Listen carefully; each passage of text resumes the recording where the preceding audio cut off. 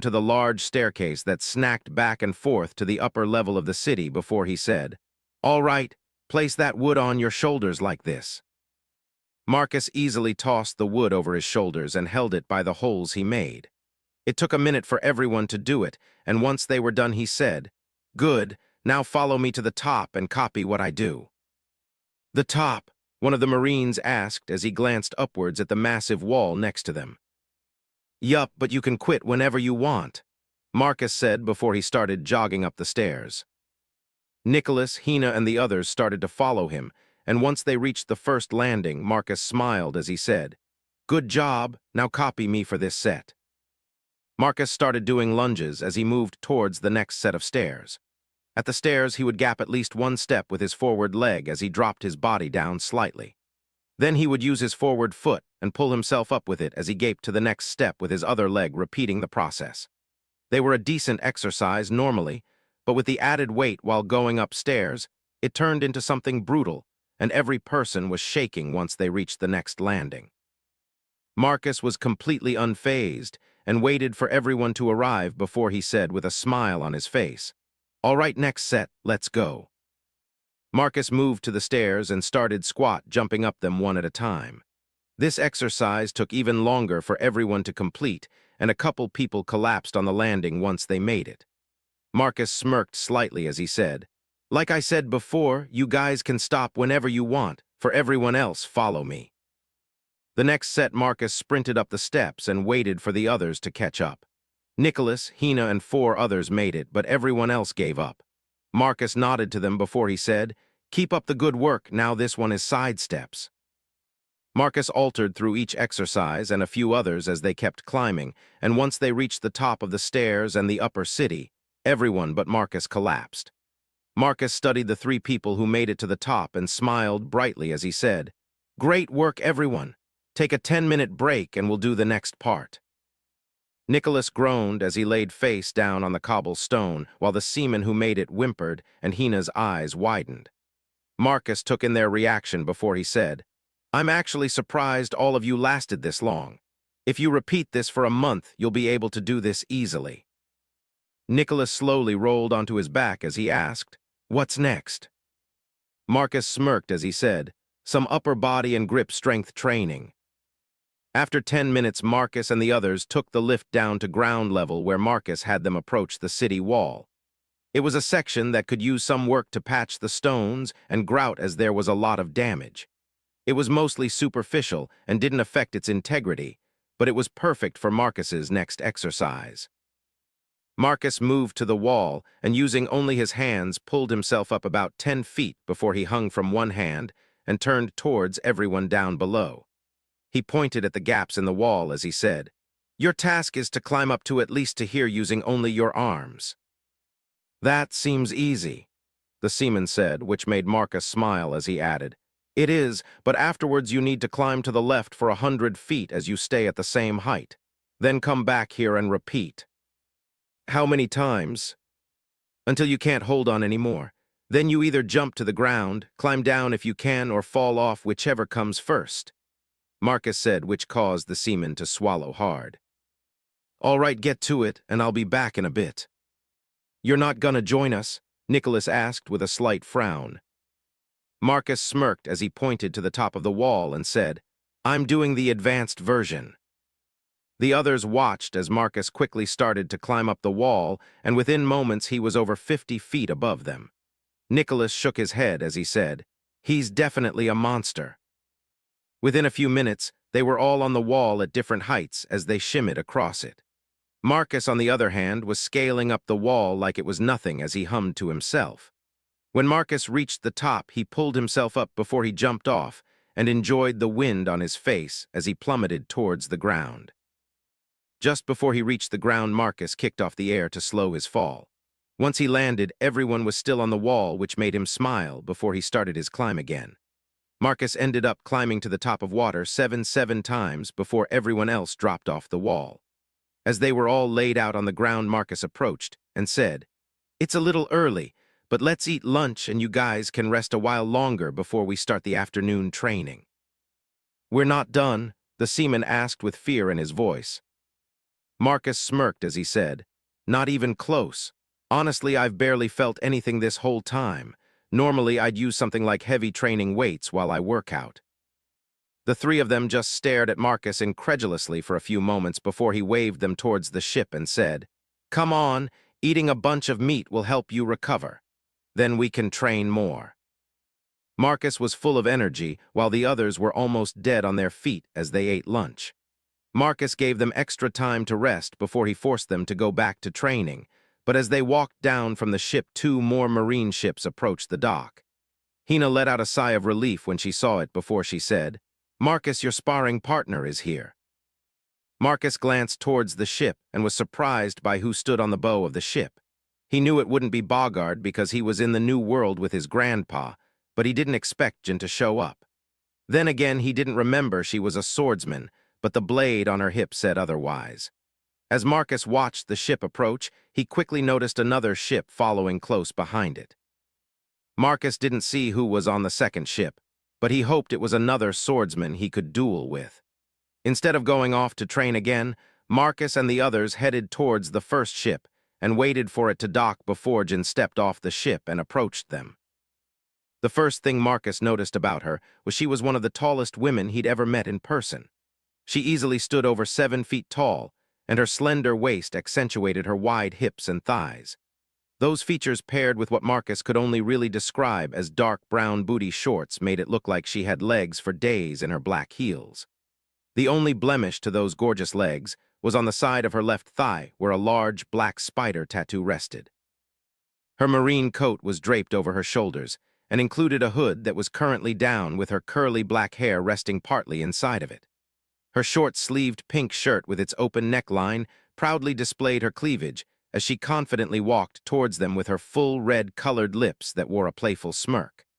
While just below her mouth on the right side of her face rested a small mole that only added to her beauty.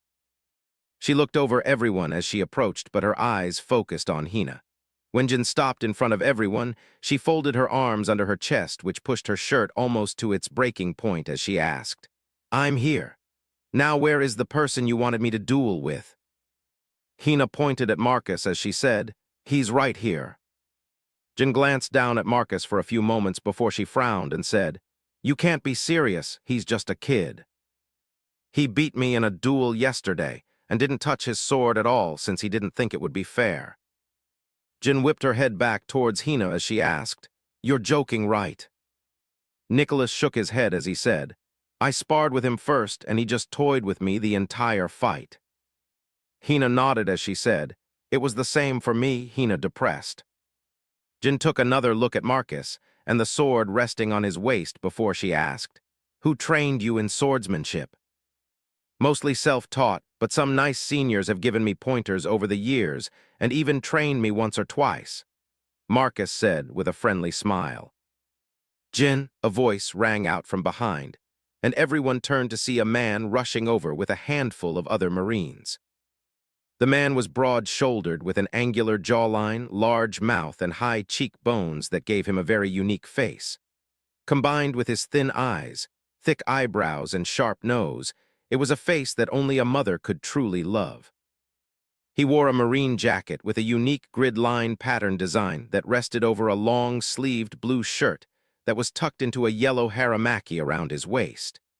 His trousers were brown that were lighter in color than his dark brown fedora, and his outfit was completed with a pair of Geta sandals on his feet. Jin frowned slightly as she glanced at the man and asked, "What is it, Takacake?" The man stepped forward as the Marines behind him spread out with a banner that read, "Wishing you a lifetime of love and happiness," as they threw rose petals in the air. Takacake stopped in front of Jin and dropped to one knee as he said, "Jin, please go out with me." "No," Jin said flatly before she turned back towards Marcus and said, "Let's go spar, I have the sudden urge to hit something." Behind her, Takacake was frozen in place as the Marines flipped the banner over and it read, "Congratulations on 30 attempts. Keep your head up. You can do it next time." Marcus watched everything with a smile before he said, "Sure, sounds good to me." 106. A friendly duel. Marcus was about 30 feet from Jin, who stood confidently with one hand on her sword hilt. She watched him for a few moments before she said, "I'll let you start whenever you're ready." "Rules. Just come at me with your full strength," Jin said confidently as she slowly drew her sword. A cocky grin spread across Marcus's face as he asked, "Are you sure?" "I'll be able to hand everything you got, kid. Don't worry about it." Marcus adjusted his stance and crouched down slightly as he gripped his sword hilt with his right hand while his left held his scabbard. Takacake, who was off to the side watching with Hina, Nicholas, and a few others, asked, "Who is that kid anyway?" "Secret," Hina said with a hint of mischief in her eyes. Takacake took a drag on his pipe before he said, It doesn't really matter anyway. Jin will be able to handle him. He should just be happy she's willing to spar with him." Marcus focused on his breathing that was almost second nature at this point before his muscles tensed. Jin's eyes narrowed slightly, and her observation haki started to flare as Marcus whispered, "Thunderclap and flash eightfold." The ground beneath Marcus cratered as he disappeared from view, and Jin barely brought her sword up to block in time. Everyone watching had their mouths drop open from the first attack, but Marcus wasn't done. As soon as the first attack was blocked, he landed just past Jin and the ground shattered again as he flew back towards her. In less than a few seconds, Marcus attacked Jin 8 times in a row, and the ground around them was completely destroyed. Jin was barely able to block or parry every attack with the help of her haki, but sweat from beating on her forehead as she cautiously stared at Marcus, who gave her a friendly smile. A moment later, everyone recovered and Nicholas yelled out, "What the hell was that?" "Just a friendly greeting so Jin would take me seriously." Jin focused fully on Marcus as she asked, "Who are you?" "Monkey D. Marcus," Marcus said before he appeared in front of Jin again as their swords clashed together. "Monkey D. Marcus, are you related to Garp-san?" Jin asked as she exchanged dozens of high-speed attacks with him. "He's my grandpa." Jin nodded slightly as she started to fight back against Marcus's onslaught of attacks. They both turned into blurs, and while most people could barely watch, Nicholas, Hina, and Takacake were able to follow the fight. Takacake was the only one who could truly see everything, and his pipe hung loosely from his lips, forgotten as he watched. Jin was forced to use everything she had as still found herself slightly on the back foot against Marcus. She was positive she was stronger than Marcus, but his swordsmanship was better than hers, which made them a pretty even match. He also used sorrow consistently, which forced her to use it just to keep up properly. Back and forth, they traded blows for over half an hour without words. After almost 2 hours of constant fighting, Marcus's legs locked up for a single moment, so he pulled back and slowly sheathed his sword as he said, "It's your win." "Huh," everyone but Jin said at the same time. Jin slowly put away her sword as she said, "It's only because you faltered." Marcus gave a helpless shrug as he said, "My body still has issues using sorrow for extended periods of time." "How old are you?" Jin asked as she walked towards him. 9, Marcus said, which caused Jin to stumble before she frowned. Takacake also frowned as he mumbled, "Even Garp's grandson is a little monster." As Marcus and Jin approached the rest of the group, Nicholas stepped forward and punched Marcus's shoulder as he said, "I kinda hate you. To be able to fight Commodore Jin like that for so long is crazy." Marcus smirked as he said, "Don't slack off on training and you'll be able to do it too." Marcus rubbed his sore legs for a bit before he said, "All right, you guys can spar now since I need to rest my legs." "Huh, who's gonna spar?" Nicholas asked as he glanced over everyone. "You and Hina, since you're close to the same level. Did you think we were finished training because I had a decent fight?" Marcus asked with a raised eyebrow. Nicholas raised his hands as he said, all right, I got it. Captain, are you up for a spar?"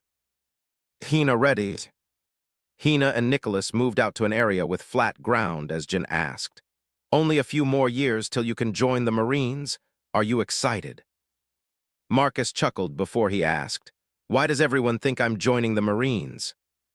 "You're not, then how come Garp-san taught you sorrow?" Jin asked with a frown as Takacake nodded in agreement.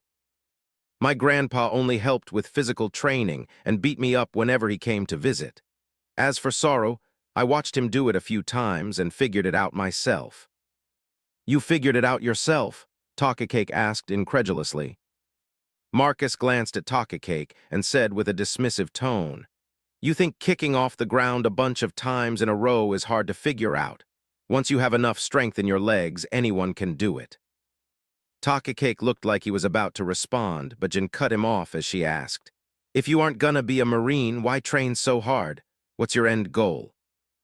"I want to explore the world, and to do that I'll need to be able to protect myself," Marcus said with a smile before he added, "Besides, turning in pirates for their bounties pays way more than I'd ever make in the Marines, and I don't have to take orders from anyone to do it." "So you plan to be a bounty hunter?" Marcus watched as Hina forced Nicholas back with her powers as he said, "Something like that." "What a waste, you would make a great Marine." Marcus glanced at Takacake before he said, "I'm terrible at following orders and that's over half your job." Takacake puffed on his pipe before he said, "You said like Garp-san." "Out of my brothers, I'm probably the most similar to Grandpa, except I use my brain for more than fighting." Jin laughed for a few moments before she asked, "I wonder what Garp-san would think about that." "He'd probably hit me a few times for even thinking that." Marcus talked with Jin and Takacake for about half an hour until Nicholas finally lost to Hina. Afterwards, he decided to call the training for the day before he asked, "Do you want to train again tomorrow?" Nicholas shook his head as he said, "No, we were only here for resupply. We will be leaving first thing tomorrow morning." Hina nodded as she asked, "Maybe we can spar again next time we stop for resupply." "I'm only staying for another day or so, while Iceberg examines my ship." Hina stuck out her hand as she said, "In that case, it was a pleasure to meet you. Hopefully we can meet again." "You too, Captain Hina," Marcus said as he shook her hand. Marcus turned to Nicholas and clasped his hand as he said, "It was good to see you again, but you better be stronger the next time we meet." "Don't worry, I will be." "Good," Marcus said before he turned towards Jin and Takacake as he said, "It was nice to meet both of you, and I look forward to our next duel, Commodore Jin." "Me too." Marcus left the others and headed back to the upper city by using the lift to not stress his legs. When he arrived back at Dock 1, he found Iceberg and his men still examining the hydrofoils and propellers. When he approached closer, Iceberg noticed him and waved at him as he said, "Marcus, I went out early and picked up what we talked about." "Really?" Iceberg nodded as he said, "Enma, it's already loaded too. I bought 10 different barrels of the rarest alcohol water 7 carries and made sure it was different from what you already had." "Nice, thanks for the help." "You're welcome, but honestly I should be thanking you for letting me examine your ship," Iceberg said as he glanced back at the hydrofoils. "Did you find anything interesting?" Iceberg nodded before he started talking about how the design could be improved to be more efficient, and he was already planning to make a prototype to test with. He also started looking for flame dials to research them and see if they were usable for a steam engine. Marcus talked with Iceberg and his team for a while until they went to have dinner. Marcus didn't do much after dinner or the next day besides explore Water 7 a bit and hang out with Iceberg and his workers. Before the ship was removed from the dry dock, Iceberg handed Marcus another set of updated blueprints as he said, "In case you don't come back here for your next ship, even though these will probably be outdated after we make a test ship." "Thanks. If I'm still in paradise when I need a new ship, I'll definitely come find you." Iceberg handed Marcus another piece of paper as he said, "And that's my personal number. Call me if you get any ideas for the ship. I'll easily be able to test them." Once the ship was docked in the canal, Marcus headed to dinner with Iceberg and his crew. Afterwards, he took his ship and headed back to the bottom level of the island. He checked the pose for Sabyati and ended up on the other side of the island before he docked for the night. Early the next morning before dawn, Marcus pulled his ship away from the dock and headed towards his next destination. His trip to Sabyati was pretty uneventful even with a short trip through part of the Florian Triangle. Marcus almost thought about finding Brooke, but with how big the place was, he doubted it would be easy. Plus, he didn't want to accidentally run into the fat boy hiding there since he wasn't sure he could beat him. Sure, he had Hacky, but who's to say whether or not Moria didn't have it? Plus, Marcus was alone and Moria had his crew and zombies, which Marcus didn't want to deal with.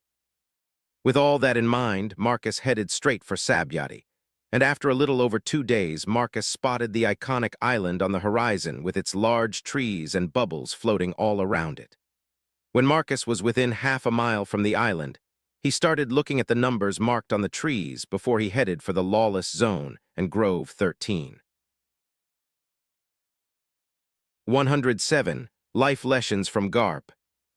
As Marcus sailed around the outer edge of Sabyati, one of the first places he found was Grove 60, which was the marine base for the island.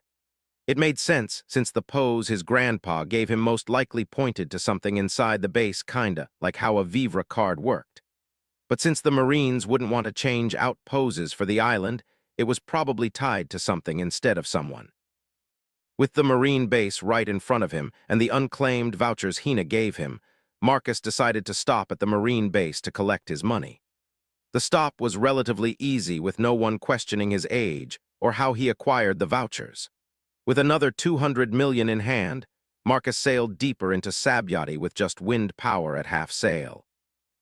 As he sailed past the Marine base on his starboard side, he also passed Grove 70 on his port side. Just past those, he ran into Grove 1 and the human auction house that he wouldn't mind destroying, but that would just cause him issues for now. Besides having to deal with Mingo, he was positive the auction house's favorite customers would cause problems for him too. He didn't want to deal with either one and definitely didn't want a bounty. After Marcus passed Grove 1, he paid more attention to the numbers and slowly made his way to Grove 13. Almost an hour passed before he found the grove, but he didn't dock right away. He circled the grove once to see if he could spot Shacky's rip-off bar. While Marcus couldn't find the bar itself, he did find a few docks with people, so after he circled the grove once he stopped at one of them.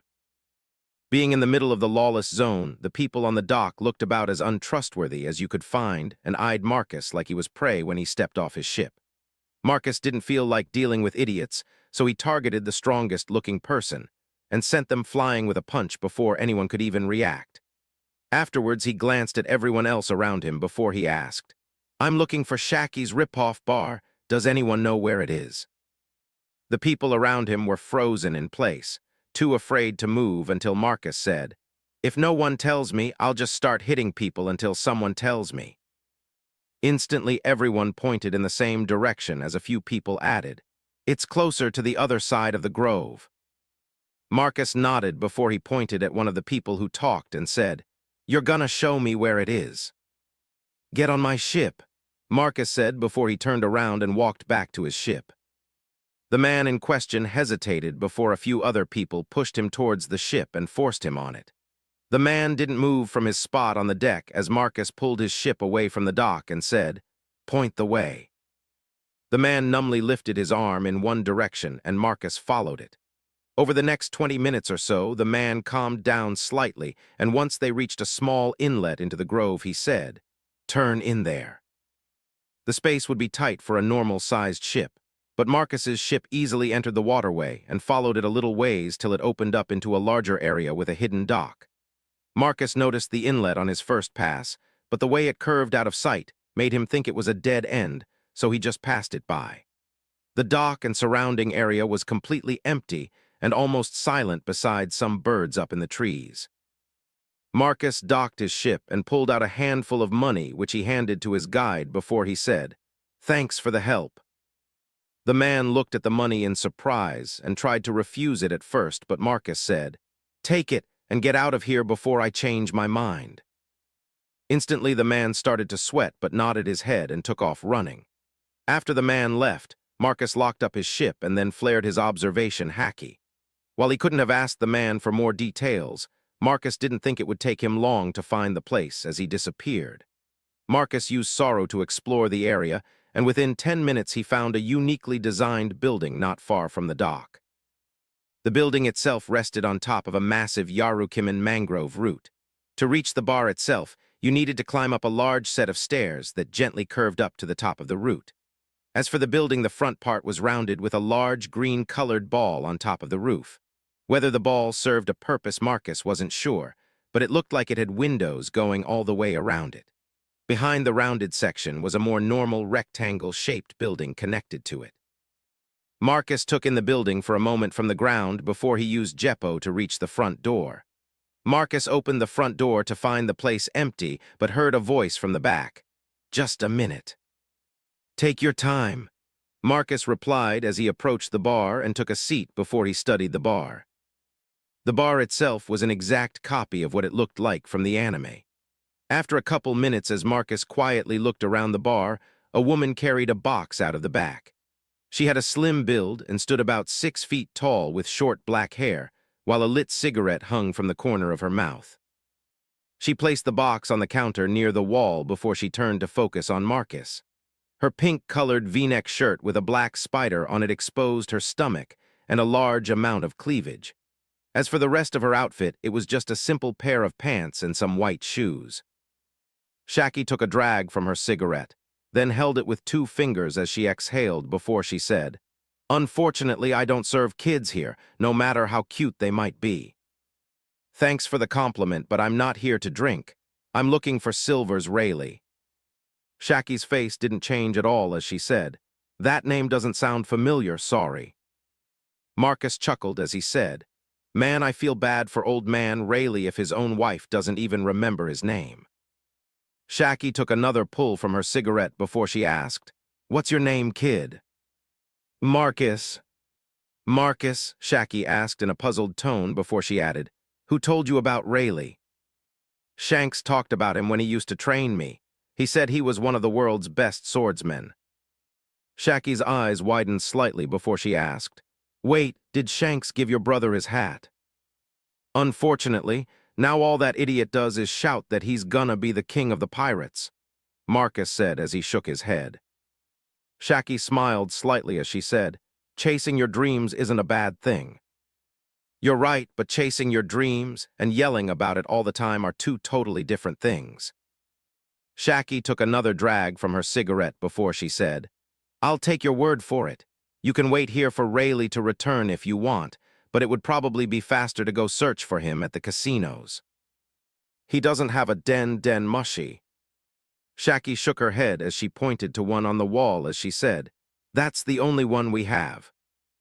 Marcus let out a sigh before he asked, "My ship is down at that hidden dock. Will it be okay there?" "It should be. Most people don't come by this area often, but I'll keep an eye on it for you while you're gone." "Thank you, Shaki. Also, where are the casinos at?" Marcus asked with a helpless smile. "Grove 20 in the Lawless Zone has one for the pirates. Then there is one in Grove 49 next to Grove 50, and the last one is in Grove 70. Shaki said as she took another puff from her cigarette before she added, "Grove 70 is your best bet to find him since he will normally rob rich people for more money." Marcus chuckled as he shook his head and asked, "He really knows how to lay low, huh?" A playful smile played across Shaki's face as she said, "He's perfected it over the years to the point where no one knows who it was." Marcus shook his head as he said, "All right, thanks for the help, Shaki. Oh yeah, let me give you my number in case he comes back while I'm gone." After exchanging numbers, Marcus left with a small hand-drawn map from Shaki. With a new destination and proper directions, Marcus disappeared in a blur as he headed for Grove 70. As he passed through the rest of Grove 13, he used observation hacking and found that Shaki was right. The place was mostly empty. Marcus passed through a few more groves and found more people the farther he traveled from Grove 13. Why people seemed to ignore the place was interesting, but Marcus assumed it had to do with who called the place home. Or the fact there was almost nothing in that grove besides Shaki's bar and a few other random buildings Marcus found. Even traveling at top speed, it took Marcus half an hour to reach his destination, and he had to pause to take it all in. The place was packed with people and large buildings that took up most of the grove. Marcus pulled out Shaki's map and looked at its simple directions before he focused on the name. Marcus glanced up at the densely packed buildings for a few moments before he disappeared and landed on top of one of them. Using his new height advantage, Marcus scanned the buildings around the area before he disappeared again. Marcus repeated the process a few times until he found the building he was looking for with its overly flashy exterior. The sign above the building read, "Lucky Cat Casino," with a fat cat in sunglasses lounging on a pile of money. Marcus smiled when he saw the sign and quickly jumped down from a building to land in front of the entrance. With his speed and the amount of people around, no one noticed him because he didn't make a scene or destroy anything. Marcus stepped out of the main thoroughfare and approached the front door where two big burly men stopped him as one of them said, "No kids allowed." "I'm just looking for someone," an older man with shoulder-length white hair, scar over his right eye who wears glasses and normally has a large silver cloak. The guard shrugged as he said, "I just keep people out and guard the door, kid. I don't keep a list of people I let inside." "So you won't send someone to go check if the person I'm looking for is inside?" The man shook his head as he said, "No, now go away, you're blocking the entrance." Marcus nodded slowly before he said, "All right." Instead of walking away, Marcus stepped forward towards the door, which made both guards frown as the same one said, "I told you to leave, kid. If you don't, I have to beat you up." Marcus stepped forward towards the guard and slammed his fist into the man's stomach. The man crumpled forward with the wind knocked out of him, and Marcus grabbed his head and slammed it into his knee before the man dropped to the ground unconscious. Marcus glanced at the other guard who was frozen in place as he asked, "Are you gonna stop me too?" The man quickly shook his head as he stepped backwards, which caused Marcus to smirk before he said, "I think Gramps is on to something with this." After Marcus stepped inside the door, he was greeted by not only a wall of noise, but a wall of people. The place was completely packed, and everyone seemed to be talking at the same time. Marcus frowned at first because he really didn't want to search the place with how crazy it was, so he focused for a few moments before he blasted out his conqueror's hacky at full strength. People in front of Marcus started to collapse, and within moments the entire building went almost completely quiet. Marcus glanced around the room, and everyone he could see was now unconscious. Marcus knew Rayleigh wouldn't succumb to something like that, so he started walking deeper into the casino as he yelled out, "Rayleigh, are you here?" After Marcus searched around for 10 minutes and even checked the upstairs VIP area, Marcus left the casino. Rayleigh wasn't there, and even though Marcus had observation hacky to help him, he wasn't skilled enough to easily tell the difference or even strength of other people yet, so a manual search was required. Marcus left the first casino behind and headed towards the casino in the lawless zone as a random thought popped into his head. What if Rayleigh wasn't at the casinos, but at the auction house planning to rob whoever bought him? From the way he said it originally, it sounded like it wasn't the first time he'd done something like that. 108. Talking like Garp. After Marcus finished at the pirate casino, he started to think that Rayleigh really was at the human auction house. He also started to get annoyed because if Rayleigh just owned a den mushy, Marcus wouldn't need to search for the man. Marcus made it to the last casino after half an hour, and it ended up a dead end too.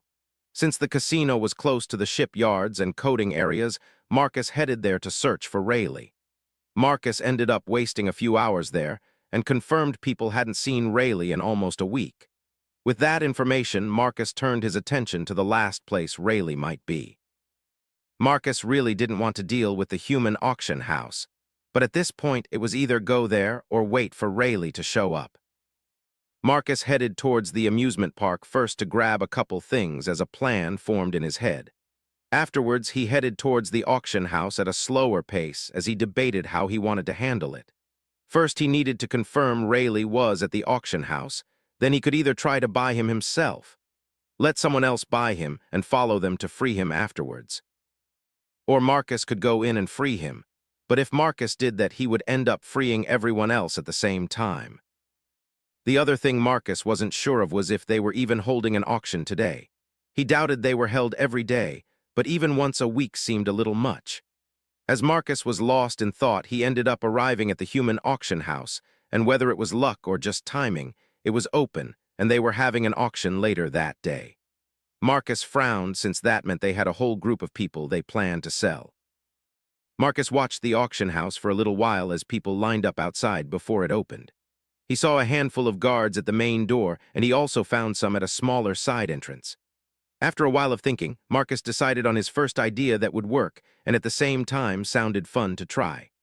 With his sword wrapped in cloth, a cloak over his head, and a large mask covering his whole face, Marcus confidently approached the side entrance like he owned the place. The guards stationed there quickly took notice of him and tensed up as he approached. When he was about 20 feet away, one of the guards said, "Stop where you are, don't approach any closer." Marcus sneered at the man as he said, "Shut up, trash, and go grab Disco before I kill you."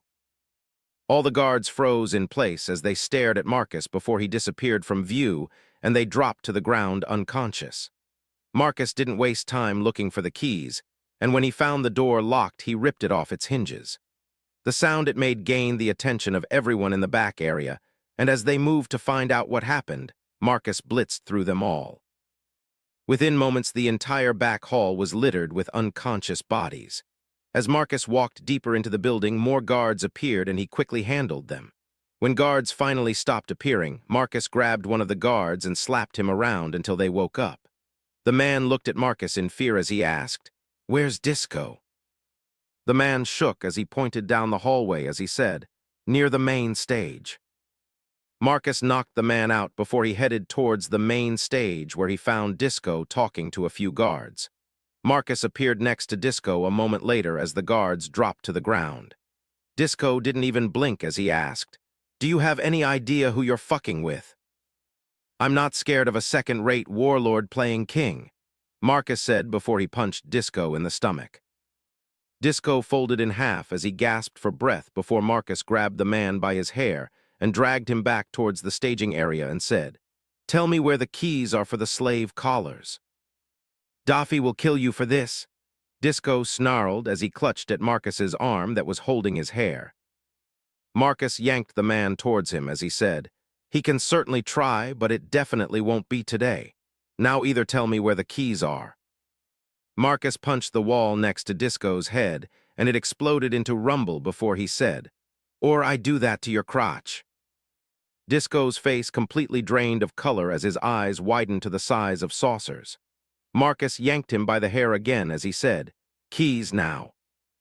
Disco raised a shaky hand as he pointed down the hall and said, "My office, first door on the left." Marcus dragged the man towards the door as he heard more guards approaching from his earlier demonstration. Marcus kicked open the door and found the keys a few moments later when Disco pointed towards them.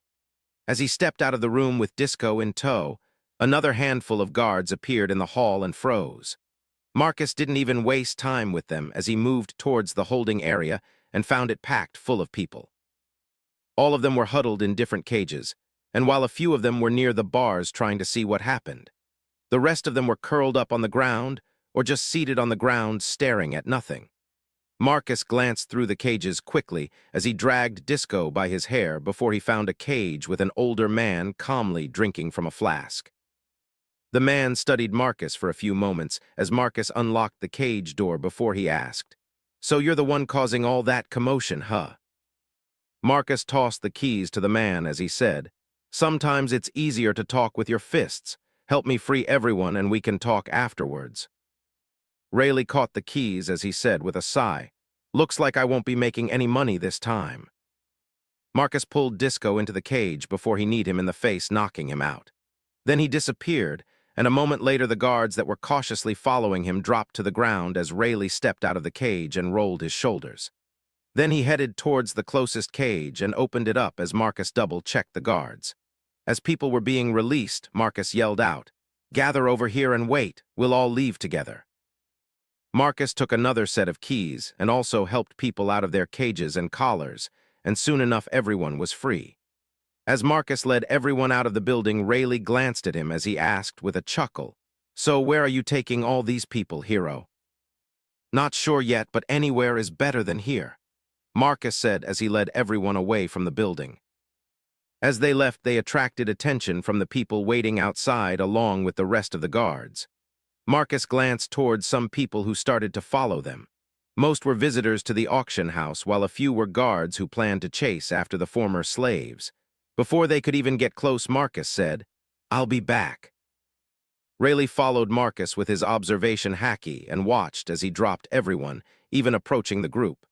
After 15 minutes to give the group a head start, Marcus headed back and pulled out his den mushy when he reached Rayleigh. Marcus dialed a number on it, and after a moment Garp's voice rang out as he asked, "This better be good Sengoku. You just woke me up from a perfectly good nap." Rayleigh's eyes widened slightly at the sound of the voice before Marcus said, "Grandpa, I just freed about 100 people from the human auction house on Sabyati. Should I take them to the Marine base?" It's barely been a week and you're already causing trouble." "I didn't plan to, but something came up. So Marine base, or should I call Dad?" Marcus asked as he glanced towards the big group of people 50 feet behind him. "Call your dad, he will handle it better than the Marines, and don't cause any more trouble. I don't need you getting a bounty," Garp said in an annoyed tone. "Funny how doing the right thing could give you a bounty. Sounds like the Gover." Garp cut him off as he said, "Shut it, brat, your dad is bad enough." Marcus chuckled as he said, "All right, I need to take care of this. I'll talk to you later, Grandpa."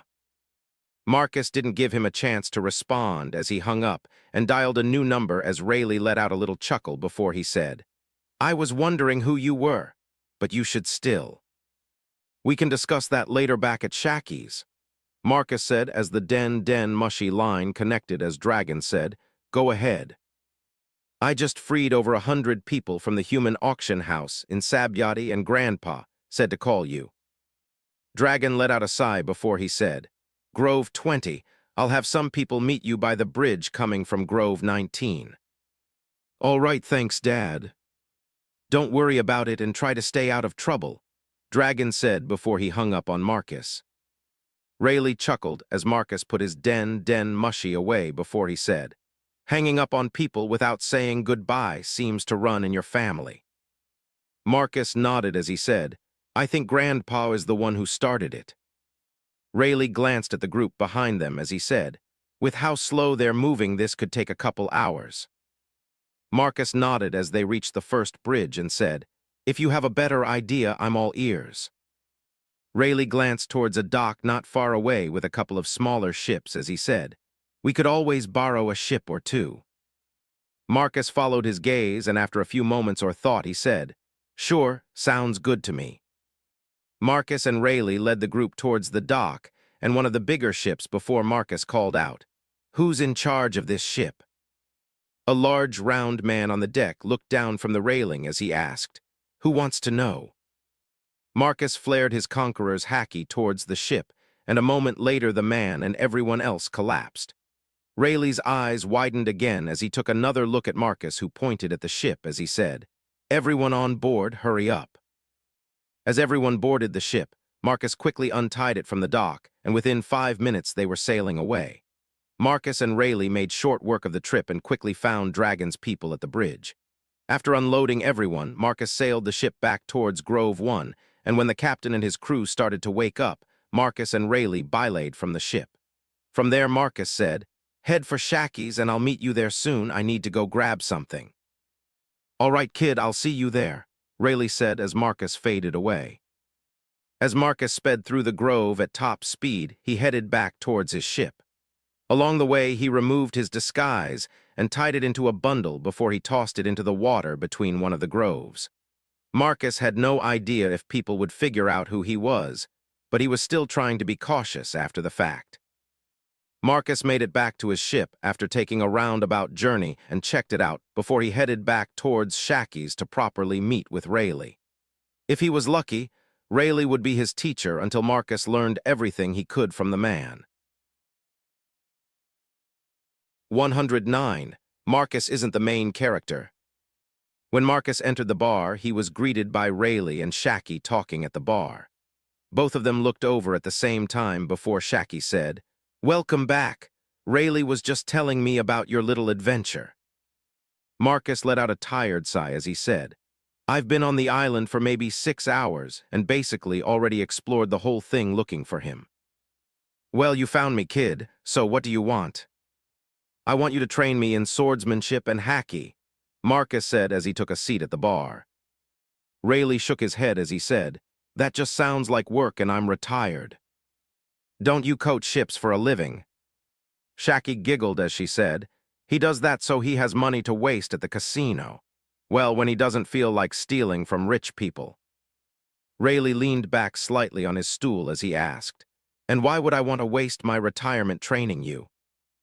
Did Shanks tell you about Ace?" Rayleigh's eyes lit up as he said, "Yeah, he did, along with him entrusting the captain's hat to your brother and your skill in swordsmanship." "He didn't mention Sabo." Rayleigh rubbed his chin for a few moments before he said, "He did mention there were 4 of you, but didn't talk much about him." "Well, the 4 of us are sworn brothers, and since that's the case, shouldn't you help train me?" Rayleigh took a sip from his drink before he let out a chuckle and said, "If it was Ace asking, I wouldn't mind, or even your brother since he was entrusted with the captain's hat." Rayleigh set his drink down as he examined Marcus for a few moments before he asked, "But you're not either of them, so why should I help you?" Marcus nodded along before he said, "You make a fair point. That's unfortunate, though, since I collected over 20 barrels of high-quality alcohol on my way here." Marcus shook his head as Shaki smiled at Rayleigh, whose eyes widened when Marcus added, "I guess I'll just have to get my ship coated and go find Mihawk or Shanks, since they both wanted to train me in the first place." "Mihawk offered to train you?" Rayleigh asked with a raised eyebrow. "Mihawk came to find me a while back because of Shanks. Before he left, he said to come find him if I wanted to spar again," Marcus said with a shrug.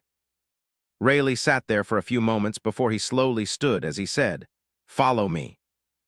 Marcus followed Rayleigh through the back of the bar and into a storage area before they entered what looked like a living room.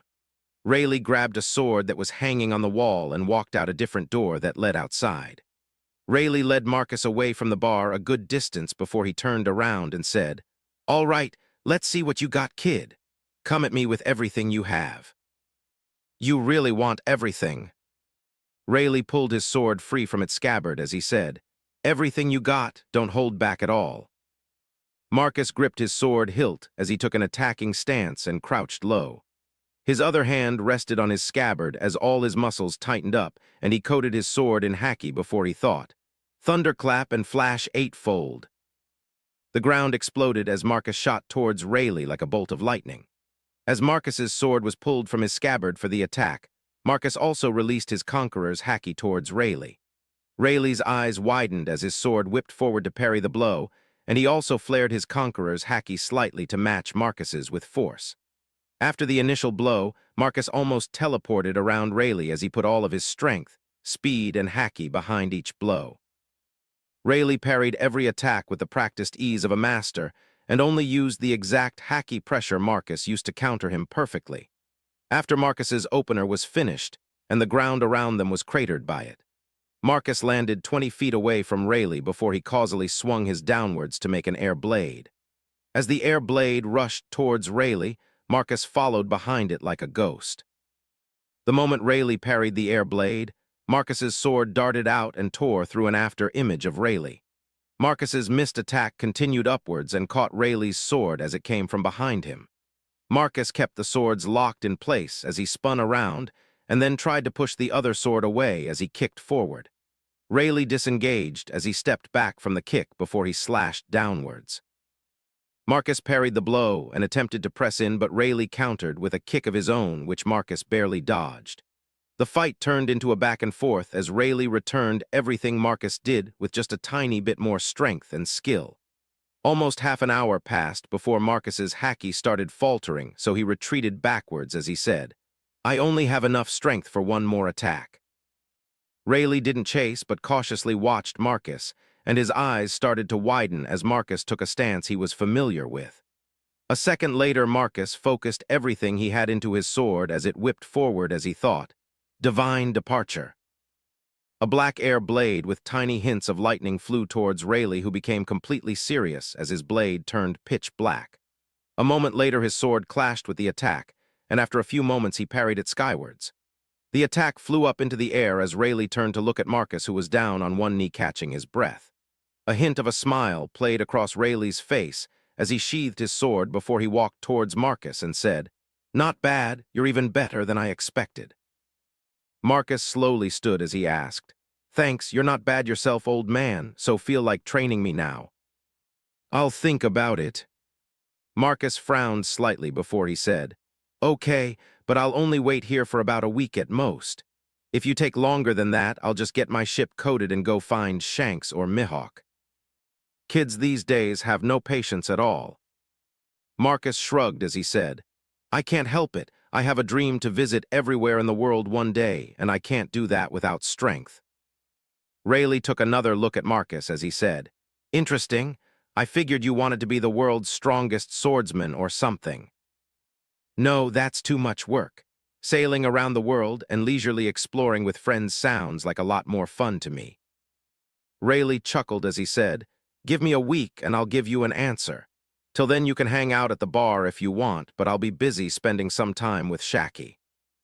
Marcus nodded as he followed Rayleigh back to the bar and hung out with both of them for a couple hours before he decided to go eat an early dinner and call it a night. Marcus ate on his ship alone, then made a few calls to check in with everyone before he went to sleep and didn't wake up till the morning.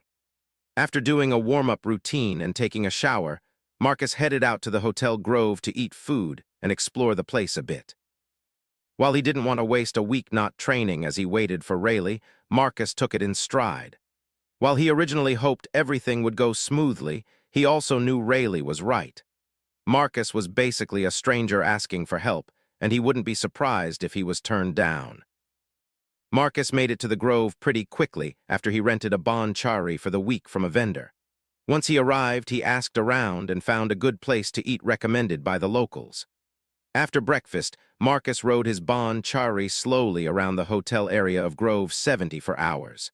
He shopped around a little bit, but mostly just explored the place looking for decent food he could eat while on the island. Afterwards, he headed towards Grove 40 and the tourist zone he completely skipped over yesterday. He wanted to see what it had to offer and also check out what kind of food they had, but quickly decided to not waste his money. The tourist area was at least 30% more expensive than even the hotel district. Marcus still checked the place out, but just because he had money didn't mean he would waste it. When lunch rolled around, Marcus ate at a place in the lawless zone before he headed towards the amusement park in Grove 30. It was also more expensive than other parts of the island, but it also had a bunch of rides and games. Marcus just explored on his bon-chari for the day and didn't really bother to ride anything since it didn't interest him much. When the sun started to set, Marcus headed back to the hotel area and ate a big dinner at a fancy restaurant before he called it a night. The next day, after a small workout and breakfast, Marcus headed out to explore the lawless zone and find a decent sparring partner or two. Worst case, he would just collect some bounties if he found pirates he didn't like. Marcus slowly explored the place on his bon-chari as he headed towards Grove 20 and the main hub for the area. The casino he went to the other day was in that area, but he only stopped there for a few minutes before he left. So Marcus really didn't see much the first time.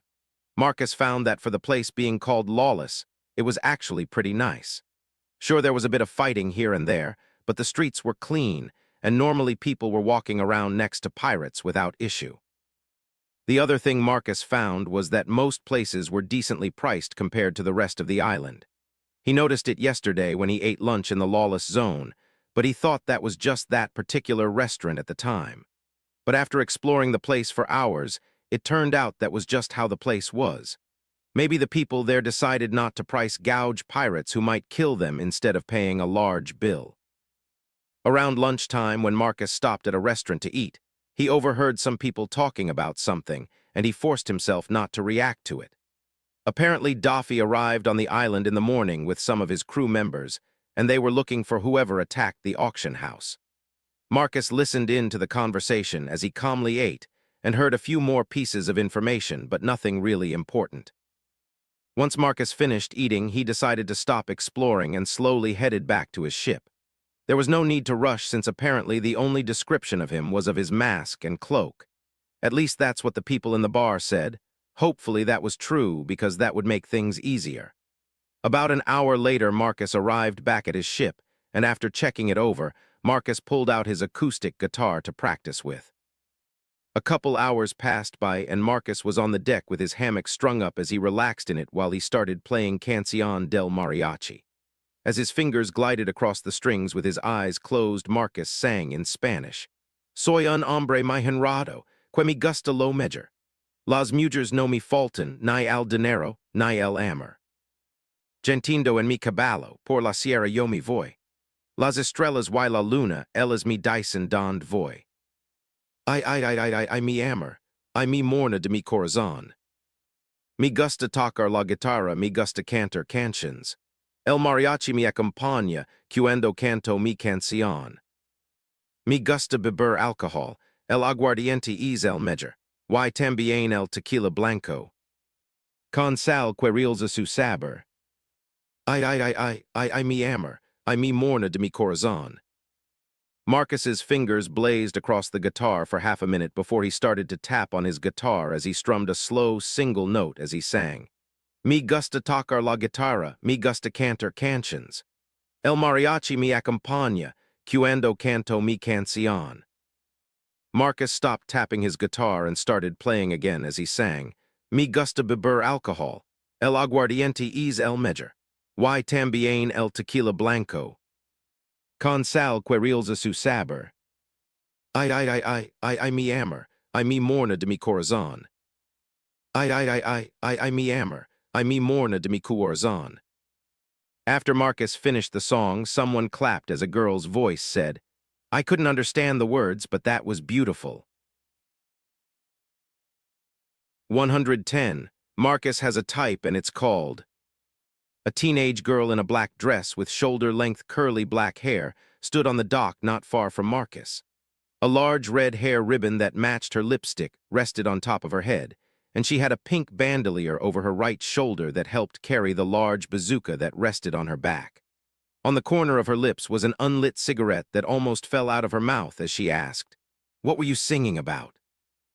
Marcus studied the girl for only a moment and instantly knew who she was, but didn't react. Instead, he smiled at her as he said without thinking, It was basically a song about loving a dark-haired girl. The girl's eyes lit up as she stared at Marcus with an intense gaze and asked, You made a song about me. The smile on Marcus's face fell a tiny bit as he said, I didn't make the song, but in a sense you're right, since the song is about a woman with dark hair. The girl's gaze intensified as she thought, He made a song about me and played it for me. That was a confession, right? That means he loves me and needs me.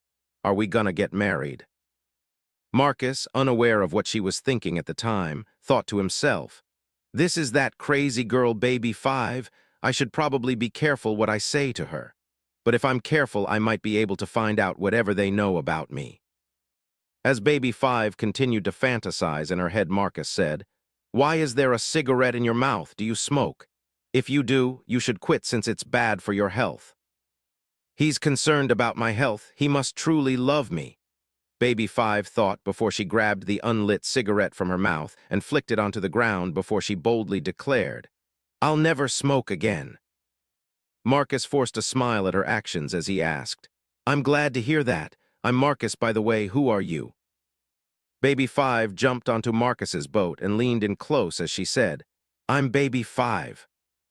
Her intense gaze close to his face caused Marcus to back away slightly, but he was still in his hammock, so he didn't go far.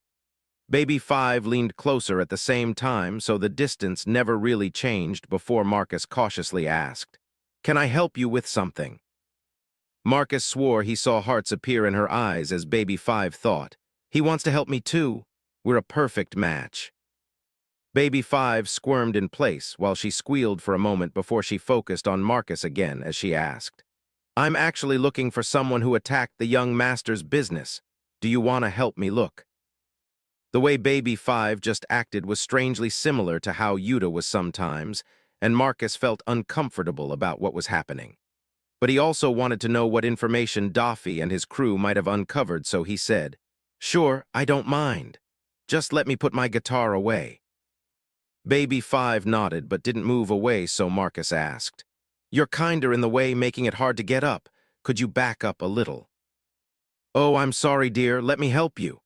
Baby 5 said as she stepped back slightly and gently took Marcus's hand as she helped pull him up to find she was just slightly taller than him currently.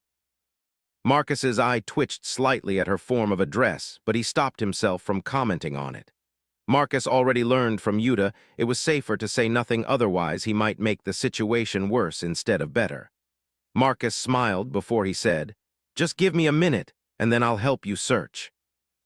As Marcus stepped into his ship, Baby 5 quietly followed along as she wildly thought, "He brought me into his ship. Is this his bedroom? Does he want to do that with me? I wanted to wait till marriage, but if he asks." Marcus didn't pay attention to Baby 5 as he stored his guitar away, but once he turned around, he found her entire face flushed crimson. Marcus frowned slightly as he asked, "Are you okay?" If you really want to, Baby 5 tried to say as the flush spread to her ears and neck. "I don't want anything. I said I was gonna help you remember."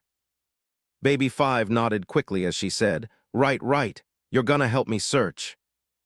Marcus nodded before he grabbed his sword and walked out of his bedroom. Marcus locked up his ship before he turned towards Baby 5, who calmed down and asked, "So what do we need to do?" Baby 5 tilted her head to the side as she said, "I'm supposed to be looking for someone." "Who are we looking for?" "I'm not sure," Baby 5 said with a frown as she pulled out a pack of cigarettes and was about to take one out before she froze. She glanced from the cigarettes towards Marcus before she crushed the pack and threw it on the ground as she said, "We have some clues, but that's about it." Marcus nodded as they walked off the dock and asked, "So what clues do you have?" They described the man as a monster who towered over everyone and was incredibly strong. Baby 5 said as she raised her arm in the air over 7 feet tall. Marcus nodded slowly before he asked, "Anything else?" He had a dark cloak that covered his whole body, and he wore some kind of mask. Marcus chuckled as he asked, "That doesn't sound like much to go on. Is there anything else?" "Not really," Baby 5 said as she lowered her head. "All right, so where are you supposed to search?" Baby 5 pulled out a small piece of paper from her pocket before she said, "Groves 10 through 20. Marcus nodded slightly before he asked, "So you already searched groves 10 through 12? "Yup, and I've searched about half of this grove." "In that case, lead the way and I will help you finish," Marcus said before Baby 5 happily took his hand on hers and said, "Okay." Marcus attempted to gently remove his hand from her grip, but she tightened her grip slightly, so he stopped. As Marcus walked, Baby 5 happily skipped along beside him while holding his hand as she hummed, lost in thought. After 10 minutes where it seemed like Baby 5 was walking around randomly, Marcus asked, "Where are we going?" "Looking for clues." "This seems kinda inefficient. At this rate, we would find more clues searching at the amusement park or something," Marcus said with a hint of sarcasm in his voice that Baby 5 missed as she excitedly asked, "You want to take me to the amusement park?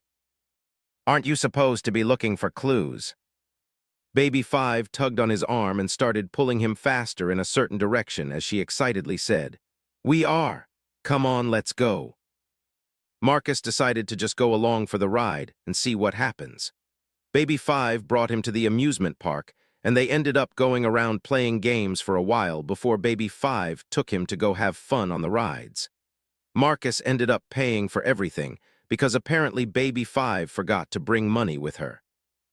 A few hours passed by quickly, and they definitely didn't find any clues. But Baby 5 was happy and hanging off of Marcus's arm as they walked to go eat an early dinner. During their adventure, Marcus ended up winning a few prizes for her, and they were carefully tucked away in a bag. Instead of eating near the amusement park, Marcus took her to a decent restaurant in the lawless area. As they sat at the table waiting for food, Marcus asked, "We didn't really find any clues. Won't you get in trouble?" "No," Baby 5 said in an uncertain tone. Marcus shook his head slightly before he asked, "So is Baby 5 your real name or some kind of code name?" "My real name. It's what my mom called me because I was her 5th child." "Oh, that's..." Marcus's voice trailed off, not sure what to say. Baby 5 put on a happy smile as she said, "She abandoned me when I was young because she thought I was useless." Baby Five reached over and clasped Marcus's hands as she asked in an almost desperate tone, "But I'm not useless anymore, right? You need me, right?" The raw emotion in the girl's voice was almost like a physical blow to Marcus, and he gently held her hands as he said, "Of course." Marcus focused on Baby Five for a few moments before he asked, "You do realize we probably won't see each other after today, right?" "Huh, why not? Aren't you my fiancé? We should be planning our wedding soon, right?" "We just met earlier today, and I didn't propose to you. We also know almost nothing about each other. Normally, you slowly get to know the other person before you decide to get married," Marcus said with a helpless sigh because this girl was worse than Yuta. Baby Five frowned and her hands tightened slightly on Marcus's as she asked in a worried tone, "We're not gonna get married. You don't need me anymore." Marcus froze slightly as it looked like Baby Five was about to cry, so he said, "No, I need you." "Really?" Marcus's mind was in overdrive as he tried to think of something, and after a moment he had a crazy idea. He locked eyes with Baby Five as he asked, "Do you know how to play a musical instrument?" "No, why? Is that what you need me to do?" Marcus nodded as a smile played across his face as he said, "I do, but we would have to find you an instrument that you like." Baby Five frowned as she said, "But if I don't know how to play, I won't be useful to you." Marcus smiled as he said, "But if you learn to play it." Baby Five's eyes lit up as she said, "Then I would be useful." Marcus shook his head as he said, "You shouldn't think like that anymore. You just being alive makes you a unique existence that no other person could ever replace no matter how hard they tried. That alone makes you useful, so don't ever think otherwise again, okay?" Baby Five's face went through a whole range of emotions before tears slowly started to fall from her eyes. Marcus frowned as he asked, "What's wrong? Why are you crying?" "I'm just so happy." Baby Five calmed down after a few minutes and the food arrived a few minutes later. Once they finished dinner, Marcus took her to a music store to find an instrument that she liked. He wasn't sure if his talk would help in the long run, but if he gave her a hobby like learning a musical instrument, maybe it would help her out. It took a couple hours to find something she liked, and it ended up being the piano. Marcus didn't buy her one, but they ended up finding an electronic keyboard that worked similar to his guitar. So he bought that for her along with everything it needed and music books to learn with. He also suggested she find a teacher and take lessons before they separated for the night. Marcus expected a big scene or something, but instead she promised she would learn how to play properly and then asked for his number. She also gave him her number in return and said she would visit again before she left the island. Her visiting again turned out to be early the next morning when he sensed someone entering his ship and then opened his eyes to see Baby Five sneaking into his bedroom. She approached his bed, and when she caught his eyes, she smiled brightly and said in a cheerful tone, "Good morning. Hurry up and get up, I made you breakfast." 111. An unexpected development. Marcus ended up spending the next few days with Baby Five because Daffy left her, and a few other people on the island while he went to deal with something else. As for the other members of his crew, none of them followed her to find out what she was doing each day. And every day like clockwork, Baby Five showed up early and left incredibly late. Even though Marcus was positive she would have just slept on his ship if he asked. But Marcus really didn't want to open that can of worms, so he was glad to see her leave each night. Besides getting to know her a little better, Marcus helped teach her about music. While he didn't know how to play a piano or keyboard himself, with the beginner guides he easily picked it up and helped her learn some of the basics. He also trained with her some, and even showed her his current training regiment that he wrote down for her. He told her that she should train and push herself to get stronger, partly to give her something to do, and because if she was busy training, she would have less chance of being taken advantage of. It was on the third day right after lunch as Marcus was helping Baby Five practice music that his den mushy rang. He quickly answered it to hear, "Did you miss the sound of my voice?" Baby Five's head whipped around to look at Marcus, and the den mushy with a frown as Marcus shook his head and said, "Hello, Yuta, how are you?" "I'm better now that I'm talking to you, Where are you anyways? Did you make it to Water 7 or are you still on Alabasta? Who's that, dear? Baby 5 asked in a worried tone.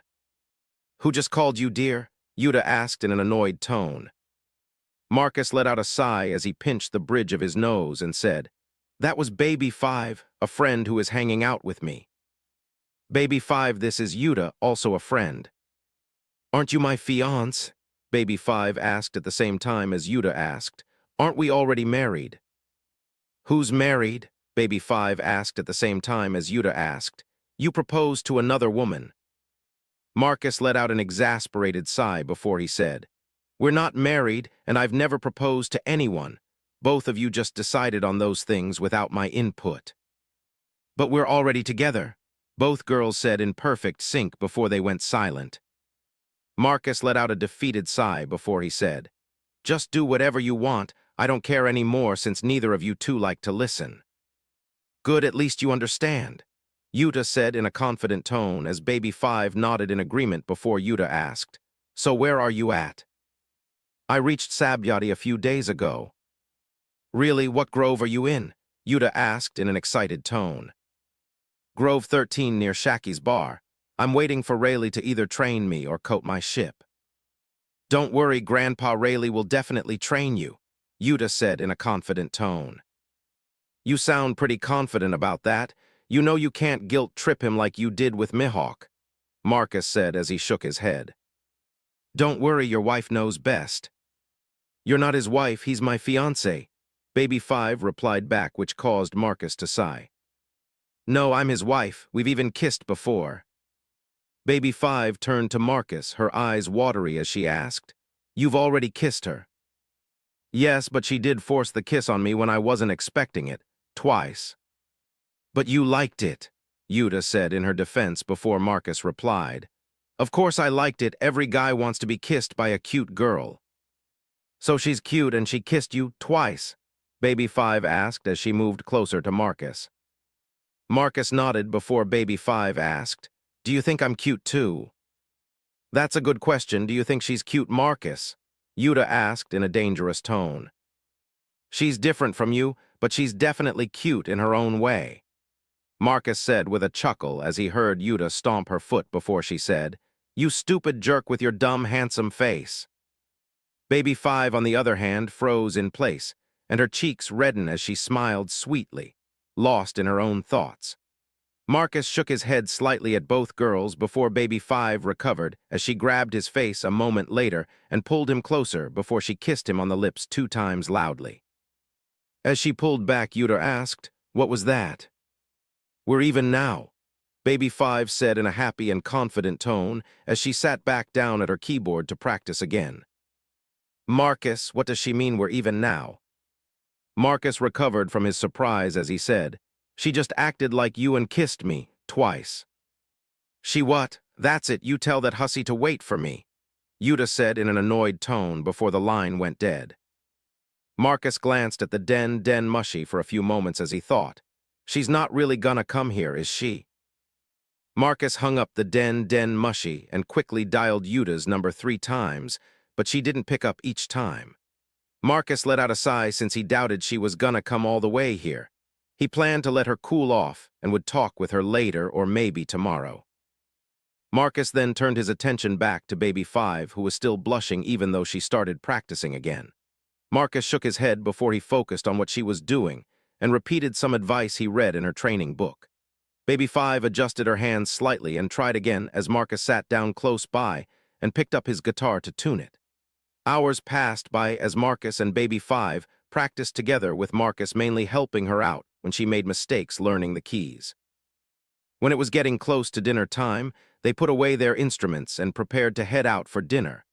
As Marcus locked up his ship, he felt people entering his passive observation haki range. Marcus turned in the direction which was the small waterway that led to the dock as he said, Someone's coming. Baby 5 followed his line of sight as a small ship entered the hidden harbor. Marcus stared at the familiar vessel, and after a moment he saw Yuta. She stood near the front of the ship with her hands on her hips while her eyes were locked into Baby 5. Baby 5 felt Yuta's gaze and returned it with curiosity, not sure who she was. Marcus felt a massive headache coming on and really didn't feel like dealing with what was about to happen right now.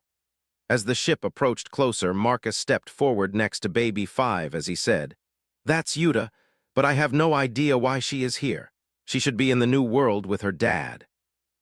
Yuta glanced at Marcus as he stepped forward and smiled brightly for a moment before it turned into a frown. Marcus smirked in response before Yuta puffed out her cheeks and looked away from him. As they approached the dock, Marcus said, "Come on, let's go greet them." Baby 5 happily latched onto Marcus's arm, which caused Yuta to narrow her eyes as she stared down Baby 5. When the ship was next to the dock and tossed out lines, Marcus caught sight of Lime Juice and Gab, who both wore smug grins. After the boat was tied off and the gangplank lowered, Yuta's steps were deliberate as she stormed down from the ship towards Marcus and Baby 5. Marcus smiled slightly as he asked Baby 5, "Doesn't she look extra cute when she's angry?" Yuta started to blush before her anger took back over and she said, "Don't try to sweet-talk me, you jerk." Baby 5 stepped in front of Marcus protectively as she said, "Don't you dare raise your voice and call my fiancé names." "Shut up, you home wrecker. I'll deal with you once I'm done with him," Yuta said as she narrowed her eyes at Baby 5. While the drama started to unfold, Gab and Lime Juice leaned over the ship's railing with shit-eating grins as they listened. Marcus, not wanting the situation to spiral out of control any more than it already had, gently pulled Baby 5 back and said, "I appreciate your concern, but Yuta is just a little upset. Would you please head to the galley and prepare some tea and snacks for our guests? We will join you there in a few minutes after we talk," Marcus said in a gentle tone as he handed Baby 5 the keys for his ship. Baby 5 put on a radiant smile as she said, "Of course, dear." Yuta looked like she was about to blow a gasket as she watched the interaction between Marcus and the other girl. But Marcus turned to her and shot her a glare that made her flatter. It was the first time she'd ever seen him act like that towards her, and it made her chest tighten as her heart ached. Marcus glanced towards Baby 5's retreating figure for a moment before he focused back on Yuta and said in a softer tone, "We need to have a talk." Yuta's heart felt like it was gonna shatter as she stared at Marcus while her bright eyes dimmed and misted over. Marcus shook his head at her reaction and pulled her into a tight hug as he said, "Stupid girl, you're overthinking things." "You're not gonna break up with me?" Yuta asked in a voice that almost broke. Marcus grabbed Yuta by the shoulders and held her in place as he looked in her eyes as he said in a helpless tone, "I swear you and Baby 5 are almost identical with how crazy you are." With tears threatening to spill down her face, Yuta looked up at Marcus and said, "I'm nothing like that home-wrecking hussy." Marcus locked eyes with Yuta as he said, "Don't call her that. She's a friend and I want you to treat her with respect. The same way I expect her to treat you with respect." "If she's a friend, then why did she kiss you? And why does she keep calling you her fiancé?" Yuta asked in an angry tone, tears still in her eyes. "Because she is just as crazy as you are when it comes to our relationship." "We're nothing alike," Yuta said with a frown. Marcus pinched the bridge of his nose and let out a sigh before he said, "You are, but it doesn't matter." Marcus focused back on Yuta as he said, "I want you to be nice to Baby 5 while she's here." "Why should I be nice to Tha?" Marcus cut her off with a glare as he said, "Don't. I won't tolerate you or her being disrespectful to each other going forward. As for why you should be nice, it's because I asked you to be nice, and she will also be nice in return." "I don't like her," Yuta said with a pout. "That's because you're jealous and don't know her. She's a sweet girl with abandonment issues, and that causes her to latch onto people if she feels needed," Marcus said as he glanced back towards his ship as he added, "I haven't known her long, but I know she's had a shitty life and me just being kind to her caused her to instantly latch onto me over a misunderstanding." Marcus turned back to Yuta as he said, "I've been trying to help her overcome her issue, but it's not something that happens overnight." "So you don't love her and you're not gonna leave me for her?" Yuta asked in a voice filled with hope. Marcus karate chopped Yuta over the head as he said, "I don't love either of you, but I consider you both good friends." You stupid jerk," Yuta said as she stomped her foot. "Yup, I'm a stupid jerk. Now will you please be nice to baby 5, or do I have to keep you two separated until she leaves? Yuta frowned and looked away for a few moments before she reluctantly said, well, if she likes you, she can't be all bad. Marcus shook his head before he glanced towards Gab and Lime Juice before he asked, you two enjoying the show? Both of them nodded before Gab said, the crew is gonna love hearing about this. Oh yeah, but I bet the captain will love it even more. Marcus almost breaking his little girl's heart, Lime Juice said with a hearty laugh. Marcus shook his head as he waved towards his boat and said, come over and let's have a drink, and you can tell me what all of you are doing here. Yuta happily latched onto Marcus's arm like baby 5 was doing earlier as she said, to train with you, of course. 112. Yuta isn't happy. Since Gab was bigger than most people, they ended up sitting on the dock and outside of Marcus's boat to talk. Yuta was glued to one side of him while baby 5 was happily seated on the other as she poured tea for everyone. As she did that, Marcus turned towards Yuta as he asked, so you came all the way here to train with me? Yuta watched baby 5 with slightly narrowed eyes as she said, since you said you were gonna train with Grandpa Rayleigh, I asked Dad if I could join you. But he hasn't agreed to train me yet. Yuta patted her chest proudly as she said, don't worry, with me here, he won't be able to refuse. Baby 5 finished pouring tea before she calmly sat beside Marcus and asked in a hopeful tone, can I come too? Absolutely not, Yuta said in an annoyed tone that caused Gab and Lime Juice to chuckle. Marcus rolled his eyes slightly as he said, I honestly doubt if Rayleigh will want to train one person, let alone 2 or even 3. Grandpa Rayleigh will definitely train us, don't worry, Yuta said before she focused on baby 5 as she said, but she isn't allowed to come. Baby 5 glanced at her hands as her lips turned downwards, sadness clear in her eyes. Marcus patted her back gently as he asked, like I said, I'm not sure Rayleigh will accept anyone. Besides, aren't you supposed to be leaving? Isn't your captain returning soon? Baby 5 nodded slowly before she said, yes, but I wanted to stay with you. You're my fiancé after all. Fat chance. Marcus turned towards Yuta before he chopped her over the head as he said, I told you to be nice. Yuta rubbed her head with a frown as she shot a slight glare at Marcus, who shook his head before he said, I have no issues with you staying, but I kinda expected you to leave since your captain expects you to follow his orders. The young master can be demanding, but I can stay with you if I want, Baby 5 said in an uncertain tone. We'll just see what happens. Worst case, I'll ask my grandpa for a favor. Lime Juice frowned slightly as he asked, what crew is she part of? She is part of Doflamingo's crew. Lime Juice and Gab shared a glance before they smiled, and Lime Juice said, if it's just them, we can handle it. No, I command you not to interfere.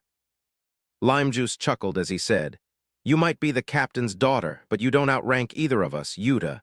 Besides, this three-way love triangle is great to watch. Yuta huffed before she looked away from everyone with her cheeks puffed out. Marcus chuckled slightly before he asked, so if Rayleigh decides to train Yuta, are you two sticking around?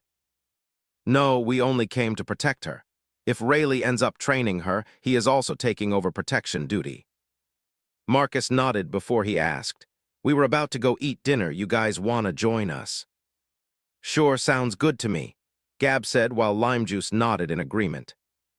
Yuta pouted as she said, I wanted to cook you dinner. You can cook for me tomorrow. For now, let's go out to eat, Marcus said as he finished his tea and started to clean up. Baby 5 happily started to help, which caused Yuta to frown again before she also started to help. Within a few minutes, everything was put away, and everyone headed deeper into the lawless area to find a decent restaurant.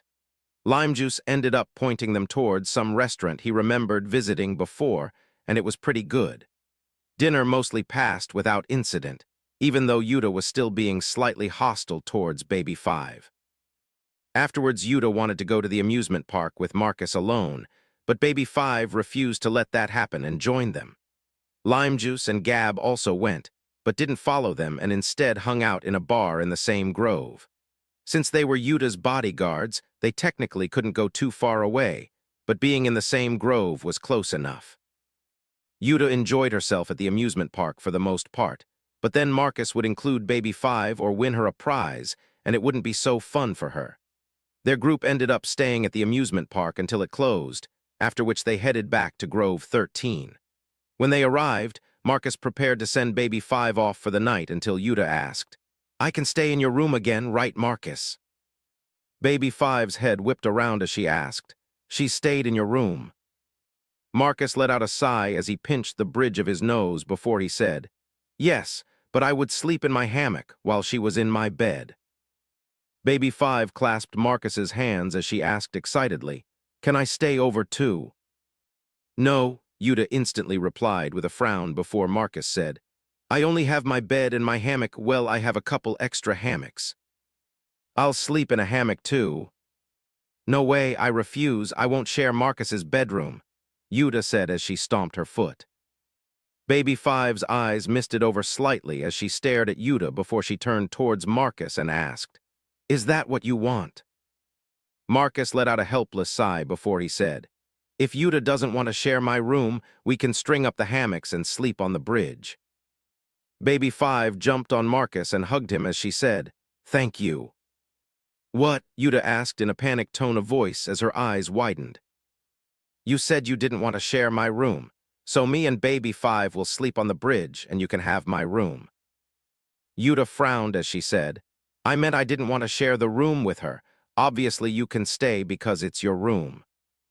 "No, it's fine. We'll stay on the bridge. You enjoy my room."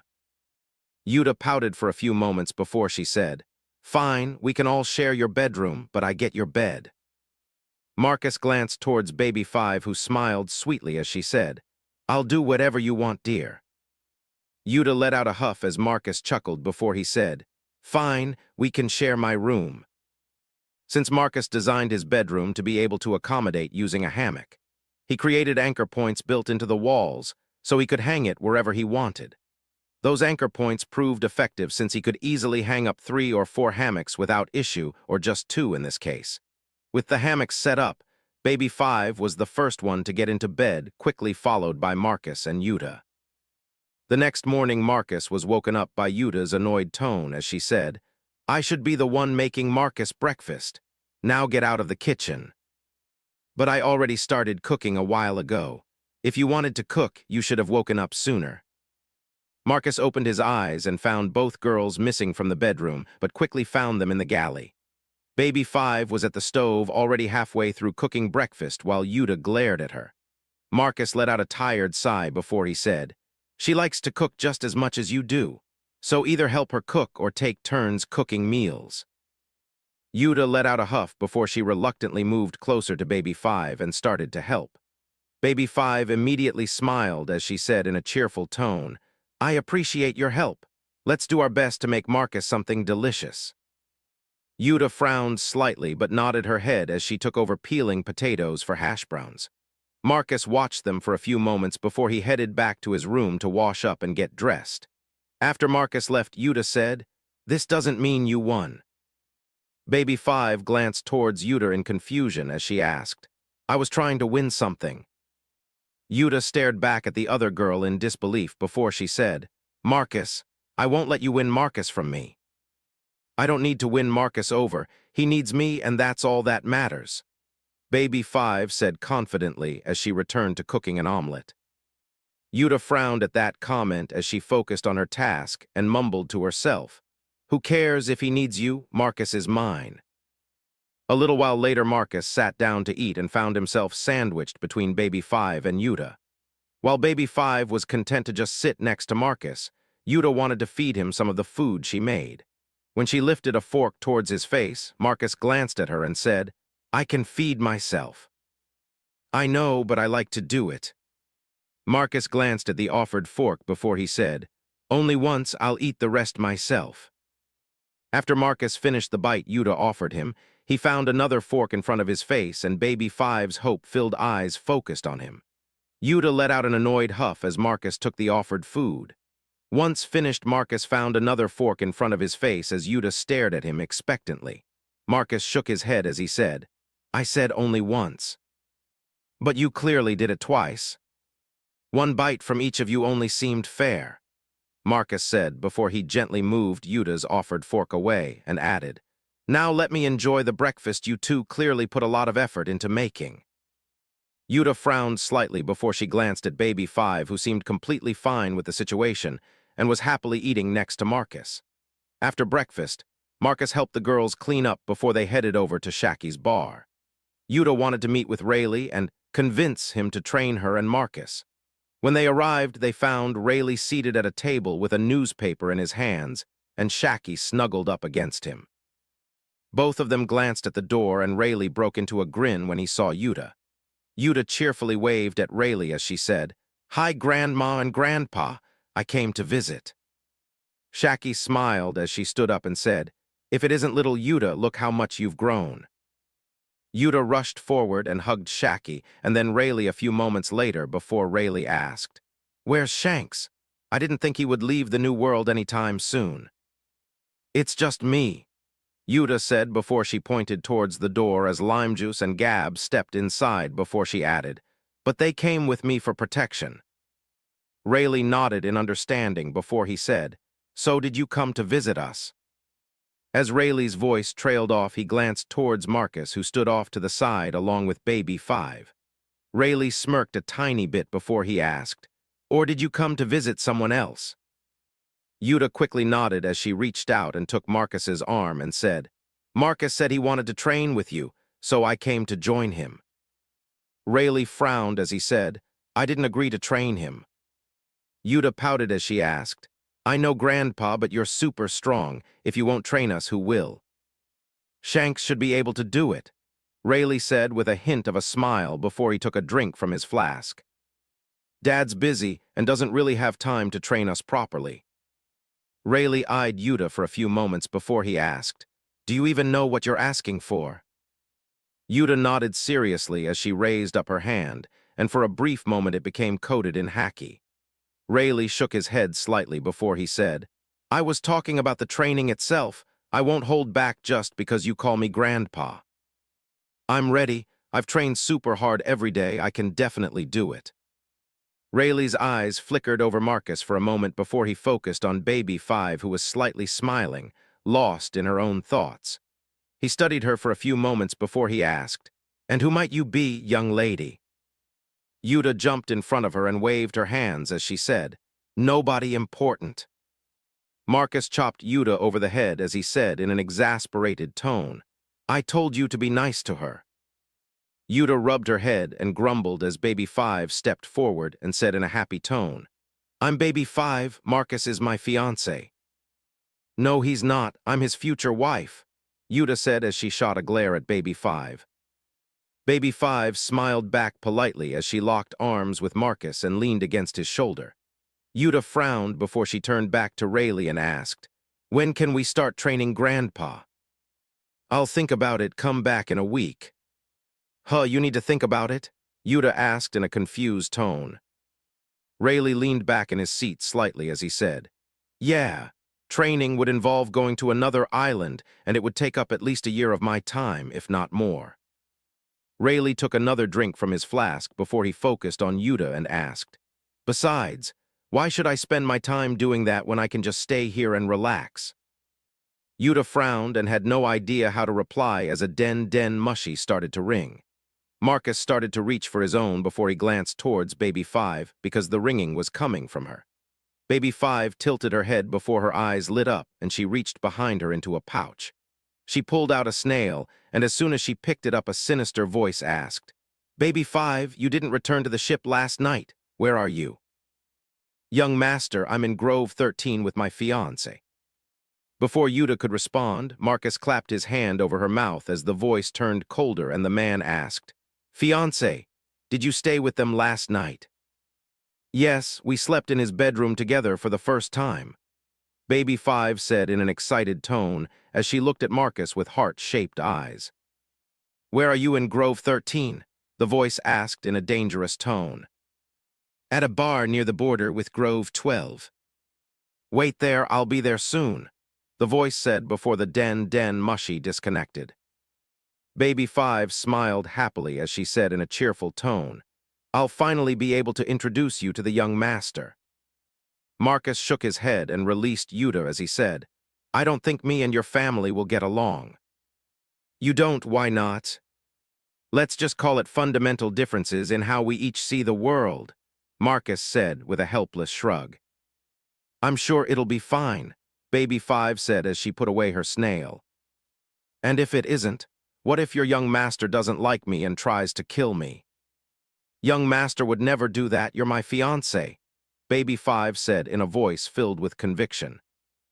Yuta pouted as she folded her arms over her chest and glanced to the side annoyed. Marcus noticed and pinched her cheek as he said, "Come on, let's go outside so Shacky's bar doesn't get ruined." Shacky frowned as she asked, "Why would my bar get ruined?" "Because I'm pretty sure someone is coming here to kill me." "That idiot better not or I'll make him regret it," Yuta said as she narrowed her eyes. Marcus chuckled slightly as he said, "Well, let's go see what happens." 113. Black Air Force Energy. Marcus, Baby Five, and Yuta stood a good distance away from the stairs leading up to Shacky's bar. Marcus could have moved even farther away from the bar, but since Gab and Lime Juice were inside, he decided against it. Especially since Yuta insisted on coming along, and Marcus didn't want them to be too far away in case Doflamingo decided to not be friendly. As for Rayleigh and Shacky, they also stayed inside the bar since this had nothing to do with them. With Baby Five happily clinging to one arm while Yuta impatiently tapped her foot with her arms crossed over her chest, they waited quietly. Less than 5 minutes passed before Marcus felt someone enter his observation hacky range as they approached their location quickly. Within moments, a man swung into view from behind the massive trunk of one of the mangrove trees. Baby Five waved excitedly at the man as he dropped from the air and landed about 20 feet away from Marcus and his group. Even with his relaxed posture, Marcus was forced to look up to see his face as Doflamingo was about twice his current height. Marcus then glanced down at the man's black shoes that almost reminded him of Air Force Ones before he slowly took in the rest of his outfit. While Marcus truly disliked the man, he was forced to admit that Doflamingo had style. Doflamingo's ankles and hairy calves were exposed by the black-colored capri pants he wore, while his very lean and muscular body was put on full display by his unbuttoned white shirt that highlighted his ripped six-pack abs and fair skin tone.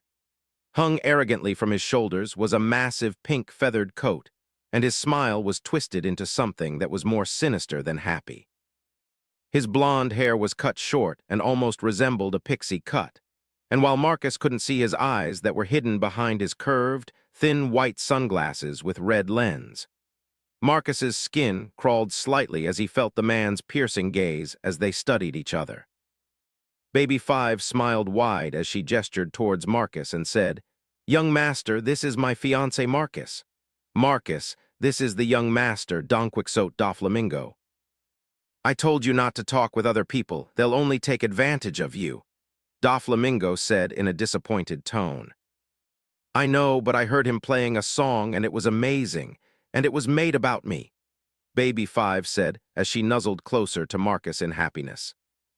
Marcus calmly watched Doflamingo for a moment, and before he could speak up about the original misunderstanding, Yuta pointed at Baby Five as she said, "You're here for that little home wrecker, right? Take her and leave. We don't want her here anymore." Doflamingo's head turned the tiniest bit towards Yuta as his right hand started to twitch before he asked, "Do you even know who I am, little girl?" "Just a two-bit warlord who likes to play at being a king." Marcus felt a spike of killing intent from Doflamingo and gripped his sword tighter as Doflamingo burst into maniacal laughter for a moment. Baby Five frowned as she said, "The young master doesn't play at being a king. He's a real king. He saved a kingdom and now he's their new ruler." Marcus let out a sigh before he mumbled to himself, "Women really are too much trouble. I don't want to deal with this right now." As Doflamingo refocused on Yuta, he asked, "You're pretty brave to insult me, or maybe it's just stupidity." "I'm not afraid of someone like you," Yuta said confidently as she upturned her nose at the man. Sparks flew a moment later as Marcus stood in front of Yuta with his sword raised. A string from Doflamingo's fingertip struggled against Marcus's sword that prevented it from stabbing into Yuta's body. The color drained from Yuta's face at the unexpected attack, and Marcus frowned slightly as he said, "While Yuta's words might be harsh, that doesn't give you the right to attack her." "Young master, please calm down," Baby Five said as her eyes worriedly focused on Marcus. "Are you telling me what to do, Baby Five?" Doflamingo asked as the string disappeared back into his finger. "I would never do that, young master. I just didn't want you to accidentally harm Marcus." Marcus was completely focused on Doflamingo when Yuta finally recovered from her shock and spit out as she pointed at him. You attacked me. And you're just an annoying little girl I wanted to teach a lesson, but someone interesting got in the way." Doflamingo's attention focused on Marcus as he asked, "To be able to block one of my casual attacks, how old are you?" "Almost 10. Doflamingo chuckled, but it sounded more ominous than anything before he said, "Interesting." More sparks flew as Marcus blocked a few more strings, but this time they were aimed at him instead of Yuta. A few more strings tested Marcus, who started to sweat as his observation haki was pushed to the limit. As that carried on, the sinister smile on Doflamingo's face twisted into something like a child who was excited to play with a new toy. Baby Five moved closer to Marcus, but stayed behind him as she worriedly said, "Young master, please don't attack my fiancé." Yuta flared with anger at the same time as she asked, "What do you think you're doing?" "You know I don't like being told what to do. Do I need to punish you again?" Doflamingo asked as a string streaked out to slice Baby Five. Marcus intercepted the attack, but was forced to extend a little too far to block it and ended up being stabbed. It was a minor wound to the chest, but he grunted in pain, which caused both girls to cry out, "Marcus." Doflamingo didn't stop his attacks and added more pressure after the first attack landed, which caused Marcus to be pushed back slightly. As the assault continued, Yuta angrily said, "You better stop, or I'll tell my dad to beat you up." A gun shot rang out a moment later, and a deformed bullet dropped from Doflamingo's chest as his relentless attacks paused. He completely ignored Yuta as his gaze focused on Baby Five, whose whole hand was now a smoking gun, before he asked in a dangerous tone, "And just what exactly do you think you're doing?" Baby Five's voice trembled slightly as she said, "You attacked Marcus and hurt him. I asked you not to attack him."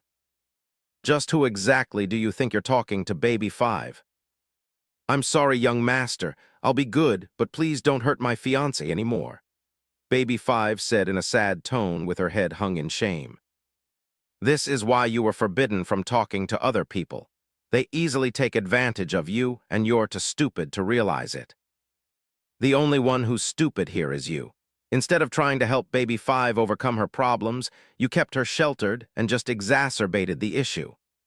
Marcus sneered before he was forced to block a new wave of attacks. "Fa-fa-fa-fa-foo. You're just as stupid as that little girl behind you. I'm gonna have a lot of fun playing with both of you," Doflamingo said as more strings shot out, with some of them streaking towards Yuta. Marcus's sword became a blur as he parried all of the attacks as he said, "The fact you haven't even stopped to consider who we might be just proves you're the only stupid one here." Doflamingo's smile faltered for only a fraction of a second as his attacks paused, and he said, "Fine. If you think you're so important, tell me who you are." "Monkey D. Marcus, I'm sure you know who my grandpa is." Doflamingo frowned the tiniest bit before he said, "I'm a warlord, he can't do anything to me." "Maybe, but I happen to be his favorite grandson. If something happens to me, I'm sure he would gladly take revenge." Another string shot out, which Marcus blocked as Doflamingo chuckled and said, "He's the hero of the Marines. He knows better than anyone he can't recklessly attack me. As long as I don't kill you, he'll have no reason to seek revenge." A new wave of attacks assaulted Marcus as Baby Five cried out in a shaking voice, "Young master, stop. I don't want you to hurt Marcus." Multiple strings shot out towards Baby Five that forced Marcus to overextend as he parried them and caused him to take another wound. As Marcus grunted and blood dripped out of the new wound on his stomach. Yuta yelled out, "I'm Shanks's daughter. If you attack my husband one more time, I'll tell him to kill you." Shanks' husband. Doflamingo finally paused as a frown flashed across his face before he asked, "Red-haired Shanks, the one that always spars with Mihawk?" "Yeah, so stop or I'll have him kill you." Doflamingo broke into another fit of maniacal laughter, and his aura changed dramatically as Marcus said in an urgent tone, "Yuta, take baby 5 and go back to the bar." "No, Yuta was cut off as another wave of attacks shot out, and Doflamingo said in a menacing tone, "You think I care about Shanks? If it was Kaido, Big Mom, or Whitebeard, I'd stop, but Shanks isn't one of the emperors." Baby 5 started to shoot at Doflamingo as she said in a worried tone, "I'm sorry, young master, but I won't let you harm my fiancé." Marcus was pushing himself to the absolute limit of his observation haki as he blocked every single one of Doflamingo's attacks at him. Yuta and Baby 5, before another, slipped through and sliced a thin line across his arm.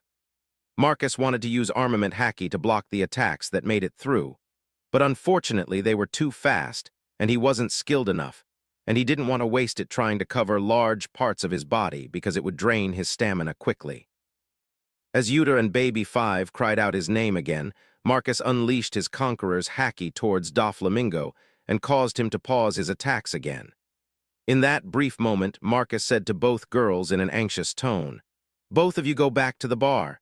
It's making it harder to fight while I protect you too." Doflamingo flared his own Conqueror's haki as his head tilted back and he laughed wildly. Both girls faltered under the pressure, and even Marcus felt slightly weak as Doflamingo's Conqueror's haki practically crushed his own. A new round of attacks commenced as Doflamingo continued to laugh, and Marcus was pushed back slightly from the onslaught. Marcus gritted his teeth as he growled, "Both of you leave now." "No, I can help," Yuta said in a strained tone as Baby 5 shot at Doflamingo again under the pressure of his Conqueror's haki. With the clash of both their Conqueror's haki along with the gunshots, everyone in the bar stepped out to watch the show. Rayleigh watched quietly while Shaki leaned against his arm, while Gab and Limejuice each had a bottle in their hands that they drank from. As Marcus took another minor wound to his leg, this time protecting Yuta again, Marcus let out a frustrated grunt. Doflamingo's laughter continued before he finally said as the pressure from his Conqueror's haki increased, "Even if they weren't here, you still wouldn't be a match for me. Stop targeting them and prove it." "Fa-fa-fa-fa-foo." Doflamingo's laughter filled the air for a moment before he said in a menacing tone, "The strong don't have to listen to the weak." A new barrage of attacks flew towards Marcus and the others, and he ended up taking more minor wounds as he blocked attacks aimed at the girls who cried out in a panic. Marcus gritted his teeth through the pain before he said, "Baby 5, I need you to take Yuta to the bar." Even though concern marred Baby 5's face, her eyes lit up as she said, "You need me to help? Don't worry, I'll handle it." Even though both girls struggled under the pressure from Doflamingo's Conqueror's haki, Baby 5 grabbed Yuta's arm and tried to pull her away as Yuta said, "No, I can still help. Marcus needs us to leave so he can fight properly. Come along," Baby 5 said as she grabbed the smaller girl and started to drag her away. "No, I can still help," Yuta cried out as Marcus blocked their retreat and took another wound to the chest in the process.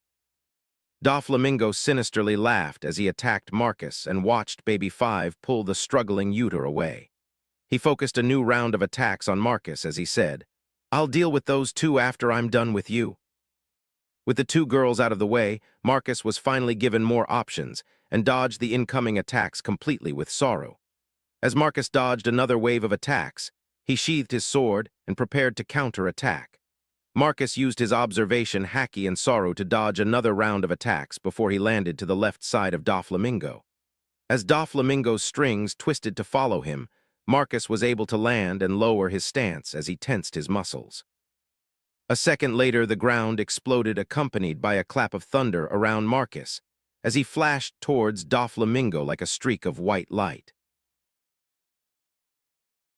114. Only one answer. Doflamingo's sinister laughter filled the air as his hand, and the hacky-hardened strings whipped downwards at Marcus. Only a few minutes passed since Marcus counter-attacked Doflamingo, and while he initially caught him off guard, Doflamingo was unfortunately better than Marcus in every way imaginable. Doflamingo's hacky was stronger and more refined. His conqueror's hacky absolutely crushed Marcus's own, while his combat skills were perfect. Even his devil fruit mastery left Marcus speechless, because he was positive the man already awakened his fruit.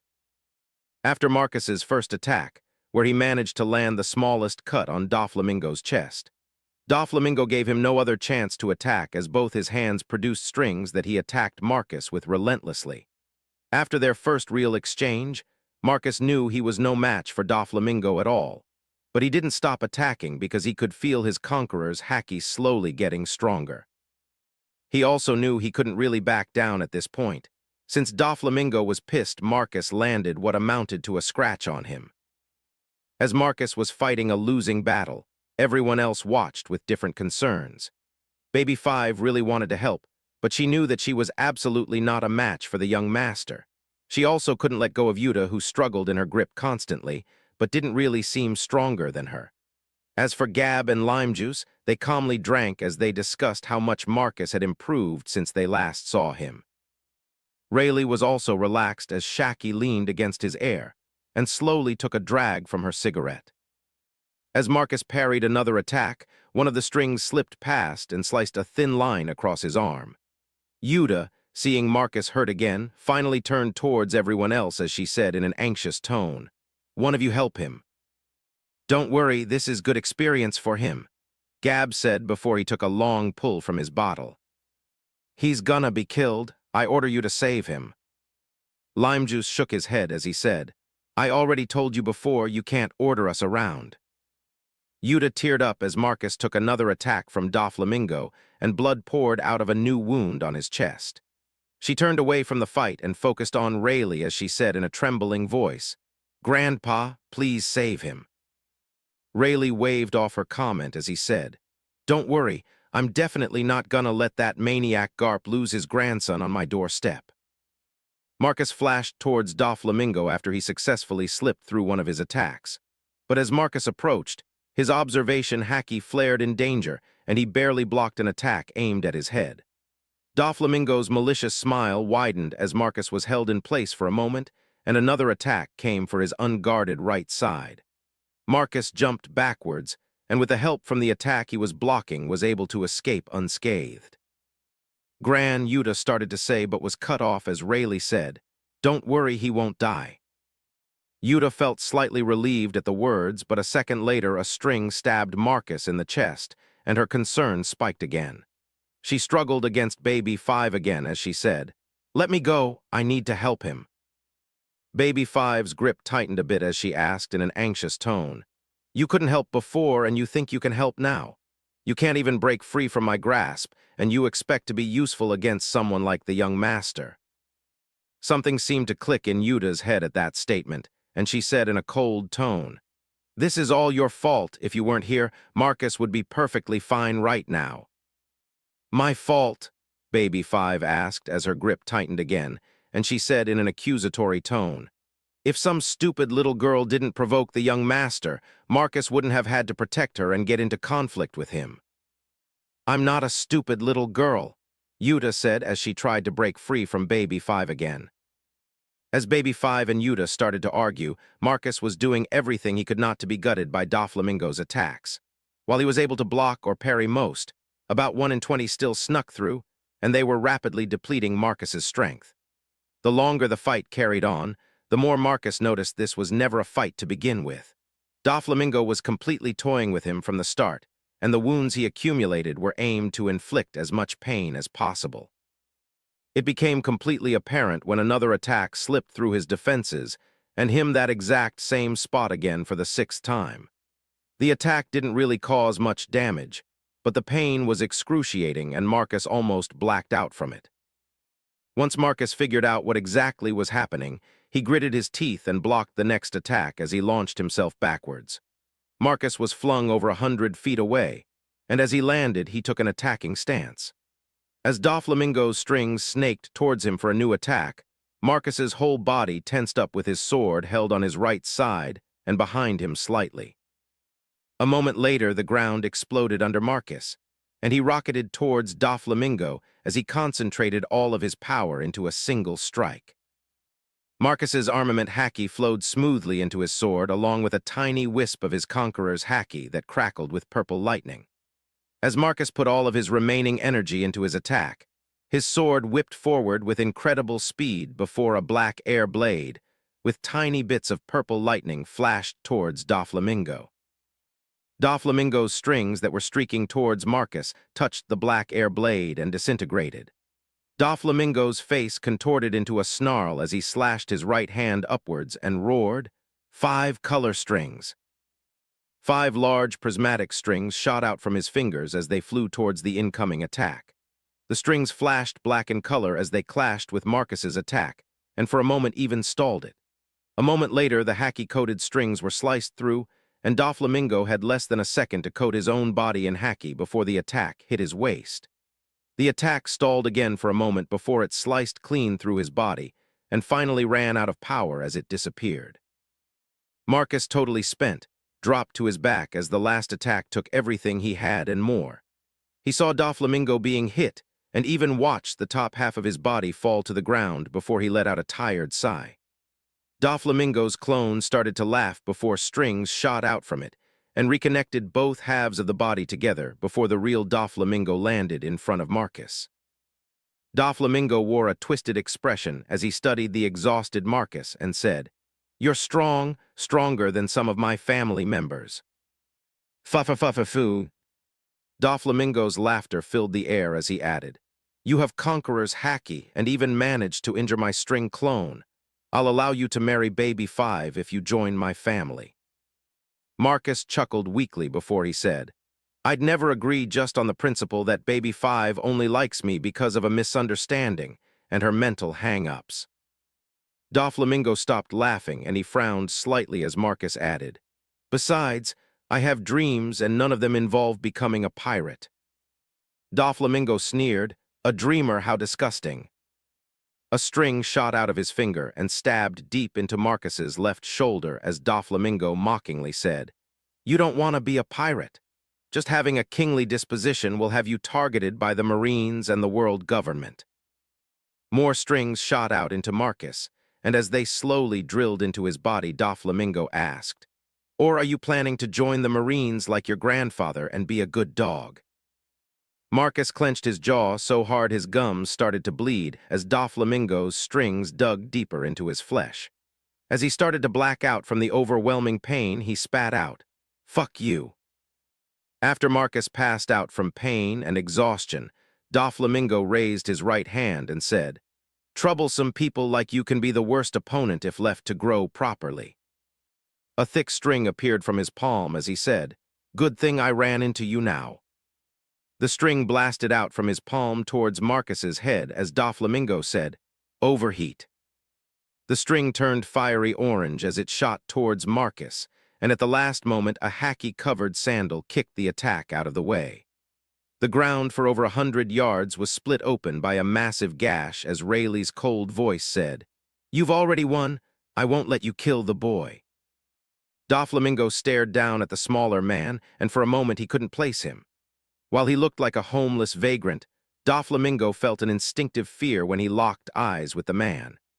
It was only after a moment of studying the man's face that a picture he saw almost 20 years ago flashed in his mind, and he jumped backwards as his clone rushed in front of him. Rayleigh didn't follow but bent down to put Marcus's sword away before he picked him up and said, "Damn, you really made a mess of this kid." As Rayleigh examined all the deep wounds on Marcus's body, Doflamingo asked in a nervous tone, "What the hell is a pirate like you doing here?" "Whatever I want, now leave." Doflamingo gritted his teeth, but knew he wasn't a match for the man in front of him, so he turned to Baby 5 and said, "It's time to leave, Baby 5. Follow me back to the ship." Baby 5 hesitated as she looked at Marcus in Rayleigh's arms, who was covered in holes over most of his body and a large amount of blood. Doflamingo frowned as he added, I'm not gonna ask again, get over here. Baby 5 finally started to move as Rayleigh almost reached the group, but stopped in front of him as she pulled out a first aid kit from her bag to help Marcus. The veins on Doflamingo's forehead bulged as he watched her start to work on Marcus before he burst into laughter and killing intent flooded from him directed at Baby 5. As his sinister laughter died down, Doflamingo asked, Baby 5, are you choosing to help an outsider over listening to your captain? He's my fiancé and I won't leave until he's healed, Baby 5 said with a hint of fear in her voice. You know what happens to people who don't follow the rules. Baby 5 started to shake as she tried to clean out one of Marcus's wounds before a string shot out from Doflamingo's hand and flew towards Baby 5. Rayleigh caught the string with his hand as he glanced towards Doflamingo and said, I told you to leave, punk. Doflamingo gritted his teeth before he sneered. If you're not back at the ship within an hour, consider yourself out of the family, Baby 5. We have no need for people who can't follow orders. Baby 5's head snapped up to look at Doflamingo with tears forming in her eyes as he shot out a string and pulled himself into the air. Baby 5 froze completely as Doflamingo, and his clone disappeared from view until Rayleigh said, Let's get him inside. We need to clean out his wounds properly. Baby 5's whole body was shaking as she was torn between running after Doflamingo and helping Marcus. As Rayleigh lifted Marcus up, Yuta, who was also frozen, finally burst into tears as she looked at Marcus's ruined body. Rayleigh shook his head at her reaction before he said, Shaki, go grab your sewing kit and soak the needles in alcohol. It's gonna be a long day. 115. Amiwa mo Shinderu. When Marcus awoke, his entire body felt like a bruise. Before his blurry eyes cleared, Marcus let out a groan as he tried to move his arm and rub the sleep from them. As soon as he made a noise, a gentle yet sad voice he couldn't quite place because his ears felt stuffed with cotton said, Don't move, you'll rip the stitches. Marcus turned towards the voice, and a second later a blurry hand reached towards his face as the voice said, Here, let me help. Someone wiped the sleep from his eyes, and he found a disheveled Baby 5 with red, puffy eyes, a runny nose, and flushed face. Marcus took in her appearance along with the small, unfamiliar room before he said, Hey, why are you crying? If it's because of me, you don't need to cry. I'll be perfectly fine in a few days. Baby 5 gave Marcus a smile filled with sadness as she said, I know, Shaki and Rayleigh stitched you back together and said you just needed to rest. Then why do you look like someone died? Baby 5 tried to put on a confident smile, but it instantly broke as she said in a trembling voice, I was kicked out of the family, the young master, he said I wasn't me. Baby 5's voice completely broke as she burst into tears as heart-wrenching sobs filled the room. As Baby 5 broke down, Marcus gritted his teeth and reached out as he felt some stitches break before he took one of Baby 5's hands.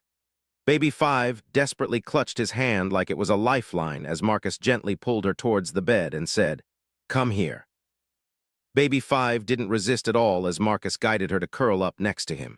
It took a few moments and it hurt like hell, but once Baby 5 had her arms wrapped around Marcus with her head buried in his shoulder. He gently rubbed her back as he whispered in her ear, No matter how much it hurts now, just know everything will be fine. You're not useless and you never were. Marcus comforted Baby 5 until she fell asleep from exhaustion, and after a while he also fell back asleep. Marcus wasn't sure on the time, but when he woke back up, Baby 5 was gone, his stitches were fixed, and candle light filled the room. As his eyes adjusted, he glanced around the room but found it empty, and the window behind the closed curtains let him know it was night time.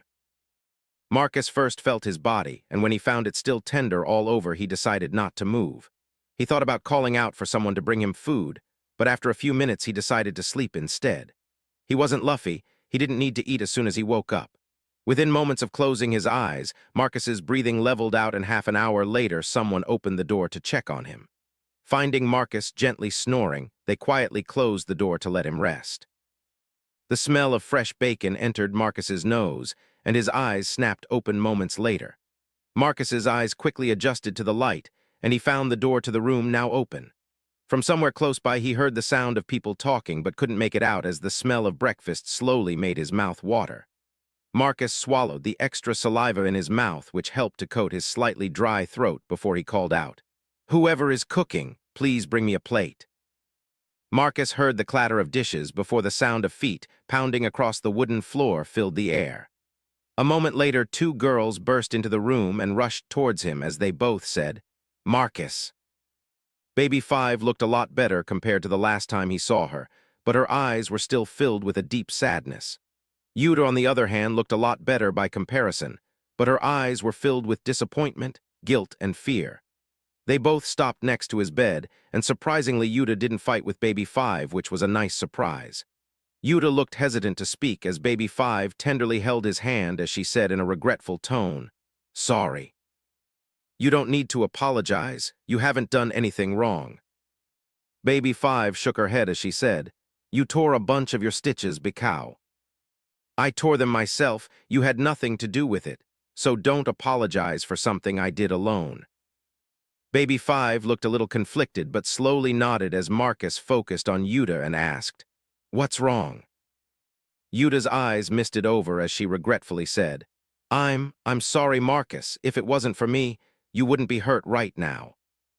Quiet tears streaked down Yuta's face as her head was lowered towards the floor, unable to look Marcus in the eyes.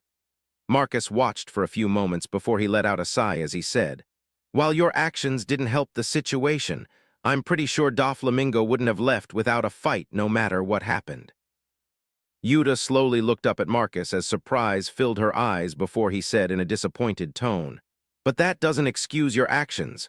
What the hell were you thinking acting like that? I know Shanks spoils you, but you should have some common sense not to provoke someone like that." Yuta dropped her head again as Marcus continued, "And what the hell happened to all your training? As soon as you were attacked, you basically froze up and didn't even react. Have you even been training properly to defend yourself?" Tears exploded on the floor like bombs dropped from a plane as Yuta's whole body shook. Her already pale hands turned bone white as her nails dug into her palms before crimson drops soon joined her tears while her voice broke slightly as she said, "I'm sorry, I'll do better, I promise. I'm sorry, please don't hate me. I'm sorry." Marcus watched her for a few moments before he said, "I don't hate you, come here." Yuta didn't move, so Marcus glanced towards Baby Five and said, "Bring her here, please." Baby Five softly placed a hand on Yuta's shoulder and found no resistance as she led Yuta right next to the bed before they stopped in front of it. Marcus reached out and pulled Yuta towards him as he ripped some stitches again. Baby Five noticed what Marcus wanted to do and helped him lay Yuta next to him before she quickly left the room. Yuta laid next to Marcus, but refused to look at him as he slowly rubbed her back. "I don't hate you, you stupid girl." Yuta slowly relaxed in his arms as he added, "I'm disappointed, but I wouldn't hate you because of that." A few minutes passed as Marcus gently rubbed Yuta's back before she finally managed to ask, You really don't hate me?" "Of course not. You're my friend. You're almost as stupid as Luffy, but still a friend." "I am not, take that back," Yuta said as she smacked Marcus's chest and caused him to groan in pain. "I'm sorry."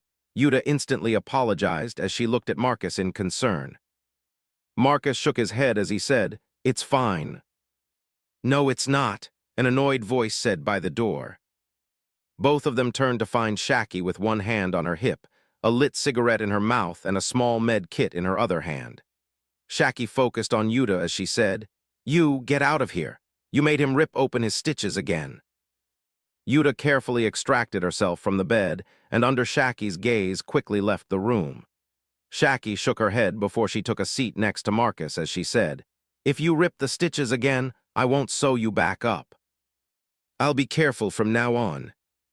I bet you will," Shaki said as she started to unwrap where blood was on the bandages. Marcus could instantly tell two things from the way Shaki quickly stitched back together his wounds. The first was she was extremely skilled and made clean, tight lines as she worked. The second was she was upset and wasn't being gentle at all with how she handled him. So even though everything was perfect once she finished, it hurt like hell as she worked, and Marcus was covered in sweat from the process.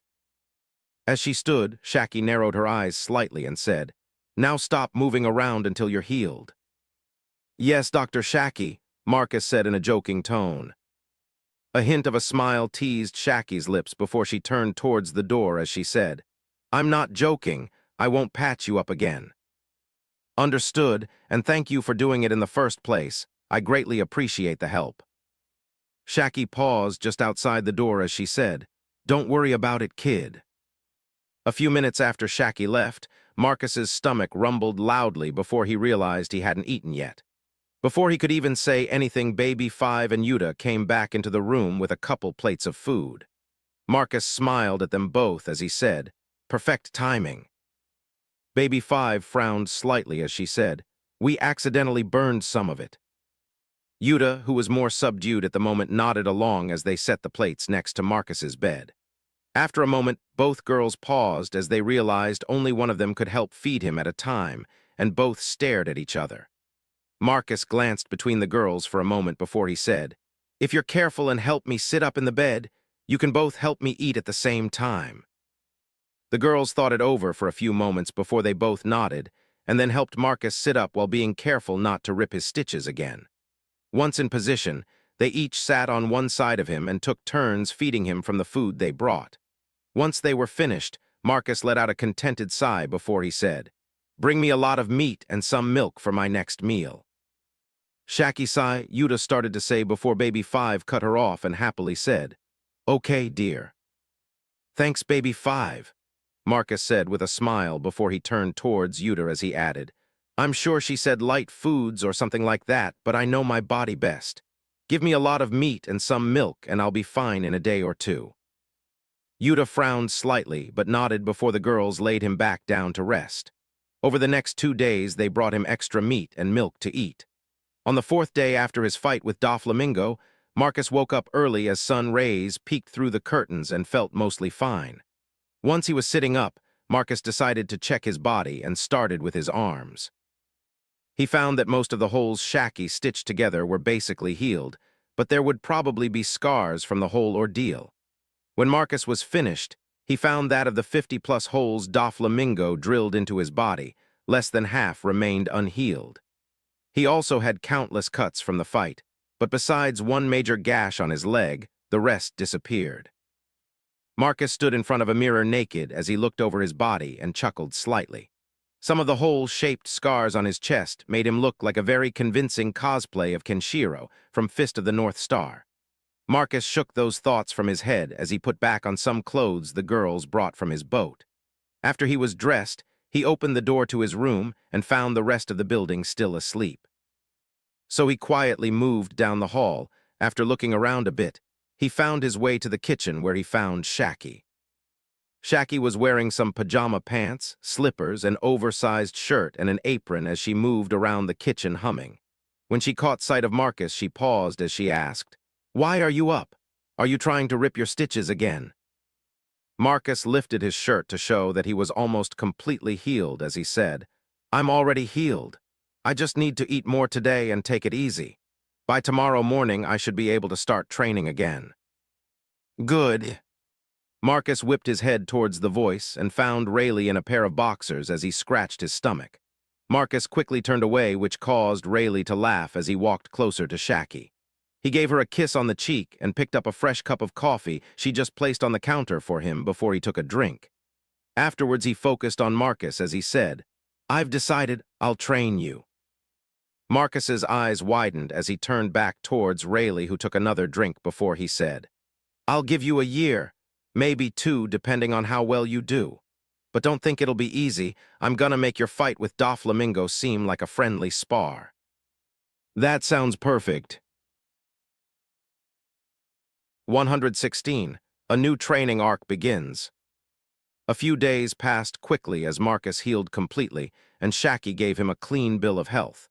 The same day that happened, Rayleigh called everyone to the bar where he said, "I'm gonna take Marcus to go train, and we won't be back for at least a year."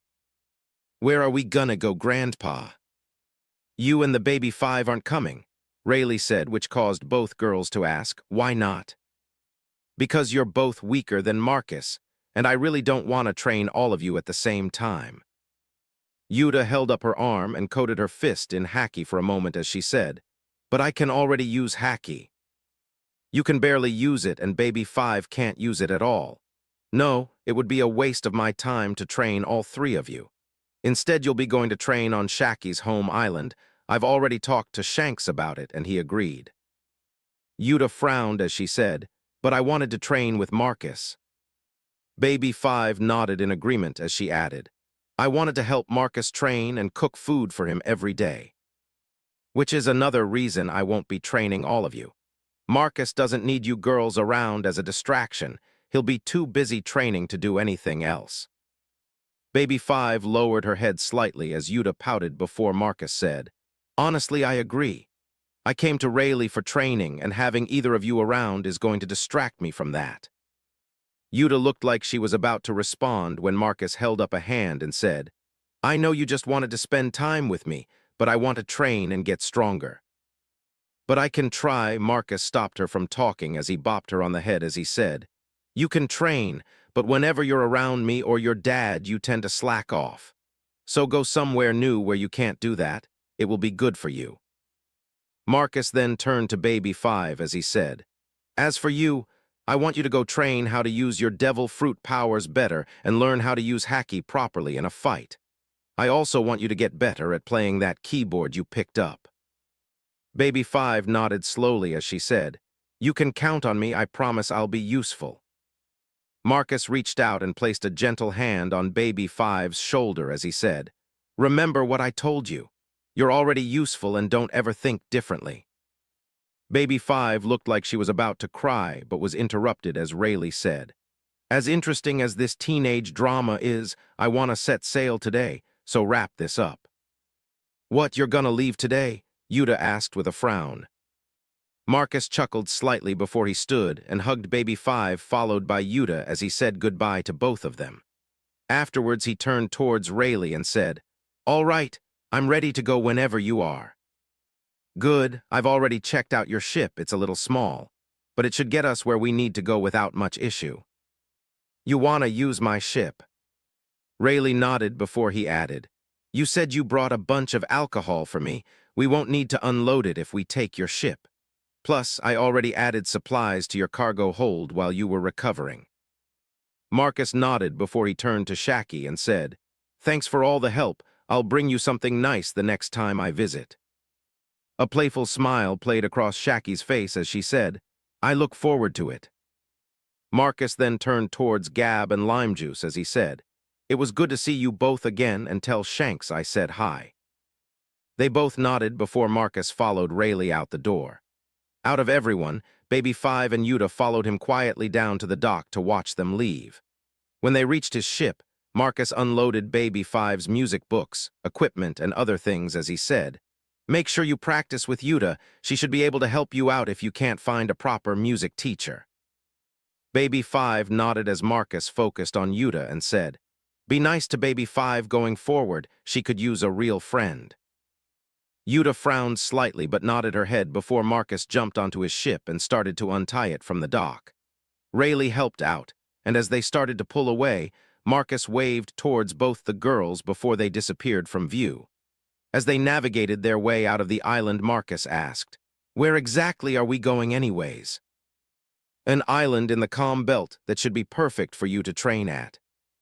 Marcus slowly nodded before he asked, "Do you have an eternal pose for it?"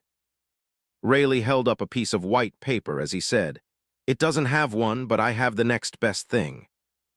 Once out on the open waters, Marcus fully raised the main sail and caught a decent headwind.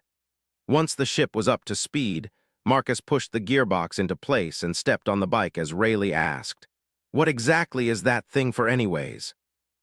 Marcus started to pedal, and as the hydrofoils engaged properly, he said, "To help this boat reach its full potential." Once the boat was fully out of the water and riding on the hydrofoils only, Marcus pointed towards them as he said, "Those are hydrofoils. They help me travel the Grand Line in about a week if you don't count my stops along the way. This boat can travel the first half of the Grand Line in a week." Marcus nodded as he said, "If I wasn't alone and had someone else who could pedal this properly, it would have been even faster." Rayleigh rubbed his chin in thought for a few moments before he said, I thought it would take at least a day or two to reach our destination, but with this boat, we might reach it tonight. Well, if you take care of the sail and man the helm, I'll focus on this to keep us at top speed the entire time. Rayleigh nodded before he took over the helm and checked the ship's direction. After a slight adjustment to the heading, he trimmed the sails slightly before he pulled out his flask and took a drink. Once they settled into their respective duties, Rayleigh glanced towards Marcus and asked, So you like both those girls, huh? Marcus shook his head as he said, I like both of them as friends, but both of them have a screw loose and want to marry me for different reasons. In that case, you should just tell them how you feel. Marcus chuckled before he said, I can't do that yet with baby 5 because she would think I'm abandoning her. Once she gets over her mental issue with being needed, I will. And Yuta? Marcus let out a helpless sigh before he said, I tried it the last time she came to visit. When I got her to calm down and convinced her that I didn't hate her, well, she basically said as long as I love her, I could love whoever else I wanted at the same time and she would be happy. Rayleigh let out a deep laugh and said, Looks like she forgot to add in the fact that she would be incredibly jealous of any other girl that liked you. Ain't that the truth? Marcus and Rayleigh chatted about a wide range of topics as they made incredible time towards their destination. By the time the sun was just starting to set, they crossed over into the calm belt and had to reef the sail. While they lost speed, Marcus was able to keep the ship going on its hydrofoils by his leg power alone. As for the Sea Kings, Marcus felt Rayleigh's conquerors hacky at work, which kept them away. Marcus was sure he could do something similar, but it would never last as long as Rayleigh's. As for the island they were traveling towards, Rayleigh's used 2 different pieces of Vivre card to determine its exact location. Marcus wasn't sure on the time when they finally arrived, but it had to be close to midnight when they docked the ship. Rayleigh chose an area on the south side of the island with shallow water where they anchored the ship. Afterwards, they ate something before he said, Get some rest. Training starts first thing in the morning. Marcus woke up early in the morning to find Rayleigh still asleep, so he started doing his normal warm-up routine while he waited. Within half an hour or so, Rayleigh appeared shirtless and half asleep as he scratched his belly. He let out a yawn as he slowly focused on Marcus before he asked, What the hell are you doing? Pre-breakfast warm-up routine. Rayleigh glanced around and frowned as he said, The sun isn't even up yet. You said we would start training first thing in the morning. Yeah, in the morning, Rayleigh said as he waved his hand to the darkness around them and added, This isn't the morning. Well, this is when my morning normally starts. You can go back to your beauty sleep. I'll be here whenever you're ready to train. Rayleigh's eyes narrowed slightly as he said, I was gonna let you rest some more, but if you wanna start training already. Rayleigh pointed towards the island as he said, Let's go and see where you stack up. Rayleigh, still in his boxers, took Marcus with his sword into the island and found a small clearing just off the coast. He squared off with Marcus as he said, Come at me with everything you got until you can't use haki anymore. Marcus drew his sword as he asked, Are you sure you don't have a weapon? Rayleigh grabbed a random stick that instantly turned jet black before he said, Yeah, I'll be fine. Marcus nodded as he unleashed his conqueror's haki and coated his sword in armament haki before he rushed towards Rayleigh. Rayleigh didn't respond with overwhelming conqueror's haki, but just enough to erode Marcus's and force it back. As Marcus attacked, Rayleigh kept the perfect amount of pressure on him the entire time. It felt nothing like his crushing defeat at the hands of Doflamingo, but at the same time Marcus was being pushed harder. Doflamingo absolutely dominating Marcus's conqueror's haki with his own was nothing compared to what was happening now. When Marcus fought Doflamingo, he could easily keep his conqueror's haki active around himself. It wasn't pleasant to do, but it worked. But the way Rayleigh kept slightly more pressure, then Marcus could produce 8 away at his reserves incredibly fast. Marcus could feel his conqueror's haki slowly growing from the clash, but he also knew he wouldn't last more than a minute at the rate it was going. As Marcus's conqueror's haki started to flicker out like a dying flame at the end of a candle's wick, Rayleigh said, Keep going and don't stop pushing. Marcus didn't stop and kept pushing himself until his conqueror's haki completely disappeared. As that happened, Marcus dropped to the ground covered in sweat. Marcus didn't even last 5 minutes against Rayleigh, and he already felt like he'd trained all day long. Rayleigh slowly approached as he said, "Not bad for a kid, but compared to everyone else in the world, you're definitely lacking."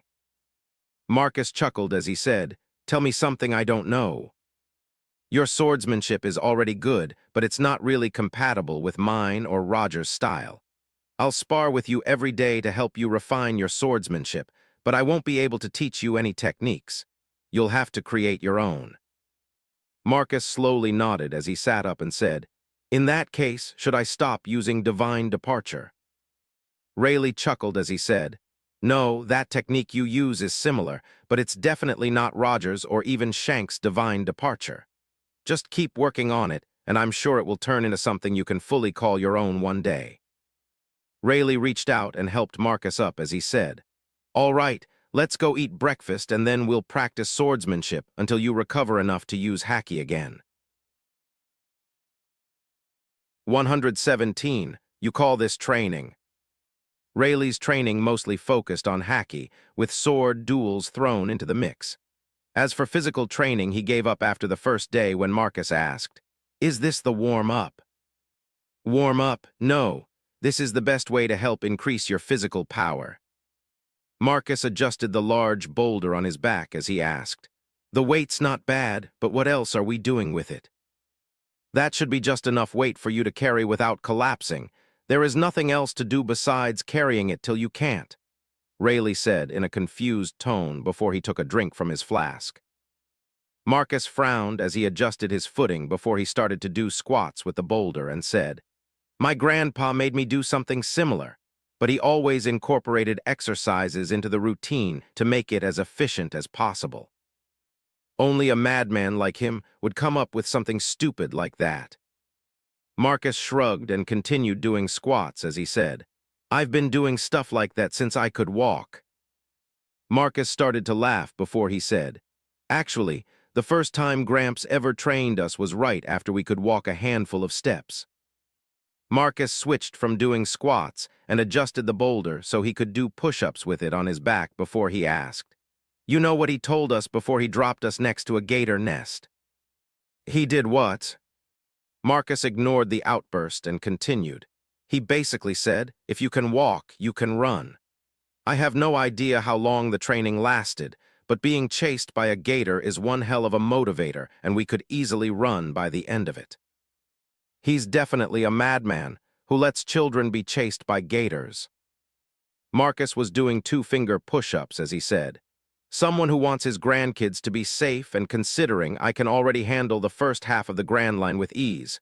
Well, I think he did a damn fine job." "If he was doing such a great job, why the hell did you come to find me?" Rayleigh asked after he took another drink from his flask. "He only comes by once a year at best and can only stay for a few weeks to a month. Kinda hard to get proper haki training like that, plus Gramps doesn't know how to use a sword," Marcus said as he stood back up and started doing squats again as he added, "I could have stayed and trained more against my brothers, but from my understanding haki training works best against stronger opponents." Rayleigh nodded along as he said, "You're not wrong. Haki, especially Conqueror's haki, grows fastest in fights against stronger users. Which is why I sought you out. Besides Shanks, you seemed like the best teacher for me."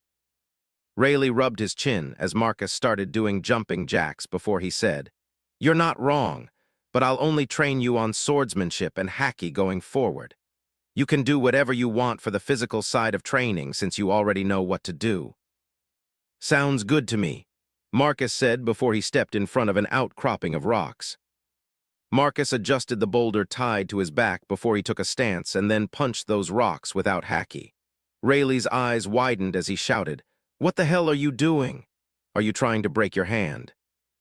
Marcus pulled back his fist and adjusted his feet before he punched the rocks with his offhand as he said, "I'll be fine.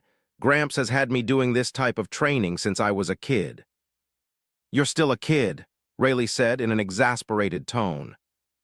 Marcus chuckled before he said, "Oh yeah, Well, I've been doing training like this for at least 6 years.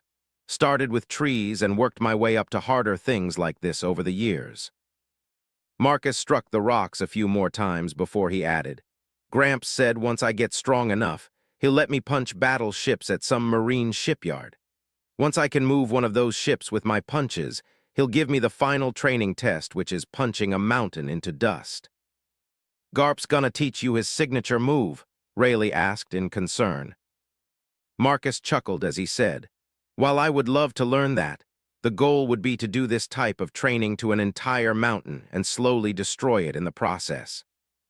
You're just as crazy as your grandpa. Thanks, Marcus said as he punched the rock again and it cracked this time. Rayleigh took another long pull from his flask before he said, Don't exhaust yourself with training and come find me once your hacky has recovered so we can train it again. Rayleigh left Marcus to his physical training after that and only occasionally watched him when he was bored.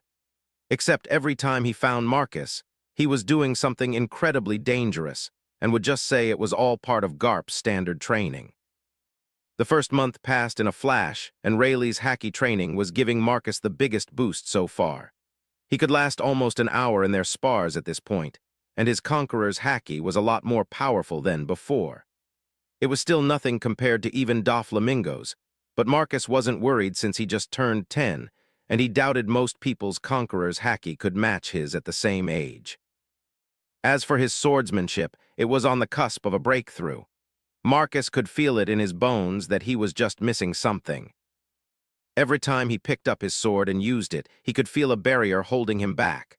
Something inside himself was telling him that how he wielded the sword was off, but wouldn't tell him what it was. Marcus tried to probe his sword for the answer and found nothing. Even Rayleigh was no help and told him, No one can help you pass that barrier. You either get it or you don't.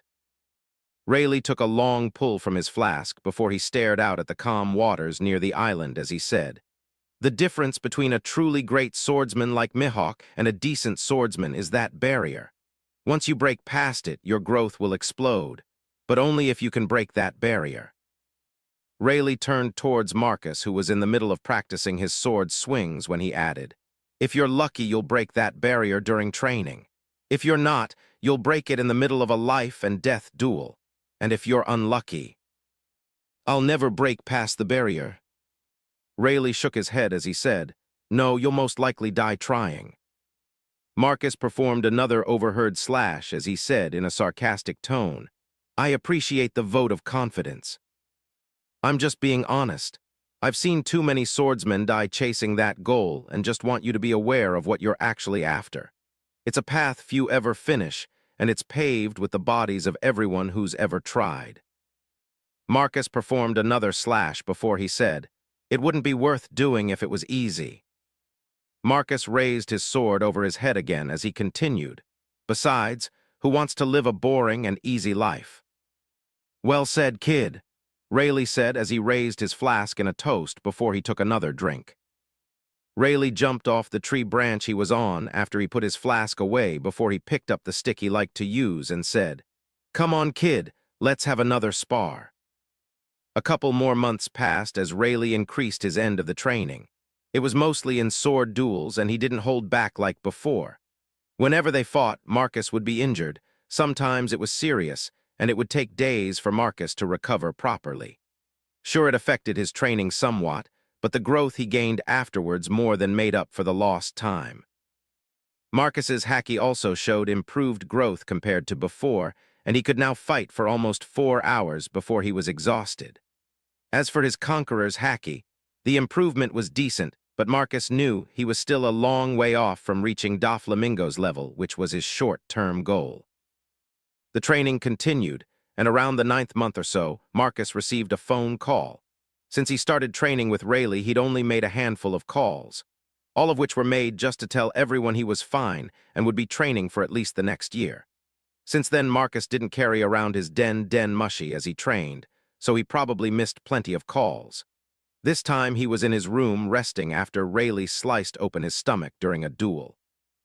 As the den mushy started to ring, Marcus instantly picked it up and said, Moshi, Marcus speaking. Brat, do you have any idea how many times I've called you? Marcus picked his ear as he said, No clue, but I told you I was training and probably wouldn't pick up if you called. I'm your grandpa, you should always pick up when I call, Garp said in an annoyed tone. That's hard to do when I don't have my den mushy on me. You little brat, tell me where you are, Garp said in a tone that promised violence. Why are you on vacation? No, but if you're near Marineford, I could disappear for a day or two to visit, Garp said before someone in the background said, You can't leave, we were called in for the meeting tomorrow, Garp-san. Marcus raised an eyebrow as Garp said, Bah, that meeting doesn't matter. I'd rather beat up my grandson. Marcus started to sweat at Garp's statement and thought about hanging up until Rayleigh's voice carried over. We're on an island in the calm belt northwest of Impel Down. Perfect, I know where that is. I'll see you soon, brat, Garp said before he hung up. Marcus glanced at Rayleigh and let out a sigh before he said, I know my grandpa seems to have a relationship with the Roger Pirates, but he'll probably try to fight you if he sees you here. Rayleigh chuckled slightly and took a swig from his flask before he said, Maybe, but most likely we'll just clash for a round or two. Me and Garp are too old to seriously fight each other. My grandpa fought with Zephyr in a friendly spar years ago and ended up with a broken arm for a few weeks. Zephyr was slightly worse off. Rayleigh was mid-drink before he spit it out and said, What the hell is wrong with him? Marcus shrugged as he said, It's Garp, trying to understand his thought process will just give you a migraine. Rayleigh lifted his glasses and pinched the bridge of his nose before he said, All right, I'm taking your ship and leaving for a week. I'll be back once he's gone.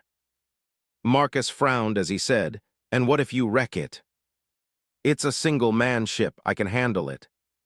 Marcus thought about it for a few moments before he said, Fine, but let's unload my stuff before you leave it just in case.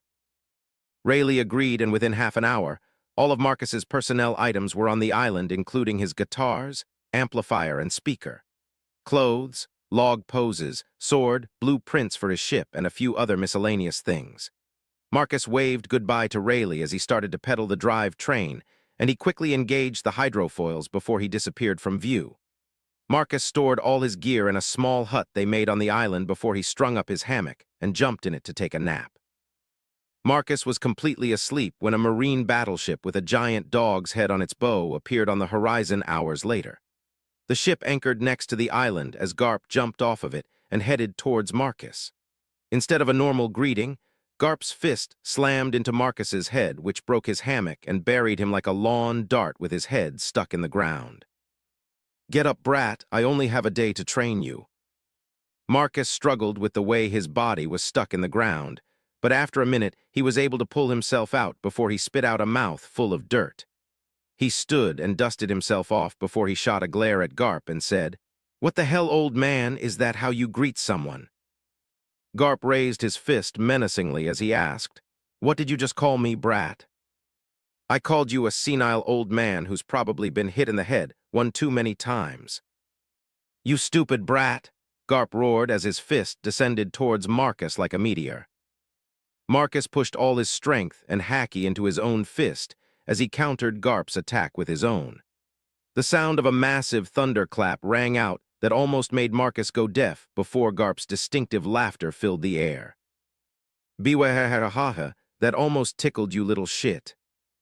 Oh yeah, well try this, old man, Marcus said as he flared his conqueror's haki to his current limit and threw another punch towards Garp. Garp flared his own conqueror's haki, and it instantly crushed Marcus's as he countered with his own attack. Another deafening thunderclap rang out as Marcus was sent flying by Garp, who roared with laughter before he chased after Marcus. Over the next hour, Garp proceeded to instruct Marcus on how to properly fight with Conqueror's haki using his fists. By the time it was over, Marcus was one giant bruise, and Garp was roasting Sea King meat over a bonfire. 118. A Friendly Promise. As Marcus wolfed down freshly roasted Sea King, he was glad Garp didn't go overboard in their fight. Sure, he was sore and would probably feel most of his injuries tomorrow, but at least he wouldn't be bedridden for the next couple of days. Garp took a bite from a massive piece of meat before he asked as he chewed, "So how did you get out here? Did your little boat sink?" Marcus frowned at Garp's total lack of manners as he said, "My boat should be fine. At least it was before it left the island earlier." "Oh yeah, you're training with someone, right?" Garp asked, spitting a bit of food out of his mouth as he glanced around. "Yeah, they went to resupply and will be back in a few weeks probably." Garp focused on Marcus as he asked, "Who are you training with?" "A good swordsman." Garp's eyes narrowed and he stopped mid-bite as he asked, "Who?" "Probably one of the best swordsmen still alive, who has enough free time to train someone like me." Garp slammed his massive piece of meat onto Marcus's head as he said, "I asked who it was, you stupid brat." Marcus sat up in a slight daze as he said, "Rayleigh." "Hun, he's still around." Marcus shook his head slightly to clear it before he said, "I thought you knew where all the Roger pirates were hidden." "Only a couple. With how quiet most of them have been, I thought they were dead." Marcus shook his head slightly before he started to shove more meat in his mouth. They chatted for another hour as Marcus stuffed himself with as much meat as possible. He didn't become a ball like Luffy liked to do, but he definitely looked a little pregnant once he was satisfied. After they finished eating, both of them passed out in the pile of leftover bones they created.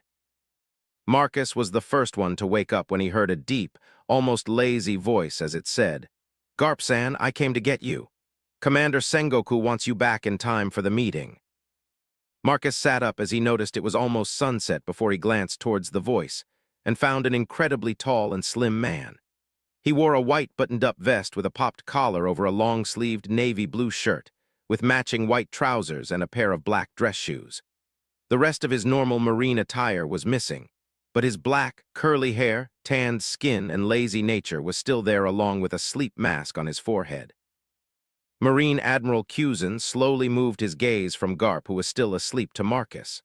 Marcus stared back at the man for a moment before he let out a yawn and rubbed the sleep from his eyes. Afterwards, he stood as he said, "How long till you have to be back?" "Tomorrow morning," Cusin said as he studied Marcus before he asked, "Are you Garp-san's grandson?" "One of them," Marcus said as he started to roll his shoulders, and found that his body didn't hurt as much after his nap. "Since you're here and the old man's still asleep, you can help me pass the time with a spar." "I don't," Cusin said before he was cut off by Marcus, who flashed in front of him and punched him in the stomach with a haki-covered fist. Cusin staggered backwards and frowned slightly, but before he could speak, Marcus continued his attacks on the man as he said, "You better give me a decent fight, Iceman, or I'll be disappointed." Cusin's arm looked like it moved in slow motion as it blocked Marcus's incoming attacks before he said, "Ara, you're just as troublesome as Garp-san." Marcus laughed as he continued to assault Cusin before he said, "No way, I'm just getting a bit of exercise after having a good meal and a nap." "Then why are you attacking me? Go run around the island or something and stop bugging me," Cusin said in a helpless tone. "Not as fun, now show me what you got, Ice Cube Man."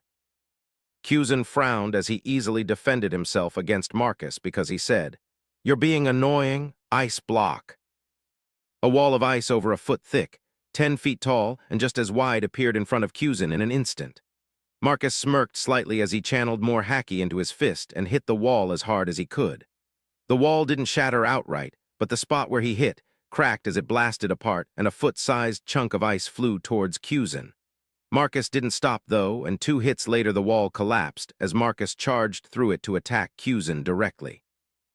Cusin parried a few more attacks before he let out a heavy sigh and jumped high into the air. While flying backwards from the jump, Cusin raised his right arm and pointed it towards Marcus as he said, "Fine, try blocking this. Ice block, pheasant beak." A large mass of ice shot out of Cusin's arm and quickly formed into a majestic ice pheasant. The pheasant raised its head to the sky and opened its beak as if to let out a silent screech of anger before it focused on Marcus. It then flapped its massive wings as it dove towards Marcus with single-minded intent. Marcus's smile bloomed into something similar to what Garp would use when excited before he pulled back his right fist. Cusin's eyes quickly widened as he felt a massive blast of Conqueror's haki from Marcus at the same time. The boy's fist turned black with hints of purple lightning dancing on it. Marcus swung towards the pheasant with all of his strength as he yelled, "Now this is what I was talking about." The Conqueror's haki-clad fist swung forward, and when it impacted the pheasant's beak, there was a pause to see who was stronger. It only lasted a moment before the hints of purple lightning arced out through the pheasant and it exploded. If Cusin had continued to channel the attack or added a bit of haki before it was fully released, it wouldn't have happened. But without that, Marcus's Conqueror's haki-infused attack easily overpowered the attack, and Marcus charged through the shattered ice towards Cusin. As soon as Cusin touched the ground, Marcus appeared in front of him with another Conqueror's haki-infused attack. Cusin's entire arm turned black as he blocked the attack and was forced to step back while he said, "Oi, settle down already." "Settle down, this is just a warm-up," Marcus said before he flared his Conqueror's haki to maximum and focused it all on Cusin. "Ice ball," Cusin said as he jumped backwards again and threw both of his arms forward towards Marcus. Ice shot out towards him and quickly surrounded him in moments as Marcus attempted to cover his whole body in haki. Cusin quickly cut off the attack once Marcus was completely covered and turned into a small ball of ice. Marcus struggled inside the ice, and with the help of his Conqueror's haki, he slowly broke out of it after almost a minute. But he was chilled to the bone by that point and shivered uncontrollably as his teeth chattered together. "Damn it, that's cold." Garp's laughter filled the air before he said, "I could do better at your age." "You always say that," Marcus grumbled as he moved back towards Garp and the bonfire that had mostly died down. "That's because it's true," Garp said as Marcus quickly added wood to the fire as he tried to warm up. Cusin stepped closer as he said, "Garp-san, your grandson is a little monster." "Bah, I was way stronger when we were the same age." Cusin sat down next to Garp as he said, "Maybe, but compared to most people, he's a little kid that's stronger than a captain trained at headquarters." Cusin glanced towards Marcus, who was still shivering, as he asked, "By the way, when is he joining the Marines?" Garp frowned slightly before Marcus shook his head and said, "I'm just an explorer and musician who turns in bounties sometimes. I don't plan to be a collared dog for someone else." Cusin frowned this time as Garp burst into laughter before he punched Marcus into the ground and said, "Just because it's true doesn't mean you can say it out loud, brat." "Why not? Isn't that the reason for your ship's massive figurehead and the hood you wear sometimes?" Marcus asked in indignation as he rubbed the lump forming on top of his head. "That's because I'm a Marine, so I can make fun of myself. Unless you become a Marine, don't call us what we are." Marcus glanced at Garp before he rolled his eyes and tossed a bit more wood on the fire. Cusin watched the whole exchange before he said, "Garp-san, we should leave soon so we can get back in time for the meeting." "Bah, just tell Sengoku you couldn't find me." Cusin let out a sigh before he held on a white piece of paper as he said, "He sent me with this." Garp paused in the middle of opening a package of rice crackers before he let out a huff and said, "That old goat, he really wants me for this stupid meeting." "It can't be helped. It's the yearly meeting where everyone above a certain rank will be in attendance." Garp ripped open the package of rice crackers and angrily stuffed a handful into his mouth before he said, spitting some back out, "So what? It's just pointless bullshit that doesn't concern me anyways." "It doesn't matter, we still need to attend." Garp stood with a frown on his face before he glanced towards Marcus, still warming himself by the fire, and his eyes lit up as an idea formed in his head. He quickly reached over and grabbed Marcus like he was a newborn kitten and lifted him up as he said, "Come on, let's go." Marcus turned his head towards Garp with widened eyes as he said, "Are you drunk? I'm not a Marine, I'm staying here to train." "Brat, just how are you going to train? No one else is here. I'm taking you to Marineford to spar against everyone there. It will be good training for you." Marcus grabbed Garp's arm and tried to pull himself out of his grip as he asked, "It might be a little useful, but my training here is more important. Plus, do you really want me showing off controlled Conqueror's haki in the middle of a Marine base?" Garp thought it over for a few moments before he finally tossed Marcus back onto the ground as he said, "Fine, maybe next time when you're stronger." "That would probably make things worse, Garp-san."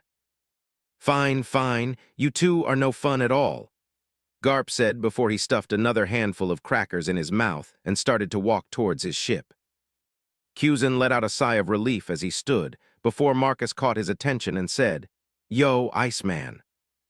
Kyuzin turned towards Marcus, who focused his gaze on him and said in a lowered tone, "If you ever get disillusioned with the Marines and decide to quit, go ahead and do it. Just don't disappoint my grandpa by becoming a pirate when you do." Kyuzin's eyes narrowed as a deep frown formed on his face before he said, "I'll never be a pirate." "That's good, because if you did, I would be the first person coming for your head." Kyuzin focused on Marcus as the two stared at each other for a few moments before Kyuzin turned around and started to walk away and said, "Don't get cocky. I went easy on you, kid." Marcus smirked to himself as he watched Kyuzin disappear from the bonfire's light before he glanced towards the shack where his sword was stashed and thought, "You weren't the only one." After Garp and the others left, Marcus ended up training alone for about a week before Rayleigh showed back up and started training him again. Before Marcus knew it, over a year had passed, and while he could still use more practice, Rayleigh sat him down one afternoon and said, "Honestly, the best way for you to train now would be real combat. You should go to the New World and find strong opponents to fight." Marcus thought it over for a little while before he asked, "What about advanced armament haki?" "You already know the basics. It will just take practice to master it." Marcus frowned slightly as he asked, "Can you at least teach me how to use it to remove bomb collars before we stop training?" Rayleigh finished the alcohol in his flask before he said, "Fine, but after that we're done." 119. The best kind of practice. A few more months passed as Rayleigh focused on teaching Marcus how to use advanced armament haki. Marcus already learned the very basics, but under Rayleigh's training he quickly mastered the one thing he cared about, how to remove an explosive collar. While they didn't have any explosive collars to test with, Rayleigh was positive Marcus would have no issues doing it. Marcus trusted Rayleigh's opinion, but still wanted to get proper practice in, so he already decided on a way to do it after they returned. On the trip back to Sabyati, Marcus made a few calls to check in with people. While he was training, the only person he had contact with was Garp, and that was only because he called when Marcus was near his personal snail. As for his brothers and friends, Marcus hadn't talked to anyone else in about a year and a half by this point. Marcus first called Ace and waited for him to pick up. It didn't take long for the call to connect as Ace asked, "This is Ace, what do you want?" Marcus smiled a little bit as he teasingly said, "Answering calls like that, no wonder Grandpa beats you so much." There was a short pause before Ace excitedly asked, "Marcus, you stupid jerk, why haven't you picked up when I called or even tried to call us back?" Marcus leisurely pedaled on his bike as he said, "I told you I was gonna focus on training." "Jerk, it's been over a year since we last talked." "Yeah, what the hell, you could have at least called on your birthday, both birthdays. Luffy cried like a little baby when you didn't call him," Sabo said before Luffy yelled out, "I didn't cry." "Yes, you did," Marcus, Sabo, and Ace said at the same time before they burst into laughter.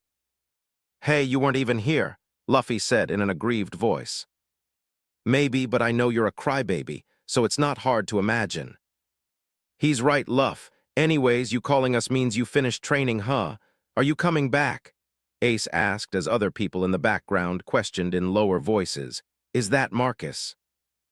"I'm done with my initial training, but I'm heading towards the New World soon to test myself and get stronger. But don't worry, I'll come visit you guys at some point before you set sail." "What, you aren't coming back yet?" Luffy asked in a disappointed tone. "Why would I come back so soon? I'm nowhere close to being happy with my current strength, and I'm already way stronger than all of you." "No way," a chorus of people said at the same time. "Yeah, you weren't the only one training. Everyone's been training with Kuma and Ginny since you left, and we've become really strong," Ace said in a confident tone. "Oh, are they still training with you guys?" "Yeah, they basically moved here, but Kuma leaves to do stuff every few weeks or so. Ginny and Bonnie never leave, though, Sabo said before Luffy added, "That bear guy is cool. He can send us places with just a touch of his hand." "Kuma sent you places." "Only once to do some training. We ended up on an island in the Grand Line for about 2 months. We just got back a few weeks ago," Sabo said before Marcus curiously asked, "What island?" "We never found out the name, but it's an uninhabited island right next to the calm belt. We ended up fighting a bunch of really strong creatures there." "Oh, practical experience is always good. Have you caught any pirates recently?" Marcus asked after a few moments of thought. Ace let out a sigh before he said, "No, the handful we've run into are just way too weak.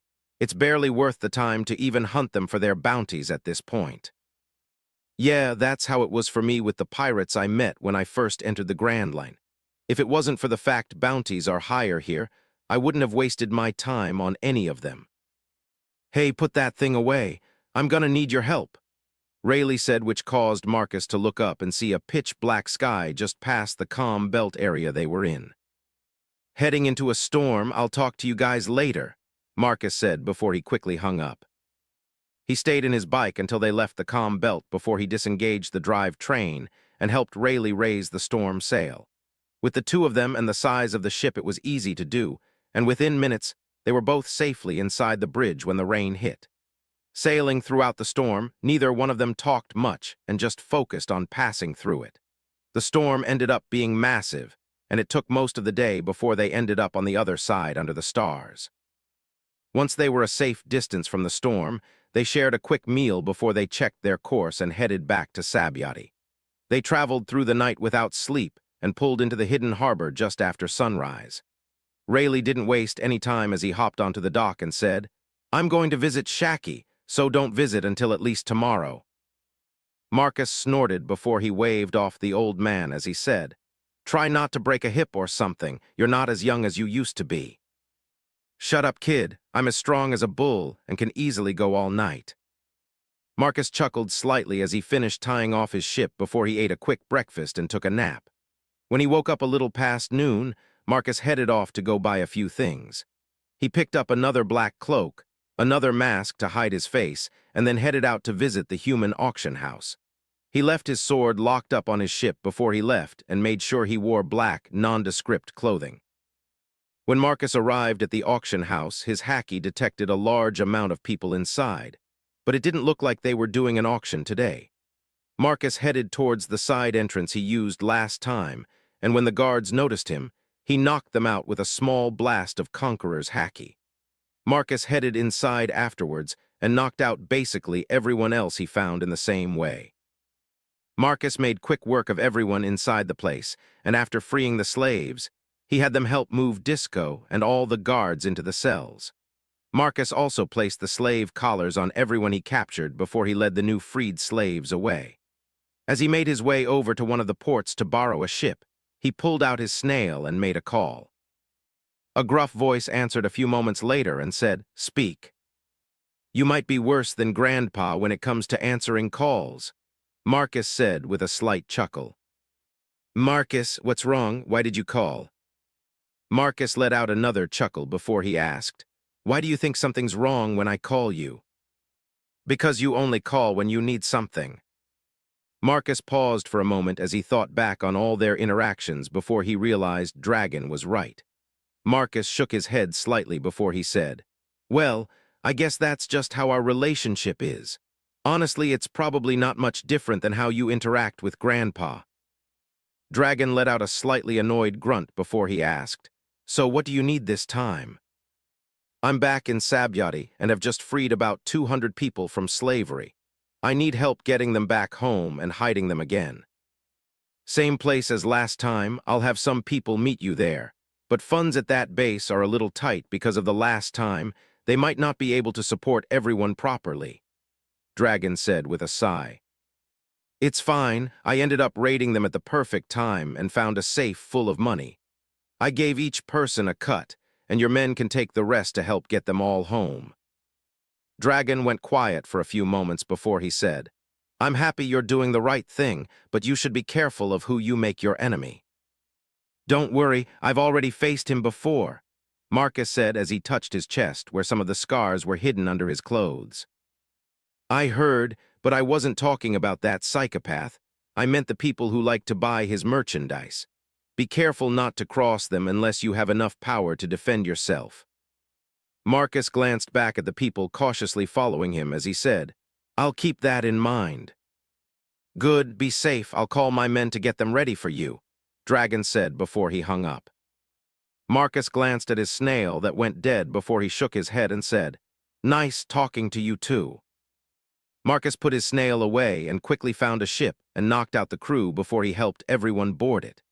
Afterwards, they sailed to the area where Marcus met the revolutionaries last time and handed over all the freed slaves and money he took from the auction house. Once finished, Marcus took the ship back to the port he borrowed it from and returned it before he went back to the auction house. When he arrived, he found that everyone was awake and freaking out because they were locked up and had slave collars around their necks. Disco was near the front of the cell. His star-shaped glasses were missing, and his bloodshot eyes were laser-focused on Marcus in his disguise. When Marcus stopped in front of the cell, Disco asked in a frustrated tone, It's you again, isn't it?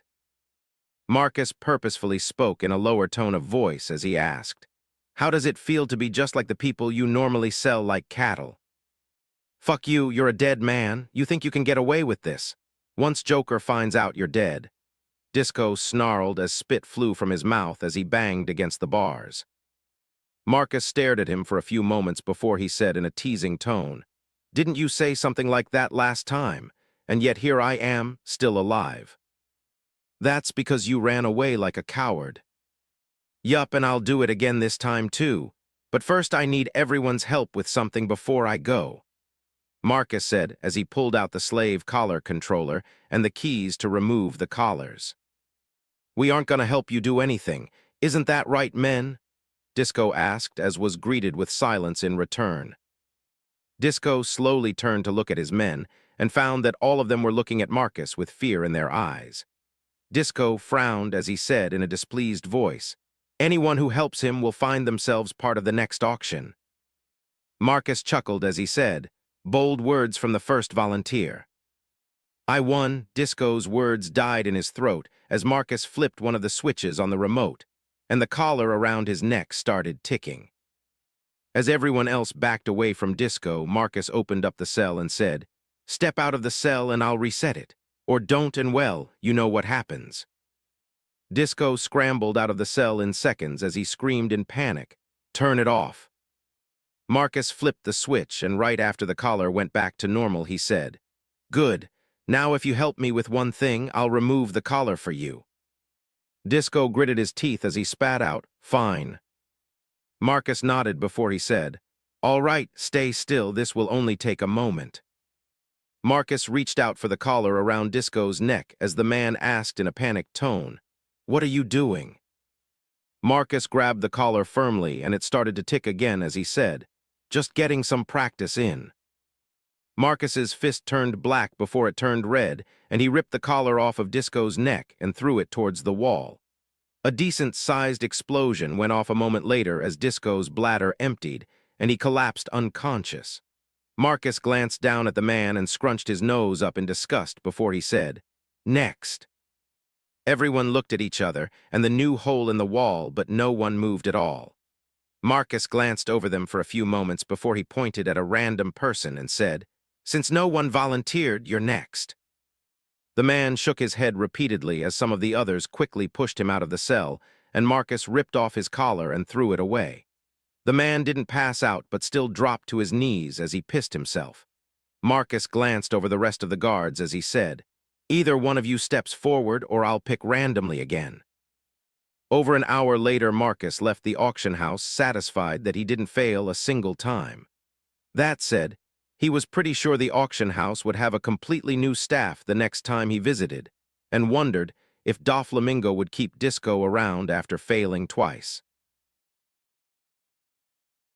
120. Negotiations. Marcus headed over to the local Marine base after he ditched his costume to pick up a stack of updated bounty posters.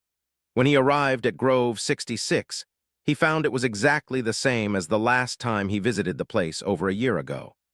He approached the main gate of the base. He found the place was a beehive of activity as groups of Marines rushed around inside. Marcus let a full squad leave the gate before he stepped up to the guards and said, "I'm here to collect a set of the newest bounty posters." The Marine sized Marcus up for a moment before he pointed towards one of the smaller buildings that almost looked like a melted candle as he said, "You can collect the bounty posters from the information center, but don't wander around or cause problems. Collect the posters and leave." Marcus nodded slightly before he headed towards the indicated building and quickly found the main entrance. After Marcus stepped inside and closed the thick, solid wood door, the din of the outside activity was replaced with the sound of a quiet office. Marcus heard the faint sound of paper shuffling while someone hummed to themselves from down the main hallway. On each side of the hallway were a couple of doors, each with a different name. But at the end of the main hallway, before it opened up, was a sign that hung from the ceiling and read, "Information Desk." Marcus quickly walked down the hall and quickly noticed the large desk just past the hallway.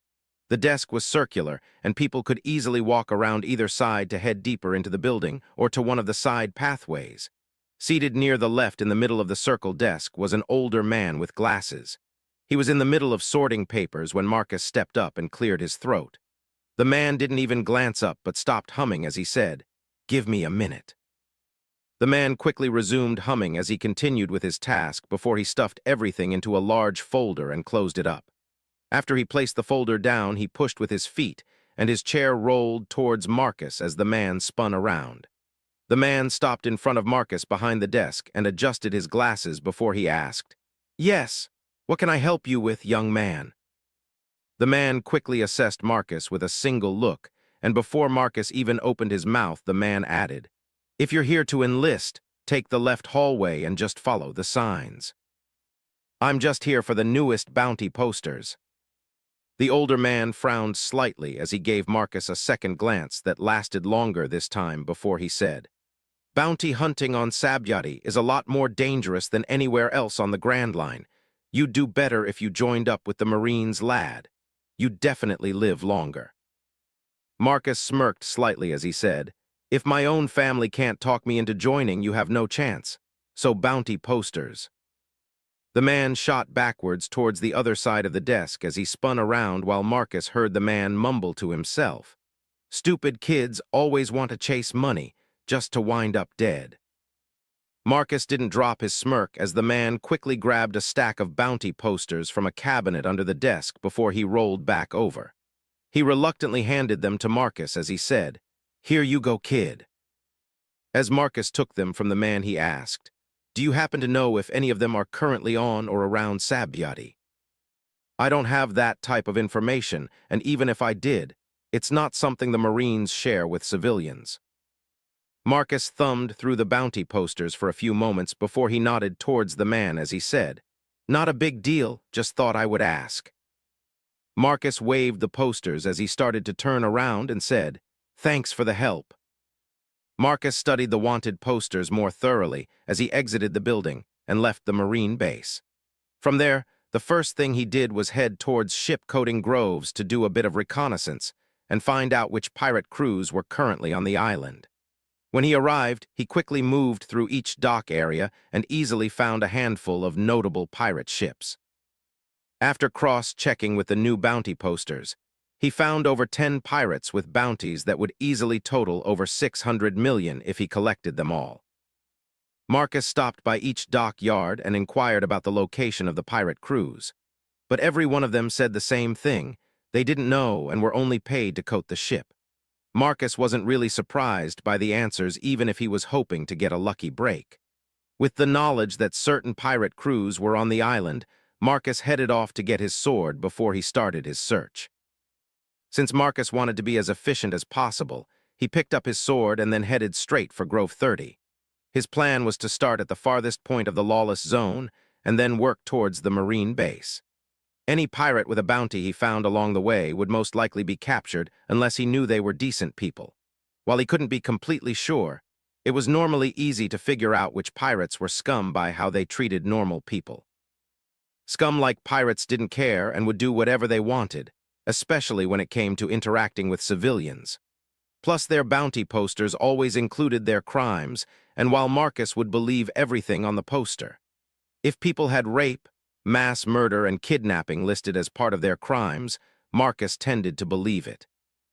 While Marcus's only experience with other pirates was Shanks and his crew, he knew there were more pirates like them in the world. So if he ran into those types, he would let them go, after a quick spar to see how strong they were. Marcus wasted little time, and when he made it to Grove 30, he started searching bars and restaurants for anyone with a bounty. The first few places were duds, but at the last bar before he reached the bridge to Grove 29, he found someone. It was a crew member with a bounty of 50 million, which was a decent price for someone not in the command structure of the crew. Marcus walked into the bar boldly with the man's bounty posters in hand and stepped up to the man who was busy drinking with some crew mates. Everyone in the bar quieted down as Marcus approached the table, and a few even started to place bets on what was about to happen. The man in question and his buddies stopped drinking and focused on Marcus, who held up the poster, and he double-checked the man's features. The man in question was tall, easily taller than Marcus, and he was still seated in a chair. The man had a thin build with long brown hair tied in a ponytail. He placed the bottle in his hand on the table as he asked in a growling tone, "You lost, boy?" Marcus took another look at the poster as he asked, "Maybe, are you Stick Richard of the Rockler pirate crew?" The man narrowed his eyes for a few moments before he let out a laugh and said, "Get a load of this kid. I think he's trying to be a bounty hunter." His crew mates and other people in the bar started to laugh before Marcus put the bounty poster in his pocket and said, "I'll take that as a yes. Please step outside. I'd rather not damage the bar placing you under arrest." The entire bar erupted into roaring laughter as the man in question flipped off Marcus and said, "Fuck off, kid, and leave before your mom has to come pick you up in a body bag." A crazy grin similar to what Garp would show when he trained Marcus spread across his face before Marcus said, "I was hoping you would say that."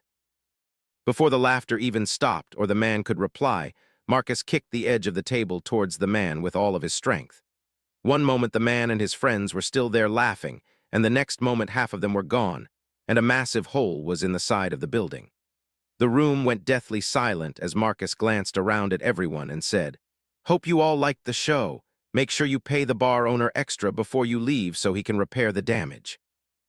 One of the bolder people in the room stood as he said, "What? No way you pay for it. You're the one who caused the damage." Marcus turned towards the man as he asked, "Do you want to be next?" The man quickly sat back down as he shook his head, so Marcus turned and walked out of the hole he just created. Richard was still dazed along with his other friends when Marcus reached them. Instead of letting him recover, Marcus jumped towards the man and punched him in the head a few times to knock him out.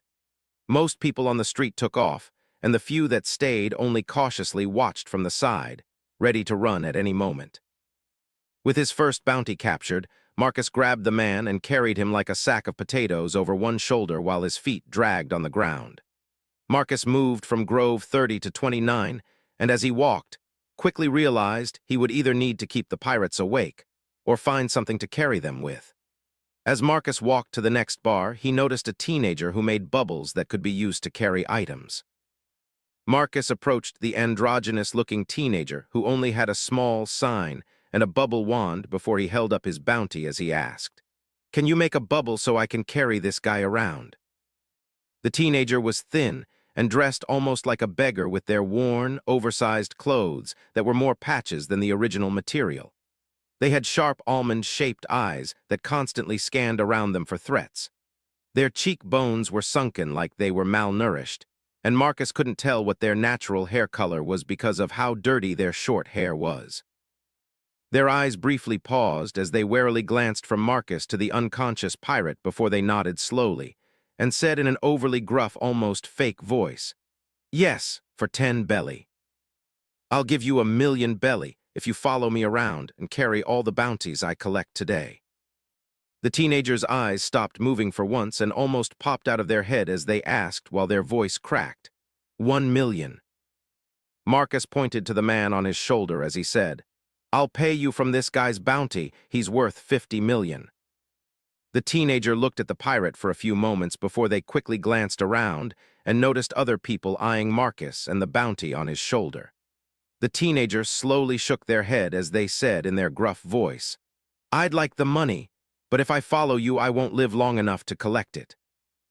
Marcus followed the teenager's gaze as he said, "Don't worry about those small fry. They won't be able to touch you if you stick with me." The teenager glanced back and forth for a few moments before they gritted their teeth and shoved out their hand as they said, "Fine, I'll trust my life to you for 10 million belly." Marcus was about to shake their hand when he froze in place and asked, 10 million. Damn right, if I'm gonna trust a stranger with my life, then it's not gonna be cheap. 5 million, Marcus said before they replied, 9 million. 6. 8.5 million. Marcus narrowed his eyes slightly as he said, 7 million. 8.25.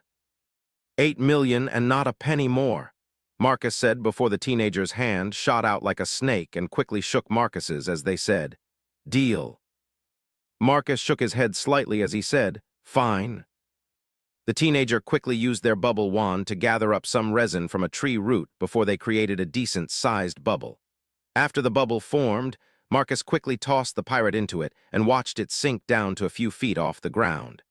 The teenager quickly made a few more bubbles before they connected them together and then attached a string to them.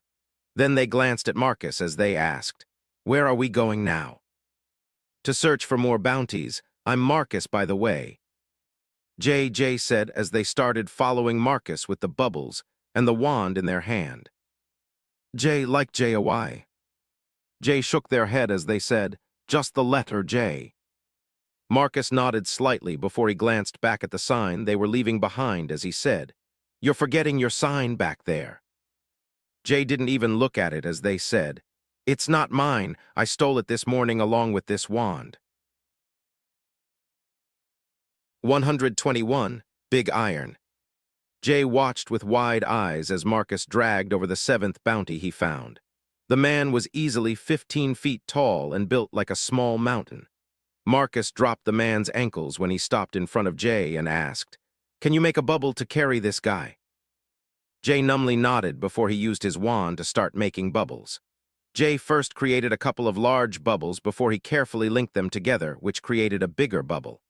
Jay then took that bubble and attached it to the man before he repeated the process multiple times. Once he was satisfied, Jay slowly started connecting all the bubbles together and within 10 minutes created a massive bubble. The bubble held the man a couple feet off the ground like Marcus's other bounties, and Jay was able to pull it with ease. Once that was settled, Marcus nodded in satisfaction as he said, "Nice work, let's keep looking." "You're the boss." Marcus glanced towards Jay as they headed towards the next bar before he asked, "How'd you learn how to make bubbles like that?" Jay shrugged as he said, "You pick up all kinds of skills when you need to eat." "You must not have many skills then." Jay frowned slightly as he asked, "And what's that supposed to mean?" Marcus gestured to Jay's sunken cheeks and slender arms as he said in a joking tone, "It looks like you barely eat, Skeletor." "Skeletor," Jay mumbled slightly to themselves before his eyes widened and they said, "Fuck off, I eat just fine." "Could have fooled me." Jay let out a huff as he said, "I eat enough to live, that's all that matters." Marcus nodded slowly before his observation. Hacky picked up a large group of people who were approaching quickly. Marcus turned in the group's direction, but buildings were in the way so he couldn't get a proper visual. After a moment, Marcus stepped forward as he said, "Hold back, a large group of people are coming." Jay's eyes that were always looking around narrowed as he scanned the area again before he asked, "What are you talking about?" Marcus pointed towards the buildings blocking their view as he said, "I sense about 100 angry people approaching from over there." "Sense? What the hell are you talking about?" Jay asked as people started pouring out from between the buildings. Jay raised an eyebrow and took a second look at Marcus as someone with a captain's hat yelled towards Marcus, "Finally found you, you little shits. You think you can just capture one of my crew members and there won't be consequences." Jay instantly stepped back as more pirates flooded out from behind the buildings, and the captain stormed towards Marcus. Marcus calmly looked at the man before he pulled out bounty posters and started to leaf through them casually. Jay, on the other hand, started to have a panic attack and started to creep backwards slowly as he prepared to run. While Jay didn't know every pirate with a bounty, they at least knew the ones to avoid, and the person approaching them was certainly one of them. The captain was from the long-legged tribe and easily stood over 12 feet tall with a bulky build. While his legs were muscular, it looked a little weird compared to his upper body that was extremely bulky, so bulky in fact that his arms looked tiny in comparison. It would honestly be funny if not for the fact Jay knew the pirate approaching was a Grand Line veteran with a bounty of over 300 million. While Jay heavily debated on running, Marcus finally found the man's bounty poster and pulled it out as he let out a low whistle. Marcus quickly glanced from the bounty to the pirate who was only a few dozen feet away before he said, "And here I thought I would only catch some small fries today." The pirate captain stopped within spitting distance of Marcus as he snarled, "What did you say, you little shit?" Marcus put away the bounty posters and glanced up at the man twice his height as he said, "Damn, you really skipped leg day, huh?" The man's right foot flashed forward faster than Jay's eyes could keep up, and he closed his eyes for only a moment due to the wind it kicked up. When he opened his eyes, Jay found Marcus calmly standing on the man's outstretched leg with a smirk on his face. The pirate's eyes narrowed as he attempted to flick his leg to throw Marcus off.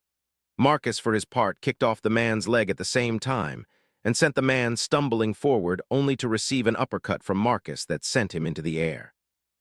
Jay watched in wide-eyed fascination as Marcus kicked off the air to appear above the man before Marcus's whole body twisted into his next punch. As the captain approached closer to Marcus, his whole body seemed to uncoil as his body twisted downwards with his fist. Time seemed to freeze for a moment as Marcus's fist connected with the man's face before a thunderclap rang out. The next moment, Jay was knocked off his feet as a massive crater appeared before him and shot debris everywhere. Marcus landed in front of Jay to block everything for them before he reached down and helped him stand back up. Immediately upon standing up, Jay looked down at the crater and found the pirate captain unconscious with blood pouring out of his mouth. Jay's mouth opened, but couldn't find the words to speak as Marcus turned towards the other pirates. The ones who were still standing, and could see Marcus clearly flinched back at his gaze before he said loudly, "Whoever has a bounty, step forward." That statement seemed to lit a fire in the pirates as they all quickly turned around to run in fear. They only managed to take a single step before Marcus blasted every one of them with his conqueror's haki. From the entire crew, only 3 people didn't pass out, but still collapsed to their knees. Marcus didn't waste time and flashed forward and quickly knocked the 3 men out before he dragged them back to their captain. A quick search later, and Marcus found that those 3 added over 200 million to the bounty reward he would collect. Jay stared at him with wide eyes before Marcus said, "Bubble those 4 up and let's go turn them in." "What about all of them?" Jay asked as he pointed towards all the other knocked-out pirates. Marcus shrugged as he said, "Even if they have a bounty, it would be a hassle to transport them all. Better to just let them get caught by the Marines since they won't have their heavy hitters to protect them anymore." Jay hesitantly glanced over at the pirates for a few moments before he asked, "Mind if I claim them since you don't want them?" "Do whatever you want, just make it quick." Jay nodded before he ran over to a nearby tree root and started to make bubbles. He quickly made enough to carry the pirate captain and the others Marcus knocked out personally before he made another 20 bubbles. After getting Marcus's bounties together, Jay asked, "Can I borrow those bounty posters?" Marcus handed over the bounty posters, and Jay quickly flipped through them before he pulled out a few posters. Jay then handed the rest back to Marcus before he quickly ran over to the group of pirates and started searching. It took almost half an hour, but Jay found the 5 other pirates in the crew with bounty posters. They didn't add up to that much, a little more than 50 million, but Jay happily collected them before he followed Marcus to the Marine base. Jay happily hummed a little tune as they walked, which caused Marcus to unconsciously hum along. Jay quickly noticed and stopped from embarrassment after a moment, but Marcus didn't, and after a while started humming a new tune. Jay listened to it for a little while before he asked in his slightly gruff tone, What song is that? Even though it technically wasn't his song, no one else in the world should know that, so Marcus boldly claimed. Just a new song I'm working on called Big Iron. Big Irons? Marcus nodded as he patted his sword as he said, It's the song about hunting a bounty with a trusted weapon. But I haven't seen you use your sword at all. Marcus chuckled as he said, If I used my sword, it wouldn't be half as fun. Jay frowned slightly before he said, You're weird. Marcus let out a full belly laugh similar to Garp before he said, Thanks, I appreciate the compliment. It wasn't a compliment. Marcus and Jay fell into silence after that, and unluckily for Marcus didn't run into any more pirates before they reached the Marine base. As they approached the main gate, they attracted a large group of Marines with a collection of pirates in bubbles behind them. One of the gate guards stepped forward after a few moments before he loudly called, Halt! State your purpose. Marcus pointed over his shoulder as he said, We're here to turn in bounties. The guard glanced at all the pirates hovering in bubbles for a few moments before he said, Give me a minute. The guard quickly ran behind the gate, and after he disappeared, more Marines stopped to see what was going on. After a couple minutes, a pretty large crowd had gathered together, whispering to each other, and made Jay nervous as he asked, Is this normal? Maybe. I normally don't turn in this many at once, unless I catch them with my brothers. Jay's eyes kept glancing around at the growing crowd as he asked, Is there a chance we might run into an issue? Depends if the base commander is corrupt or not, but this close to HQ I doubt it.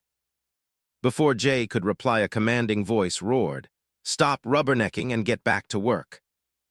The large group of Marines quickly scattered, and as they dispersed, a group of people stepped out from behind the gate.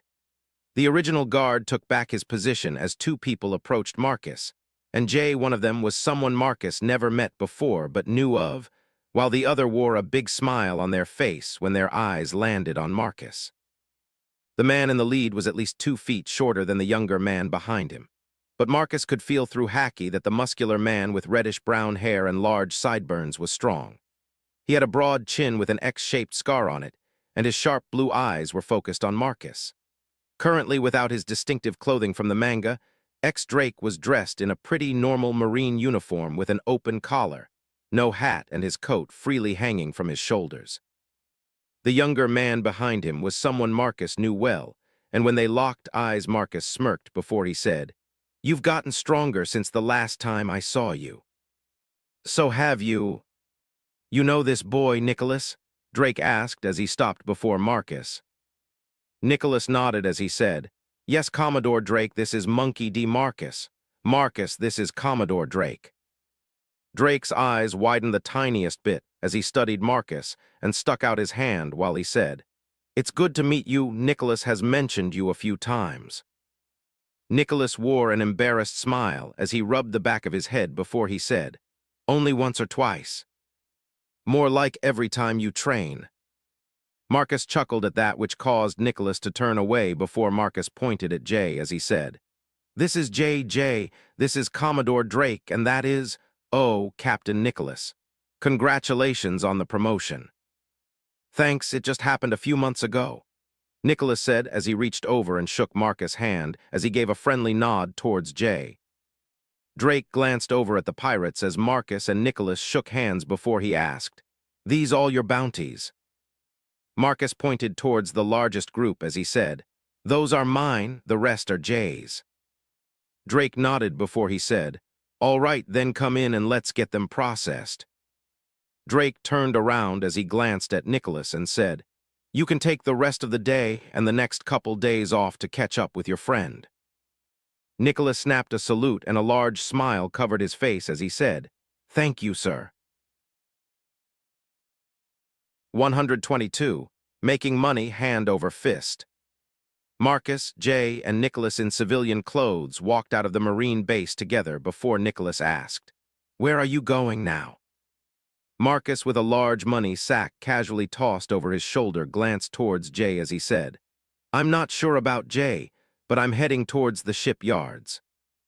Jay, with a much smaller bag tied onto their bubble wand, and hung over his shoulder nervously glanced around as he said, I don't feel safe returning to my hideout with this money. Plus, I only have some old clothes and things that don't matter there, Jay said before they focused on Marcus and asked, Mind if I stick with you for a bit so I'm not robbed instantly and can buy passage off this island?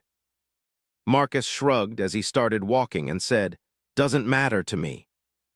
As the group headed towards the shipyards, Nicholas asked, Why are we heading towards the shipyards? Did you dock there? A smile played across Marcus's face as he said, I just turned in 2 pirate captains for their bounties. It's time to loot their ships. Nicholas and Jay's eyes widened before Nicholas asked in disbelief, You're gonna loot their ships? Yup, it's an easy way to make more money. If I was with my brothers, we would strip everything of value and then sell the ships. But since they aren't here, I'll just take their treasure and then sell them for whatever I can get. Jay's eyes lit up as he asked, Can I get a cut if I help? Sure, we can split it 3 ways. 3 ways? Jay asked before Nicholas shook his head and said, I can't do that. It's against the marine guidelines, and also you shouldn't do it either. It's illegal to collect treasure from pirate ships, and any ship involved in piracy is supposed to be turned over to the Marines. Marcus shared a glance with Jay as he said, I guess we split it 50-50 now. Didn't realize Nicholas over here was such a stickler for the rules. Jay nodded in agreement as Nicholas said in an annoyed tone, I'm a Marine captain. Of course I follow the rules. Well, you're currently off duty, so just pretend you didn't see anything, or go back to the base and wait a couple hours and I'll come find you to hang out.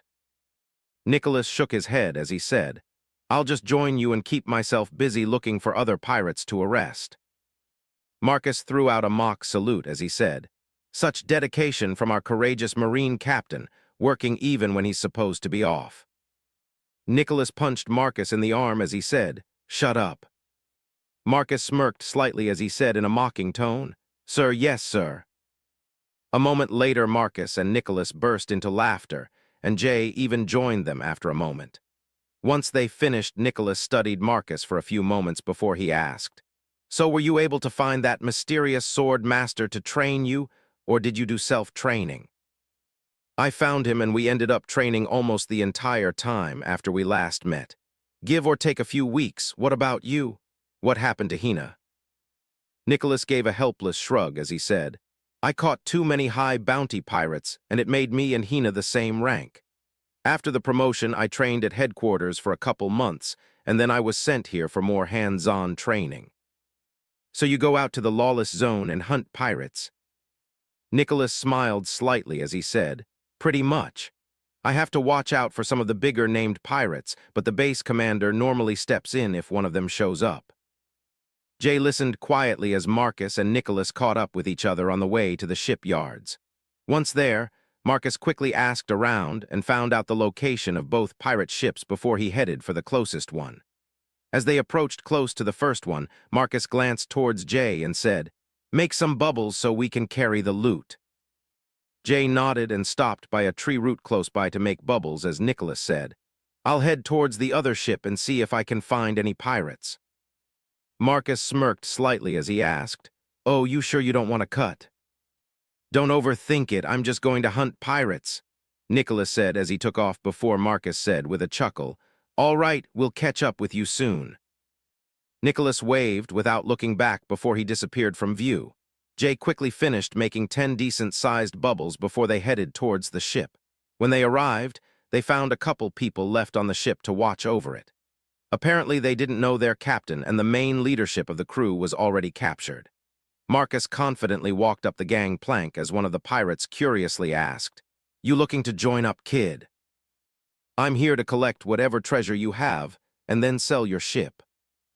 All the pirates on the deck started to laugh, and after a few moments, one of the pirates pulled out a pistol and aimed it at Marcus as he asked, You looking to die, kid? I've already turned in your captain and collected his bounty. Now I'm here to claim salvage rights on this ship and any treasure you have. All the pirates started laughing again, except for the man holding the pistol. His eyes narrowed as he studied Marcus for a few moments before he pulled the trigger. When the gun went off, everyone stopped laughing as they looked towards Marcus, who didn't seem to move. A moment later, a distinctive ting rang out before two things clattered to the ground besides Marcus as he slowly slid his sword back into its sheath. All the pirates and Jay looked towards what fell to the ground and easily noticed the two halves of the bullet cleanly cut in half. All the pirates instinctively took a step back besides the pirate who shot at Marcus, who was frozen in place. Marcus glanced over everyone on the ship as he said in a threatening tone, "Bring out all the treasure you have on the ship. I won't ask again." The pirates quickly scrambled to fulfill Marcus's command as the man who shot Marcus dropped to his knees while he shook in fear. Marcus glanced at the man as he said, "Get up and help them."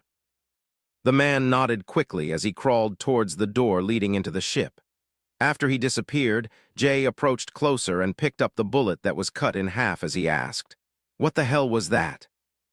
Marcus smirked as he said, "Just having a bit of fun. First time doing that with a bullet, though, wasn't even that hard either." "It wasn't hard. You just cut a bullet shot at you in half." Marcus shrugged as he said, "My grandpa trained me with rocks, and he threw them faster than that bullet."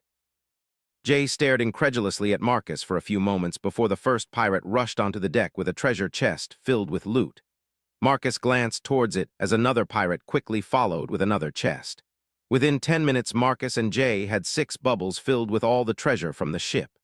Once finished, Marcus glanced towards the nervous pirates and said, "Collect whatever you can carry and then get off my ship." The pirates cautiously shared a glance before they took off into the ship. After they disappeared, Marcus turned towards Jay and said, "Go find one of the dock masters and tell them you want to sell a ship." "Will someone actually buy it?"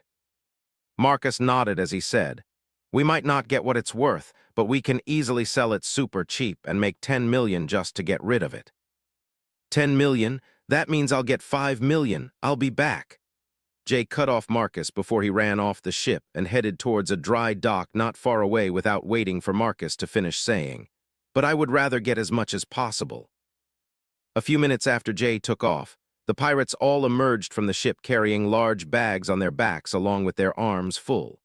Marcus glanced at them and let a little of his conqueror's haki leak out towards the man who shot at him. The man in question almost collapsed as he shook in fear before Marcus pulled back his haki and said, "You should be glad I never considered you a threat." The man in question never responded as he fled from the ship in terror. About 15 minutes later, Jay returned with a couple people and pointed towards Marcus and the ship. Marcus currently stood in front of the ship with all the bubbles filled with treasure and his money bag. Jay moved to stand next to Marcus before he said, "I found 2 people interested in the ship, but they asked about retaliation." Marcus nodded towards them as he said, "I already turned in their captain and his officers, so you don't need to worry about anyone looking for the ship. Let us check the condition first." Marcus waved towards the ship as he said, "Be my guest, but make it quick." Both men disappeared onto the ship before Jay nervously asked, "Shouldn't we go with them and make sure they don't steal anything?" Marcus chuckled as he shook his head and said, "Why? The main value is the ship, cannons, and the ammo. Everything else doesn't really matter. Plus, the goal is to get rid of it quickly for the best price. We will be lucky if they buy it for half of what it's worth." The 2 men took 15 minutes or so before they came out of the ship and shared a look. After a few moments, one of the men finally turned towards Marcus and said, "How much do you want?" "A ship this size in decent shape and not already stocked with weapons is probably worth," Marcus said as he raised up 2 fingers and continued, "at least this much new." The shorter of the 2 men frowned as he asked, "You really expect us to pay that much?" "No, but I expect a reasonable offer." The taller man also frowned as he said, "What about the risk? We'll have to deal with crew members who might come looking for the ship and also the Marines." Marcus shrugged as he said, "That's not my concern. I just want to be properly compensated for my time and effort." "Didn't you already clear out all the treasure on the ship? Isn't that enough compensation already?" Marcus narrowed his eyes as he said, "What I did with the ship before you got here doesn't matter. If you're not interested, leave and don't waste my time. I'll find someone else who wants to take the risk instead." The shorter man quickly shook his head as he said, "No need, no need, we'll take it." "Then give me an offer." Both men whispered to each other for a few moments before the shorter one said, 50 million. "I want at least 140 million. The shorter man shook his head as he said, 70 million, we still need to make a profit. "I'm pretty sure just the cannons are worth that much if you sell them off. At least give me a reasonable offer." The taller man glanced at all the cannon ports he could see, and after a few seconds leaned down and whispered to the shorter man for a moment. The shorter man nodded a couple times before he finally said, 100 million, that's as high as we will go. Jay's eyes lit up at the number and Marcus slowly nodded as he said, "It's not what I wanted, but I still have another ship to sell." "Another ship?" both men asked at the same time. Marcus nodded as he said, "Took out 2 pirate captains, but the second one is a lot less famous." The men whispered to each other for a few moments before the shorter one said, "Let us see the other one, and we might buy both of them from you." Marcus shrugged as he said, "Fine, but I expect a better price if you buy both. If it's similar to this one, we'll offer 250 million for both, but we need to see the other ship first." Marcus rubbed his chin for a moment before he said, "If the other ship is bigger, let's do 300 million for both." "Fine, but it depends on how big the ship is." When Marcus and the others reached the ship, they ended up finding Nicholas next to a large pile of pirates. He looked perfectly fine, not even his clothes looked touched as he stood calmly next to at least 100 people. Marcus smirked slightly as he asked, "Have fun?" Nicholas shrugged slightly as he pointed towards a ship and said, "It wasn't even a challenge. That should be the ship you were looking for." Marcus glanced at the massive 7-mast ship before he turned towards the 2 men and asked, "That should be worth an extra 20 million on top of the 300, right? Let us check the ship first, and then we'll decide." Marcus grinned as he said, "You can check it after I clear it out of treasure." 123. The Second Coming of the Black Arm moniker. When the group finished up at the shipyards, Jay and Marcus were each 140 million belly richer. Unfortunately, it turned out the other massive ship wasn't in the best of shape and needed a good amount of repairs. Marcus didn't waste much time negotiating a better price since he didn't know how much it would really cost to fix. Plus, he already had a ridiculous amount of money, and an extra 20 million wouldn't matter to him. Before they left, they had to wait for the Marines Nicholas called to collect all the pirates he defeated. Afterwards, they headed towards Grove 13 so they could store their loot. As they walked, Jay hesitantly asked, "Are you sure it's safe to go store this on your ship? Won't someone steal it?" Marcus shrugged as he said, "It should be fine. It's that or we carry all this around with us as we go shopping and eat." Jay nodded slowly as he said, "That's a good point." Nicholas glanced at the 20-plus treasure chests and bags of money as he asked, "I still can't believe you two. Just what are you gonna do with all this money?" "Put it towards a new ship, even though I really want to meet Vegapunk so he can build me a proper power plant for it. To get off this god-forsaken island and find a quiet place out of the way to settle down," Jay said in a hopeful tone as he glanced at his half of the money. "Good luck with that," Marcus said in a mocking tone of voice. "What's that supposed to mean?" Nicholas glanced down at Jay as he said, "If you show up anywhere with that much wealth, you'll have problems." Marcus nodded in agreement as he said, "In this world, the only thing that can help you live a quiet life is strength." Jay frowned as he said, "Strength? Strength is just gonna make you stand out." "Maybe, but strength is the only thing in this world that will give you true peace of mind and let you live a quiet life. Anything else is just a temporary illusion," Marcus said, as he rubbed his chin in thought before he said, "Even though you could head out to East Blue and probably be able to live a quiet life without needing much strength." Nicholas nodded in agreement as he said, "From my understanding, it's currently one of the safest seas in the world." "Well, we cleared out almost all the major pirates in East Blue before I left, and my brothers are still hunting pirates even if they aren't a challenge anymore." Jay took a long look at Marcus before they asked, "You're from East Blue?" I'm not sure where I was born, but I was raised there for most of my life. How the hell are you so strong if you're from East Blue? Isn't that supposed to be a place for weaklings? Jay asked in an incredulous tone. Because most people don't train to get stronger and are content to just live their lives. Anyone can get stronger, they just need the drive to do it. Nicholas nodded in agreement as he said, in the Marines, we have training routines that could easily make someone powerful. But a lot of Marines are content to do the bare minimum instead of pushing themselves to get stronger. Nicholas pointed to himself as he said, I'm one of the youngest captains currently serving, while some people I joined with are still warrant officers because they do the bare minimum. The conversation continued for a while and changed subjects a few times, until they made it back to Marcus's ship. Marcus made sure to knock out the few people who tried to follow them before they even reached Grove 13, so they didn't need to worry much about thieves.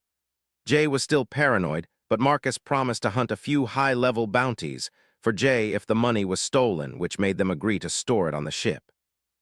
Afterwards, they only brought out one larger bag of money, so they could buy Jay some new clothes and eat. Their first stop was one of the zones for locals that was just next to the tourist zone. Jay was given some looks from the shopkeepers because of how dirty he was, but the large bag of money he carried made them extra friendly. Once Jay had a new wardrobe which mainly consisted of plain, nondescript pants and shirts, they headed to eat. Jay probably ate a lot if it wasn't for the fact Marcus and Nicholas were with them. Jay ordered 3 things off the menu and cleared his plates, while Marcus and Nicholas were currently eating their 10th plate of food.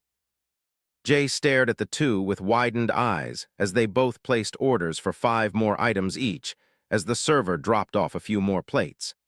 As they both dug into their new meals, Jay asked incredulously, how the hell are you two eating so much? Practice. Nicholas chuckled but nodded in agreement before he added, it comes from training some much. You need enough food to keep up, otherwise it won't be effective. Marcus picked up a plate of pasta as he said, order something else to eat or get a dessert. Jay shook his head as he said, I'm already stuffed, I won't need to eat for a couple of days. Marcus shared a look with Nicholas, who shrugged before they both went back to eating. The both of them ended up eating for another half an hour before they were satisfied. Afterwards, they headed back towards Marcus's ship, where Jay was happy to find their money safe and sound. Then Marcus pointed Jay towards the bathroom and said, if you're gonna stay here, get cleaned up. You might not smell, but you definitely need a bath. Jay frowned slightly but nodded slightly as they said, fine. As Marcus stepped out of the ship, Nicholas smiled at him and asked, wanna work off that late lunch? Marcus returned the smile as he said, I was thinking the same thing. Marcus left his sword behind before they both headed a few hundred yards from the ship. They could still see the dock and the ship because the ground was completely flat, but their fighting wouldn't accidentally damage the ship or the dock if they got too excited. As both of them stretched a bit to warm up, Marcus asked, rules. No hacky for the first hour, after that anything goes. Marcus nodded slightly as he said, sounds good to me. Hopefully you continued with that training regiment, otherwise you're about to turn into a punching bag. Nicholas cracked his knuckles as he said, I'll show you who's a punching bag. Marcus finished stretching before he took up a boxer's stance as he said, whenever you're ready. Nicholas took up his own stance a few moments later, and after a few seconds they both dashed forward. Nicholas towered over Marcus by at least 3 feet and had an impressive reach to match. But when they clashed, Nicholas was still pushed back slightly from Marcus's punch that he countered with his own. Nicholas grunted slightly as a flurry of blows traded between them for over a minute until Marcus smirked as he said, all right, the warm-up's over. The next punch pushed Nicholas back over a foot, and his fist stung like he punched solid metal. They traded a few more blows like that before Nicholas asked, what the hell were you doing for training? Getting my ass beat half to death by an old man who was drinking the entire time. They traded a few more blows as Nicholas said, that doesn't really sound like training to me. Almost being killed in a fight where you go all out and survive gives you a noticeable strength increase. I'm sure you've noticed it yourself, haven't you?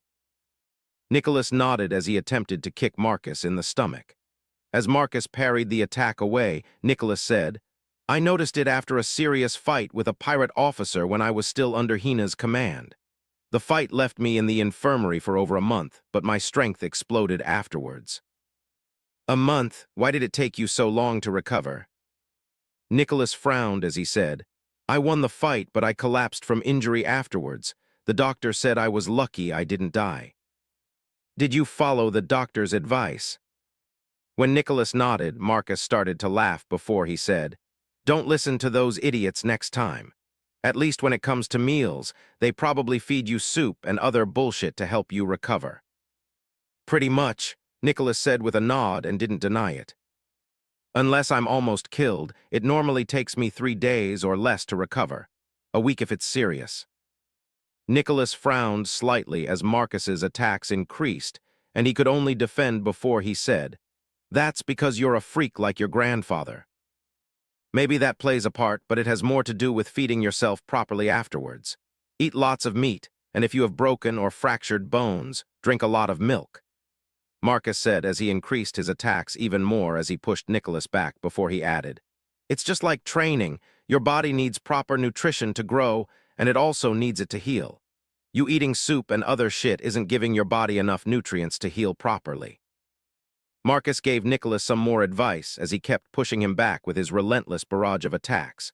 But once the first hour was up, it was time for Marcus to be surprised, as Nicholas's haki was pretty strong compared to where he thought it would be. It still wasn't close to his, but it was a massive improvement for not even being able to use it last time they met.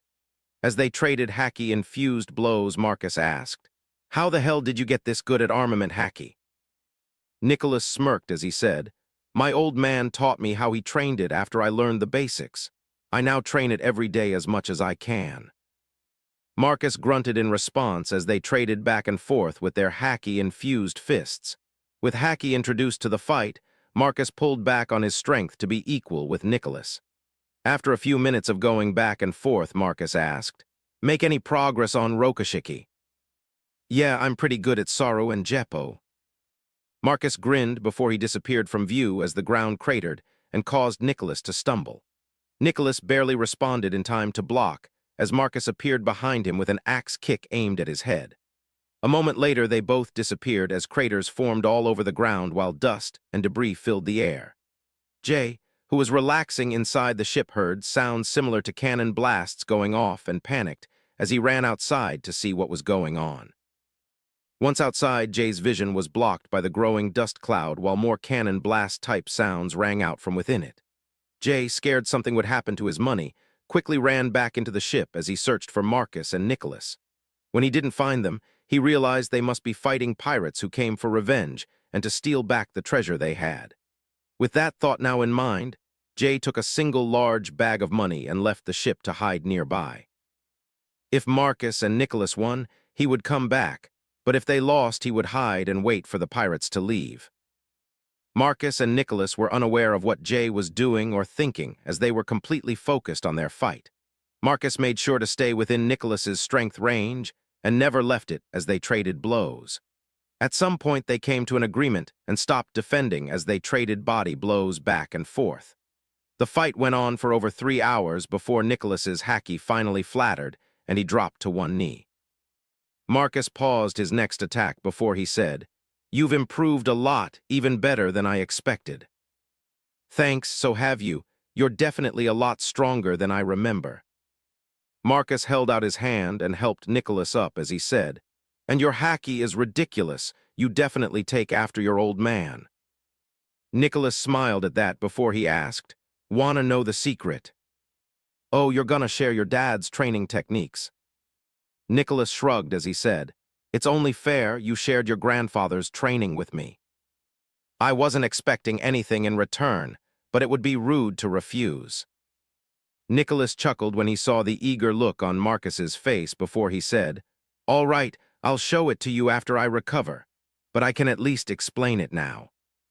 Nicholas pointed to his chest as he said, You concentrate your haki at a single point before you spread it over your body completely.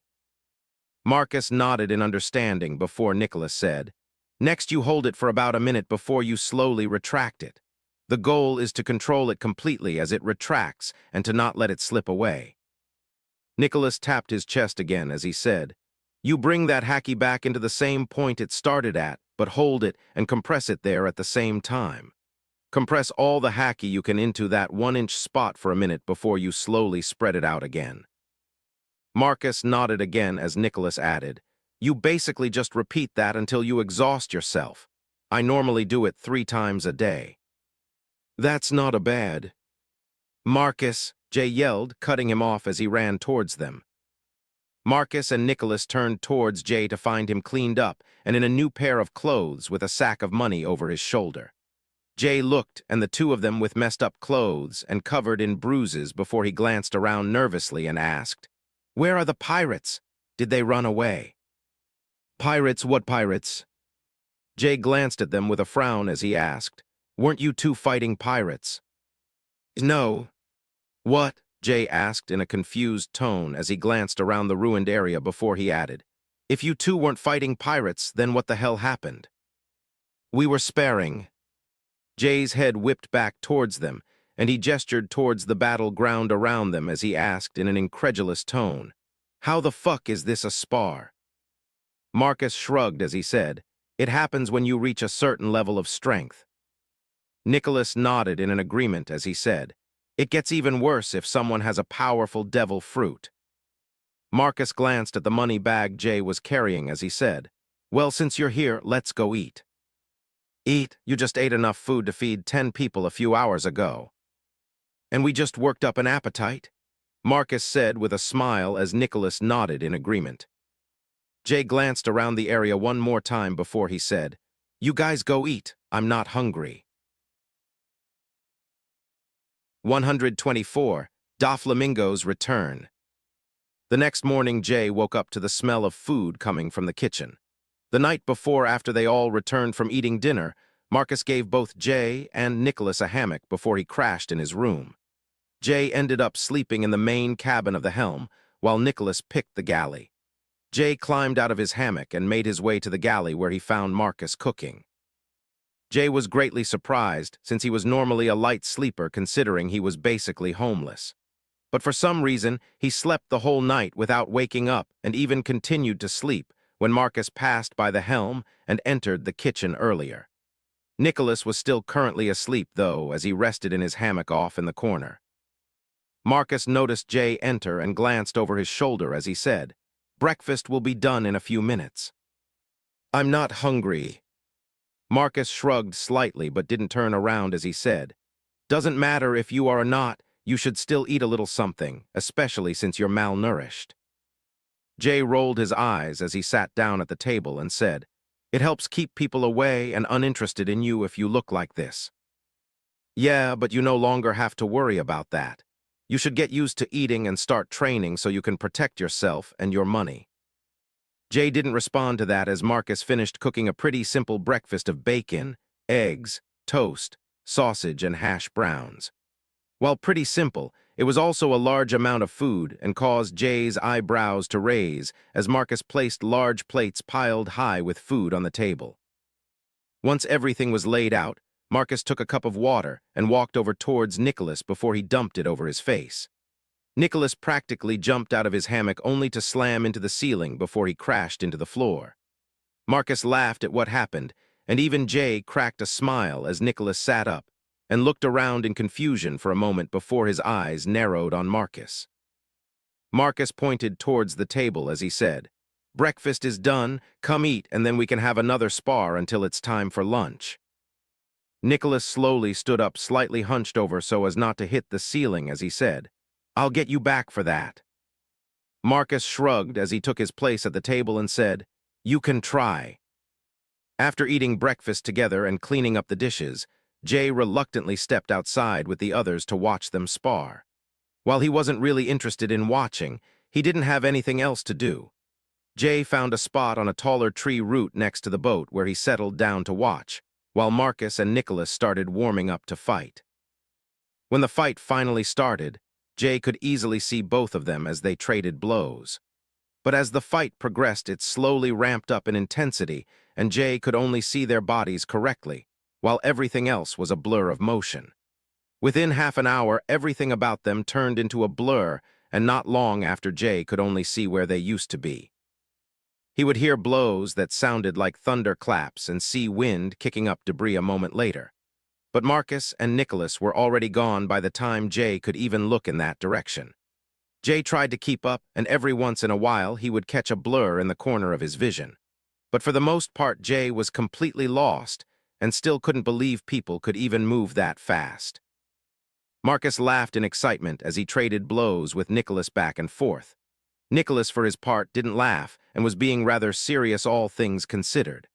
But then again, he wasn't in control of the fight, and Marcus pushed him just enough to make him use all of his focus just to defend himself. Over time, the fighting picked up until Hacky was introduced, and the blows from it created a large dust cloud like the day before. Once the large dust cloud formed, Jay decided he watched enough and headed back to the ship. The friendly spar continued for hours until Nicholas ran out of Hacky again. Afterwards, they cleaned up before all three of them headed out to eat lunch, even though Jay didn't feel like eating. Once finished with lunch, Marcus took the two of them to explore the amusement park and other attractions, since Nicholas still needed time to recover. Just before sunset, they returned to the ship so Marcus and Nicholas could spar again. Jay didn't watch this time and decided to just hang out in the ship and read one of the books Marcus had in his room. While most people would normally look at Jay and think he was just an uneducated street urchin. That couldn't be farther from the truth, but Jay learned quickly to never stand out or draw attention after he became homeless.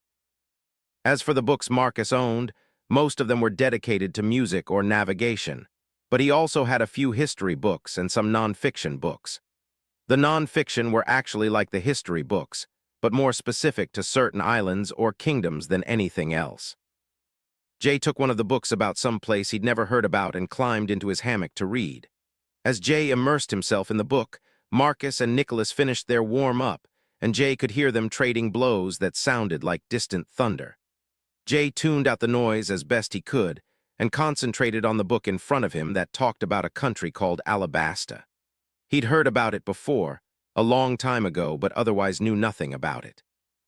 Time passed quickly as Jay read about the desert kingdom somewhere in the first half of the Grand Line.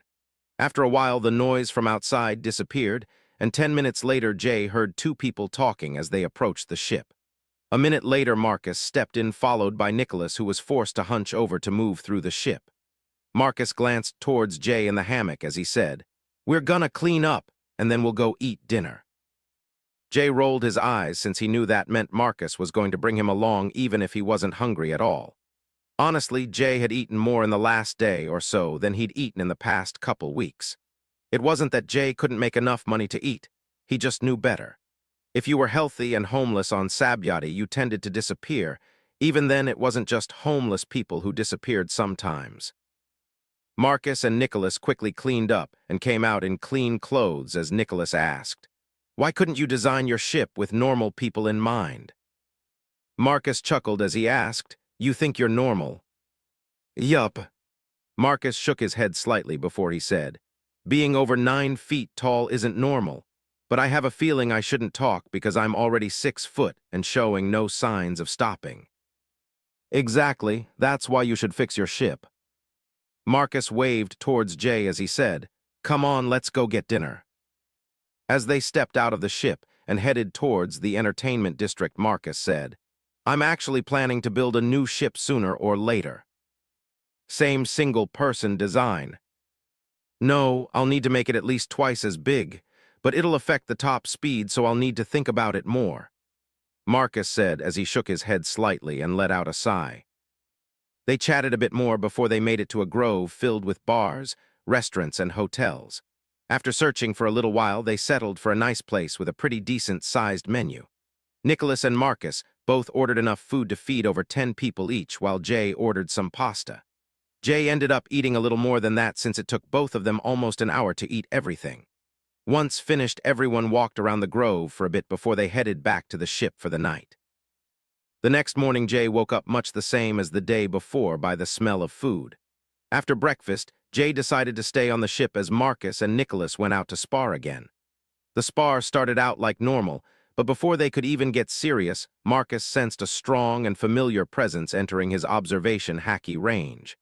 Marcus immediately pulled back as he said, "Trouble's heading our way." Nicholas frowned and looked around as he asked, "Where?" "Coming from Grove 12. If we're lucky, he'll leave us alone, but I doubt it. I'm gonna grab my sword." Marcus disappeared in a blur and reappeared on the ship a few seconds later. Jay glanced up from his book in confusion as Marcus stepped inside and asked, "You guys finish already?" "No, an enemy is heading this way." Jay's eyes widened slightly and he jumped out of his hammock as he asked, "Should we run?" "No, I'm getting my sword in case they attack," Marcus said as he quickly entered his room and came out a few moments later with his sword on his hip. Marcus pulled out his den mushy and a piece of paper with a couple numbers on it as he said, "If I don't come back and you hear fighting, call these numbers one at a time until someone picks up. Then tell them where we are and that I'm fighting Doflamingo." "Doflamingo?" Jay said in a voice filled with fear. "I've fought him before. If we're lucky, he'll ignore me this time." Jay took the den mushy with a serious expression on his face while he nodded his head before Marcus disappeared from view. When Marcus reappeared next to Nicholas, he said, "He's almost here. Don't let your guard down." "Who is it?" Nicholas asked as a distinctive laughter tinged with anger filled the air. Feel. A few moments later, Doflamingo swung into view before he flew towards them and landed 50 feet away from them both. Nicholas's eyes widened as he asked in confusion, "Why is Doflamingo here?" Marcus couldn't see Doflamingo's eyes, but he felt the man's heavy gaze on him as he said, "No clue, but I doubt it's for a friendly visit." Marcus noticed Doflamingo's brow move slightly like he narrowed his eyes before he heatedly said, "I received a report my business was attacked again, and what do I find? The little nuisance who stole baby 5 from me." "I didn't steal anyone." Doflamingo sneered. "She left the family because of you. Where is that useless girl Awayways? Did you discard her after you realized how useless she was?" "She's not useless, and where she is doesn't matter. She's no longer part of your crew." Doflamingo frowned and his fingers started to twitch as he asked, "Are you looking for another beating, or should I just kill you this time?" Nicholas's eyes narrowed as he stepped forward and said in a commanding voice, "Warlord Doflamingo, you might be sanctioned by the world government, but that doesn't give you the right to run wild." Doflamingo's gaze shifted slightly towards Nicholas as he asked, "Another annoying little bug, are you looking to die too?" "I'm Marine Captain Nicholas, second in command of Marine Base GR-66. Feel free to attack me if you want your warlord title revoked," Nicholas said as he cracked his knuckles and prepared for a fight. Fo. Doflamingo's head tilted backwards while he laughed loudly for a few moments before a string shot out and was blocked by Marcus's sword. Nicholas took a fighting stance as his eyes narrowed, while Doflamingo stared down at him and asked in a mocking tone, "You think the world government is gonna care if I kill either of you?" Nicholas frowned at that comment as more strings shot towards them that Marcus easily cut down this time before he said, "This might be his string clone. Don't commit too heavily to your attacks." Nicholas nodded slightly as Doflamingo burst into laughter again before he said, "Both of you annoying bugs should just die." Strings shot out like bullets towards both of them, which Marcus intercepted and cut down as he pushed forward. Nicholas trailed behind him for a few seconds before an opening appeared, and he dashed forward with sorrow. He appeared next to Doflamingo's side a moment later, and his hacky-coated fist slammed into his arm, which Doflamingo used to block with. The attack caused a pause in Doflamingo's attacks, which allowed Marcus to blast forward himself as he attacked with an overhead slash. Doflamingo's right leg kicked out as strings coated in hacky blocked the attack and forced Marcus back a step.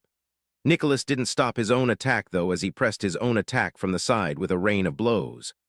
Doflamingo attempted to block, but was forced to retreat and dodge instead as Marcus attacked at almost the same time. For the next few minutes, Doflamingo was forced on the defensive as Marcus and Nicholas used pretty impressive coordination to fight against him. That only lasted until another string attack came from behind Nicholas, and Marcus was forced to intercept it. After blocking the attack, another Doflamingo dropped down not far away as he snarled, "Enough playing around." Doflamingo coordinated his attacks with his clone and forced Marcus and Nicholas on the defensive within seconds, but didn't stop. As they were being pushed back, Marcus asked, "How are you doing? Think you can hold out against his clone?" Nicholas grunted as he blocked a heavy blow before he asked, "I should be fine. What about you? Are you gonna be able to handle his real body, or should we retreat?" Jay called for help. Nicholas raised an eyebrow as he asked, "You think we can hold until help arrives?" A predatory grin played across Marcus's face as he said, "No clue, but I'm planning to go all out and won't have time to help you. Try not to die." "Heh, I was gonna say the same thing to you." Marcus nodded before he sent a powerful air slash at Doflamingo and then moved away from Nicholas.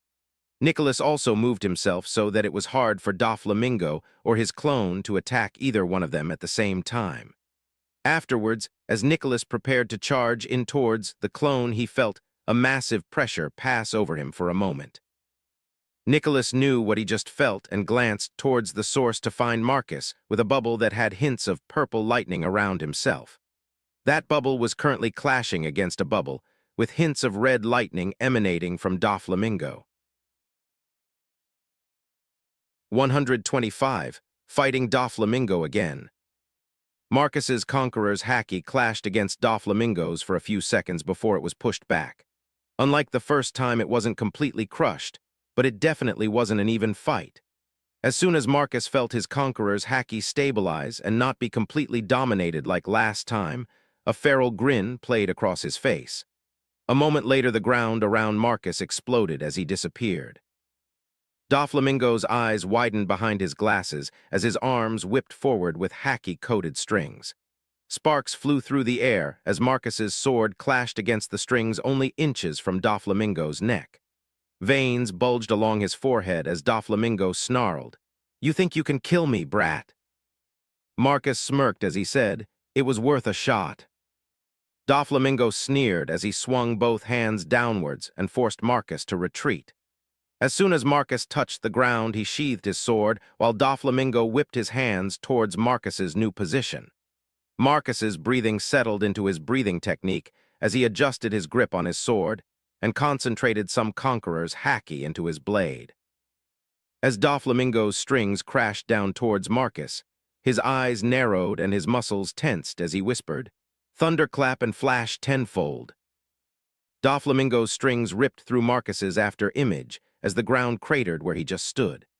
At almost the same time, Doflamingo dodged to the side as a bloody gash opened across his chest. Doflamingo's whole body blurred for a few seconds as he attempted to dodge, block, and parry Marcus's relentless assault with his Conqueror's Hacky-infused sword. During those same few seconds, the ground around Doflamingo exploded from the backlash of Marcus's attacks and became a massive crater. When Marcus finished his attack, he reappeared at the edge of the crater, breathing heavily from the strain the move just put on him. Doflamingo, meanwhile, was covered with a handful of gashes across his upper body and arms. Doflamingo's gaze was laser-focused on Marcus, while strings appeared from his body and stitched all of his wounds back together as he said in a deadly tone, "Now I'm really going to kill you." Marcus's breathing settled at the same time as Doflamingo recovered before his whole body tensed up while he took on a new sword stance as he said, "Let's see if you still have that ability." Marcus's sword streaked forward covered in Conqueror's Hacky as he launched an attack similar to Divine Departure, but also different before he followed along behind it. Doflamingo's eyes widened and his right arm whipped upwards as he yelled, "Overheat." Doflamingo's attack erupted from his palm so fast that the thick string turned fiery orange and caught fire from the air friction as it sped towards Marcus's attack. The two attacks collided, and time seemed to freeze for a few moments before the attacks destroyed each other and caused a massive explosion. Nicholas, who was over a few hundred yards away, was thrown off his feet along with Doflamingo's string clone. Nicholas recovered almost immediately by using his Jeppo and landed on his feet as a pressure wave slammed into him next. He glanced in the direction of Marcus's fight and caught a glance of him locked in battle with Doflamingo before he dodged to the side as a string shot passed his head. Nicholas narrowed his eyes as he refocused back on his own enemy. Doflamingo, wary of Marcus's strength, did everything to keep him out of attack range by constantly attacking him with strings. It worked for a while, but Marcus managed to blow past his guard a few times and land shallow wounds that were quickly healed by his strings. Their fight ended up in basically a stalemate for over 10 minutes as Nicholas struggled against Doflamingo's string clone. Nicholas was currently covered in tiny gashes that slipped through his haki. He wouldn't be injured at all if he wasn't trying to conserve his stamina. But he honestly had no idea if he would be able to even win against this clone, so he was trying to last as long as possible for help to arrive. Even if Jay wasn't able to contact anyone for help, Nicholas was positive his commander would show up once he heard about this commotion. Nicholas gritted his teeth as he charged in under strings that shot towards him as he dodged and weaved his way towards the string clone. A handful of attacks landed glancing blows, but Nicholas's haki protected him from any serious injuries. When he reached striking distance, Nicholas's haki-coated arms stuck out in a quick combo of punches as he pummeled his enemy. The blows forced the string clone backwards and even caused it to deform slightly under the powerful blows. Before Nicholas could properly press forward with his attack, the clone kicked out with a powerful attack of its own. Nicholas was forced to block the attack with both arms, but that allowed the string clone to gain some distance as it threw out more string attacks. Nicholas dodged most of the attacks before he charged in again, trying to close the distance for another attack. As both of them were fighting, Jay was having a panic attack since the first number didn't answer when he called it, and neither did the second. He tried both of them a few times, but whoever they were didn't seem to be near their snails at the moment. After the fourth failed attempt, Jay glanced at the third number as he heard what sounded like explosions going off in the distance. Jay quickly dialed the third number while it sounded like the world was ending outside. As Jay waited for someone to answer the phone, he hesitantly glanced towards the area where Marcus and Nicholas were fighting, and more explosion-like sounds went off. On the fifth ring, the line finally connected as an older man asked, "What do you want, brat?" "Help, we need help," Jay said in a panicked tone. "Huh, you're not that brat Marcus. Who is this?" "I'm Jay. Marcus told me to call you and tell you we're in Grove 13 of Sabyati Archipelago, and he needs help. Doflamingo is trying to kill him and Nicholas." Jay said, his voice in a much higher pitch than normal. "Doflamingo, Marcus should be able to handle him," the man said through what sounded like a mouth full of food. "But it's Doflamingo. Bar, I could smash that idiot with a single hit. Marcus should be fine, anyways. Only call me back if he doesn't win." Jay stared at the den mushy with widened eyes as he yelled out, "Wouldn't that be too late? Won't he be dead by then?" "If he really dies, I'll beat the life back into him, but I guess I can have someone go check on him just in case," the man said before the line went dead. Hello. Jay's eyes widened as he stared at the snail for a few moments before he shook his head and hung it up. After a moment, he glanced at the last number on the paper Marcus gave him.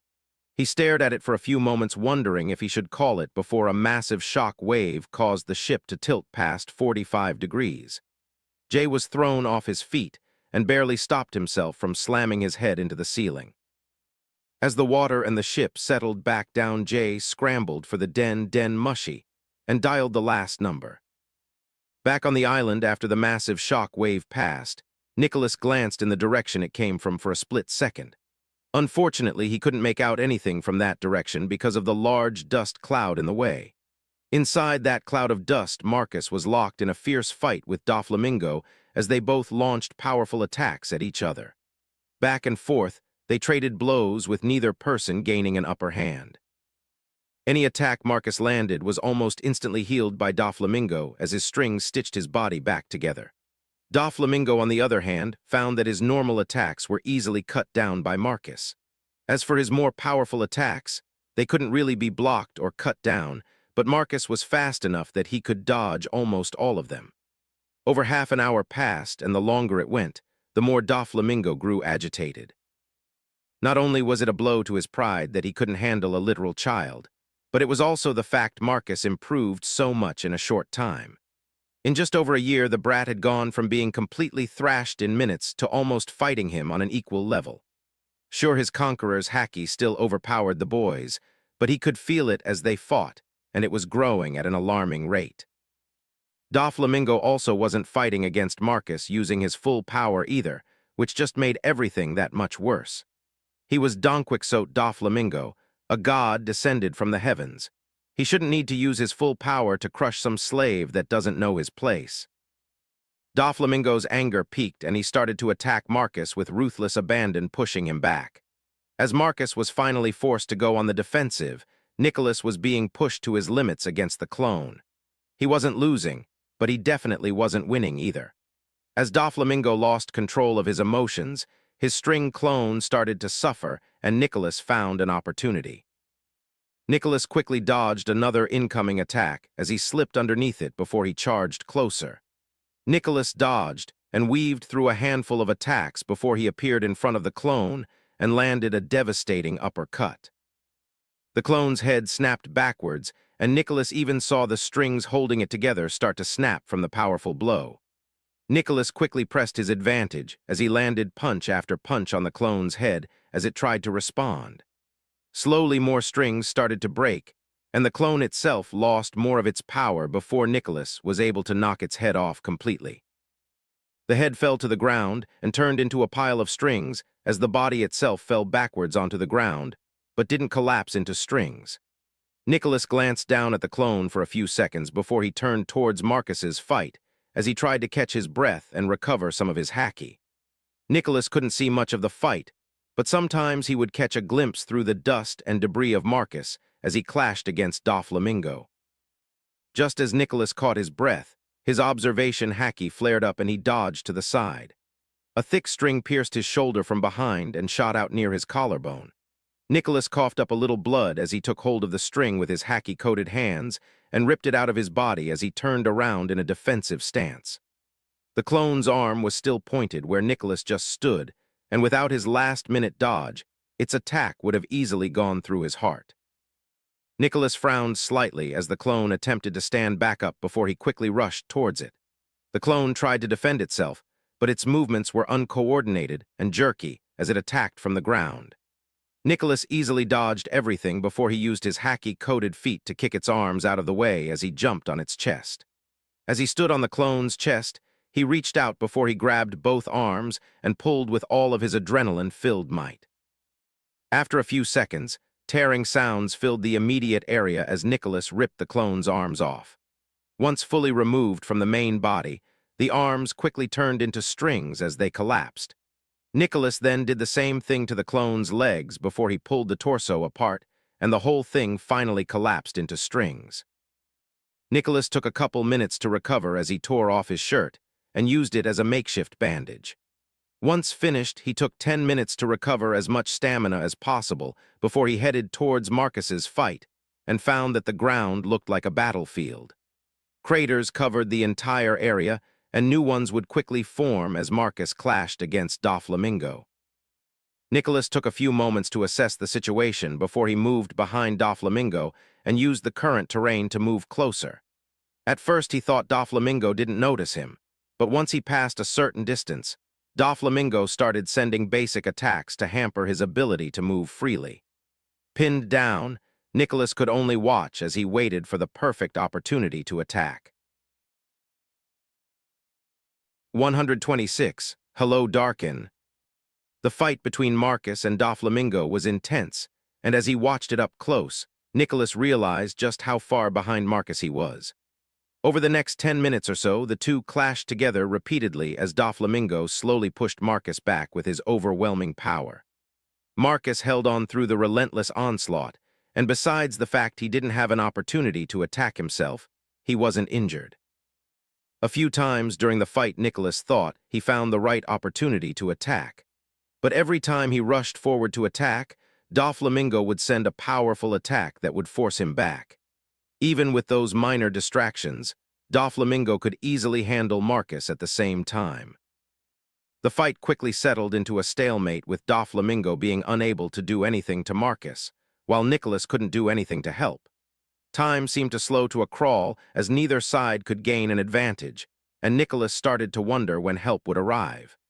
Nicholas's momentary slip shouldn't have been an issue, but it was at that same moment Doflamingo decided to change tactics.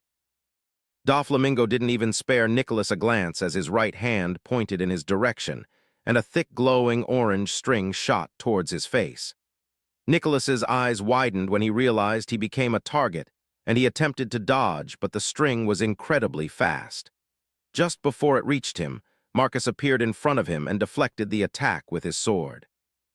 The string shot past Nicholas's head, and he felt the incredible heat that radiated off it as it passed before it drilled a hole through one of the distant trees. Marcus pulled back towards Nicholas as he said, "If you can't keep up, you should get out of here. I won't be able to fight properly if I need to protect you." Nicholas frowned as he said, "Sorry, I won't get distracted again." "Fine, just try not to die then," Marcus said as he deflected a few more attacks aimed at both of them. Nicholas nodded before he coated his arms in haki and rushed forward as he punched away the incoming attacks. Marcus stepped back as he let Nicholas take over defense and settled into a stance. Marcus's conqueror's haki flared as his sword greedily ate it all before Marcus flashed forward and launched a massive air slash filled with conqueror's haki towards Doflamingo. Both of Doflamingo's hands whipped forward as he yelled, "Overheat." Two thick superheated strings raced forward to slam into Marcus's air slash, and for a moment they froze in the air. Power crackled between the two attacks until the strings shattered apart like fragile glass as the air slash destroyed them before it continued towards Doflamingo. His arms swiped upwards desperately as 10 prismatic strings shot out and clashed with the incoming attack at the last moment. Doflamingo struggled against it as Marcus disappeared from view, and just as he deflected the attack, Marcus reappeared next to him as he slashed across Doflamingo's chest, leaving a deep gash that poured blood.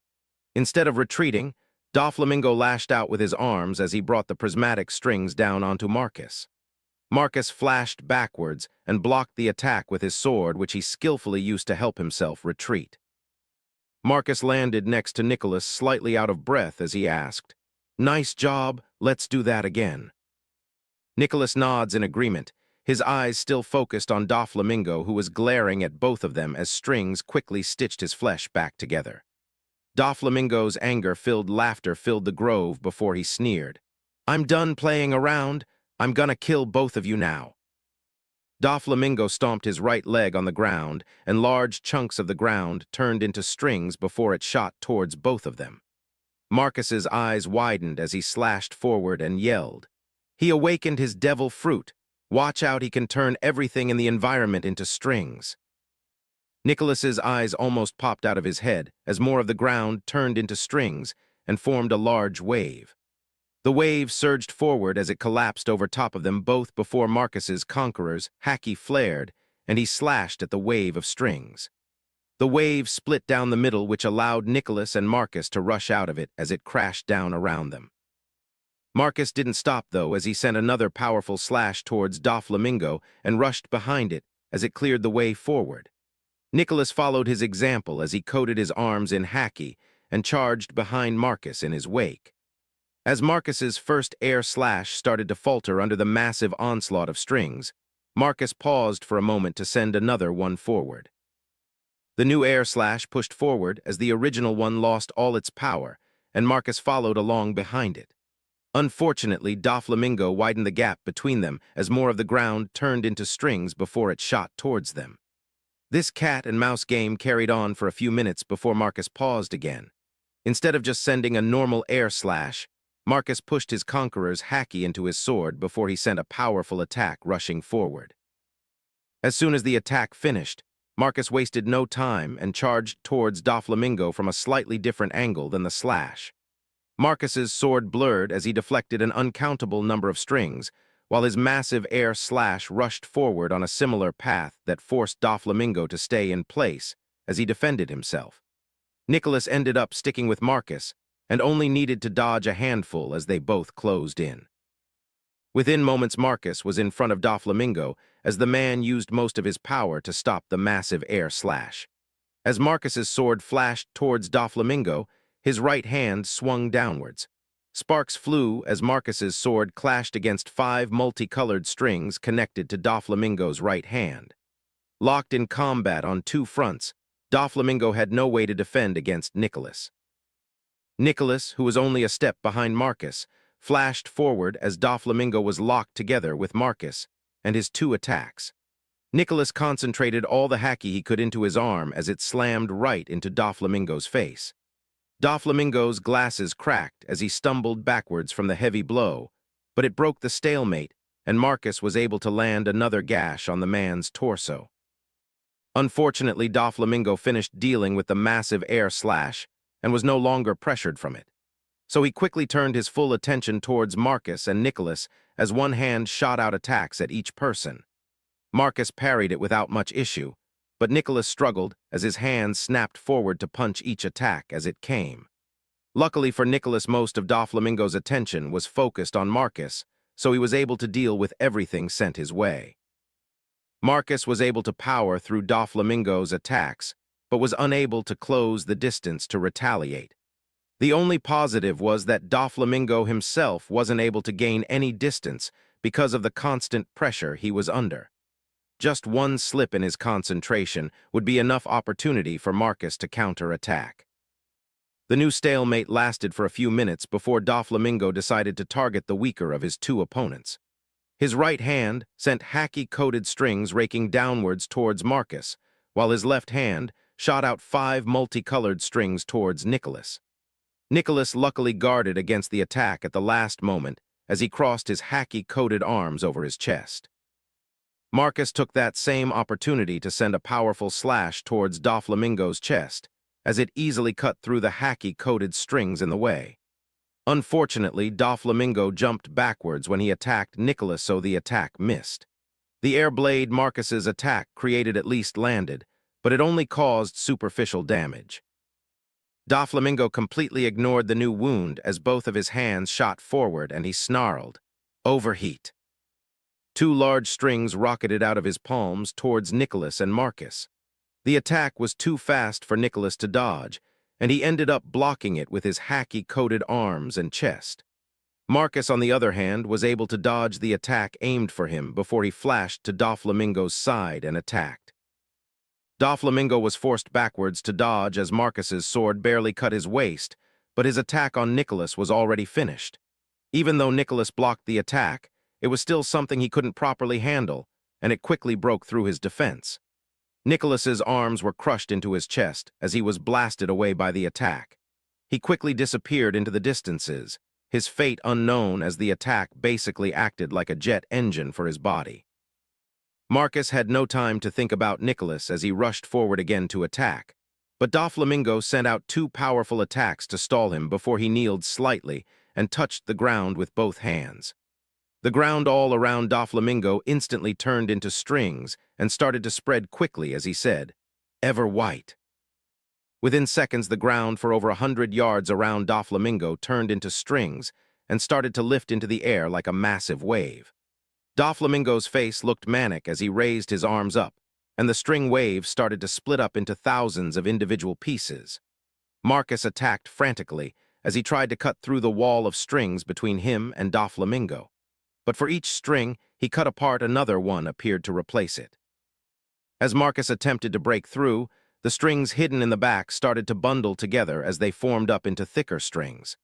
The strings braided together before the tips of the completed strings turned pitch black as they were coated in Doflamingo's haki. Doflamingo focused his gaze on Marcus after 30 of the haki-coated strings were finished before he whipped both arms in Marcus's direction as he yelled, "Flap thread." All the strings sharpened into arrow points as they flew towards Marcus at the same time as if released by a firing squad. Marcus gritted his teeth as he turned back into a blur, and his sword clashed against the incoming attacks. Marcus's sword moved so fast that it looked like a solid black oval in front of him as he deflected the incoming attacks. For over 5 minutes straight, Marcus held out against the endless assault of strings before he retreated for the first time in the fight. Marcus was over 100 yards away from Doflamingo as he stopped to catch his breath. That last attack had pushed him to his limits, and he was getting tired. He could definitely keep fighting, but at this point he knew one mistake and he was dead. Marcus steadied his breathing as he glanced towards Doflamingo, who was currently stitching himself back together. While Marcus hadn't landed a decent hit in the past few minutes, Doflamingo's own movements kept ripping his stitches apart. It also wasn't the only thing Doflamingo was doing. As Marcus watched, more and more of those arrow strings braided together by the second. As soon as Marcus recovered, his breathing technique started again and he slowly took a stance. Even though he was far away, Marcus started flooding his sword with his conqueror's haki as he prepared the strongest attack he's ever tried before. He needed something that could break through Doflamingo's current forest of strings, so he was overcharging his strongest attack. In the distance, Doflamingo noticed Marcus's stance, and his fingers twitched as the strings around him trembled in anticipation. Marcus's sword turned pitch black as streaks of purple lightning gathered around it like a storm. After a few moments, Marcus's sword started trembling from the power he was forcing into it, and he tightened his grip on its hilt. After a few more seconds, Marcus felt it.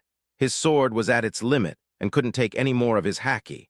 Marcus didn't stop, though, as he kept pushing haki into the blade as every muscle in his body tensed. A moment later, Marcus stepped into his attack as his sword swept forward, and a terrifying air slash form. Doflamingo's eyes widened as he saw what looked like a tear in reality form in front of Marcus, before a massive air slash rushed towards him. Doflamingo's both arms whipped forward as two overheat attacks exploded from his palms, and the forest of strings shot forward to protect him. Within less than a second, both attacks clashed, and it was clear Marcus's overcharged attack was stronger. Doflamingo's defense quickly crumbled under the overwhelming power as he continued to send attacks towards the ominous air slash that shot out purple lightning. Doflamingo should have moved the moment he saw the attack, but his pride wouldn't let him run from some little brat. Marcus wasn't idle either. After his attack was launched, he trailed behind in its shadow. His sword was already humming as he forced his haki into the weapon. His first attack cleaved through Doflamingo's defense, but it weakened with every inch it moved forward. When it looked like it was about to fully collapse, Marcus slashed forward with another attack. His second one wasn't comparable to the first at all, but it didn't matter. When the second attack collapsed, he was already in front of Doflamingo and he attacked with abandon. Doflamingo coated his arms and upper body completely in haki, but some of Marcus's attacks still broke through his defense. Marcus's sword moved like a black blur and blood flew as Marcus did his best to kill his opponent. Doflamingo wasn't just defending, though. He also attacked back as strings from around the area attacked Marcus. It forced Marcus to defend and attack at the same time, just like Doflamingo. Their fight was close, and all it would take is one mistake, and someone would pay a heavy price. Marcus ended up being that person as his arms faltered for a split second, and a string slipped through his defense and pierced into his chest. It was a losing battle after that as Marcus tried his best to hold on, knowing he just needed one solid attack to win. But that first string was the beginning of the end, and soon a second one landed and broke through his armament haki. More quickly passed through his defense, and within moments Marcus turned into a pin cushion.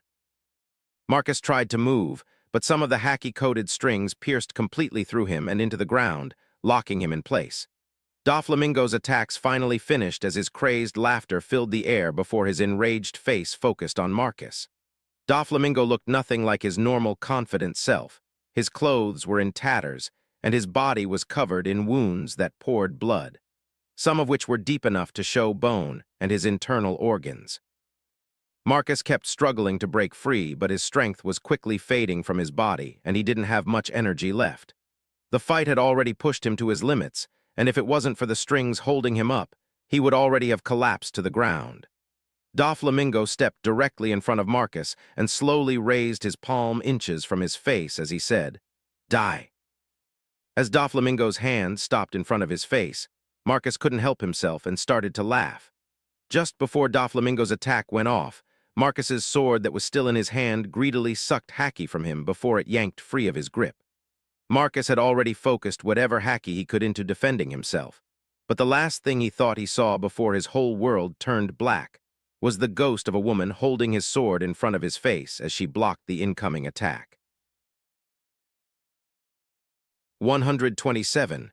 Anyone get the number of that truck? A smiling green goblin face was the first thing he saw, and it was always there, watching, waiting. At first he thought it was important, but slowly he realized it wasn't. It was just a reminder of things that were missing. Unfortunately, it was the only thing that accompanied him in the endless black void he was in, so he never tried to make it disappear or leave. As for how long he was there for, he had no idea. It was hard to track time when you have nothing to base it against. It wasn't like he even slept and could track the amount of times it happened. No, it was just him and that creepy green goblin face. Sometimes he wished that it could talk, then he wouldn't be so bored. But what would he talk to it about? He couldn't even remember who he was half the time. Marcus's consciousness slowly flickered back to life as he heard the sound of horseshoes clopping against dirt and stone, along with wagon wheels rolling over uneven ground. His body shook gently as his eyes slowly opened, and through the blur he found himself in a wooden wagon without a top. His hands were bound tightly at the wrists with leather, and he apparently wasn't alone inside the uncovered wagon. He glanced over the people around him, but with his vision blurred, he couldn't tell who they were. Marcus quickly blinked his eyes to help clear them as he looked out of the wagon at his surroundings. As his eyes slowly cleared, he realized he was in some type of forest with a lot of massive pine trees. The ground itself was sporadically coated in snow, and there was a light fog that hung in the air as they traveled deeper into what looked like a valley. After a minute, he finally turned back towards the wagon itself, and someone said, "Hey, you're finally awake. You were trying to cross the border, right? Walked right into that Imperial ambush, same as us and that thief over there." "Damn you, Stormcull. Why the fuck am I in Skyrim? Did I die again?" Marcus asked in a confused tone as he cut the man off. "Shut up back there." Marcus frowned slightly as he took in the situation, and as the others talked, he reached for his hacky. He quickly found it, but it felt weird, like it was far away and hard to interact with. Marcus closed his eyes in concentration and reached out for it again as he pushed through what felt like a fog in his mind. It took time, but slowly Marcus pushed through it all and brushed against his hacky. As soon as he touched it, everything around him became muted and his body felt weird. It was almost like he was in syrup or something, but when he opened his eyes, he was still in the wagon as they rolled into a stone-walled city. The others were saying something, but Marcus couldn't understand them at all. Marcus just ignored them and reached for his hacky again, and this time it felt a little easier to reach, but it didn't respond to him.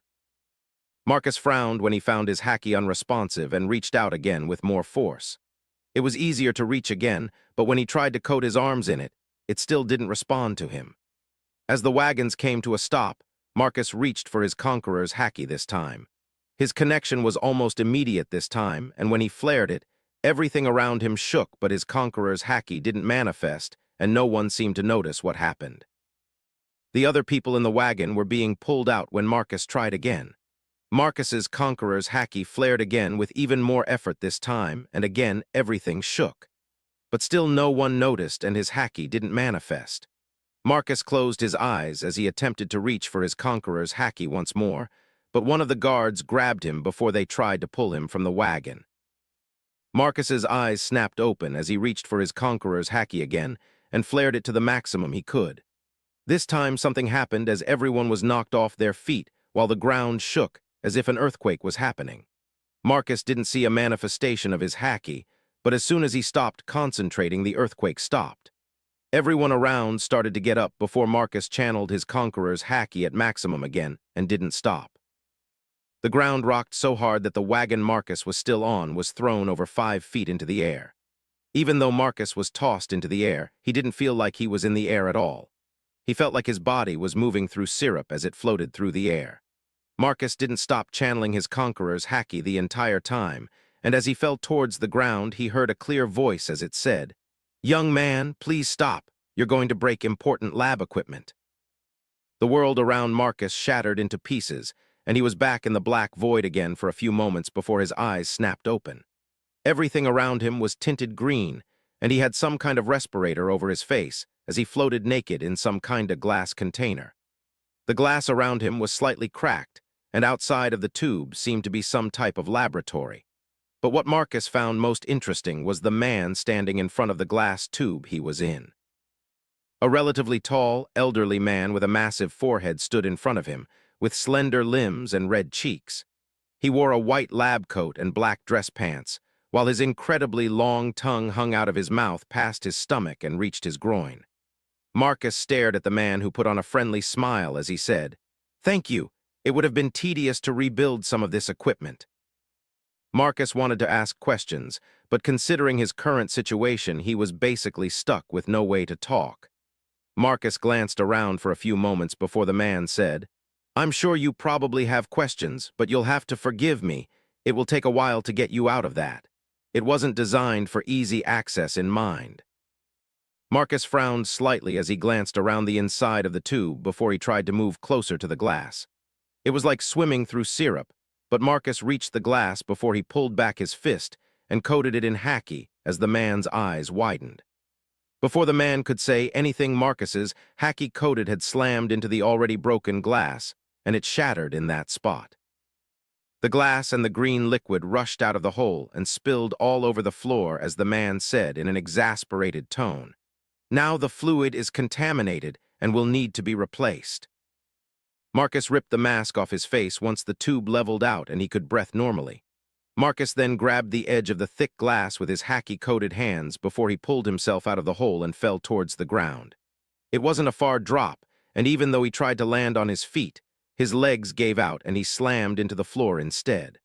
The man stepped in front of Marcus on the ground as he let out a sigh before he said, "You're just like your grandfather." Marcus let out a hoarse laugh that hurt his throat as the man said, "Don't try and talk for now. You need medical attention before anything else. You've been inside that container for a long time." Marcus's eyes widened, and he was gonna try to ask a question anyways when gas was sprayed into his face as the man said, "Just rest. We will talk when you wake up." Marcus slowly woke up to the sound of steady beeping as his consciousness returned. When he opened his eyes, he found himself alone in some kind of hospital room with modern-looking medical equipment attached to him. Marcus glanced around for a moment, and afterwards he tried to get out of bed. His legs almost gave out on him when he put his weight on them, but after a few moments he found he could walk with help. It was just a little awkward since his legs felt weird to him, but by using the IV pole he could move around slowly. Afterwards, testing it near his bed for about a minute, Marcus disconnected the monitoring devices from his arm. The moment they were removed, one of the monitors flat-lined and an alarm went off. Within seconds, a couple people rushed into the room and paused when they saw Marcus standing up. One of them, a tall man in a white coat and glasses, stepped forward to help Marcus as he said, You shouldn't be out of bed. Your body needs time to recover." Marcus's voice came out in a weak, almost whisper-like tone as he said, "Food, I need food." The man helped steady Marcus as he said, "You can't eat yet. Your body is still recovering. Let's get you back into bed and I can have the nurses hook up a new IV bag for you." Marcus pushed the man away as he said in his weak voice, "I need food. Either give it to me or point me towards the kitchen." The man frowned, and the others stepped closer to help him as he said, "Dr. Vegapunk gave us strict instructions. Your body needs time to recover, and you shouldn't have any food until your body has recovered enough to process it properly." Marcus stared at the man and the two nurses next to him before he flared his conqueror's haki, and they collapsed to the ground unconscious. Afterwards, Marcus snorted as he slowly walked towards the door and mumbled, "Stupid doctors, always thinking they know my own body better than I do." Marcus stepped out into a wide hallway as he leaned on his IV pole for support. He was currently only in a hospital gown, and the tiled floor felt cold under his bare feet. He glanced around the hallway and didn't see anyone else, so he headed for the closest intersection. Within a few minutes, he reached his destination and still didn't see anyone else, but found signs posted on the walls. After examining the signs, he headed towards the one that read, "Habitation." Marcus slowly made his way towards the habitation area and after a little while ran into people. Most of them gave him puzzled looks but otherwise avoided him as they went about their day. It wasn't until he entered what seemed to be a housing area that an older woman finally greeted him and asked in concern, "Hi, are you lost? Do you need help?" "Food, where can I get food?" Marcus said in his whisper-like voice. The woman frowned slightly as she examined Marcus before she asked, "I can show you to the cafeteria, but shouldn't you be in the hospital wing resting?" "I just need food, please lead the way," Marcus said as he shook his head. The woman hesitated for a few moments, but reluctantly led Marcus to a very modern-looking buffet-style cafeteria. As soon as Marcus entered the room, the smell of fresh food almost overwhelmed him, and he quickly moved towards the buffet area. The woman watched him for a moment before she rushed over to an intercom unit on the wall and used it as she kept an eye on Marcus. Marcus ignored the other people in line and just walked directly to the buffet itself. He stopped in front of an area that was filled with meat before he grabbed a large chicken wing and took a bite out of it. As he chewed his first bite, a man next to him frowned and said, "Don't you have any manners? Don't eat in the buffet line." Marcus ignored the man as he tried to swallow his first bite and found it incredibly hard to do. It did go down, but it hurt his throat in the process and he ended up choking slightly. The man next to him laughed as he said, "That serves you right." Marcus glanced towards the man and noticed he had a cup on his tray full of liquid, so he reached over and stole it. Before the man could even move, Marcus chugged the entire cup and let out a satisfied sigh before he said in a slightly louder voice than a whisper, "That's better." The man frowned and reached for Marcus as he said, "What do you think you're doing, brat?" Marcus shot the man a glare with a burst of his conqueror's haki as he took another bite of his chicken leg, and a moment later the man collapsed to the ground. Everyone who was paying attention froze in place, and those standing close by all stepped back in fear. Marcus ignored everyone else as he swallowed his second bite, and found it went down easier this time. Marcus took another bite of his chicken leg as he glanced around the buffet and spotted an area with pitchers of different drinks. At this point, everyone in the cafeteria was watching him, and a few were next to the woman on the intercom who helped Marcus find the place. Marcus didn't care about everyone else and was only concerned about eating so he could heal properly. He stuffed the chicken leg in his mouth to hold it, while he grabbed a couple more in one hand before he moved towards the drink area. Everyone moved out of his way, and a couple people moved to check on the man who passed out as Marcus stopped in front of the drinks. He placed his extra chicken down before he started to eat his first piece again. After his next bite, he used one of the pitchers as a cup and chugged half the contents down. Marcus could feel his stomach protesting about the amount of stuff he was feeding it, but he concentrated on his stomach and forced it to quickly digest everything with life return. He wasn't a master of the skill by any means, but he could easily use it for certain things like digestion. As Marcus was working on his third chicken leg, Vegapunk entered the cafeteria with a couple of other people as he said, "Young man, you shouldn't be eating yet. It will just make your recovery time longer." "I know my own body better than you, old man. I just need food and sleep, and I'll be better in a couple of days," Marcus said in something closer to his normal tone of voice as he waved his chicken leg dismissively, and a moment later his slightly fat belly disappeared. Vegapunk's eyes widened slightly as he asked, "What was that? Life return?" Marcus shrugged as he asked, "Yeah, but I've only really figured it out for digestion. Also, do you know where my sword is?" 128. Making a possible deal. Marcus was in a pair of loose-fitting pants and an oversized shirt, seated at a table with a large pile of food in front of him as he ate. Across from him was Vegapunk, who was watching him as stuffed food into his mouth. Marcus repeatedly ate his fill before he used life return to help heal his body faster. After he finished off another plate of food, he asked, "So let me get this straight, I was basically kept in that tank because I was considered dead. If that's the case, why even keep me around? You were basically a candle flickering in the wind when Garp brought you here.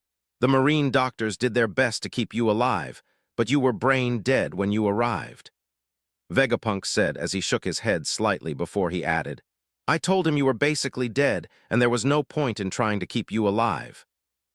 Vegapunk frowned slightly as he said, Garp insisted you would get better and wake up eventually, so at his insistence I placed you inside that tank so your body wouldn't degrade.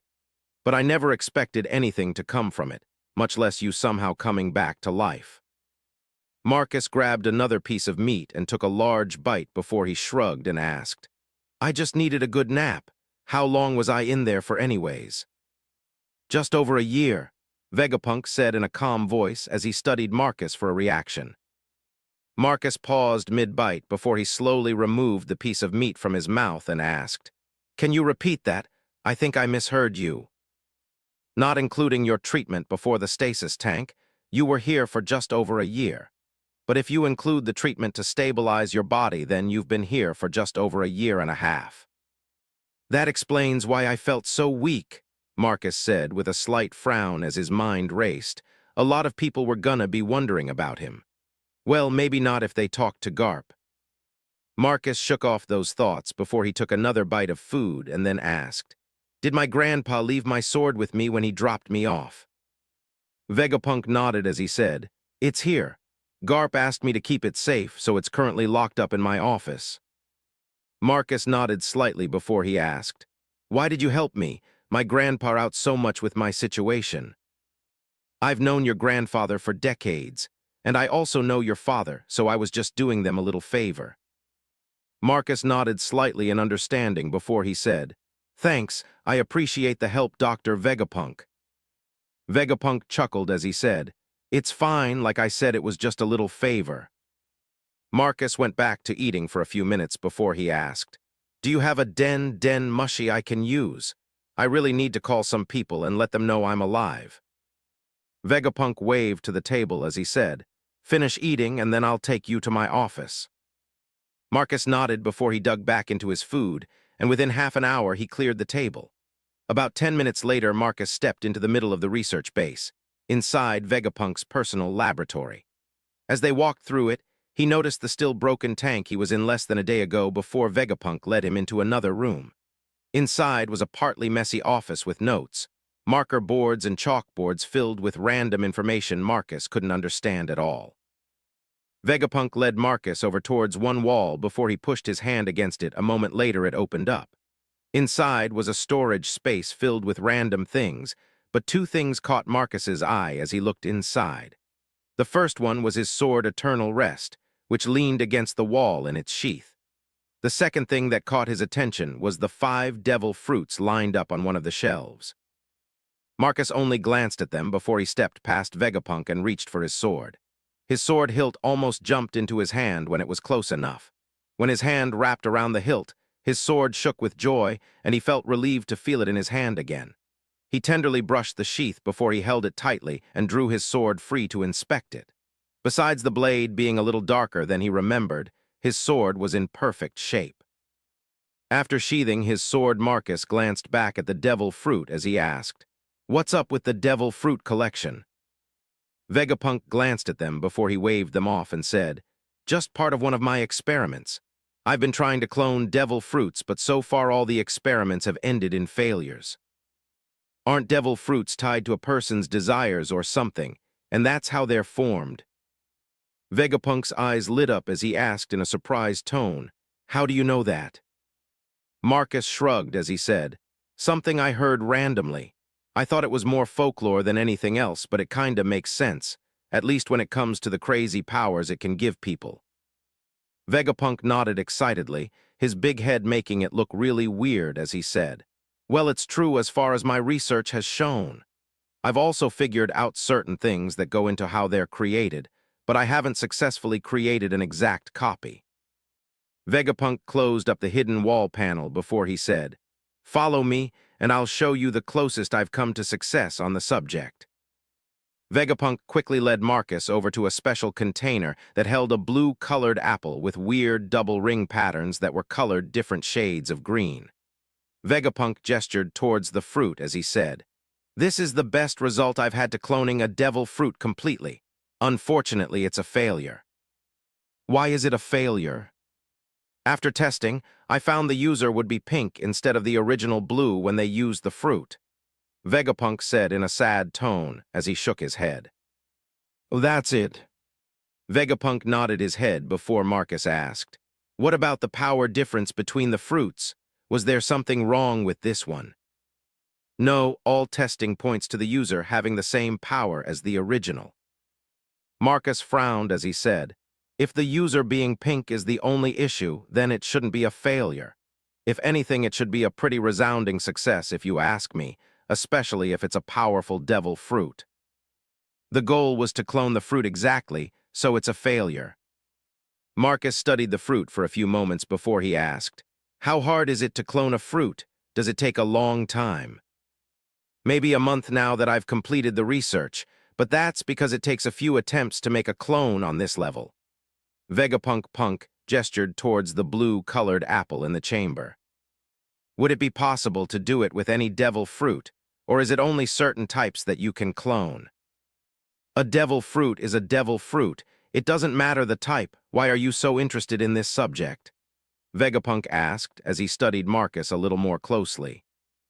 I might happen to know where the Mira Mira no Mi is, and wouldn't mind making a copy of it even if it makes the flames pink or something, Marcus said as he tenderly brushed his thumb along the hilt of his sword. Vegapunk frowned slightly as he watched Marcus for a few moments before he asked, most people would jump at the chance to have a fruit like that. If you knew about it, why didn't you eat it? Because having a devil fruit isn't what makes someone truly strong in this world, Marcus said as he flared his conqueror's haki for a brief moment. Vegapunk felt the suppression for a fraction of a second before it disappeared, and he wiped a little bit of sweat from the bottom of his forehead as he said, I see you follow in your grandfather's footsteps in more than one way. Vegapunk glanced at the failed devil fruit before he asked, why would you want a copy of a devil fruit if you don't plan to use it yourself? Marcus held up his sword as he asked, that depends. I've heard of weapons that have devil fruit abilities. Would it be possible for my sword to use the Mira Mira no Mi or a clone of its powers? Vegapunk shook his head as he said, I've only infused Zoan-type devil fruits because they turn the weapon into an animal and can give it minor intelligence. A Logia wouldn't have the same effect, and the user would be harmed by its powers. And if my sword already has its own intelligence or even its own spirit? Vegapunk's eyes widened as he took another look at the sword and started to study it with a critical eye as he asked, are you sure? It's always done little things since I've had it.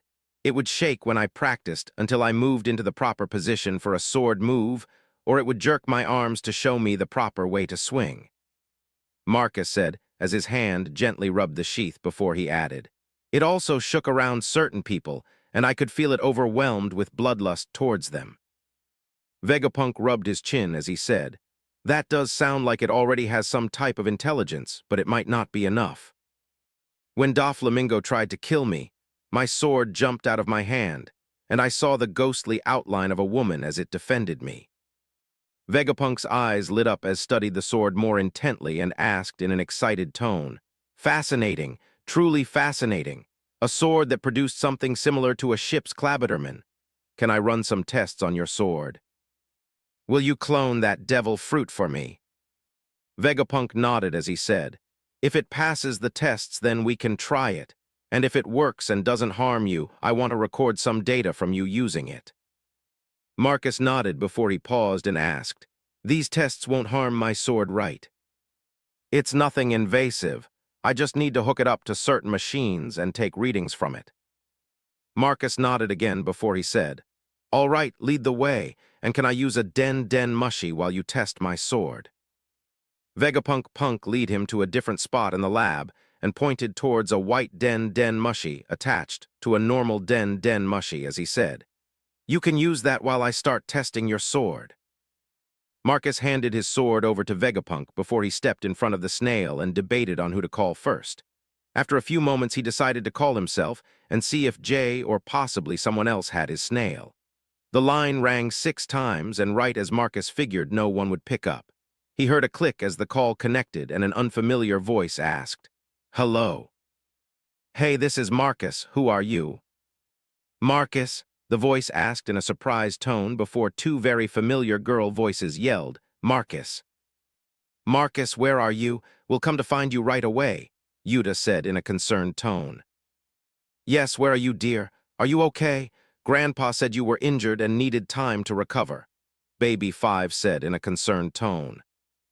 Marcus chuckled slightly before he said, Sorry for making you two worry, but I'm fine now. Also, you can't come to me. I'm on a special island and can't leave just yet. What? Why not? What island is so special we can't come to it? Yuta asked in a pouty tone. A special research facility run by the world government. Don't worry, I just need a little while to recover and then I can come find you too. Where are you two at anyways? In the new world.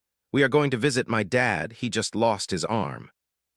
Shanks lost his arm? How did that happen? Marcus asked in a confused tone. I don't know, he didn't tell me anything.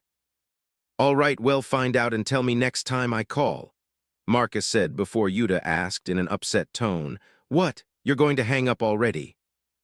I just woke up today and need to let everyone else know I've recovered. I'll call you back in an hour or two once I'm done. You better, Yuta said before Baby 5 added, I look forward to your call, dear. Marcus shook his head slightly as he said, I'll talk to you both later, bye. 129. Catching up with the world. While Vegapunk ran a bunch of tests on his sword, Marcus spent over an hour talking to people and catching up on what he missed. Garp was the second person he called and found out that since Doflamingo didn't kill him, Garp left him alone. Sure, he was disappointed in Marcus for losing the fight, but that was just Garp's way of saying he was worried about Marcus. He also told Marcus he didn't touch Doflamingo because Marcus was still alive and could get his own revenge. After Garp, he called Nicholas to check in with him. Nicholas was apparently in a critical state after that fight himself, but timely intervention by Kuzan and his commander is what saved Marcus and himself from death. He also learned that Doflamingo might have won, but he was in extremely bad shape after the fight and didn't show his face to the public for over 6 months. Nicholas also wanted to meet up, but he was still in the Grand Line training at Marineford with his father. After his defeat, Nicholas was transferred to Marineford for treatment and recovery and hadn't left since. He said his dad had been training him almost non-stop and that he was a lot stronger now and wanted to spar. Marcus agreed, but also added it would have to wait a bit since he was still recovering. Once finished with Nicholas, Marcus called Kuma and asked if he could go find the Mira Mira no Mi for him and bring it to him. Even though Marcus was on Punk Hazard and it was technically off limits, Kuma knew of the island and with his ability it wouldn't be hard to reach it. As for him getting into trouble by showing up, he was a former slave and member of the Revolutionary Army. He didn't care. Plus Marcus was sure Vegapunk wouldn't say anything about it. Through Kuma, Marcus found out that he, Bonnie, and Ginny had settled down on Dawn Island near Fuchsia Village. He still traveled around and didn't stuff for the Revolutionary Army, but he spent as much time with Ginny and Bonnie as he could, and would spend even more time with them when Ginny had their second kid. Apparently she was pregnant, and they were expecting it in a few months. After talking with Kuma, Marcus finally called his brothers since he knew that one would be the hardest. Well, it was mostly because he knew Garp told them he almost died and Luffy broke down over it. The conversation with his brothers was pretty rough. All of them were concerned about him and Luffy wouldn't stop crying. But after a while and Marcus promising to come back and visit, did they settle down. From his brothers he found out that everyone recently split up and headed to their home islands for now. Their goals were to train hard for the next year or so before they met back up to see how everyone improved. He also found out that Zeph and Zoe got married and adopted Sanji. As for the other women they rescued, Holly, Elise, Leela, Sophie, and Fumi, they turned into full-time bounty hunters with their home base being Barady. Vegapunk called out to Marcus once he hung up the call with his brothers and said, Marcus, come over here and look at what I found. Marcus followed Vegapunk's voice and found him in a different area of the laboratory with his sword in some kind of machine with wires attached to it. Vegapunk was completely focused on the screen in front of him that had tons of data on it that Marcus couldn't understand. Marcus glanced at it for a moment before he asked, Hey, what's up, Doc? Vegapunk excitedly pointed at the screen as he said, This data is impressive. It's almost reading like your sword is alive. Marcus frowned at Vegapunk's comment as he thought back on what happened before he blacked out. He thought about the ghostly woman he saw back then. Was his mother's spirit somehow locked in the sword, or was it something else? Marcus shook his head to himself before he asked, "So does that mean my idea will work?" "It should, but the real issue is whether it will harm you once it absorbs the fruit's power." Marcus studied his sword as he asked, "Devil fruit users should be able to control who their powers affect, right?" "That is possible, but you would be putting your trust in something you can't properly communicate with. We might not be able to talk with each other, but me and my sword both understand each other quite well," Marcus said as he thought back to how his sword helped him train when he was younger.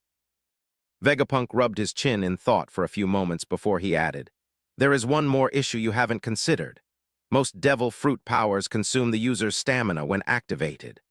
For the weapons I've imbued with Zoan fruits, it's not really an issue. Their main power is to transform into their animal form. But a Logia is different. It might not be able to actually use the powers of the Mira Mira no Mi to the fullest extent." Marcus thought back to just before he blacked out in his fight against Doflamingo. He felt it back then. As his sword greedily pulled on his haki, it also pulled on his remaining stamina. He stared at his sword, his partner that saved him, before he said in a confident tone, "I'm sure that whatever happens, everything will work out for the best." Vegapunk glanced at Marcus for a few seconds before he chuckled and said, "All right, I'll help you try it out. But I'll want to study you and your sword if it works and it doesn't harm or reject you." "That sounds good to me, but will the world government know about it?" Marcus asked in a lower tone of voice. "They only bother me when I have major breakthroughs, and even then they don't worry about how I did it. They only care about the results." Marcus nodded slowly before he asked, "You mentioned a ship's Clabberman before. Would it be possible to feed one a devil fruit?" Vegapunk shook his head as he said, "I don't see why not, but Clabbermen are tied directly to the ships themselves and are in constant contact with seawater. It wouldn't be able to use the fruit and might even weaken it." "Let's go with a hypothetical then. What if a ship that has a Clabberman is breaking down and can no longer be fixed or sail anymore? That would basically mean the ship, and by extension the Clabbermen, were dying, right?" Marcus asked with a frown before he added, "Would it be possible to cut off part of that ship and have the Clabberman eat the devil fruit while only connected to that part?" Vegapunk frowned as he thought over the situation for at least a minute before he said, "It's hypothetically possible. You would need a fruit that could give the Clabberman the ability to form a body, so a Zoan type would be best. But it would also depend on the Clabberman itself, and if they would agree to part with the rest of the ship, or if they even could for that matter."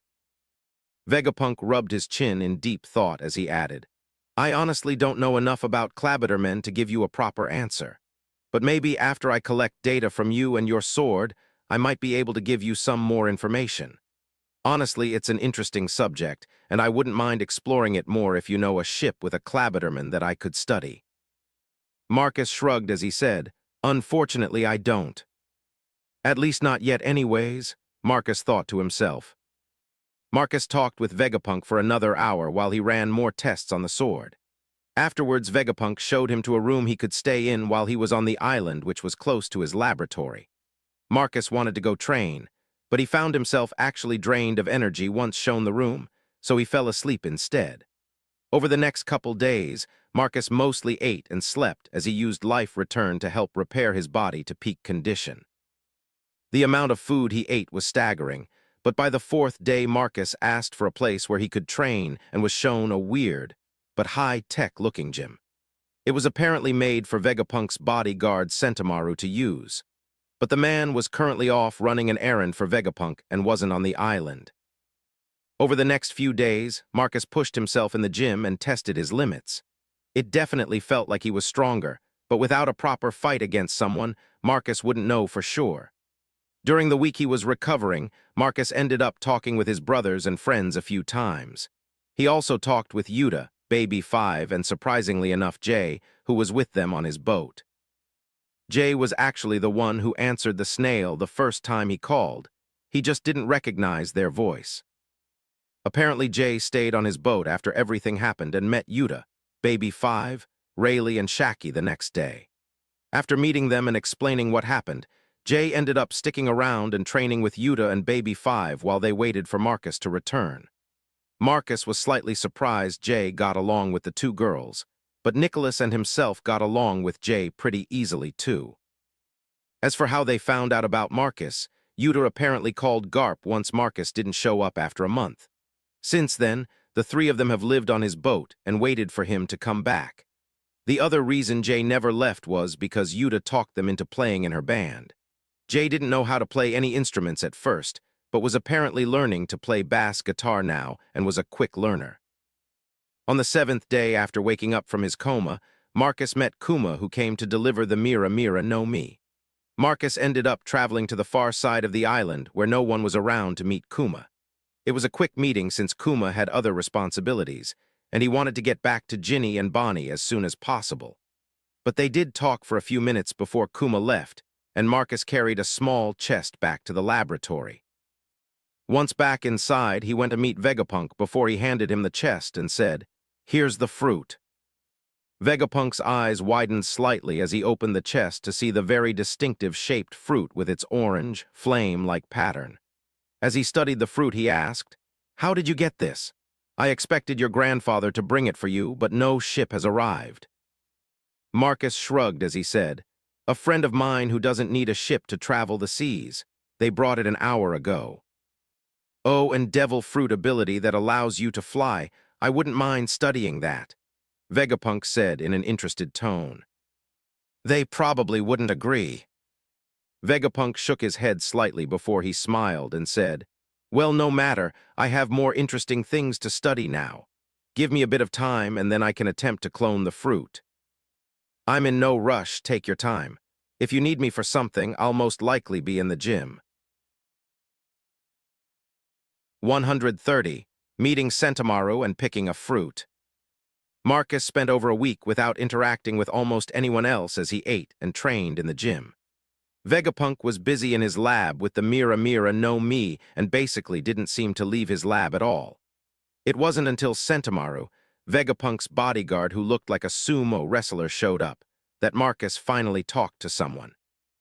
He showed up in the gym one day while Marcus was working out and asked, "Huh, aren't you that kid who was brain dead?" Marcus racked the weights he was curling before he said, "I got better." Sentomaru frowned slightly as he studied Marcus for a few moments before he asked, "So why are you still here? Is Dr. Vegapunk keeping an eye on you while you recover?" "I've pretty much recovered. I'm just freeloading food and the gym equipment while I wait for him to finish something for me," Marcus said as he studied Sentomaru for a few moments before he asked, "You look strong, you wanna spar?" Sentomaru frowned as he proudly said, "I have no idea how strong you are, but I have the tightest defense that no one can break. It's why I was assigned to be Dr. Vegapunk's bodyguard." "So you're saying you don't want to fight a kid half your age?" "I didn't say that," Sentomaru said as he crossed his arms over his chest before he added, "Besides, it's not nice to beat up little kids." "Oh, so you are scared of losing," Marcus said as he slowly nodded his head. "I wouldn't lose to you." "Then prove it. Let's go outside to the island and spar then," Marcus said as he pointed towards the hallway that led to one of the exits. "There is a fighting ring right over there. Why would we need to go outside?" Marcus started walking towards the exit as he said, "We would probably break something if we fought in here." Sentomaru frowned, but reluctantly followed Marcus down the hallway towards the exit. Neither of them spoke as they walked, and once outside, Marcus led them over a mile away from the lab before he said, "This should be far enough." Sentomaru glanced around the small clearing of trees before he shrugged and raised his arms in front of himself. His palms were out facing towards Marcus as he bent his legs into a horse stance. Marcus took up a boxer's stance of his own and started to throw out some punches as he loosened his arms up. After a few moments, Marcus shared a glance with Sentomaru before they both nodded towards each other. The next second, Marcus disappeared as the ground beneath his feet exploded, and Sentomaru's eyes widened before his right palm moved to block an attack. It sounded like a massive gong was rung as Marcus's fist struck Sentomaru's palm. Sentomaru widened his eyes even more as he was pushed back almost an inch from the blow. But Marcus wasn't done as he disappeared again and punched Sentomaru on his left side this time only to be blocked again. The next few minutes Marcus repeatedly attacked Sentomaru without stopping as he tested his defenses. In the middle of one of his attacks, he finally said, "You really do have a good defense. I see no real weakness." "I told you I have the world's tightest defense." "Maybe, but that just makes me want to try and break past it even more," Marcus said in an excited tone as he pushed himself to move faster and punch even harder. Sentomaru instantly felt the pressure as his observation haki was barely keeping up, and Marcus's hits felt a lot heavier. Some hits landed with enough power to even force him to step back. Sentomaru was completely on the defensive for almost half an hour as Marcus relentlessly attacked non-stop. It wasn't until Marcus paused for a moment to power up another attack that Sentomaru decided to retaliate. As Marcus threw out a right hook towards him, Sentomaru shifted slightly and threw his palm forward towards Marcus as he said, "Ashigara Doc." Sentomaru's palm never even made contact with Marcus's fist before he was sent flying away, flipping through the air by the haki shockwave. The attack rattled his bones and knocked the wind from his lungs before he slammed into a tree and then passed through it. Marcus hit a few more things before coming to a stop as he sucked in a ragged breath. Sentomaru frowned as he sensed how far Marcus traveled and wondered if he might have overdid it. That was the case until he heard a wild and unrestrained laugh that came from Marcus on the ground. Marcus slowly stood up and cracked his neck before the ground exploded around him, sending debris flying high in the air. A second later, a haki-infused fist slammed into Sentomaru's palm and caused him to stagger backwards since he wasn't prepared. Sentomaru's eyes widened again as he asked, "You can use haki." "Yeah, so what? You can use it too." Marcus started to exchange haki-infused attacks with Sentomaru, who shot back. "But you're still a kid, you shouldn't be able to use haki yet, much less even know what it is." "It's just haki. Even my little brother knows how to use it, and he's an idiot." Marcus and Sentomaru traded blows over and over again, with no clear winner in the exchange, before Sentomaru shifted his weight again and yelled out, "Ashigara Daka." Marcus was in mid-air as the attack came towards him, but instead of taking it head-on, he dodged it with Jeppo. Part of the shockwave still hit him, but he guarded himself with haki so it didn't affect him like last time. Sentomaru's eyes widened as Marcus shot under his extended arm and struck him in the belly. But Marcus only found himself punching a haki-coated iron wall instead. While Sentomaru looked overweight, apparently his belly was almost solid muscle. As Marcus retreated from a retaliatory strike, Sentomaru said, "Impressive, you managed to slip past my outer defense. But that only happened because your ability to use one of the 6 styles threw me off." Marcus smiled before he used sorrow to speed up as he almost teleported to the side of Sentomaru as he punched him again. Sentomaru couldn't keep up with the new speed physically, but he easily blocked the attack with haki and his body's natural defense. Sentomaru was forced to go on the defensive again as Marcus teleported around him in a relentless stream of attacks. While Marcus couldn't land a solid blow against Sentomaru's impressive defense, he was building up a small amount of damage as he tested him out and got used to fighting with haki again. Once Marcus felt comfortable again, he finally used internal destruction against Sentomaru, but not at full power. He only wanted to test his defenses, not harm him in a serious way. Marcus slipped underneath Sentomaru's guard with sorrow and landed a punch on the man's stomach that staggered him. The blow, even though light, ended up knocking the air from his lungs and almost caused him to double over. Marcus instantly halted his assault and waited for Sentomaru to recover as he said, "Thanks for the spar. It was nice to get proper exercise." Sentomaru took about a minute before he finally replied, "You're a little monster, 6 styles, haki along with its advanced forms. Just who exactly are you?" "Monkey D. Marcus, musician and bounty hunter. It's nice to meet you," Marcus said as he stuck out his hand. Sentomaru stuck out his own larger hand, and as they shook hands he asked, Sentimaru, bodyguard for Dr. Vegapunk. Are you related to the marine hero Garp? He's my grandpa. You didn't meet him when I was dropped off. Sentimaru shook his head as he said, I was gone when you first arrived, and I never bothered to ask about you.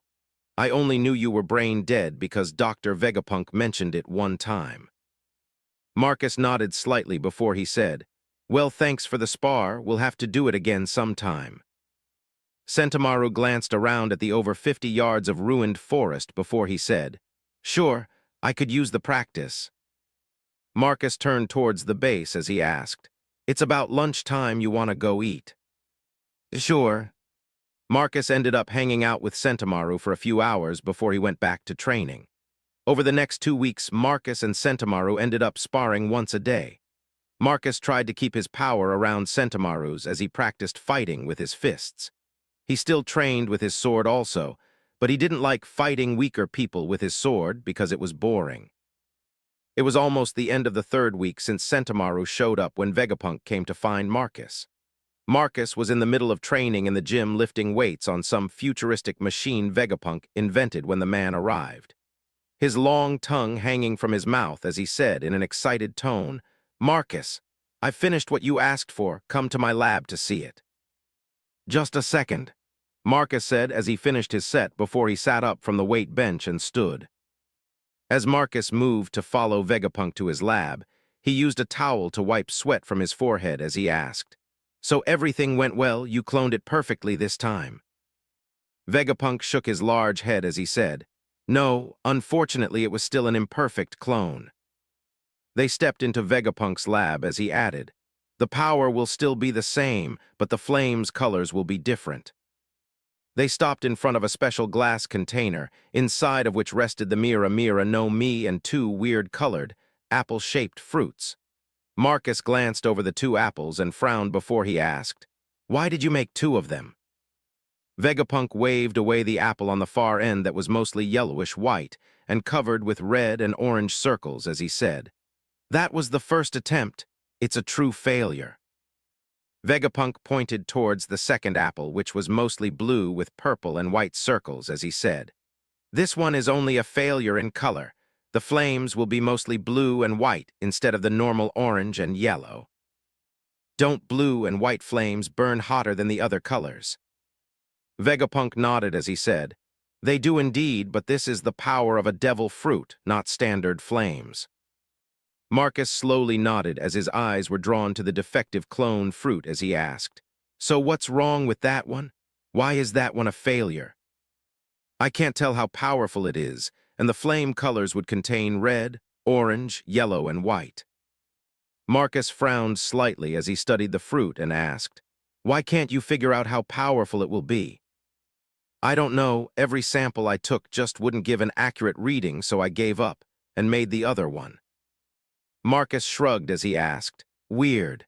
Well, it doesn't matter, we now have a proper clone to use. Want me to go get my sword so we can do it now? Yes, I'm excited to see if this works properly. Marcus nodded slightly before he ran off to grab his sword.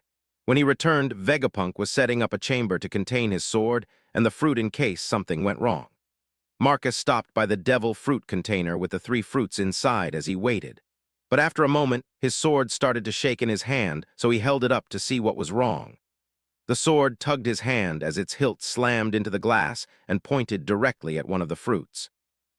Marcus glanced at it and frowned slightly, but his sword shook again as it tapped against the thick glass of the container. After a few seconds, Marcus said, All right, if that's the one you want. Marcus felt a wave of relief from the sword as it stopped shaking and stared at the defective fruit his sword apparently wanted.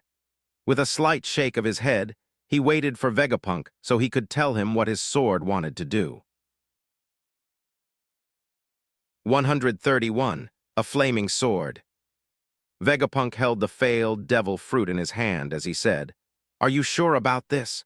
You won't be able to undo this, and it could weaken your sword. Weaken it how? Vegapunk held up the fruit as he pointed towards the 2 other fruits and said, If its power isn't stable, it would always be a weaker version of one of those.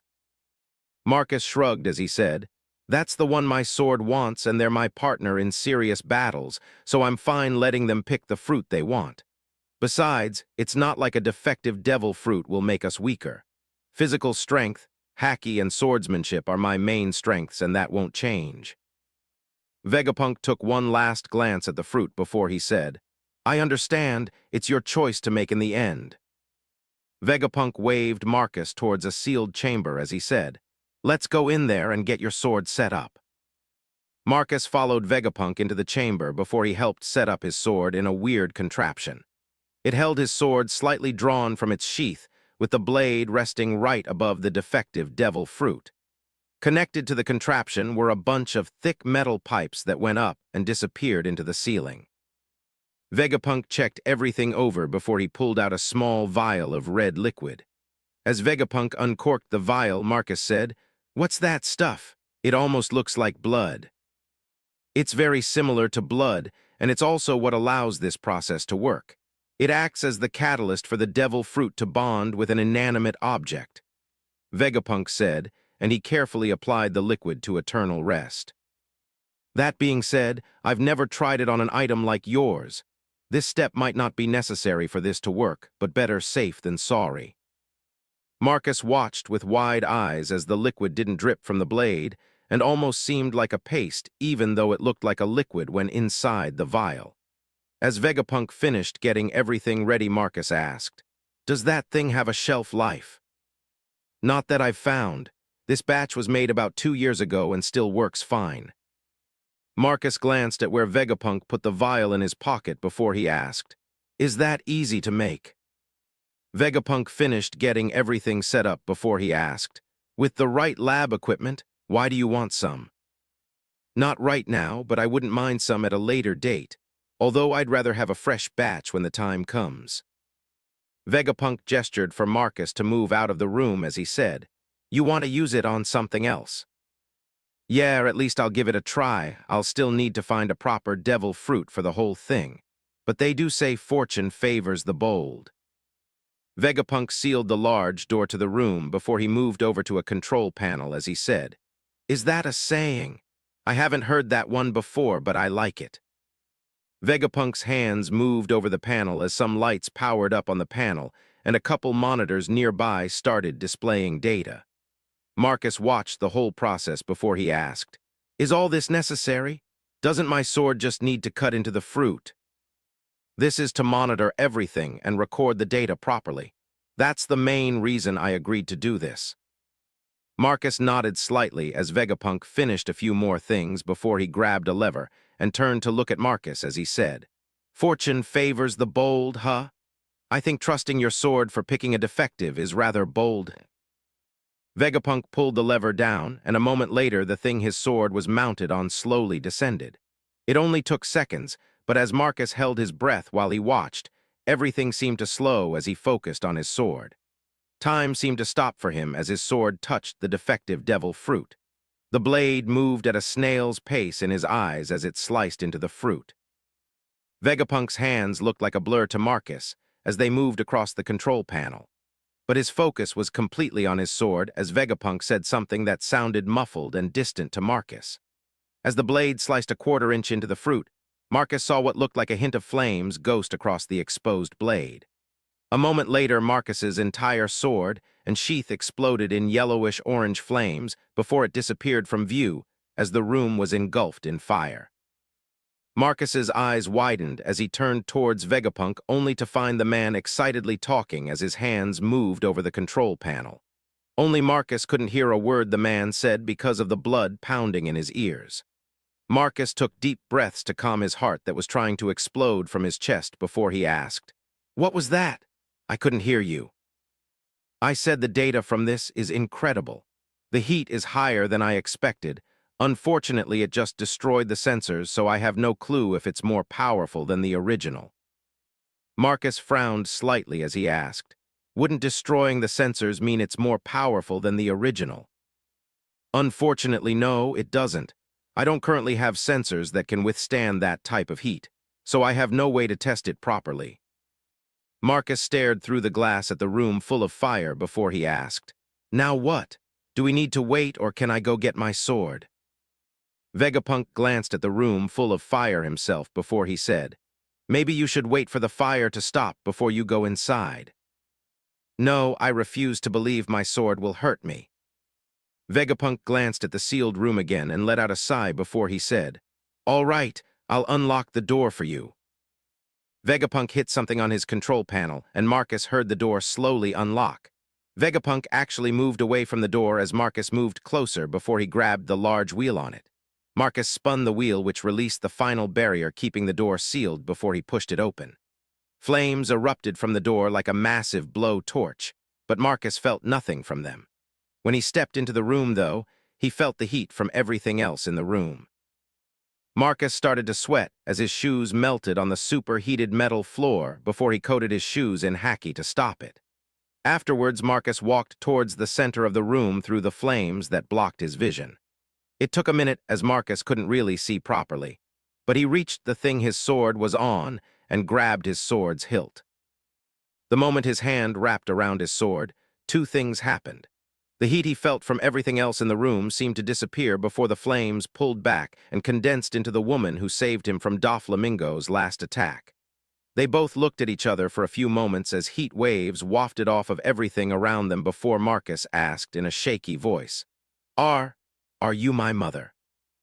The woman made of flames sadly shook her head before she reached out and gently caressed Marcus's face before he asked, "Then you're the spirit of the sword itself." The woman nodded as she smiled at Marcus while she continued to caress his cheek before he asked, "I want to thank you for saving me, but I also want to know, why did you do it?" The flaming woman moved her mouth to speak, but when nothing came out, she frowned and tilted her head slightly.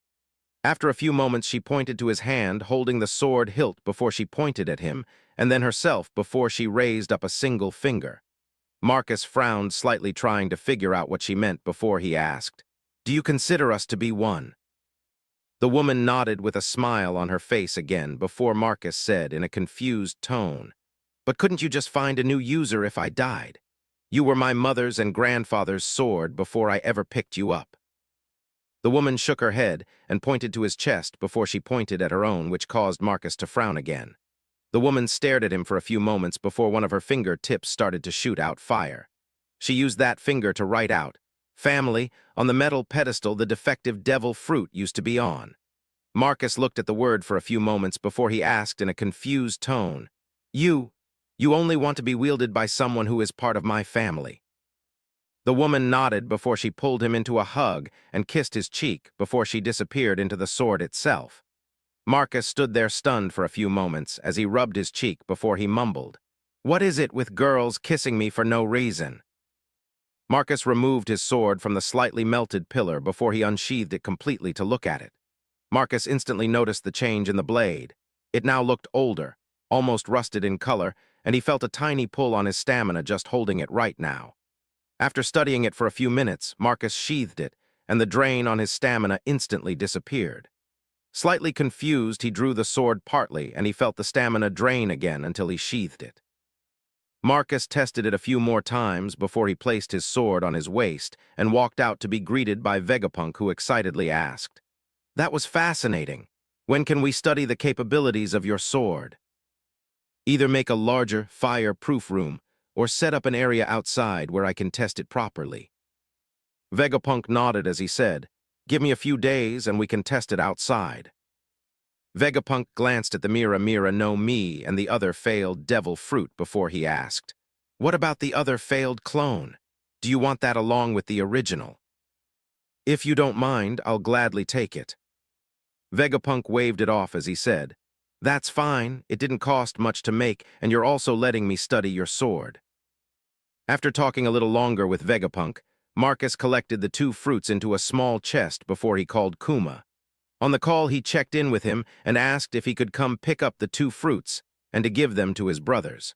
Sabo was to get the cloned fruit while Ace would get the original. After that call, Marcus headed outside to test his sword out and get used to it. Marcus found a spot close to the laboratory and away from the forest to test out his sword. It was a rocky area next to the mountains with almost no vegetation, so Marcus didn't need to worry about causing a massive fire. Before Marcus tested his sword's new power, he first tested how it affected his stamina. He could feel the tiniest pull when the sword was unsheathed, but it was so small it honestly wouldn't affect him. If anything, he was already thinking of ways he could use it for training. Once Marcus finished his normal sword training, he attempted to have the sword use its devil fruit powers. But it was incredibly awkward because the sword couldn't read his mind, so he had to tell it what he wanted it to do. Needless to say, Marcus quickly realized he would need to come up with move names and say them out loud to use them. Something he kind of already did, but it was normally a whisper to himself instead of actually speaking or yelling them out. As for the stamina drain when using the devil fruit, it wasn't as bad as he thought it would be. Sure, for large-scale attacks it took more than Marcus would like. But for normal attacks and concentrated flames on his sword, the drain was almost nothing. In the end, all it really meant was Marcus needed to train more and focus on his stamina training. 132. Calling in a small favor. Heat haze, ash, and lingering flames made visibility hard while the sound of cracking glass filled the air. The once sandy ground was now mostly smooth glass that was broken in many places while scorched black in others. The gray boulders that used to rest around the area were now either black, broken, or melted, depending on how Marcus attacked them. As for the handful of small trees in the immediate area, they were turned into charcoal and looked like the skeletal hands of giants clawing out of the underworld. As for Marcus, he stood shirtless in the middle of the hellscape he created not moments ago, breathing only slightly hard. The power of his sword's Mira Mira no Mi was pretty crazy, and the more Marcus tested it, the more he realized he couldn't find a cap to its power. Well, that wasn't 100% accurate. The current cap was his stamina. But once that increased, so would the power of its attacks. Something else Marcus noticed was his sword could even drain his stamina and save it for later. It happened by accident once, and after a bit of testing, Marcus decided to let his sword drain him of stamina every night before bed. Not only did it give him an edge he could use in combat to save his own stamina, it also helped to train his stamina each night when he passed out exhausted. Marcus spent the next couple months on Punk Hazard as he let Vegapunk collect data on his sword while he practiced how to use it properly. While he did come up with a few specific attacks he named and could whisper that his sword would respond to. He still planned to figure out more moves over time, but for now, Marcus had two main modes for his sword. The first was just his sword being a sword, while the second was to unleash its flame powers with a single word. As for how well his sword's new power worked, Sentomaru refused to fight with him if he used it. While Sentomaru was a tough fighter and could use haki, to not get burned he had to fight with haki coating him or large parts of his body. It was mentally draining and taxed his stamina quickly, which made the fight boring for Marcus. Besides Vegapunk testing his sword, Marcus talked him into making him a small ship he could use with his sword. It acted a lot like Ace's ship from the manga, except it had a slot for Marcus's sword, and he would need to hold it as he allowed it to drain his stamina. Marcus also redrew the ship plans Iceberg made for him as best he could before he asked Vegapunk if he could improve them to work with his sword's new power. Vegapunk agreed because the design was completely unique and he found it fascinating. He even offered Marcus a job when he found out Marcus came up with the idea. Marcus obviously turned him down since he didn't actually invent the design and had other plans in mind. Vegapunk still asked him questions about the design and how well his ship worked as he improved on the design itself. Marcus wasn't sure if they were improvements Iceberg already made, but the redesign to the propulsion system was completely new. Vegapunk also added random touches and bits of technology to the design that would improve the quality of life on the ship. A generator that would work off of his sword's power, a battery bank that would be connected and charge off of it. Electric lights, fridges, and other miscellaneous items Vegapunk added, and then included instructions on how to build them all. Marcus even found out, much like he suspected, that Vegapunk was the person who invented his electric guitar and the equipment that went with it. Vegapunk even gave him a copy of the blueprints so he could fix it if he needed to. Marcus highly doubted he would be able to do it, but he wasn't going to turn down blueprints to what was considered cutting-edge tech. While all that was happening, Marcus stayed in touch with everyone else and was happy to hear Ace and Sabo ate the devil fruits he gave them. Both of them were slightly against it at first, and Marcus even planned to have Kuma Force feed them the fruit if needed.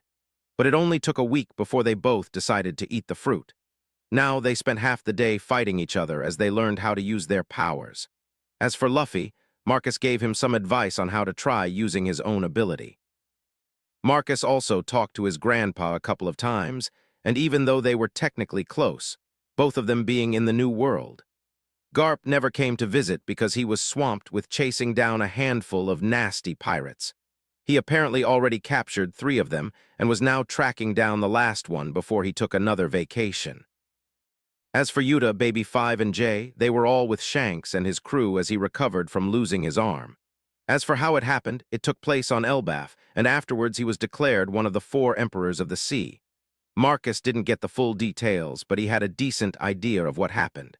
Sometime during the fight against the King of the Giants, Shanks's arm was cut off. At least that was the story he was told. Marcus didn't really question it, since Shanks was supposed to lose his arm when he saved Luffy. Once Marcus's new little speedboat was completed and Vegapunk's testing was finished, Marcus decided to finally leave the island and go meet someone he planned to rescue if possible. The speedboat Vegapunk created was big enough for 4 people to use, but space would be tight. But it was also designed for larger than normal people in mind, so someone like Nicholas could easily sit down inside of it. As for what it looked like, it was slightly larger than a rowboat, and besides the seating it didn't have much else. It was a completely sealed design to protect people from the weather and used 3 hydrofoils as its only propulsion. The boat had no mast or sail on it, and the driver's seat was where Marcus would place his sword. Once seated into the slot, Marcus could channel his stamina into his sword and used it kind of like a joystick to control the boat. Left and right obviously determined the direction, while pulling the sword towards him would release more power from the sword, and pushing it away would lower it. It was rather simple all things considered, but Marcus was happy with it. It took another couple weeks to stress test it and make sure nothing broke from his sword's power output. But luckily Vegapunk designed small inlets that would suck in seawater as the boat sped across the water. Sure, it slowed down the top speed it could reach, but it also acted as a cooling system for the whole system and stopped the metal from melting. Once everything was ready, Marcus packed some supplies, ate a massive meal for the road, and then said goodbye. Vegapunk and Sentomaru saw him off since they were the only people he interacted with during his stay. Besides basic supplies, some extra clothes, a new Den Mushi and his sword, Marcus left with 3 eternal poses along with a promise to visit again. Marcus's speedboat, powered by his sword and his stamina, was easily twice as fast as his original ship without him pushing for max speed. Since he had no idea if he would run into trouble while in the New World, Marcus planned to keep his stamina in check in case he needed it. Sure, worst-case scenario, he could probably outrun whoever he ran into if needed. But that would still require stamina to do, so he made sure he never used more than he could easily regenerate in a short time. The weather was relatively calm as Marcus's boat basically flew above the water around 1/3 of its top speed. Marcus kept one hand on his sword as he pulled out his Den Mushi and started to dial a number. After a few rings, a man answered, his speech slightly slurred as he asked, "Marcus, why'd you call me?" "I need a favor if you're up for it." "Why should I help you out? You never joined my crew, and then you stole my little Yuta's heart. Then I find out you already have some other girl who's apparently your fiancé," Shanks said in a slurred voice filled with annoyance. "Hey, I never agreed to anything, and I've tried to talk both of them out of liking me, but neither of them listen at all." It sounded like Shanks chugged down a bottle before he let out a burp and said, "Well, you should be more firm. If you don't like them, just say it, don't string them along." "I tried that with Yuta and she almost broke down over it, and don't even get me started with Baby 5 and her weird personality," Marcus said as he shook his head before he added, "Anyways, can you do me a favor or not?" "Tell me what you want first." Marcus glanced at the eternal pose and the name on it, which was resting on a small shelf as he said, "I'm heading to Wano and don't want to run into Kaido. Do you think you could possibly lead him on a wild goose chase?" The call goes completely silent as Marcus steers his boat to correct its course. After almost a minute, Shanks finally asked in an incredulous tone, "You want me to lead Kaido away from Wano so you can do what exactly?" "Yuta wanted to form a band with me, and we are still missing the drummer. I'm going to Wano to pick her up." There's another pause where it sounded like Shanks was drinking again before he asked, "And who exactly is this woman you're going to pick up?" "Kaido's daughter, Yamato." Shanks burst into loud laughter for a few moments before he said, "You want me to lead Kaido on a wild goose chase just so you can steal his daughter and have her join Yuta's band?" "Pretty much. Do you think you can do it, or do I need to call my grandpa for help?" "Bah, if it's for Yuta's band, I'll do it. Plus, it'll be hilarious when Kaido finds out. I would love to see his face when he finds out," Shanks said as he started to laugh again before someone yelled, "What the hell are you doing? I told you not to drink until your body is completely healed." "Hongo, I already told you I know my own body better than you. I'm perfectly fine," Shanks said, and it sounded like he was struggling with the other man before he added, "I'll call you back once he takes the bait." "Who is taking what bait?" Hongo asked as the line went dead and Marcus shook his head slightly. Marcus glanced at the Wano pose again and adjusted his ship as he increased the speed a little. He had no idea how long it would take to get there with his ship, but Vegapunk told him it was about 2 weeks or more with a normal ship and good weather. With his course set, Marcus settled into what was a pretty comfortable seat as he sped towards his first real destination in the New World and hopefully a new friend and band member. 133. A slight miscalculation. Marcus found the only real downside to traveling in his new little speedboat was proper rest. It was designed with bench seats so he could lay down on those, but he should have added spots to hang a hammock. He didn't think about it during the design or testing process because he was focused on making it as fast as possible. Plus, it wasn't meant for long-term travel, but instead for short island hops that would only take a day with the ship's speed. The ship also didn't have a bathroom, so the only way to go was off the back of the boat. Unfortunately, Marcus decided to travel straight towards Wano and was now somewhere in the New World with nothing around. Marcus had traveled for an entire day and night from Punk Hazard without seeing another island or even a ship he could possibly get information from. Marcus waited until the second night at sea before he finally stopped traveling and laid down to try and get some rest. And with his ship's small size and it having no proper sail, Marcus wasn't really concerned about being spotted while he slept. When Marcus woke up the next morning, he found himself still in the middle of nowhere. But he did spot a ship far off in the distance that he could possibly get information from. While Marcus didn't really need information, it would be nice to know how far he traveled. Marcus found out the normal travel time between Punk Hazard and well-known islands before he left just so he could figure it out. Marcus didn't waste much time once he saw the ship and set course for it as he snacked on some of his dried food. The ship that was once a small dot on the horizon quickly grew larger as Marcus's ship sped towards it. What should have taken an hour was barely 10 minutes as Marcus pushed the ship's top speed. The ship itself was massive, and Marcus clearly saw a pirate flag raised above the main mast. But it was one he didn't recognize as he closed in on them. The people on the ship weren't slacking off either as the ship turned slightly as Marcus approached, while cannons were aimed towards his boat. Marcus didn't want to get shot at, so he quickly changed course to make it harder for them. When he finally got close enough, he slipped around behind them and came up on the aft of their ship where no cannons were as he slowed down. A handful of crew were already there with guns pointed at his ship, but Marcus paid them no mind as he stepped out of the covered cockpit with his sword on his hip and yelled, "Ahoy there! Would you be able to tell me what islands are close by? I'm a little lost and trying to get my bearings." All the men on the aft deck looked at Marcus with a hint of caution as one of them called out, "You're in Big Mom's territory, kid. Who are you and what are you doing here?" "Todo Land, do you know what island is close by?" A gunshot went off as a bullet struck the water behind Marcus before the same man raised his voice. "I asked you a question, boy."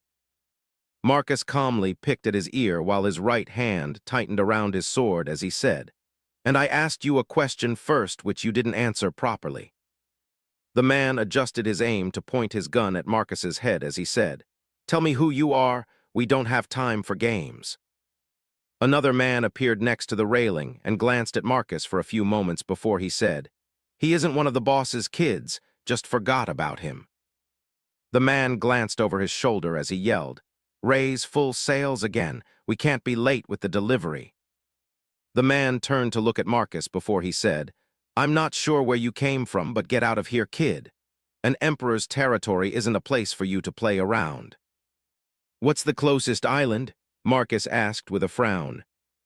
The man he assumed was the captain pointed the way they were originally headed as he said, "Mylange Island is the closest place to here." Marcus relaxed the hand on his sword as he said, "Thanks." Marcus didn't waste any time and jumped back into his cabin before he took off. As his ship climbed out of the water and sped off, the man who shot at him asked, "Why did you let him go, Captain?" The captain punched the man in the jaw, which knocked him to the ground as he yelled, "What did I tell you about asking me before you did anything?" The man rubbed his jaw as he indignantly said, "He was just some punk kid. A kid with a weird, crazy fast boat who didn't show a single sign of fear at the mention of Big Mom. He's either part of the crew or has a backer that's similar to Big Mom." The captain said with a frown as he watched Marcus's boat get smaller and turn into a small dot. As Marcus adjusted his course towards Juan, he realized he traveled over a week in one day and he wasn't even going full speed. If he went full speed, he might have traveled that distance in only 8 hours, which was crazy. He was starting to love his speedboat and couldn't wait till he could rebuild his original ship. Marcus spent the whole day and part of the night as sped towards Wano before he stopped to rest again. With his speed, it would only take another full day of travel to reach it, and he still needed to wait for Shank's call before he could go there. Marcus woke up to the ringing of his den mushy sometime before dawn. When he picked it up, Shanks said, "You better be close. I just pulled Kaido and his top hitters from Wano." "I'm about a day away," Marcus said as he rubbed the sleep from his eyes. "I'll keep them busy for a couple days, but after that you better be gone. I'll call you once they break off pursuit." "Okay, thanks, Shanks. I'll try and steal some of Kaido's alcohol for you while I'm there," Marcus said as he went to hang up the call. "You bet" was all Shanks got out before the line went dead. He stared at the snail for a moment before he said, "That little punk." After Marcus hung up, he checked the pose for Wano before he started up his ship. Instead of doing 1/3 of the speed, Marcus cranked it up to full speed and felt a noticeable drain on his stamina. He decided to reach the area of Wano as soon as possible and then rest before he entered it through climbing the Koi waterfall. It was a couple hours after sunrise when Marcus's snail started ringing again. As soon as he picked it up, Garp asked, "Where the hell did you go?" "I'm a few hours from Wano. Why, what's up, Grandpa?" "You brat, I came to visit you and you left," Garp said before there was a pause, and he asked, "Wait, what are you doing near Wano?" "I'm going to make a new friend and help her escape the island." "You're going to Kaido's territory, brat. He might kill you or capture you. If he does either one, I won't come help you," Garp said in an indifferent tone. "It's fine. Shanks and his crew are keeping Kaido and his crew busy for the next few days," Marcus said as he checked his course and turned the ship slightly. "What? Damn it, now Sengoku is gonna call me and make me work," Garp said as another den mushy in the background started to ring. "That's probably him now," Garp complained as the line went dead. Marcus glanced at his phone before he shrugged and said to himself, "You could just ignore him. You've done it before." A few more hours passed before Marcus finally saw the first sign of his destination on the horizon, and he started to slow down. Surprisingly, he wasn't that drained from using his ship at full speed for hours on end. But he still wanted to rest up and regain his stamina before he attempted his climb. As Marcus approached closer to the island, he noticed the massive gray-colored wall that kind of reminded him of the red line. There were many small rock formations that jutted out from the water surrounding the massive wall. Most of them had a small tree or two on them, but a few were larger and even had grass on them in patches. Marcus slowed his boat more once he neared the wall itself, and slowly started to travel around it as he searched for the proper entrance. He knew there were two of them, and planned to use the harder one to enter before he used the easier one to exit. Well, that was his first plan, but he had no idea if it would work properly. While Marcus recovered, he slowly sailed around the island until he started to run into small whirlpools. It made it harder to navigate, but it also meant Marcus was closer to his intended destination. Marcus traveled for another 5 minutes before he finally saw it as the water around him became more dangerous. The waterfall was massive, and he could see monstrous koi fish as they jumped up the waterfall. Marcus moved closer to the area of the waterfall before he stopped near one of the rock outcroppings. He anchored his ship to the rocks before he sat down to study the waterfall and the fish. He knew that the proper way to enter was to tie off to a fish and be carried up. But as Marcus watched, he had an idea that might work because of the unique way his ship moved. He wasn't completely sure if it would work, but he decided to go for it once he was fully rested. After an hour of watching and studying the waterfall, Marcus finally stood up and returned to his ship. After disconnecting his ship, he jumped inside the cabin and headed straight for the middle of the waterfall. As he approached, he had to dodge a few whirlpools, but his small ship made it easy, and within minutes he was almost under it. Marcus killed the power to his ship, and as it slowed down, he jumped out of the cabin as he coated his right arm in haki. Marcus focused all his power into his fist as he stood at the bow of his boat before he punched at the water in front of him. The pressure wave from the punch blasted a massive hole into the water near where the waterfall landed. As Marcus rushed back into his cabin, he locked it before he gripped his sword with both hands as his boat was pulled into the hole by the water. As his boat rushed into the hole he created, Marcus powered up his boat and steered to the side as he watched the water. As the waters crashed into the hole to fill it, it created waves that flowed outwards, and Marcus used one as his starting point. As his boat tilted upwards with the large wave, Marcus slammed his boat to full power as he aimed straight at the waterfall. The speed was close to instant as he was slammed back into his seat as his boat rocketed forward. A moment later, the boat launched off the top of the wave and flew towards the waterfall. Marcus couldn't see if his plan was working correctly at first, but as his ship hit the waterfall and started to climb up it, he let out unrestrained laughter. Marcus almost felt like an astronaut in a rocket as he was pushed into his seat while he climbed higher. As he climbed, massive koi fish jumped out of the waterfall next to him a few times. Marcus had no way to avoid the fish and hoped they wouldn't hit his boat by accident. But if it happened, he planned to abandon his boat if needed and use Jeppo to climb the rest of the way. Luckily, that didn't happen, and Marcus's boat rocketed all the way up. The only thing Marcus didn't account for was how fast he was going when he reached the top. Marcus's ship was like a rocket ship as it launched out of the waterfall and into the air of Wano. As the boat started to tilt in the air, Marcus cut power to his sword, and after half a minute he lifted out of his seat. As Marcus floated weightless in the air, the boat slowly flipped and he could finally see the water below him. Marcus's eyes widened and almost popped out of his head as he saw he was thousands of feet in the air. The boat started to fall back towards the water of Wano as Marcus yelled, "Fuck." 134. Marcus makes friends everywhere he goes. Marcus cut off his yell as he gripped his sword tighter and braced himself as best he could. As the boat started to slowly flip in the air, Marcus prepared to max out his sword's power. The boat started to rotate faster as it flipped forward, sending Marcus into the roof. But he held onto his sword for dear life as he was thrown around the cabin. When Marcus thought the boat was in the right position, he force-fed his sword stamina, while the boat was technically in the right direction for what Marcus wanted to do. He didn't take into consideration that the engines were only on the underside of the boat. While his momentum was temporarily halted by the release of power, it was only temporary as the boat was flipped backwards. Below, Marcus could see the water flash past his vision as the boat quickly rotated doing backflips before Marcus cut off the power. Unfortunately, that jolt of power caused the boat to rotate like it was Sonic the Hedgehog, and Marcus was turned into a pinball inside of the cabin.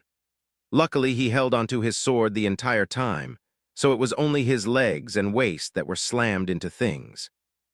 It was at that point Marcus knew he was fucked, so he went for broke and pushed all of haki into his sword. His goal wasn't to coat his sword, though, but the ship it was connected to.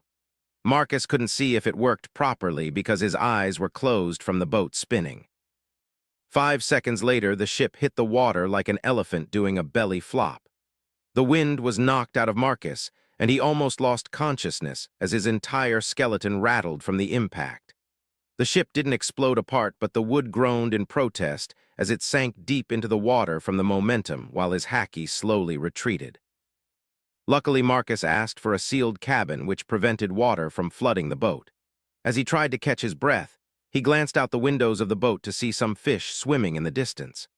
After a few moments, the air in his boat started to lift it towards the surface, while it was upside down, and Marcus was standing on the ceiling as he held his sword. Marcus fed stamina to his sword to help rotate the boat, and was able to get the boat right side up just before it resurfaced. Once the ship was above the water, Marcus collapsed onto the seat to rest. Over half his body felt like one giant bruise, and his stamina was drained from coating his whole boat in hacky. As Marcus laid there, he reached over to the storage compartment to find it a complete mess. He didn't bother to fix it as he grabbed some rations and started eating. Marcus didn't bother with anything else for the next 2 hours as he let his boat slowly drift with the current. After Marcus recovered, he visually checked where he was before he powered up his boat and set off. He didn't need to travel for long before he saw a massive skull off in the distance. It was the afternoon, and the sky was overcast as Marcus slowly approached the island with its unique landscape. Instead of heading towards the massive Torii Gate and the sea fortress it sat on, Marcus headed towards the rear of the island and the dangerous whirlpools that surrounded it. Like the whirlpools that surrounded Wano, Marcus's small boat and speed made it easy to navigate the treacherous waters. Even the few times he was dragged into a whirlpool that formed beneath his boat, Marcus just overpowered the water current and shot out of the danger without issue. It took a while, but Marcus was able to make it to the back of the island and found a small spot in the cliffs to store his boat. He had to get in the water and partly lift it onto some rocks before he tied it off. Getting into the water also allowed him to check the ship over for damage. While he wasn't an expert, Marcus found no real damage to the ship, and while it was made of wood.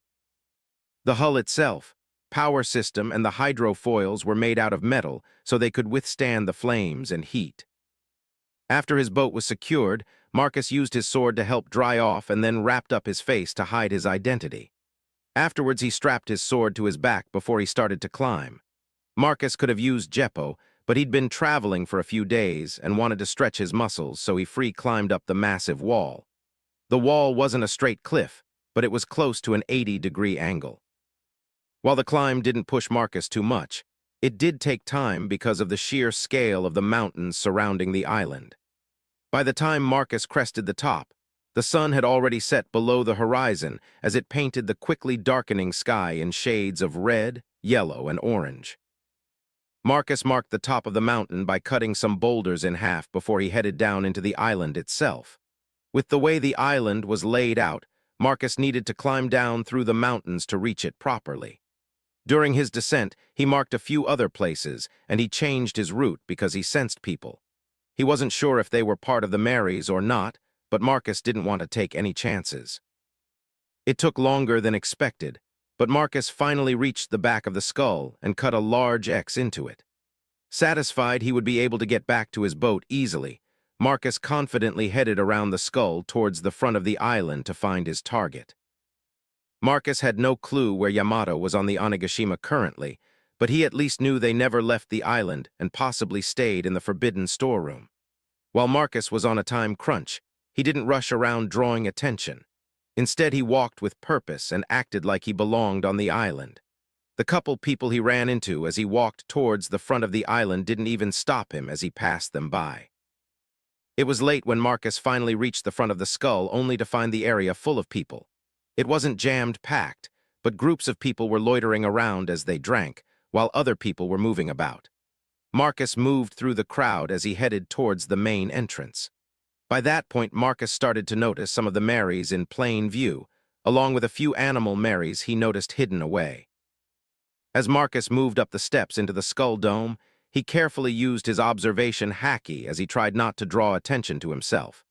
Luckily, everyone seemed to ignore him since he walked with purpose and didn't look around at everything like a tourist. Marcus easily made it up the entrance stairs and then walked around the stairs leading to the forehead floor as he looked for the forbidden storeroom. The building wasn't hard to find at all since it was in an area off to the side where no one was. Marcus knew he wouldn't be able to hide from the Marys being inside the Skull Dome, so he didn't. He confidently headed towards the area like he needed to do something there and moved towards the back of the building. Once there, he found a back door and headed inside as he flared his observation hacky. Unfortunately, he didn't feel anyone's presence in the immediate area. After searching the storeroom, Marcus also didn't find any real trace of someone living there. Since his first stop was a dud, Marcus left the building and headed upstairs into the first real floor of the castle. Marcus easily reached the live floor without issue before he finally ran into his first bit of trouble. As Marcus passed a group of men drinking on the deck in front of the pleasure hall entrance, one of them reached out to grab him. Marcus instantly swatted the man's hand away before he spun around and nailed him in the face, which laid the man out cold. His companions reacted a moment later, and within moments Marcus stood over 6 men he easily knocked out. As Marcus calmly walked away from the bodies, he instantly noticed a handful of Marys now watching him. Marcus ignored them for the most part. Unfortunately, that didn't stop them from actively watching him or the fake someone started following him. Marcus only sensed them with his hacky and never turned around to check who it was, but he was positive it was one of the Marys. Marcus walked around the live floor somewhat aimlessly as he searched for Yamato. But unfortunately, he had no luck at all even after the moon reached its peak.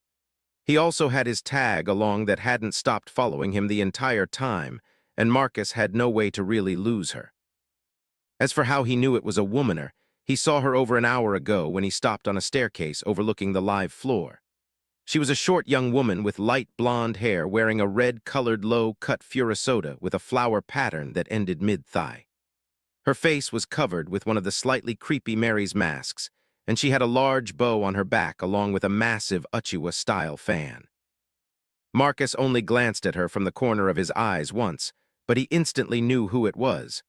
Her name was Bao Huang, and she was one of Kaido's shinachi. Marcus did one more circuit around the live floor before he headed for one of the bars to eat. As he stepped inside, Bao stopped outside and didn't enter. But Marcus easily noticed the reason. Inside the bar, hidden up in the rafters, were a couple of Marys. After taking a seat at an empty table, Marcus waved down a waitress before he asked, "What do you have to eat?" "Do you have any money? This place isn't cheap, you know." The woman asked as she eyed Marcus, who was dressed in plain clothes with his sword on his waist. "I have more than enough money," Marcus said as he patted at his pocket that was empty. The woman handed over a menu as she said, "I'll be back in a few minutes." Marcus quickly decided on what he wanted and ordered an entire table's worth of food, including some fruit juice and tea. As the food came out, Marcus quickly ate it and started to draw attention because of how much he was eating. When the second half of Marcus's order was brought out, a couple of pirates approached his table as one of them asked, "Hey, brother, that's a lot of food you have there. Why don't you share some with us?" Marcus glanced towards the man and the other 2 people with him as he said, "Share if you can answer a question for me." "Sure, what is it?" "Do you know where Yamato is?" The man froze along with everyone else in earshot that heard Marcus's question. People at other tables turned to look at him as the man cautiously asked, "Why are you looking for them?" "I'm new and I heard they're strong. I want to test my strength against them." A couple people nodded in understanding as the man chuckled before he slapped Marcus on the back and said, "You got some guts, new guy, wanting to fight that little monster." Marcus stuffed a dumpling into his mouth before he asked, "So do you know or not?" The man and his friends took a seat at the table as he said, "Yamato is normally in the mountains by the southern mountain path around the gate." "How do I get there?" The man pointed towards the south of the island as he said, "You go out of the Skull Dome and take the left path. Once you reach the mountain gate, you'll be in the right area." Marcus smiled at the man as he said, "Since you were so helpful, eat up and order whatever you want." Now that's how rookies to the crew should be. the man said as he reached over and patted Marcus on the back again as he laughed loudly. Marcus reached over to shake the man's hand as he said, "I'm Rox, what's your name?" "I'm Gene, that's Skip and Ringo," Gene said as he pointed at the other two men. Marcus nodded towards the men before he grabbed a massive chunk of meat as he stood up and said, "I'll go talk to the waitress and make a tab for you guys, so order whatever you want when she comes over. I'm going off to find Yamato." The three men were already digging into the other food at Marcus's table as Gene said, "When you lose, come back and I'll buy you a round." Marcus chuckled slightly before he headed over to the waitress and said, "My friends over there offered to pay my bill, but they're also gonna add to it." "You think you can get out of paying?" The woman glanced from Marcus to the table with narrowed eyes before Marcus yelled, "Gene, you guys are good to go." Gene and his friends waved back as he said, "Good luck, Rox, and come back when you're done and I'll cover your drinks." Marcus smiled at the waitress as he said, "See, they got it covered." "Fine." Marcus quickly left the bar, and outside Bao was calming waiting off to the side. Without missing a beat, she started following him again as he headed out of the Skull Dome and towards the southern mountain path, which was the opposite of the one he used. Once outside, the path was basically deserted besides him, and Bao, who calmly followed behind him from a safe distance.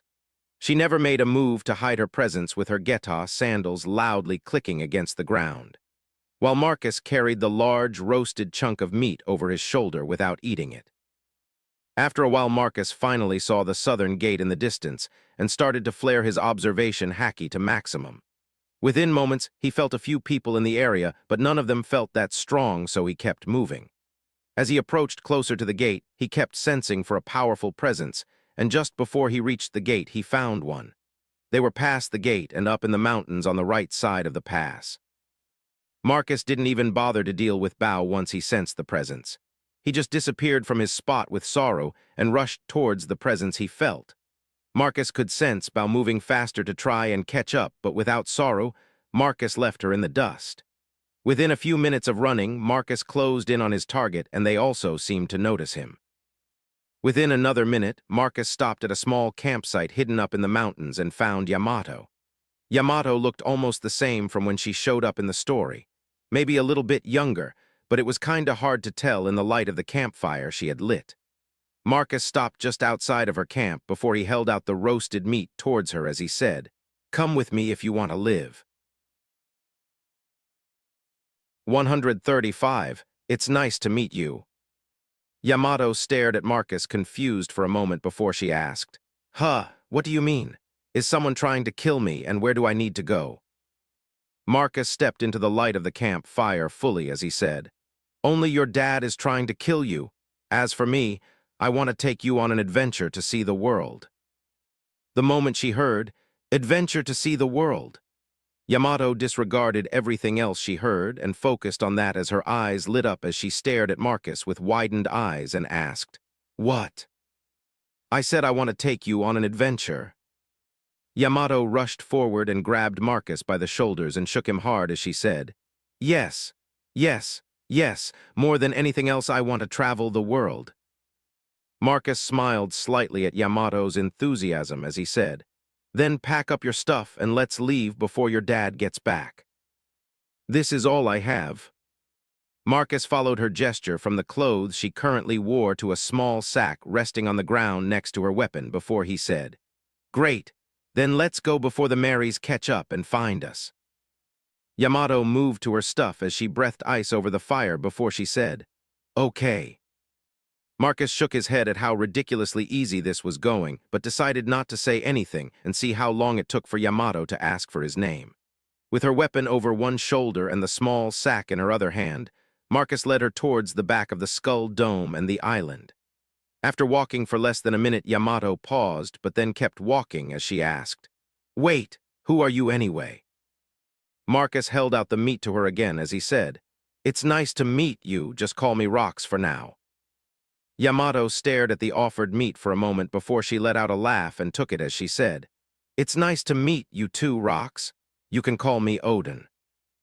As Yamato held the meat in the same hand as the sack containing her belongings, she asked, "So where are we going? Isn't the dock the other way?" "I snuck onto the island from the back and climbed up the mountains. My boat is currently hidden out there." Yamato took a bite of her roasted meat as she asked, "Oh, that was smart. So are we gonna go explore the rest of Wano first?" "No, we only have a limited time to run away, or we might run into your dad or someone we can't beat." "Oh, wait, I can't leave Wano or my cuffs will explode. At least that's what my father told me," Yamato said as she stopped in her tracks and held up the thick cuffs on her arms. "I'll take care of that before we leave the island, but we have people incoming." Yamato turned her head in the direction she felt people coming from at the same time Marcus spoke as he added, "If we have to fight them, let's do it as we retreat to my boat." They kept moving, and a minute later a handful of people landed in front of them. One of them was someone Marcus already kinda met, Bao. But the other three people were new, and Marcus wasn't completely sure if they could beat one of them. The person in question towered over everyone else present at 11 feet tall with a lean yet well-toned build. His red jacket was unbuttoned along with the black shirt underneath, which exposed his chest, and a purple tattoo that covered it. His height partly came from his particularly long legs while he had a light complexion. The man wore a red-colored helmet that covered his horns and the top half of his face, while a mane of wavy, pink-colored hair came out of it and went a little past his waist. When they stopped in front of Marcus and Yamato, he looked down at them with a cigarette in his mouth through the yellow-colored lens of his helmet. The last two people were dressed up like cats and wore purple-colored half-masks over the top of their heads with cat ears on top. Both were women, and while one wore fishnets and a black low-cut leotard that showed off her impressive chest, the other woman was dressed in a green latex half-jacket that showed off her toned midriff, while a pair of green latex pants sat low on her hips and showed off her V-line. Everyone paused for a few moments as they sized each other up before Bao pointed at Marcus and asked, "You're not part of the Beast Pirates. Who are you, and how did you get here?" "I'm Rox, and I sailed here like everyone else." "You were never spotted at the harbor. How did you sneak in?"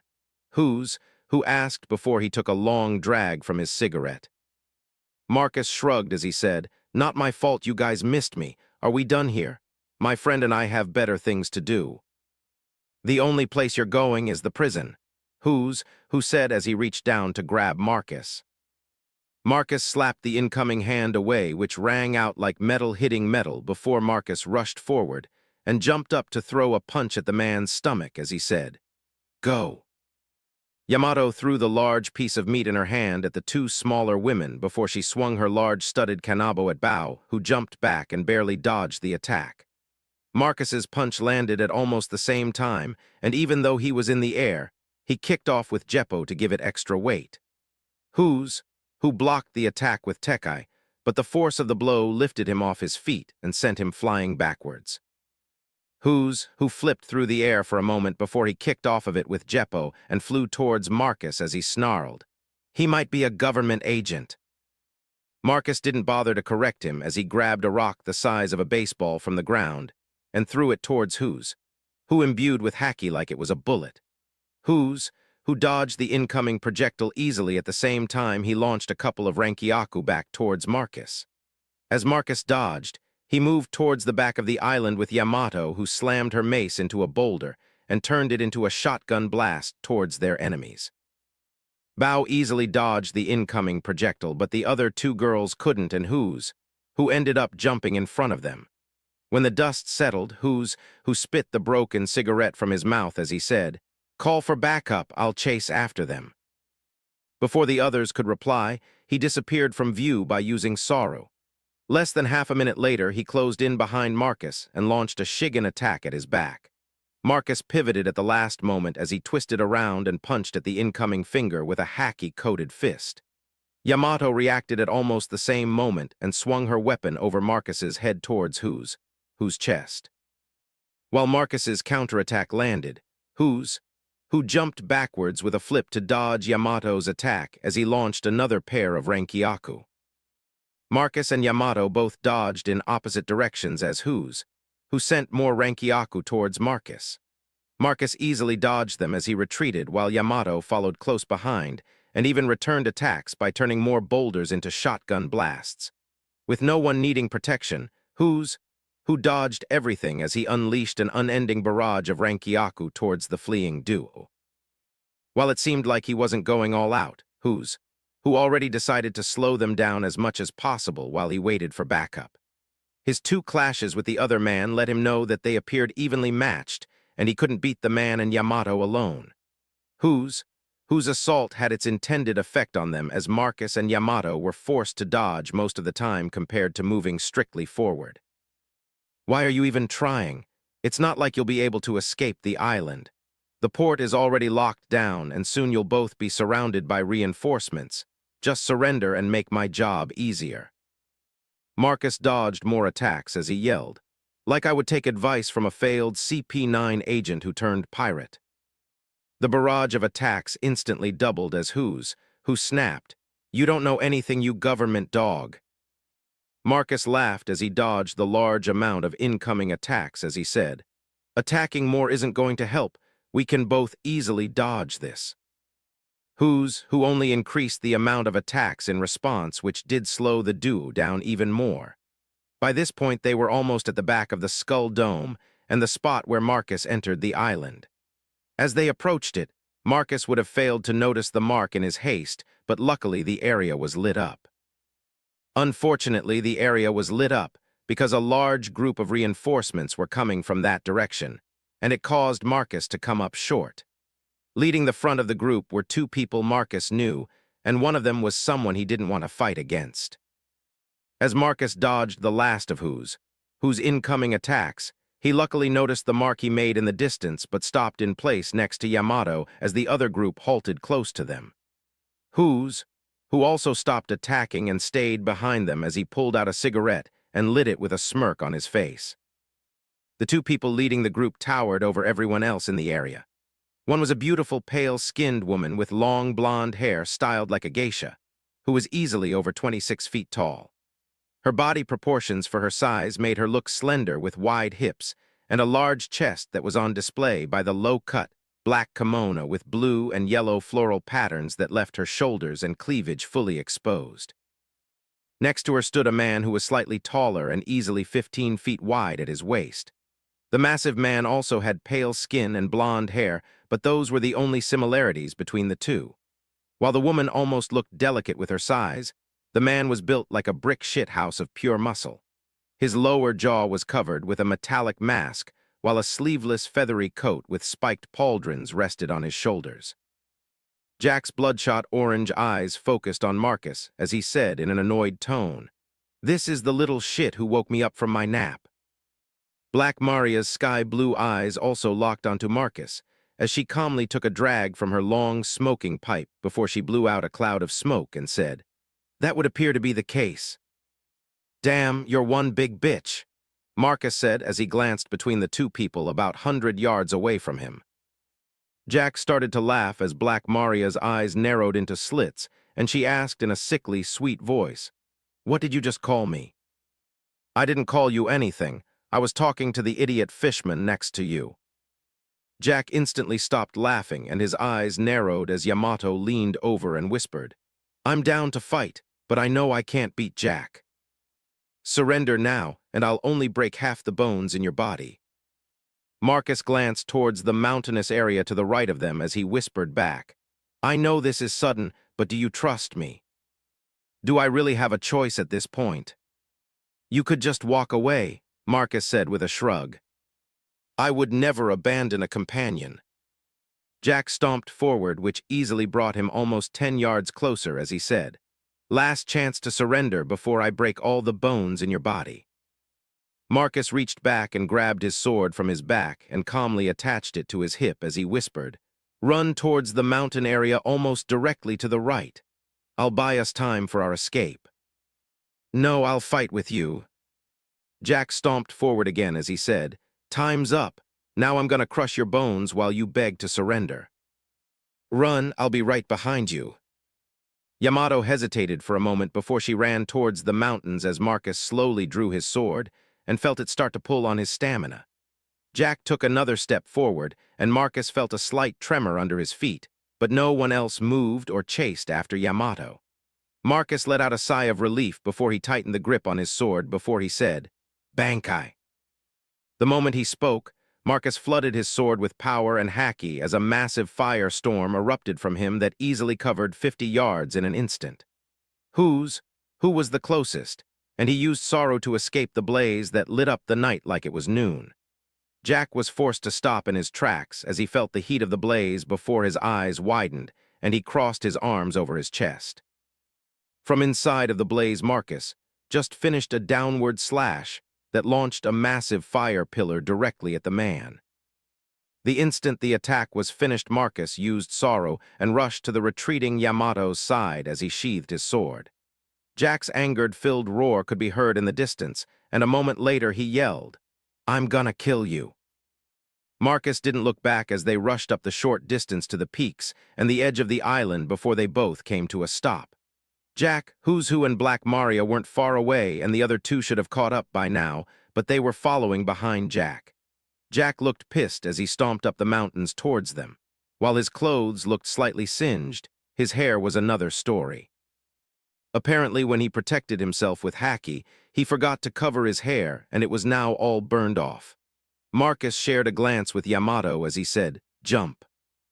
Yamato watched as Marcus jumped off the cliff without a second thought before she followed him a second later over the edge. As they fell towards the water thousands of feet below, Yamato yelled, "I hope you have a plan."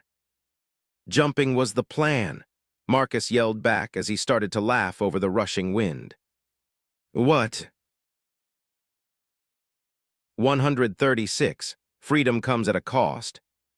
When Jack and the others reached the edge of the cliffs, Marcus and Yamato had already disappeared into the darkness below. Jack stomped his foot on the ground, which caused it to crack and parts of it to fall off the edge as he snarled, "Contact the port, I want them found." Jack then turned towards who, as he added, chased down after them. "And die when they knock me into the water." Jack leaned over slightly as his wild, bloodshot eyes locked onto whose masked-covered face as he asked, "Are you disobeying my orders?" Who disappeared a moment later down into the darkness below, but only went about halfway down before he stopped. Instead of chasing after both of them, he found a nice spot to sit down as he lit up a new cigarette and took a drag. Meanwhile, down below, Marcus had scoped up Yamato and a Princess Carrie before he used Jeppo to slow their fall and look for his boat. "You could have told me this was part of the plan. I thought we were gonna die." Marcus chuckled as he found the spot where his boat was secured and said, "Honesty, this was all last-minute planning. I was hoping we could have climbed down, but taking the express elevator always works." "Express elevator?" Marcus placed Yamato down when he landed on the back of his boat before he said, "Yeah, jumping from someplace high up is taking the express elevator." Yamato nodded slightly as she glanced over the small boat with no sail before she asked, "This is your boat. Why doesn't it have a sail?" "It doesn't need it. Help me disconnect from these rocks, and I'll show you how it works," Marcus said as he started to untie some of the ropes he set up. Within minutes, they were both inside the cabin as Marcus explained the basics of how the boat worked. Yamato stared at him with wide eyes filled with stars as she pushed him into the captain's seat and said, "That's so cool. Let's go, I want to see it." Marcus didn't waste time as he took his seat and inserted his sword into the control mechanism before he started to feed it power. The boat quickly pulled away from the island as Marcus did his best to dodge the whirlpools in the dark. Yamato, fascinated by how the ship worked, tried to watch it in the dark but gave up pretty quickly and came back inside the cabin. "So where are we going first?" Marcus fed his sword more power and pulled them out of a whirlpool current as he said, "We are going towards the island's exit and then getting your cuffs off." "So we really aren't going to visit Wano's mainland? Can you beat your dad in a fight or even one of the All-Stars?" "No. Exactly, and neither can I." Marcus increased the boat's speed, and most of the island started to disappear from view behind them as it was swallowed by the darkness. After a couple of minutes, Marcus glanced towards the quiet Yamato as he asked, "A belly for your thoughts?" "What?" "It's a way of asking what's on your mind. You have a lot of weird sayings." Marcus chuckled and turned the ship slightly towards the direction he came from earlier as he said, "True, but you've never left Wano. Those could be considered normal things to say in other parts of the world." "Really?" "Maybe," Marcus said with a shrug before he added, "So do you want to share what's on your mind?" "I really wanted to visit the rest of Wano and explore it. I promise we will come back one day, but we both need to get stronger first. You're not the only person who wants to explore this place properly." Yamato turned to study Marcus and his still hidden face before she asked, "So why is your face covered up anyways? Are you injured or something?" "It's to hide my identity. It's the same reason I gave a fake name. I didn't feel like getting chased around by your dad." "So you gonna remove that and tell me your real name then?" Marcus shook his head slightly before he said, "Not yet. I'll do that once we're away from Wano and I don't have to worry about accidentally being caught." "By the way, you wouldn't happen to know how to play the drums, would you?" "No, why?" "A friend of mine has a band, and we need a drummer. You wouldn't happen to have an interest in learning how to play them, would you?" Marcus asked as he glanced towards Yamato. "I never really thought about it. Learning to play an instrument is a good hobby if you don't already have one." As they talked, Marcus noticed lights in the distance and slowed his ship down as he pulled out a spy glass to get a better look. What he found were a couple of pirate ships that seemed to be patrolling the area. Thankfully, his ship was tiny compared to other vessels, and it was hard to make out even in the daytime. At night, it was practically invisible unless you were right next to it or Marcus used a light. Marcus changed his course so they wouldn't run into the ships before he handed the spy glass over to Yamato and said, "Keep an eye on those ships for me, and let me know if they start heading towards us." While Marcus's boat could easily outrun anything on the water, going fast could potentially draw attention. The faster the boat traveled, the more flames it produced to get that power, which meant possibly more light. With their current speed, that light was non-existent hidden under the water, but any faster and it would slowly become noticeable. It took a while to sail wide of the ships with Marcus throttling the boat's speed, but they easily made it past them and closer to the exit of the island without incident. Over the next few hours, they ran into a few more groups of ships, but each time Marcus skirted past them. It wasn't until they reached the entrance Marcus used that they were forced to stop. Patrolling in front of the area was a handful of ships that basically blocked the path down. Marcus was positive he could easily squeeze between the gaps, but doing it without being caught was another thing entirely. Marcus studied the ships for a little while before he said, "Well, looks like we aren't going to leave this place quietly after all." Marcus handed the spy glass over to Yamato as he said, "I'm gonna head towards them, and once they spot us, I'll remove your cuffs." Yamato glanced down at the cuffs before she asked, "You never really explained how you were gonna do that." "I'm gonna use Haki to do it." "How?" "I'll teach you later. For now, get next to the cabin door so it's easier to throw them away." Yamato moved towards the door as Marcus started to move the boat towards the waterfall entrance as she asked, "Throw them?" "Yup, those things are gonna turn into massive bombs as soon as I remove them." Yamato frowned slightly as she said, "My dad did say the cuffs would explode if I left the island, but it wouldn't be enough to kill me, right?" "You can tell me what you think about that yourself after we remove them." Yamato nodded as Marcus increased the speed a little bit and aimed for the smallest gap between the ships. While it seemed like the worst choice, he figured the large gap was being watched by more people. As they approached closer, Marcus slowed down and kept his observation Haki concentrated on the two closest ships. Within minutes, they were only a few hundred yards from the ships, and so far Marcus noticed nothing new. When his observation Haki reached the two ships, he paid close attention to everyone on the ships. It wasn't until they were about 50 yards from the two ships that Yamato said, "I think we were spotted." Marcus sensed the same thing through his observation Haki as both ships became a beehive of activity. Marcus wasted no time as he increased his boat's speed as he said, "Hold on." Both of them were slammed into their seats as the boat hit half power a moment later and flew towards the gap between ships. Marcus felt more people converging near the edge of the ships as some gun shots rang out above them.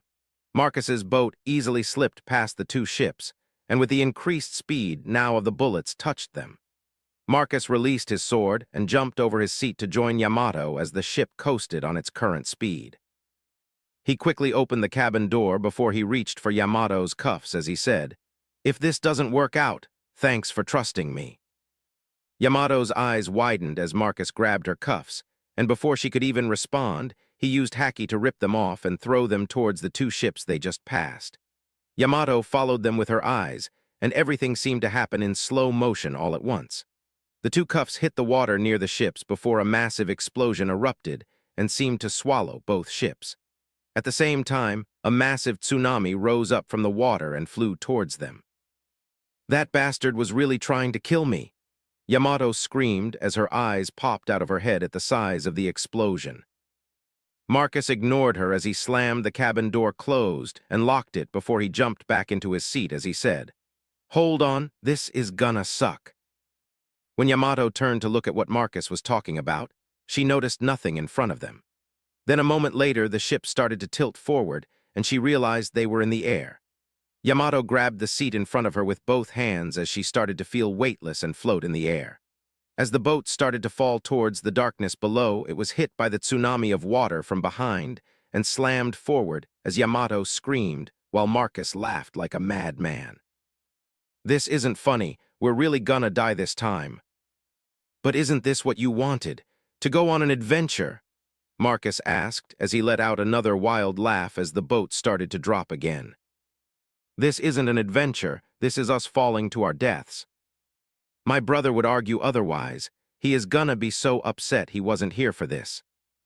"Your brother sounds like an idiot," Yamato said as she floated in the air while her hands death-gripped the seat so she didn't fly into the roof. Marcus reached out with one hand and helped pull her down into the front seat next to him as he said, "He is, but I think you would like him." As Yamato gripped the seat and part of the boat's dashboard, she asked, "Shouldn't we jump out of the boat so you can save us from the fall again?" "And lose the boat. I want to live." Marcus laughed as the boat reached terminal velocity and flew nose downward towards the ocean below. Marcus learned his lesson from last time and didn't try to save the boat with his sword as he just let the boat fall how it wanted. What seemed like an eternity to them but was only a few minutes as they both held on tight. They finally saw the water below them. Yamato turned towards Marcus and asked in a panicked tone, "Are you sure we can't leave the boat?" "Just hold on and coat the boat in armament Haki." "The whole boat?" Yamato asked in an incredulous tone. "I've already done it. It's not hard, but it drains you and I need my strength to get us out of here." Yamato gripped the seat tighter as she started to force her Haki into it. It was awkward at first since it wasn't her weapon and a lot bigger than normal. But fear was an incredible motivator, and as they fell through the darkness, she kept forcing her Haki into the boat. As they rushed towards the water below, Yamato's Haki slowly covered the whole ship. It took all of her concentration to hold it in place, but just before they hit the water, she had the entire ship coated. Marcus braced himself as best as he could next to Yamato as he coated himself in Haki. When they hit the water, both of them slammed into the front of the cabin before they bounced off of it. Marcus, expecting it to happen, took the impact a lot better than Yamato, but both of them were mostly fine afterwards. As the ship started to sink into the water from its momentum, Yamato glanced around and asked in surprise, "That actually worked." 137. Rest in. By the time the sun was up, Marcus and Yamato had put Wano far behind them. Marcus wasted no time once the ship was above water again and basically put the boat at full power for a couple hours straight. The speed was ridiculous, and Yamato loved every minute of it. Well, that was the case until the sun rose and all she could see was endless water. Sure, she was happy with being free and enjoyed being on the water. But Marcus's little boat had nothing for her to really do, and she couldn't help out with running the ship. So after a couple of hours of talking with Marcus and getting to know each other, Yamato decided to sleep on the back seats. Marcus didn't slow the boat down until his snail started ringing, and he decided to answer it. Kaido just stopped chasing us. That's fine. I already picked up Yamato from Wano a few hours ago. You better be careful. Kaido left by himself, and he looked to be in a hurry. His ship is still chasing after us, but they've already fallen back some. Marcus glanced at the eternal pose he was using as he said, "Well, I'm headed towards Elbaf, so hopefully he isn't coming from that direction. And if he's following a Vivre card." "Shit," Marcus said before he turned towards the back seat and quickly shook Yamato as he called her name. Yamato groggily sat up and blinked slowly as she looked at Marcus still half asleep as he asked in a concerned tone, "Yamato, does Kaido have a Vivre card for you?" Yamato let out a loud yawn and stretched her arms over her head as she said, "I don't think so." "Have you made a Vivre card yet?" Yamato shook her head as she said, "I never had anyone I needed to give one to." Marcus let out a sigh of relief as he said into the den mushy, "We should be good. Yamato doesn't have a Vivre card. Just in case, don't head directly for Elbaf. Turn your ship so the eternal pose needle is pointing port side and travel for a whole day like that. It will take you far out of the route that Kaido and his crew will use getting back to Wano." Marcus immediately started to turn the ship and increased the speed to maximum again as he asked, "Done, how much longer do you think you'll be chased for?" "No clue, but not much longer than a day. Worst case, we'll see you on Elbaf in a week." "All right, I'll talk to you then," Marcus said before he hung up his snail. Yamato rubbed the sleep from her eyes as she asked, "Who was that?" "Shanks, he's the reason I was able to come get you from Wano." Yamato nodded slightly as she moved into the front seat next to Marcus and asked, "How long was I out?" "Maybe 2 hours. Do you want to trade? My sword powers the ship and I'm not sure it would accept another person using it. Besides, I'm not tired yet. I can last until tonight," Marcus said as he pointed towards the sealed compartment and added, "There are some rations in there if you're hungry. They aren't the best tasting, but they do the job." Yamato opened the hatch and looked around for a moment before she pulled out 2 of them. She held one of the packages up as she asked, "You want one?" "Sure." A few moments later, the boat was filled with the sound of both of them eating what was basically a large protein bar Vegapunk invented. The taste was passable and worked if you were hungry, but eating them a few times in a row was a terrible idea. It was the main reason Marcus ate so much on Wano. Yamato finished her bar first and drank some water before she asked, "Does your boat have a bathroom?" "Nope, with its size, it's meant to be a landing or supply boat more than anything. But with its speed, I'm using it as a normal boat till I get back to my main ship." "Then what do you do when you need to use the bathroom?" "I stop the boat and go off," Marcus started to say before he glanced towards Yamato and asked, "Do you need to go?" "Yeah." Marcus stopped feeding power to his sword, and as the boat slowed down, he said, "Once we stop, just go towards the back of the boat and figure out the rest yourself." "Okay," Yamato said without even a second thought as she moved towards the cabin door and opened it. While Yamato was outside, Marcus kept his head down and debated calling his brothers. By the time Yamato returned, he still hadn't called them because he realized it would be the middle of the night for them, or at least close to that time. He also decided to use the bathroom before he started back up the ship. As they traveled, the 2 of them traded stories about their lives. Yamato lived a pretty simple life in Wano and mostly stayed outside. She interacted with members of the beast sometimes, but overall she kept to herself on the outskirts of the island. She hadn't fully rebelled against Kaido, but she never listened to him and stayed away from him as much as possible. Kaido, on the other hand, didn't care much about her as long as she didn't leave Wano. He also sent people to fight her almost daily, which was how she interacted with most people. Marcus told her about his own life and how he trained almost constantly.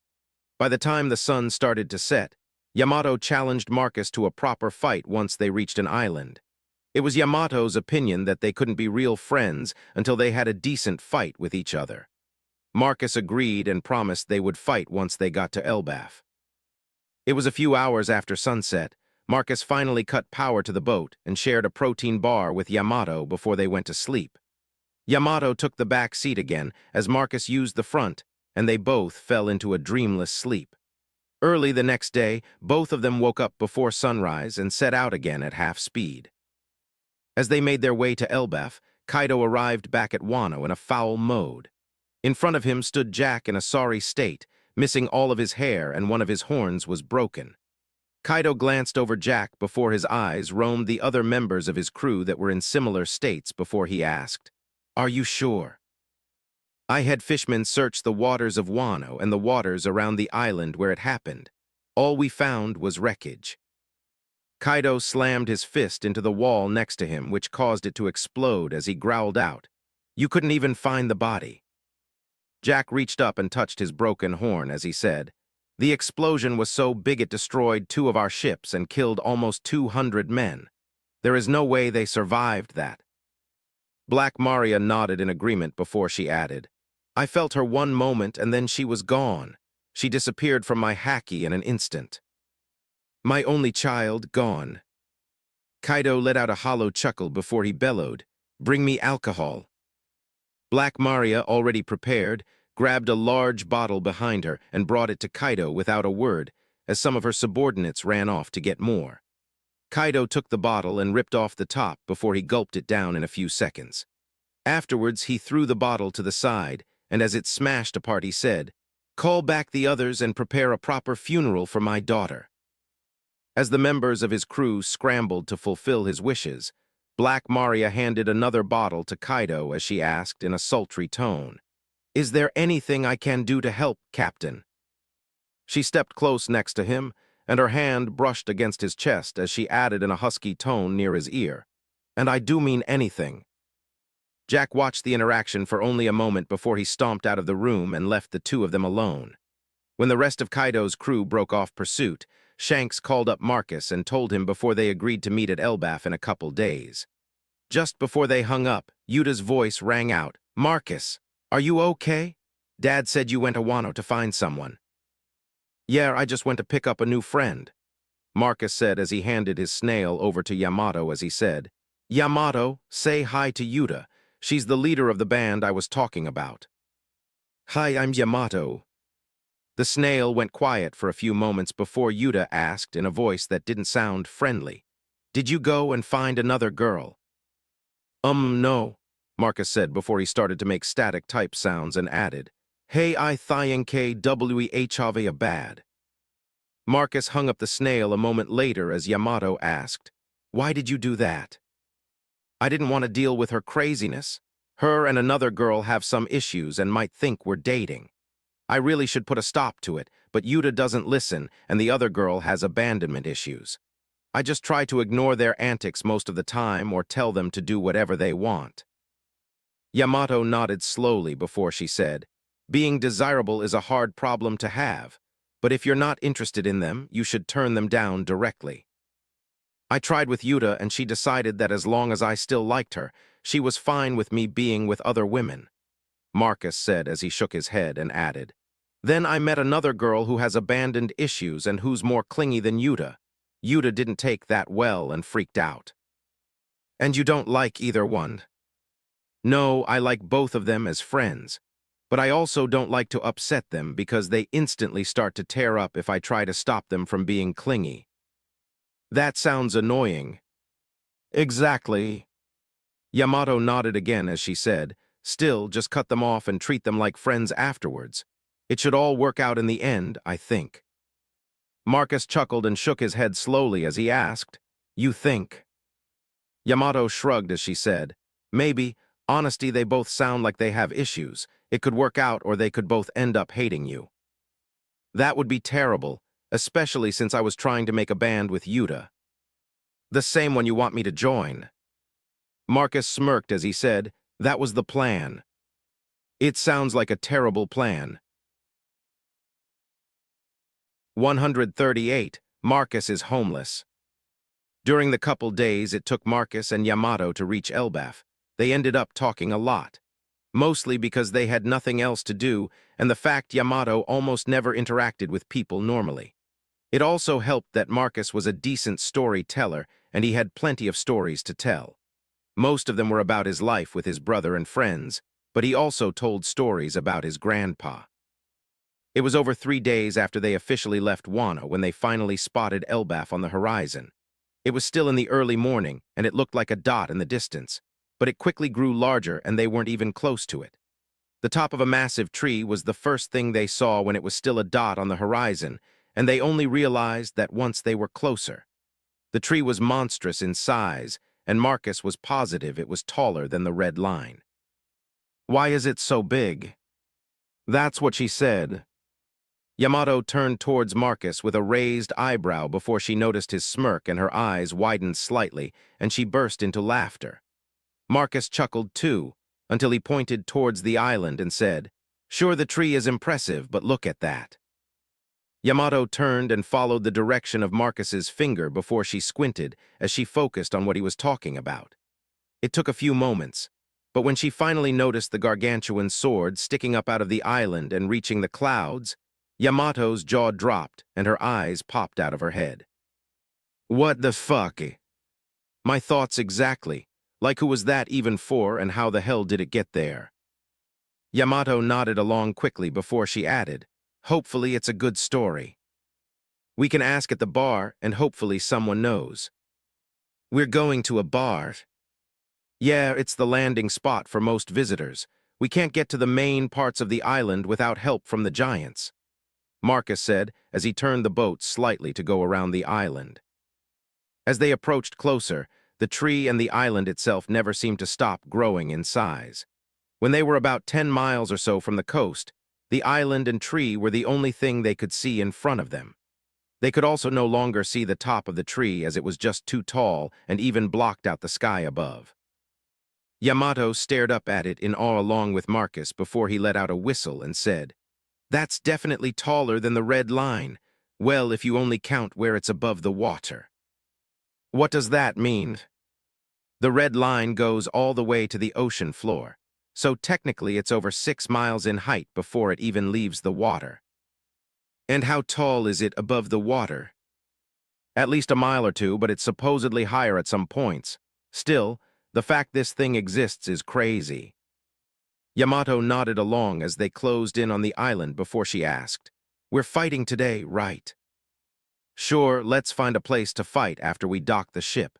Then we can eat a proper meal together to celebrate me winning." "You think you can beat me in a fight?" Marcus smirked slightly as he said, "Yup." Yamato cracked her knuckles as she said, "I can't wait to prove you wrong." The two of them bantered as they closed in on the island, and Marcus was forced to slow down the ship as they entered a massive patch of fog. While the fog wasn't thick, it still obscured most of their vision after entering it.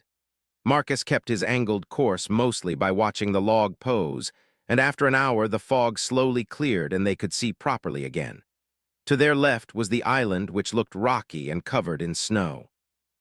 But further ahead the snow cleared up, and they could see grass-filled plains and some gently rolling hills. It was shortly after that when they finally saw their destination, which was a harbor and massive dock filled with ships. It honestly looked bigger than any dock Marcus could remember visiting, and he didn't notice any giant ships docked in the harbor currently. But there were definitely a few spots for them by the size of a couple of the docks. The rest were built regular size, only they were completely different. Instead of the regular size pillars, beams, and deck boards you would normally see, the dock was built by giants, and they used what looked like massive pieces of lumber driven into the water. They were completely solid as far as Marcus could tell, and they were perfectly flat. Marcus glanced over all of the ships as they approached and didn't recognize a single flag at all. Yamato studied them too as they drew closer, but it was Marcus who spoke first when he finally recognized a ship, his ship which he pointed towards and said, "Look, that's my ship." Yamato glanced at the relatively small ship as she asked, "Why is it so small?" "Because I started out sailing by myself and needed it to be easy to manage alone. But it's also the fastest and most nimble ship on the water." "Is it faster than this?" "No, but this is a small boat, not a proper ship like that is." Marcus said as he guided the boat towards the dock and his ship. The spot where his ship was docked was relatively empty compared to the rest of the pretty large harbor. A few other ships were in the same area, but all of them flew their own flag plus a smaller one for the red hair pirates. Even Marcus's ship had a small red hair pirate flag waving at the top of its mast. Marcus pulled his boat up behind his ship as he let it coast to a stop before they exited the ship and started to tie off to the dock. While they did that, Marcus took another look at the dock, and his first impression was correct. The dock was just giant-sized lumber hammered into the ground below. Afterwards, Marcus jumped into his ship as he said, "Come on, I'll show you my ship first." As Yamato stepped onto the ship, Marcus tested the cabin door but found it locked. Marcus clicked his tongue in annoyance before he moved to the side and started to fiddle with one of the boards. Yamato watched from behind as she asked, "What are you doing?" "Getting my spare key," Marcus said as a click could be heard and the board opened up to show a hidden compartment. Marcus pulled out a key before he closed the compartment again and stood up and unlocked the cabin. Opening the door and stepping inside, he instantly noticed a few things different from the last time he was on the ship. The first was the entire thing was decorated and looked lived in. It wasn't overdone, but compared to his mostly utilitarian style, it was a massive difference. The second thing he noticed was the smell. While the boat didn't smell bad before or anything, now it smelled like girls. At least that's what Marcus thought when he smelled flowers, vanilla, and something else he couldn't place. Yamato was forced to duck down to get inside, but afterwards said, "Nice place, but it's a bit small." "I know, I already plan to change it when I visit Water 7 again and build a new ship," Marcus said as he headed towards his cabin. When he opened the door, he found the place completely changed, even more so than the bridge of the ship. His bed was still there, and the storage compartment he used for clothes, but both of them looked different.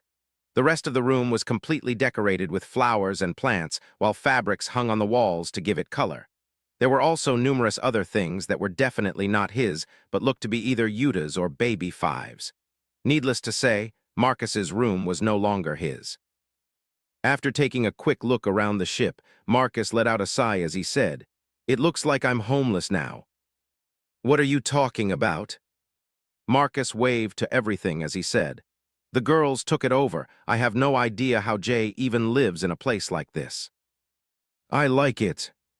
"Of course you would." "What is that supposed to mean?" Marcus rolled his eyes as he said, "Doesn't matter, let's go find a place to fight." Yamato's eyes lit up as she said, "Finally." Marcus locked up the ship before they moved towards the island and the only visible building they could see. Marcus would have thought it was weird that there was only one building, but it was built for giants and towered above the normal-sized docks. For the set of giant-sized docks, it seemed to fit right in, but for Marcus, Yamato, and everyone else, it seemed like a wooden monolith. Luckily, it was designed for normal people in mind too, and had a separate entrance for non-giants. The two of them ignored the bar for now and headed towards a large, empty area away from everyone. While further inland, there looked to be grass that was taller than Marcus, near the bar, and the docks was mostly dirt and rocks packed tight and mostly flat. After walking about a mile from the bar, Marcus finally stopped and started to stretch as he said, "This should do." Yamato nodded in agreement as she also started to stretch and take practice swings with her kanabo. As they were limbered up, Marcus asked, "Rules?"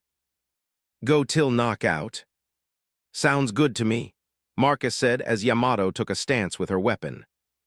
Marcus pulled up his fist and took a brawler's stance similar to his grandpa before Yamato asked, "You're not gonna use your sword?" "I need to see if you can give me a good enough fight to even use it." Yamato smiled at that comment before she slammed her kanabo into the ground and let go as she took up a boxer's stance. Marcus smiled back at her before he disappeared from his spot, and she barely dodged a blow to the head. She threw a left hook towards Marcus's liver at almost the same time, which he blocked with his right elbow. The punch was solid, and Marcus was pushed back as his feet dug trenches as he let out a grunt.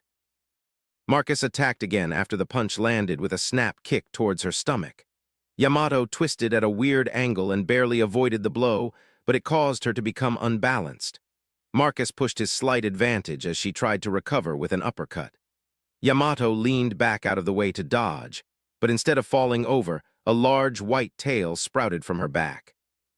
The tail touched the ground, and she used it like a spring to flip backwards away from Marcus, before she charged towards him as the tail disappeared. A smile split Marcus's face as Yamato threw a punch, and he matched it with his own. Fist slammed against fist, and a hammer blow rang out before another followed and then another. For every punch Yamato threw out, Marcus decided to copy with his own, and they started to punch each other's fists repeatedly and see who would back down first. 139. There was only ever one winner. Yamato traded blows with Marcus for over an hour straight, while people started to wander over and watch. It was an unending barrage of punches from both sides as they used raw strength and a bit of haki on their fists.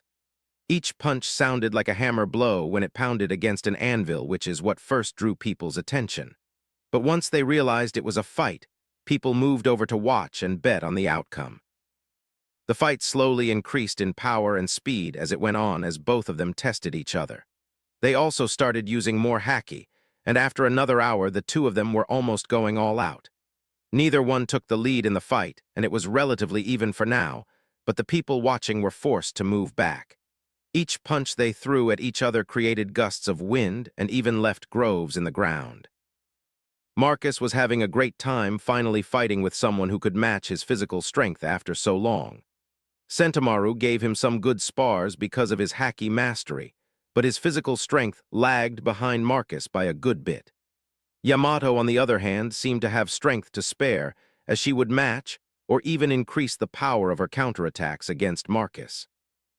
Marcus wasn't sure if it was just her body or the amount of training she did, but he was definitely surprised when he finally reached his full power and Yamato matched it without issue.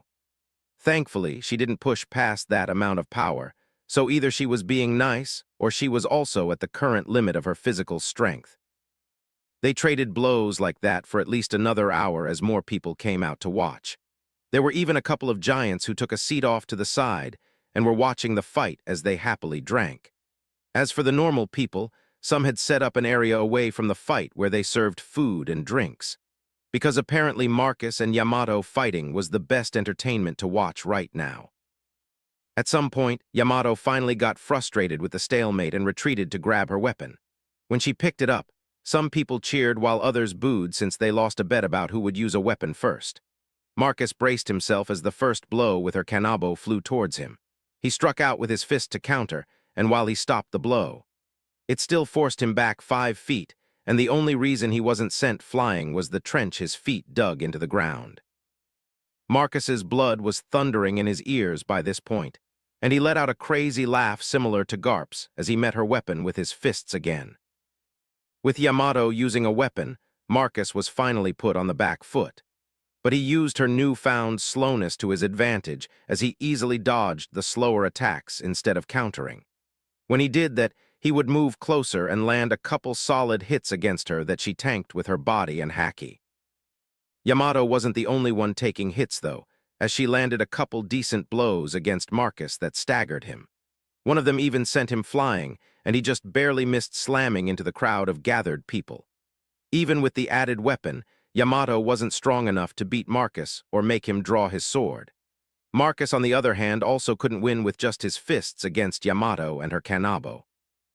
But he wasn't disappointed, though, as he just found it as another form of training as they beat the shit out of each other.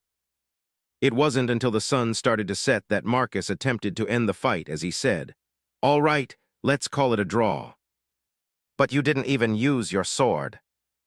And you didn't use your devil fruit, so let's call it a draw and go eat," Marcus said as he blocked another incoming attack. "No, we fight till there's a winner."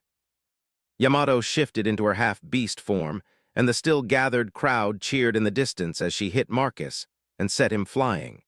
Switching to her hybrid form boosted her strength dramatically, and it caught Marcus off guard, which turned him into a human baseball. Yamato let out a triumph roar as Marcus flew into the distance.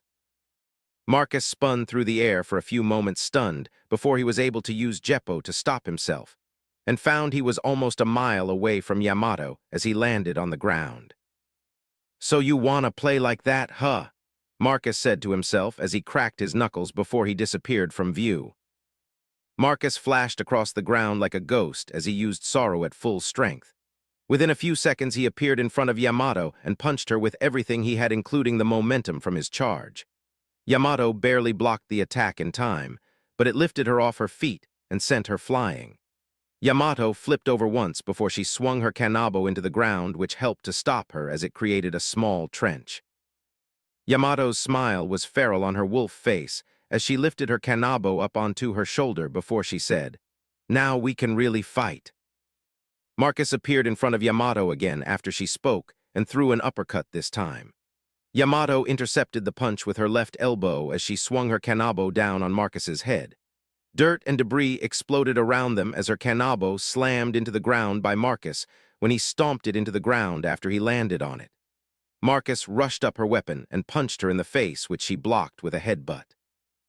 A new round of fighting ensued as Marcus used speed to try and match Yamato's strength. It helped him dodge most of her attacks and land a good amount of blows. But for every 10 attacks he landed, Yamato was able to retaliate with a solid blow, which easily outweighed any damage Marcus caused to her. They traded like that as the sky darkened, and after a while Marcus realized he would lose unless he used his sword. After a few more exchanges, Marcus retreated and finally gripped his sword as he murmured, "Thunderclap." The ground around him exploded as he launched himself towards Yamato like a lightning bolt. Yamato brought her weapon up to block, but Marcus bypassed it with his speed before the edge of his sword was touching her throat. Marcus pulled his sword away as he said, "Let's call it here before one of us gets seriously hurt." Yamato's eyes narrowed as she said, "I blocked that with haki." "And I didn't use haki." Conqueror's haki exploded out of Yamato as she said, "I said we will fight till there's a winner." Marcus felt the suppression of her haki for a moment before he unleashed his own Conqueror's haki, and they clashed against each other.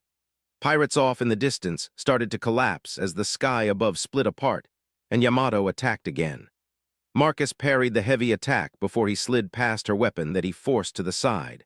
When he arrived in front of Yamato, his sword blurred as he attacked without restraint. She tanked all of the hits with haki and her body, while Marcus made sure not to cut her since he long learned how to control what he cut. The battle erupted into a whole new round of violence as people still conscious cheered in the distance. Marcus with his sword easily pushed Yamato back this time, and she couldn't even land a single blow as he dominated her completely. As they fought, their Conqueror's haki clashed repeatedly, but while Marcus sensed his Conqueror's haki was stronger, he never used it to his advantage. Instead, he trained her like Rayleigh trained him, barely overwhelming her with it until she adapted to it.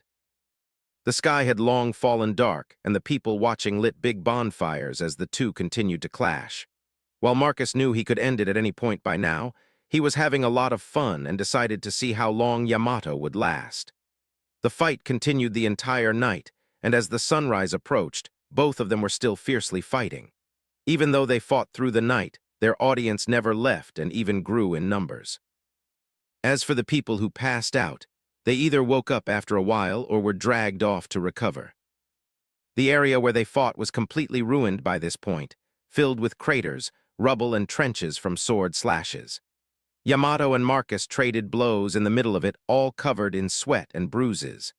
As they clashed, Marcus's laughter filled the air whenever Yamato landed a blow against him before he would counter with a few of his own. It was around noon when Marcus finally decided to end the fight because he was more hungry than interested in having fun. Marcus gained distance from Yamato before he took a stance and prepared a flying slash as she charged towards him. After he launched the attack, Marcus sheathed his sword as he followed behind its wake. When Yamato swung her kanabo to block the attack, Marcus moved underneath the clash and unleashed a devastating punch filled with advanced armament haki. The punch was like nothing Yamato had felt before, and it knocked the wind out of her and caused her to drop to one knee. Before she could catch her breath or even recover, Marcus hit her in the temple with a weaker version of the punch that knocked her out. Yamato reverted to her human form as Marcus caught the taller woman in his arms while half the crowd cheered and half of them booed. Marcus paid them no mind as he tossed Yamato over his shoulder like a sack of potatoes and picked up her weapon with his free hand. When Marcus approached the crowd of pirates and the bar, a bunch of them approached to congratulate him. He nodded to them in return but didn't say much else as he made his way towards the bar entrance and entered it. While the building was made for giants, they created an entire area for normal-sized people. It was raised off the ground, and after entering the normal-sized doors, Marcus was greeted by an elevator. The elevator carried Marcus, Yamato, and a bunch of people who were congratulating him up to a platform that put them around mid-height for the giants. The area was actually set up on the main bar the giants used, but was set up for humans. There were other similar areas around the bar where humans could hang out, but the bar top area seemed to be the main spot as far as Marcus could tell. Marcus moved towards an empty table and placed Yamato in a chair slumped against the table before he sat down as people tried to talk to him. Marcus glanced over all the pirates around him before he finally said, "Thanks, but we don't want to join any crew. We just want to eat while we wait for Shanks." As soon as Marcus said that, the offers to join pirate crews immediately stopped, and besides a few people coming over to congratulate him, most people left him alone, and he was finally able to order food from a human waiter. Marcus placed a large order that would easily fill up 2 or 3 tables, but the woman didn't even blink as she left to put in the order. Marcus didn't try to wake up Yamato when the food arrived and dug in alone instead. Yamato did wake up, though not long after Marcus finished off his second plate of food. She looked around in confusion for a few moments before her eyes landed on Marcus, and they narrowed as she said, "You could have won at any time." "Pretty much, but honestly you were a lot stronger than I thought. If you knew advanced hacky techniques, you probably could have won," Marcus said with a smile as he pushed a plate of food towards Yamato, and she started to eat as they talked. The two of them spent the next hour devouring food as they talked about the fight and fighting techniques in general. When they finished eating and were relaxing while drinking tea, the waiter came over and asked, "How would you like to pay for the meal?" Marcus glanced around the room for a moment as he thought about capturing one of the pirates for their bounty when 2 familiar voices yelled, "Marcus!" Yamato and most of the bar turned towards the voices and found 2 girls running towards Marcus. Behind the girls stood Shanks and part of his crew, which made Marcus smile before he pointed at Shanks and said, "Put it on Shanks's tab." A moment later, the 2 girls slammed into Marcus, who stood up to greet them, and he was almost knocked off his feet. They both hugged him in death grips as Yuta said, "Jasmine said you looked dead the last time she saw you." "Jasmine?" Marcus asked in confusion before another voice said, "Hey, Marcus." Marcus looked up to find a slightly familiar, yet unfamiliar face as he asked, "J." 140. The most important thing a band needs. After moving to a bigger table to sit with Shanks and his crew, Marcus introduced everyone to Yamato before he turned his attention to Jay, or as he now knew her, Jasmine. He studied her for a few moments before he asked, "So why are you with these 2? Weren't you gonna find a quiet place and live off all the money you made?" "That was the plan till that crazy bastard basically killed you. Then I realized I really needed to be able to protect myself," Jasmine said, as she pointed towards Yuta and Baby 5, who were seated on each side of Marcus, and added, "These 2 showed up the next day to find you, and we've been together ever since." Yuta nodded along as she said, "We taught her how to fight, and she even learned to play bass guitar." "And what happened to my ship?" "Well, you weren't around and Grandpa Rayleigh wouldn't look after it, so we've been using it. But all your stuff is still on it," Yuta said in a happy tone as she completely glossed over the fact that she was clearly wearing one of Marcus's shirts. Marcus shook his head slightly before he turned towards Baby 5 and asked, "How are you doing? Did your keyboard skills improve?" "Yes, dear, I've practiced diligently the entire time you were gone." Marcus let out a sigh as he said, "Just call me Marcus." "Yes, Marcus, dear." Marcus rolled his eyes as he asked, "And the money I made is still there?" "About half is left." "Half?" Marcus asked with an incredulous tone as he turned his full attention to Yuta. Yuta nodded with a smile as she said, "Well, your money is our money and we needed it." "What kind of communist propaganda bullshit have you been reading? My money is my money and no one else's." Yuta and Baby Five both wrapped their arms around one of Marcus's arms as Yuta said, "Husband and wives share everything." Baby Five nodded in agreement as she added, "Including money." Marcus extracted his arms from both girls' grips before he bonked them over the head as he said, "We are not married or even dating. At best, we are good friends and nothing more." Both girls gasped and looked like they were about to cry when Marcus hit them over the head again and said, "Don't even start with that and tell me how you spent half of my money in a year." "Well, we bought clothes." Marcus raised an eyebrow as he studied Yuta and asked, "If that's the case, why are you wearing one of my shirts?" "It's comfortable and matches the rest of my outfit." "Whatever, but that still doesn't explain half my money being missing. There is no way you spent shit. I don't even remember how much I had." "It was Arrow," Jasmine started to say before Yuta clamped a hand over her mouth and said, "It's fine if you don't remember. It wasn't that much anyway." Marcus eyed the girls for a moment before he asked, "So what did you spend the money on?" "Well, there were some slaves we freed from a pirate ship who we gave money to," Yuta said as Baby Five nodded in agreement and added, "We also helped that town rebuild after stopping that pirate raid. We also spent money on food and supplies for the ship." Marcus stared at the girls for a few moments before he said, "Why didn't you bounty hunt to pay for ship supplies? Why do that when we already have money?" Marcus dropped his head onto the table and let out a groan as Shanks, who wasn't far away, burst into laughter. Marcus looked up and shot a glare at him before he said, "Laugh it up, Lefty." The whole table and the surrounding area quieted as they turned to look at Shanks, who was missing his left arm. Shanks took a long pull from his cup before he smirked as he asked, "I will, and shouldn't it be righty instead?" As Shanks raised up his right arm in emphasis, his crew started to laugh as Yuta elbowed Marcus in the ribs and said, "That was rude." "Not really, old one arm over there doesn't care," Marcus said as he glanced at Shanks and asked, "Isn't that right?" "It would take a lot more than a few harmless words to upset me," Shanks said with a shrug before he downed the rest of his glass and reached for another one. "How did that happen anyways?" "I'll tell you later." "While we spar?" Marcus asked in a hopeful tone. "He's still recovering, so no fighting for at least another week or two," Hongo said before he grabbed a full cup from Shanks's hand as he added, "And I told you 2 drinks max.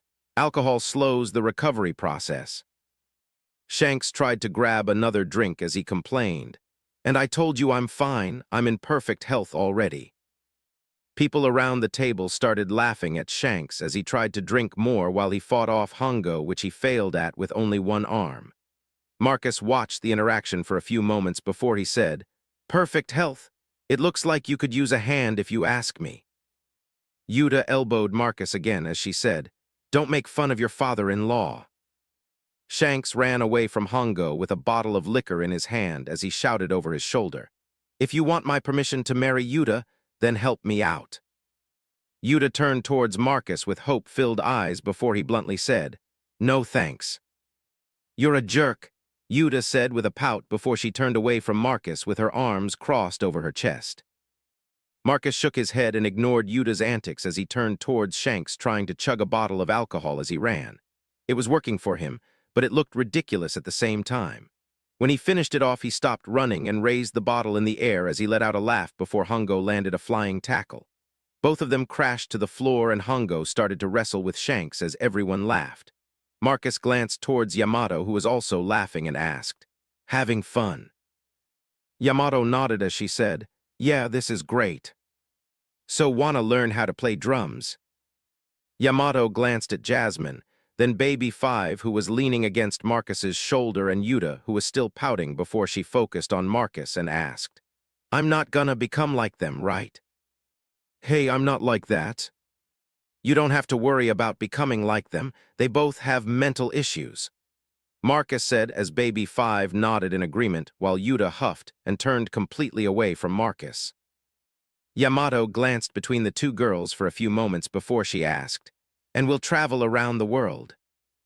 "Yup, we will need to do a few things first, but we will definitely see the world." "Then I'll join your crew." Marcus shook his head as he said, "We aren't a crew, we're a band that also bounty hunts sometimes." "What's the band's name?" "No idea, I haven't gotten that far yet since we technically just formed. Any ideas?" Marcus asked as he glanced over the girls around him. Those others quieted to think as Shanks was being tied up by Hongo and a couple of other crew members so he wouldn't drink any more. Marcus watched the entire interaction as he went over band names, but none of them felt right to him. After a while, Yuta finally said, "Marcus and the Bombshells." "Nope," Marcus said without even a second thought, as Jasmine and Yamato nodded in agreement. "Marcus and his future wives." "No," Jasmine and Yamato said at the same time, as Marcus bopped Baby 5 over the head. "What about calling the band Yuta?" Marcus asked after a moment before everyone turned to look at him. "I don't want the band named after me." "And neither do I." Everyone started to throw out random names, but no one could agree on what sounded good. Shanks and some of his crew also threw out names, but no matter what, Marcus and the others didn't fully agree on the name. Marcus tried to steal some popular band names he remembered, but even those were voted down, so he gave up and let the others figure it out. A few hours later, and they were still stuck without a clear winner, so Marcus said, "Let's worry about a name later. We still need to get Yamato a drum set and teach her how to play. Then we need to come up with some songs." "Oh, I already wrote a few," Yuta excitedly said as she waved her hand around. "I have a few I've been brainstorming too," Marcus said as he thought about all the music they could easily recreate. "Really, can we hear them?" Marcus shook his head as he said, "I still need to figure more of the songs out and write them down properly first." Marcus spent the rest of the day talking with Yuta, Baby 5, and the others until after dinner, where he pulled Shanks aside to go talk. As they headed outside to talk, Hongo yelled from the table, "Make sure he doesn't drink." "Sure thing, Doc." Once outside, Shanks and Marcus moved away from the docks and the bar to a small hilltop with a nice view of the area. They sat down on the grass and sat together in silence as they watched the sky turn dark before Marcus pulled out a bottle of whiskey and handed it to Shanks. Shanks took the bottle with a grin as he said, "I knew there was a reason I liked you." "I'm still not joining your crew." "Bah, who wants a brat like you in their crew?" Marcus chuckled as he said, "You did the last time you tried to lose your arm." Shanks glanced at where his missing arm should be and let out a sigh before he said, "Honestly, everything would have been easier if you just let me lose my arm back then." "Why do you think that?" Shanks ripped the top off the bottle with his teeth and took a long pull from it before he said, "I had to cut it off before a serious fight with someone." "Why did you have to cut off your arm?" Shanks took another long drink and stared out to sea for a few moments before he said, "So I couldn't be controlled by it." Marcus glanced towards Shanks and studied him for a few moments before he asked, "You want to expand on that?" "No, it doesn't matter anymore anyways," Shanks said as he shook his head and took another drink. They both sat there as the sky darkened fully without speaking until Shanks finished the bottle and asked, "What about you? Yuta wanted me to kill Doflamingo because of you. Are you gonna go after him?" "It was a thought, but if I kill him, then the world government will probably try to make me take his spot or label me a pirate." "That would definitely happen." Marcus nodded slowly as he said, "It's the only reason I didn't go for his head after I woke up. For now, he gets to live because I don't want to deal with the fallout." "What about Yuta and Baby 5? What about them?" Shanks side-eyed Marcus as he said, "They both think you're going to marry them." "And I already told them no." "Well, pick one of them or make it more clear." Marcus let out a helpless laugh as he asked, "How is a direct no not clear enough? What do you want me to do, beat them up?" "If it works." "Really? You want me to beat up Yuta?" "No."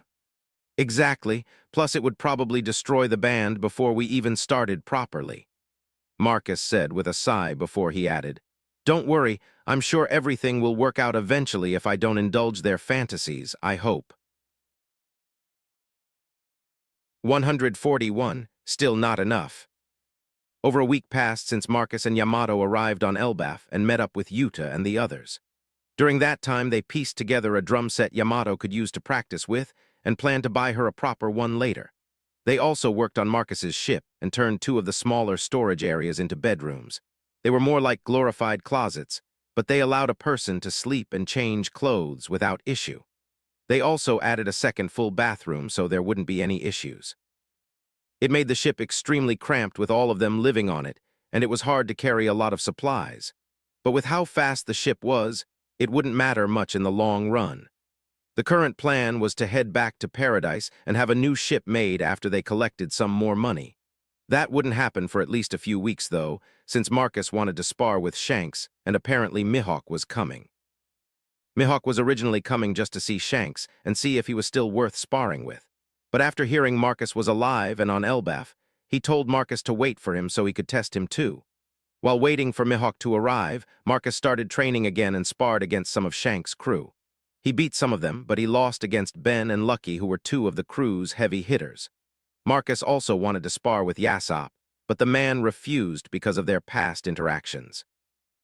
During their stay, they never left the area around the bar or the port itself. It wasn't that they couldn't, but Marcus was focused on his ship and making sure it was ready for travel instead.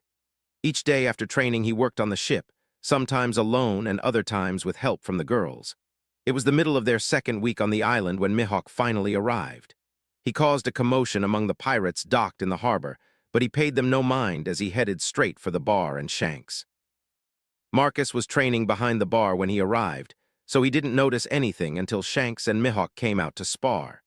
Shanks was laughing and talking to Mihawk when Marcus spotted them both as he did push-ups with a massive boulder placed on his back. Yuta and the others were around him doing the same thing, except they had smaller boulders on their backs. Well, Yamato actually had the biggest one, but her strength was ridiculous compared to a normal person. Mihawk noticed Marcus and gave him a slight nod in greeting before Shanks and him moved past everyone. They headed further inland and Marcus wanted to watch them spar, so he quickly followed behind them. Yamato and the others also joined him along with Ben, Lucky, and a couple others red-hair pirates. Mihawk and Shanks stopped miles away from the bar and the coast, just before the ground started to show spots of snow. Shanks talked with Mihawk for about a minute before they finally separated, and each man drew their swords. They stood there for a few moments before they seemed to teleport next to each other as their swords clashed together. Marcus watched them clash a few times before Mihawk pulled away and said something that made Shanks laugh. The two of them sheathed their weapons and talked for a few minutes until Shanks walked towards the people watching while Mihawk stayed behind. When Shanks got closer, he focused on Marcus and said, "He's waiting for you." Marcus glanced towards Mihawk, who was watching him, and adjusted the sword on his waist as he nodded slightly before he walked towards the man. Shanks patted his shoulder as they passed each other and said, "Good luck." "Thanks." Marcus approached Mihawk, and once they were 30 feet apart, Mihawk said, "I heard you fought Doflamingo." "Twice. And you lost." "Both times, but I heard he hasn't really been seen since." Mihawk nodded once as he said, "You injured him severely, and he just recovered fully from my understanding. He thinks you're dead, by the way." A vicious grin played across Marcus's face as he said, "Good. I can't wait to see the look on his face when he sees me again." "You should be careful. Doflamingo won't be so reckless next time." Marcus let out a dark chuckle before he said, "Don't worry, I plan to be the last thing he ever sees." "I'm not worried. It would just be regretful if you died before you reached your full potential. It's hard to find worthy opponents. I'm sure Zoro and Kuina will be able to give you a challenge sooner or later." Mihawk grabbed his sword and slowly drew it as he said, "Those two, they showed promise, but I'm not here to discuss them." Marcus drew his own sword as he said, "It's been a while since we last sparred." "Hopefully you improved," Mihawk said just before he appeared in front of Marcus as he came down with an elegant overhead slash. Marcus moved one step to the right as he raised his own sword to meet the attack. When the two blades touched, Marcus felt almost no pressure from the impact beside a gentle downward force. Marcus tilted his blade as he parried the attack to make it slide along his sword blade towards the ground. Mihawk stopped the attack just short of hitting the ground, but an invisible pressure wave exploded the ground around them and created a trench a few hundred feet long. Marcus barely dodged the explosion and paused for a moment as he asked, "Not going easy on me at all, are you? The only way to test you is to find your limits and push you past them," Mihawk said as he appeared next to Marcus again as he attempted to bisect him with a horizontal slash. Marcus jumped and used his sword against Mihawk's to help clear the attack and flip over his blade. He landed off balance from the momentum, but used it to help him slash towards Mihawk with an attack of his own. Mihawk shifted 1 foot backwards and easily dodged the blow before he shifted his weight and swung his sword back towards Marcus. Marcus jumped over the attack again with the same trick, but turned his flip into an overhead slash before he even landed. Mihawk twisted his sword and easily blocked the attack with its large cross guard as he asked, "I expected more. Is this the best you can do now?"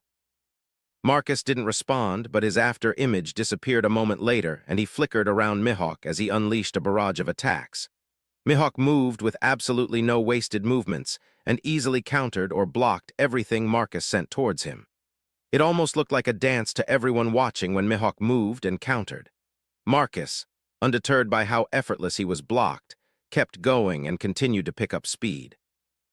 At some point, Marcus was moving so fast it looked like 4 copies of him were attacking Mihawk at the same time. Mihawk's lips curled the tiniest bit upwards as he parried all of the attacks and said, "That was almost good. Now show me what else you've got." As Yamato and the others watched the fight progress, she narrowed her eyes and studied Marcus's movements. They were ones she saw before when they fought each other, but they were even faster now, and without Haki she wouldn't be able to keep up. Even now, she knew she was too slow compared to Marcus, who only seemed to speed up as the fight continued. At one point, it looked like Marcus was standing in 10 places all at the same time, while Mihawk easily deflected every attack before he sent Marcus flying. Marcus flipped through the air a few times before he could stop himself and immediately found Mihawk in front of him attacking. From that point on, it was no longer Marcus attacking, but him being attacked by Mihawk, who sent him flying with each attack. Marcus was barely able to block or parry each new attack, as he was tossed around like a rag doll over the next hour. By the end of it, Marcus ended up blooded and bruised with Mihawk's sword resting above his neck. Mihawk removed the blade and sheathed it as he said, "You've improved, but you're still lacking. Your speed is impressive for your age, but you haven't matured, so your strength is currently underwhelming. If you can stay alive long enough to reach maturity, you might end up being a worthy opponent," Mihawk said with an expressionless face before he turned around and walked away. Marcus was too beat up to do more than grunt in response before he passed out. When he woke up, it was already the next day, and he found himself in the med bay of the Red Force. He was covered in bandages and had a couple of fluid bags connected to his arm, which caused him to frown.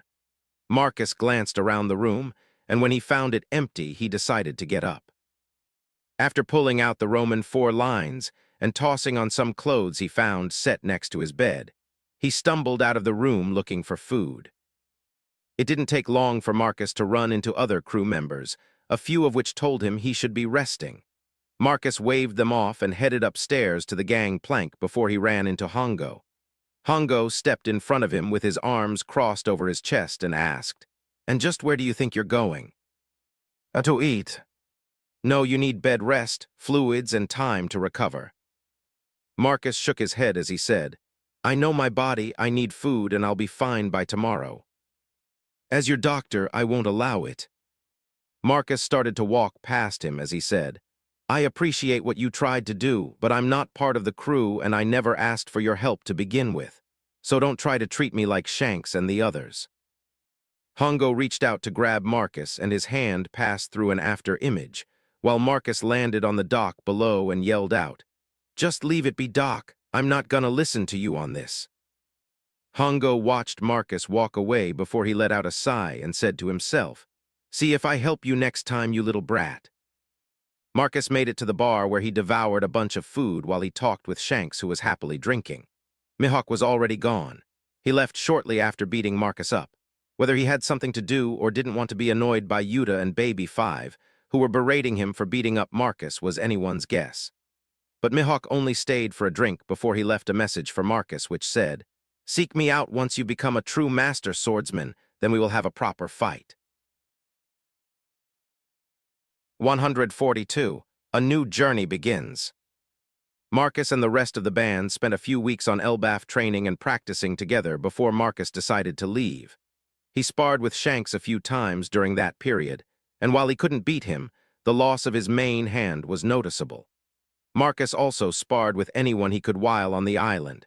It was mostly people from Shanks' crew, but he also fought with a few pirates and even a giant. The giant wasn't the strongest of their race, but just their physical strength alone was close to Yamato in her hybrid form. After the modifications to the ship were fully complete and everyone had their own room, Marcus called a meeting and said, "We're going to leave in 2 days. I thought we were gonna practice more. We can easily practice while we travel since the ship only needs one person to run it." Yamato's eyes lit up as she asked, "Where are we going first?" "Punk Hazard to visit someone, and then we'll travel to Fishman Island before heading towards Water 7 to have a proper ship made." "Didn't you say Punk Hazard was off limits?" Marcus nodded towards Yuta as he said, "Technically it is, but Vegapunk said I could visit any time I wanted, and I need to grab some things from him. Since we're leaving soon, take the next 2 days to relax and rest. Once we're on the water, we won't have much space to relax, so get it out of your system now," Marcus said as he glanced over the girls for a moment. They talked together for a while about the trip before Marcus went off to find Shanks for another spar. Out of everyone he could fight with, Shanks was still the one who gave him the most pressure. So whenever Marcus could, he would force Shanks to spar with him. It took a little bit of work each time, but Shanks always caved after a while, and Marcus would be beaten into the ground. Shanks never pushed it as far as Mihawk did, but Marcus was normally knocked out for a few hours. Marcus woke up to the smell of roasted meat and the taste of iron in his mouth. He found himself a small distance from a bonfire at sunset with Shanks sitting nearby nursing a bottle of alcohol. Over the bonfire was a massive whole pig that Lucky was tending to as he happily chatted with a couple crew members next to a table of food. Scattered around the area was Shanks's crew, Yuta and the other band members, and a few pirates who were friendly with the Shanks's crew. "Yuta said you're leaving in a couple of days." "Yeah, I have things I need to do, and the little nap Doflamingo gave me means I'm behind." Shanks took a drink before he asked, "You're not planning to do anything that might put Yuta in danger, are you?" "Not anything worse than being related to you might bring. Plus, we're not pirates and we're heading back to paradise," Marcus said with a shrug before he reached for one of the bottles next to Shanks. "What do you think?" Shanks started to say as Marcus popped off the top and took a swig which he swished around in his mouth before he spat it out. "I still don't get why you guys like this swill. Almost all of it tastes like crap. At least it works decent enough as a mouthwash." Shanks snatched the bottle from Marcus's hand as he said, "That's because you're still a kid. You'll like it once you're an adult." "That crap, never, but some properly aged spirits, now those I'll drink." "You better not be drinking with Yuta." Marcus waved off Shanks's statement as he said, "She's already crazy, Eno." Before Marcus could finish, Shanks's arm whipped out and smacked him on the back of his head as he said, "She's not crazy." Marcus rubbed the back of his head as he complained, "Yes, she is." Shanks went to smack him again, but Marcus dodged this time as he rolled to the side before he jumped to his feet. Marcus pulled down on one eyelid and stuck out his tongue before he said, "To slow, old man." "I'm not old, you brat," Shanks yelled as Marcus ran off towards the bonfire and the table next to it covered in food. Marcus pulled a Luffy as he ate at the same time he stacked his plate with food. After he was satisfied with his haul, Marcus sat down next to Yamato and the others who were also eating. Whenever Marcus could, he would always sit next to someone else, or he would end up getting sandwiched between Yuta and Baby 5. That way, he only had to deal with one clingy girl next to him at a time. During the meal, they discussed a handful of topics, but with the main focus of their group being a band, they always ended up discussing music. Even Yamato, who was a complete novice at this point, joined in the conversations. While maybe not the most interesting thing to discuss with most people, Marcus always found it relaxing to do. even when they started arguing over what lyrics or chords might sound better in a song. Yuta was the most musically gifted out of everyone, though. Whether or not it had to do with her devil fruit Marcus wasn't sure. But her ability to create or finish songs was absurd and always made Marcus wonder if it was the fruit or innate talent alone. A few times now, as he wrote out a song from his memories trying to piece it together, Yuta would lean on him to watch and instantly figure out what came next note-wise. The lyrics she created, on the other hand, didn't match the original much, but they tended to work for the song overall. But that would always cause issues because Marcus mostly wanted to do the original versions with little to no changes, while Yuta liked her versions better. Which led to the current discussion they were having as Marcus said, "No way. It needs to be sung with my lyrics or the song will lose its original feel." "But I don't want to sing that, it's creepy." "The song's title is Creep." Yuta crossed her arms over her chest as she said, "Then let's just change the name." "If you want to change the song name and the lyrics, you might as well just make an entirely new song." "But I like the overall tone and feeling of the music. We should turn it into a love song instead." "It's basically already a love song. Well, a weird, twisted, unrequited love song from a stalker's perspective, which makes it perfect for you to sing," Marcus said in a slightly teasing tone, which made Yuta puff out her cheeks and look away from him. Marcus and the others burst into laughter, except for Baby Five, who just smiled politely before Yuta kicked Marcus in the shin and said, "Stupid jerk." Marcus laughed harder at the comment, which caused Yuta to huff and turn away again, but she didn't leave. After a little more joking around, the conversation picked back up, and Yuta finally agreed to learn the song. But she only agreed if Marcus helped make a duet song together with her. Marcus could easily play and sing at the same time, so he agreed as long as it wasn't a love song. The rest of the night passed in a blur as they hung out together and ate. They even played a few songs for everyone at the impromptu party. The next day was spent preparing supplies and saying goodbye to everyone before Marcus sparred one last time with Shanks. After getting beat unconscious, Marcus woke up the next day well past sunrise and found that they already set sail. They were surrounded by water with no trace of Elbaf and its ridiculous tree in sight when Marcus stepped out of his cabin. Yamato was on the bridge, hunched over as she pedaled on the bike that powered the hydrofoils. Next to her manning the helm was Jasmine, who glanced at Marcus and said in a joking tone, "You missed breakfast, but your wives saved you some food." Marcus shook his head slightly before he asked, "When did we leave?" "We ended up leaving last night. Yamato's been on the bike almost the entire time." "Oh, that makes sense why I can't see any trace of Elbaf then," Marcus said before he glanced towards Yamato and added, "Let me eat and then I can take over powering the ship." "No, I want to see how long I can last." Marcus shared a glance with Jasmine, who shrugged in response before he headed towards the galley as he said, "All right, have fun with that." As soon as Marcus opened the door, he was greeted by the smell of fresh food before two voices said, "Marcus." Yuta and Baby Five were both in the kitchen area cleaning dishes as Yuta pointed towards the table and said, "We weren't sure when you would wake up, so we only kept that for you. We can make more if you want." Marcus took a seat and pulled off the covers of a couple plates as he said, "This is more than fine, thank you." Marcus started to eat as he asked, "Why'd we leave last night?" "Dad said we should leave since we already said goodbye, and the tide was good." Marcus nodded slightly and stuffed some eggs into his mouth, which he quickly ate before he said, "He just didn't want me to try and spar with him again before we left." "That now I know why he beat you so badly yesterday. He didn't want you to wake up before we left. I yelled at him a bunch because of that," Yuta said in an annoyed tone. Marcus chuckled softly as he said, "And why he rushed us off the island. He must have known I planned to fight him right before we left." "Do you want to go back?" Marcus shook his head as he said, "It's fine. I can fight with him next time. Plus this is better anyways. I want to get back to East Blue before Ace's birthday next year." "Oh, you plan to celebrate his birthday?" "Kinda. It's more to see him before he finally sets sail with Sabo.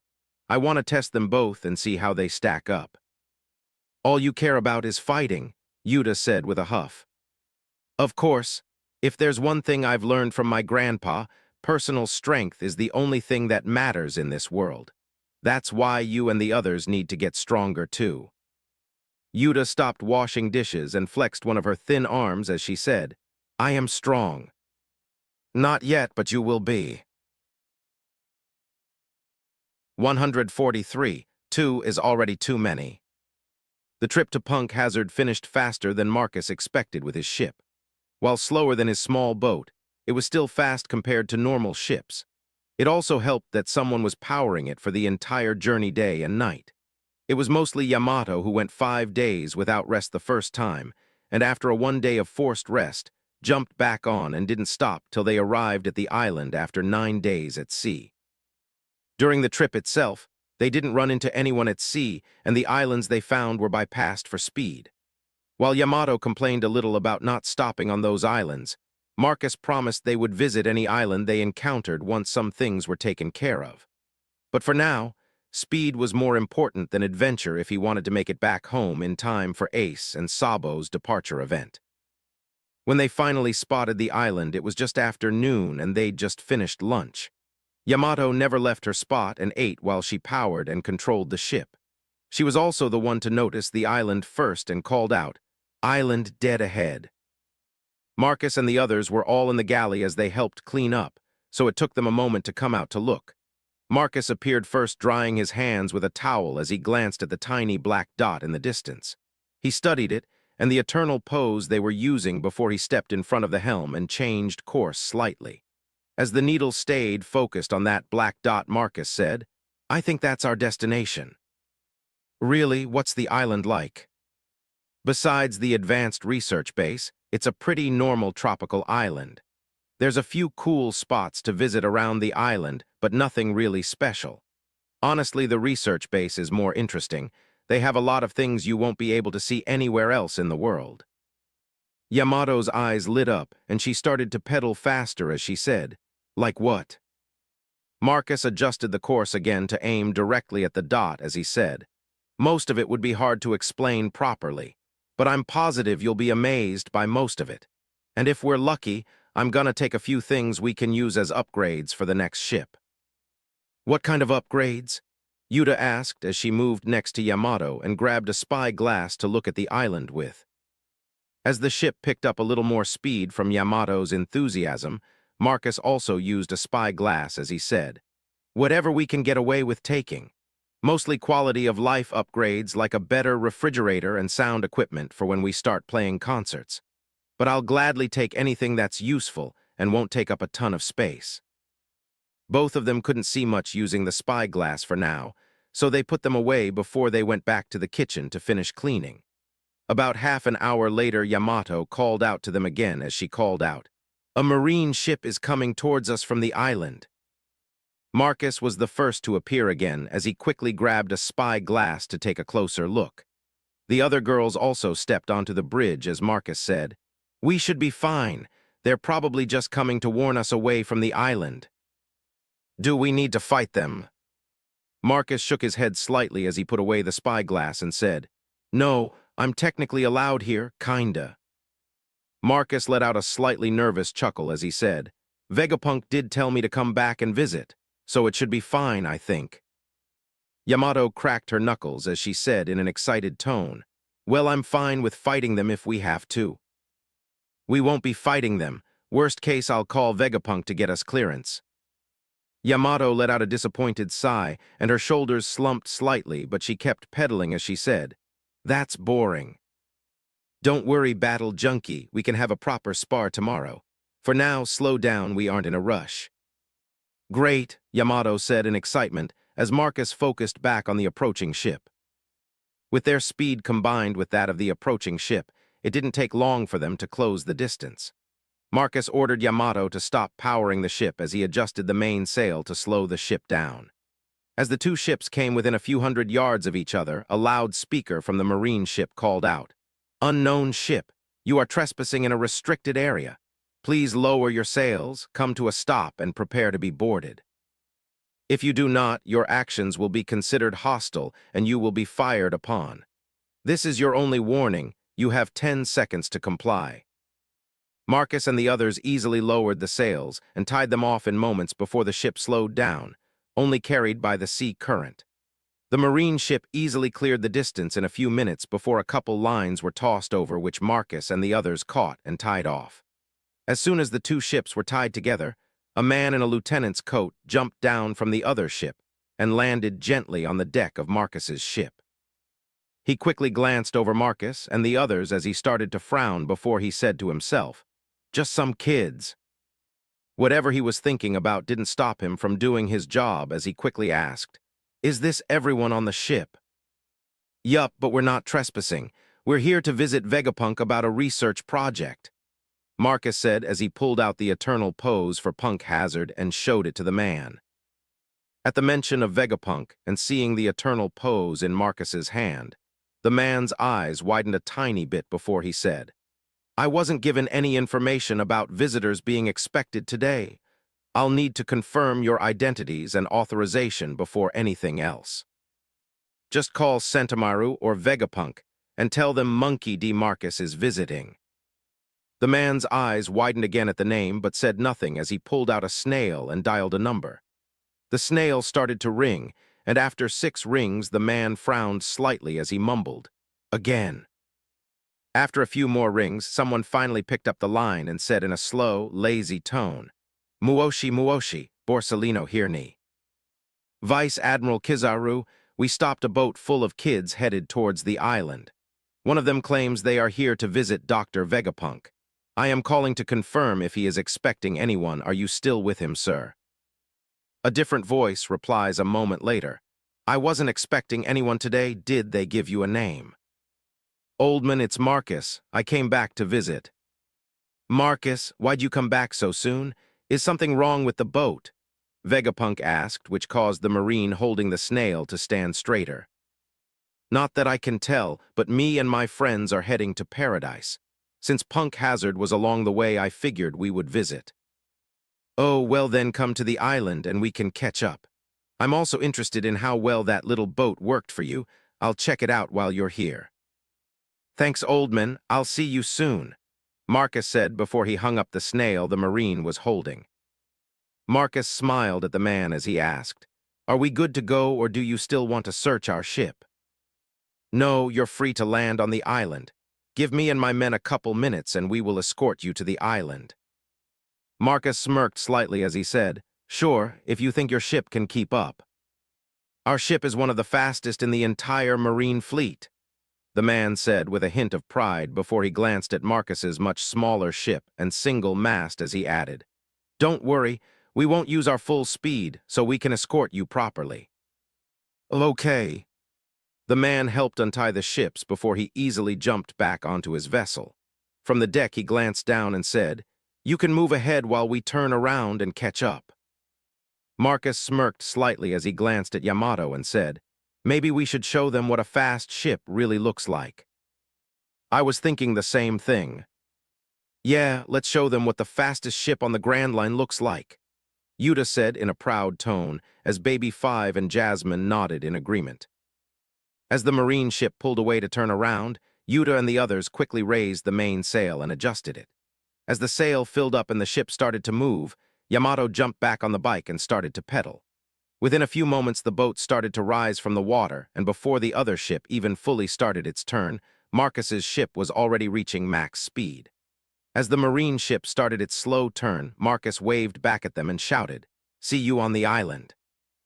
The lieutenant's eyes widened as he watched the ship pulling away with incredible speed before he commanded, "Full sail, don't let them get away."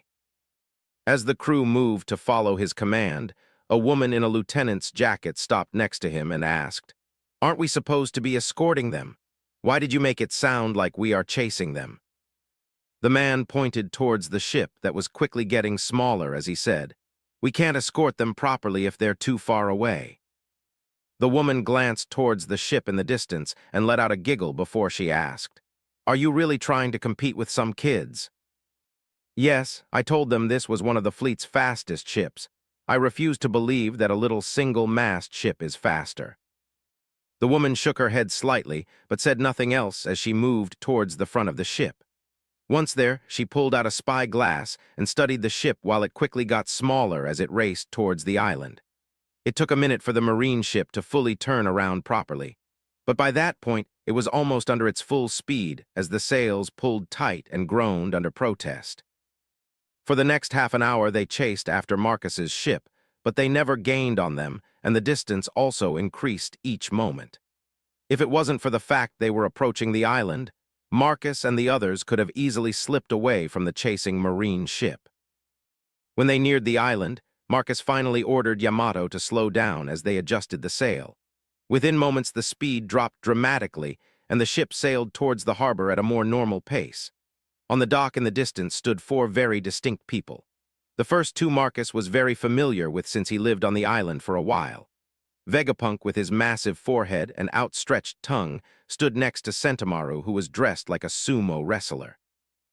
Next to them stood 2 people, one Marcus knew from the manga but never met, while the other was someone he was very familiar with and would consider a friend. The first person was Vice Admiral Kizaru, or Borsalino, as he tended to refer to himself. Next to him stood a young man almost even in height who had purple hair with his arms crossed over his chest. Marcus smiled when he saw Nicholas waiting on the dock with the others. When the ship pulled up to the dock and came to a stop, Marcus was the first to jump off the ship while he left the others to tie it off. Marcus ignored the others and moved straight towards Nicholas with a smile on his face as he said, "Nicholas." Nicholas smiled in response as he stepped forward and stretched out his hand while he said, "Marcus, it's good to see you again." While Marcus was still shorter than Nicholas, he was taller than the last time they met, and the top of his head was just below the other man's shoulders. Marcus reached out for the incoming hand, and a smack rang out as he gripped it from below before he pulled it up almost like they were arm wrestling, and applied a bit of pressure. Nicholas immediately responded, and the 2 of them started to apply more pressure to the other as their muscles flexed. Marcus's arm slowly started to pressure Nicholas's as Marcus asked, "I thought you got stronger. Don't tell me all you did was paperwork at Marineford." "All I did was train with my dad, and a few others while you were in a coma. How are you so much stronger?" Nicholas asked in disbelief as Marcus slowly tilted his hand to one side. "Gramps said the closer you are to death and survive, the stronger you get. I'm pretty sure I was dead for a little while." Nicholas's grip slackened, and his eyes widened slightly before he reached out and pulled Marcus into a quick one-handed hug. After a quick pat on the back, he pulled away as he said, "Well, I'm glad you're not dead." "Me too," Marcus said before he glanced over towards the other 3 men and added, "Why are you with Borsalino?" Nicholas punched Marcus in the shoulder as he said, "I requested leave to come visit you, but once we got here you were already gone. I had stuff to do. I couldn't be lazy and just hang around here forever." "You should have told me you were leaving." Marcus shrugged as he said, "I was in a rush and forgot to call people, plus you didn't tell me you planned to visit. I thought it would be a nice surprise." "Yeah, no, I don't need any more crazy stalkers just showing up randomly. The 2 I have are already bad enough." Nicholas punched Marcus in the shoulder again as he said, "Fuck off." As they started to laugh, Yuta appeared next to Marcus's free side and tried to hook her arm around his as she asked, "What are you 2 talking about?" Marcus easily dodged out of her grasp before he flicked her forehead and said, "Nothing important." Afterwards, Marcus started introducing everyone to each other before he said, "Yamato, you should spar with Nicholas. I think you 2 are evenly matched." I wanted to spar with you," both of them said at the same time before they looked at each other. Marcus smirked slightly as the 2 stared at each other before he said, "We can spar together later." Marcus turned to focus on Kizaru as he said, "I want to spar with Kizaru." "Ooh, just meeting someone and already wanting to fight, you're scary Tilda," Kizaru said in his slow, almost sarcastic way of speaking. "Sorry, I was raised by my grandpa, and the only thing he really taught me was how to fight," Marcus said as he cracked his knuckles. "Do you want to fight or not?" Marcus asked in a tone that implied whatever the answer was wouldn't matter to him as he stepped closer.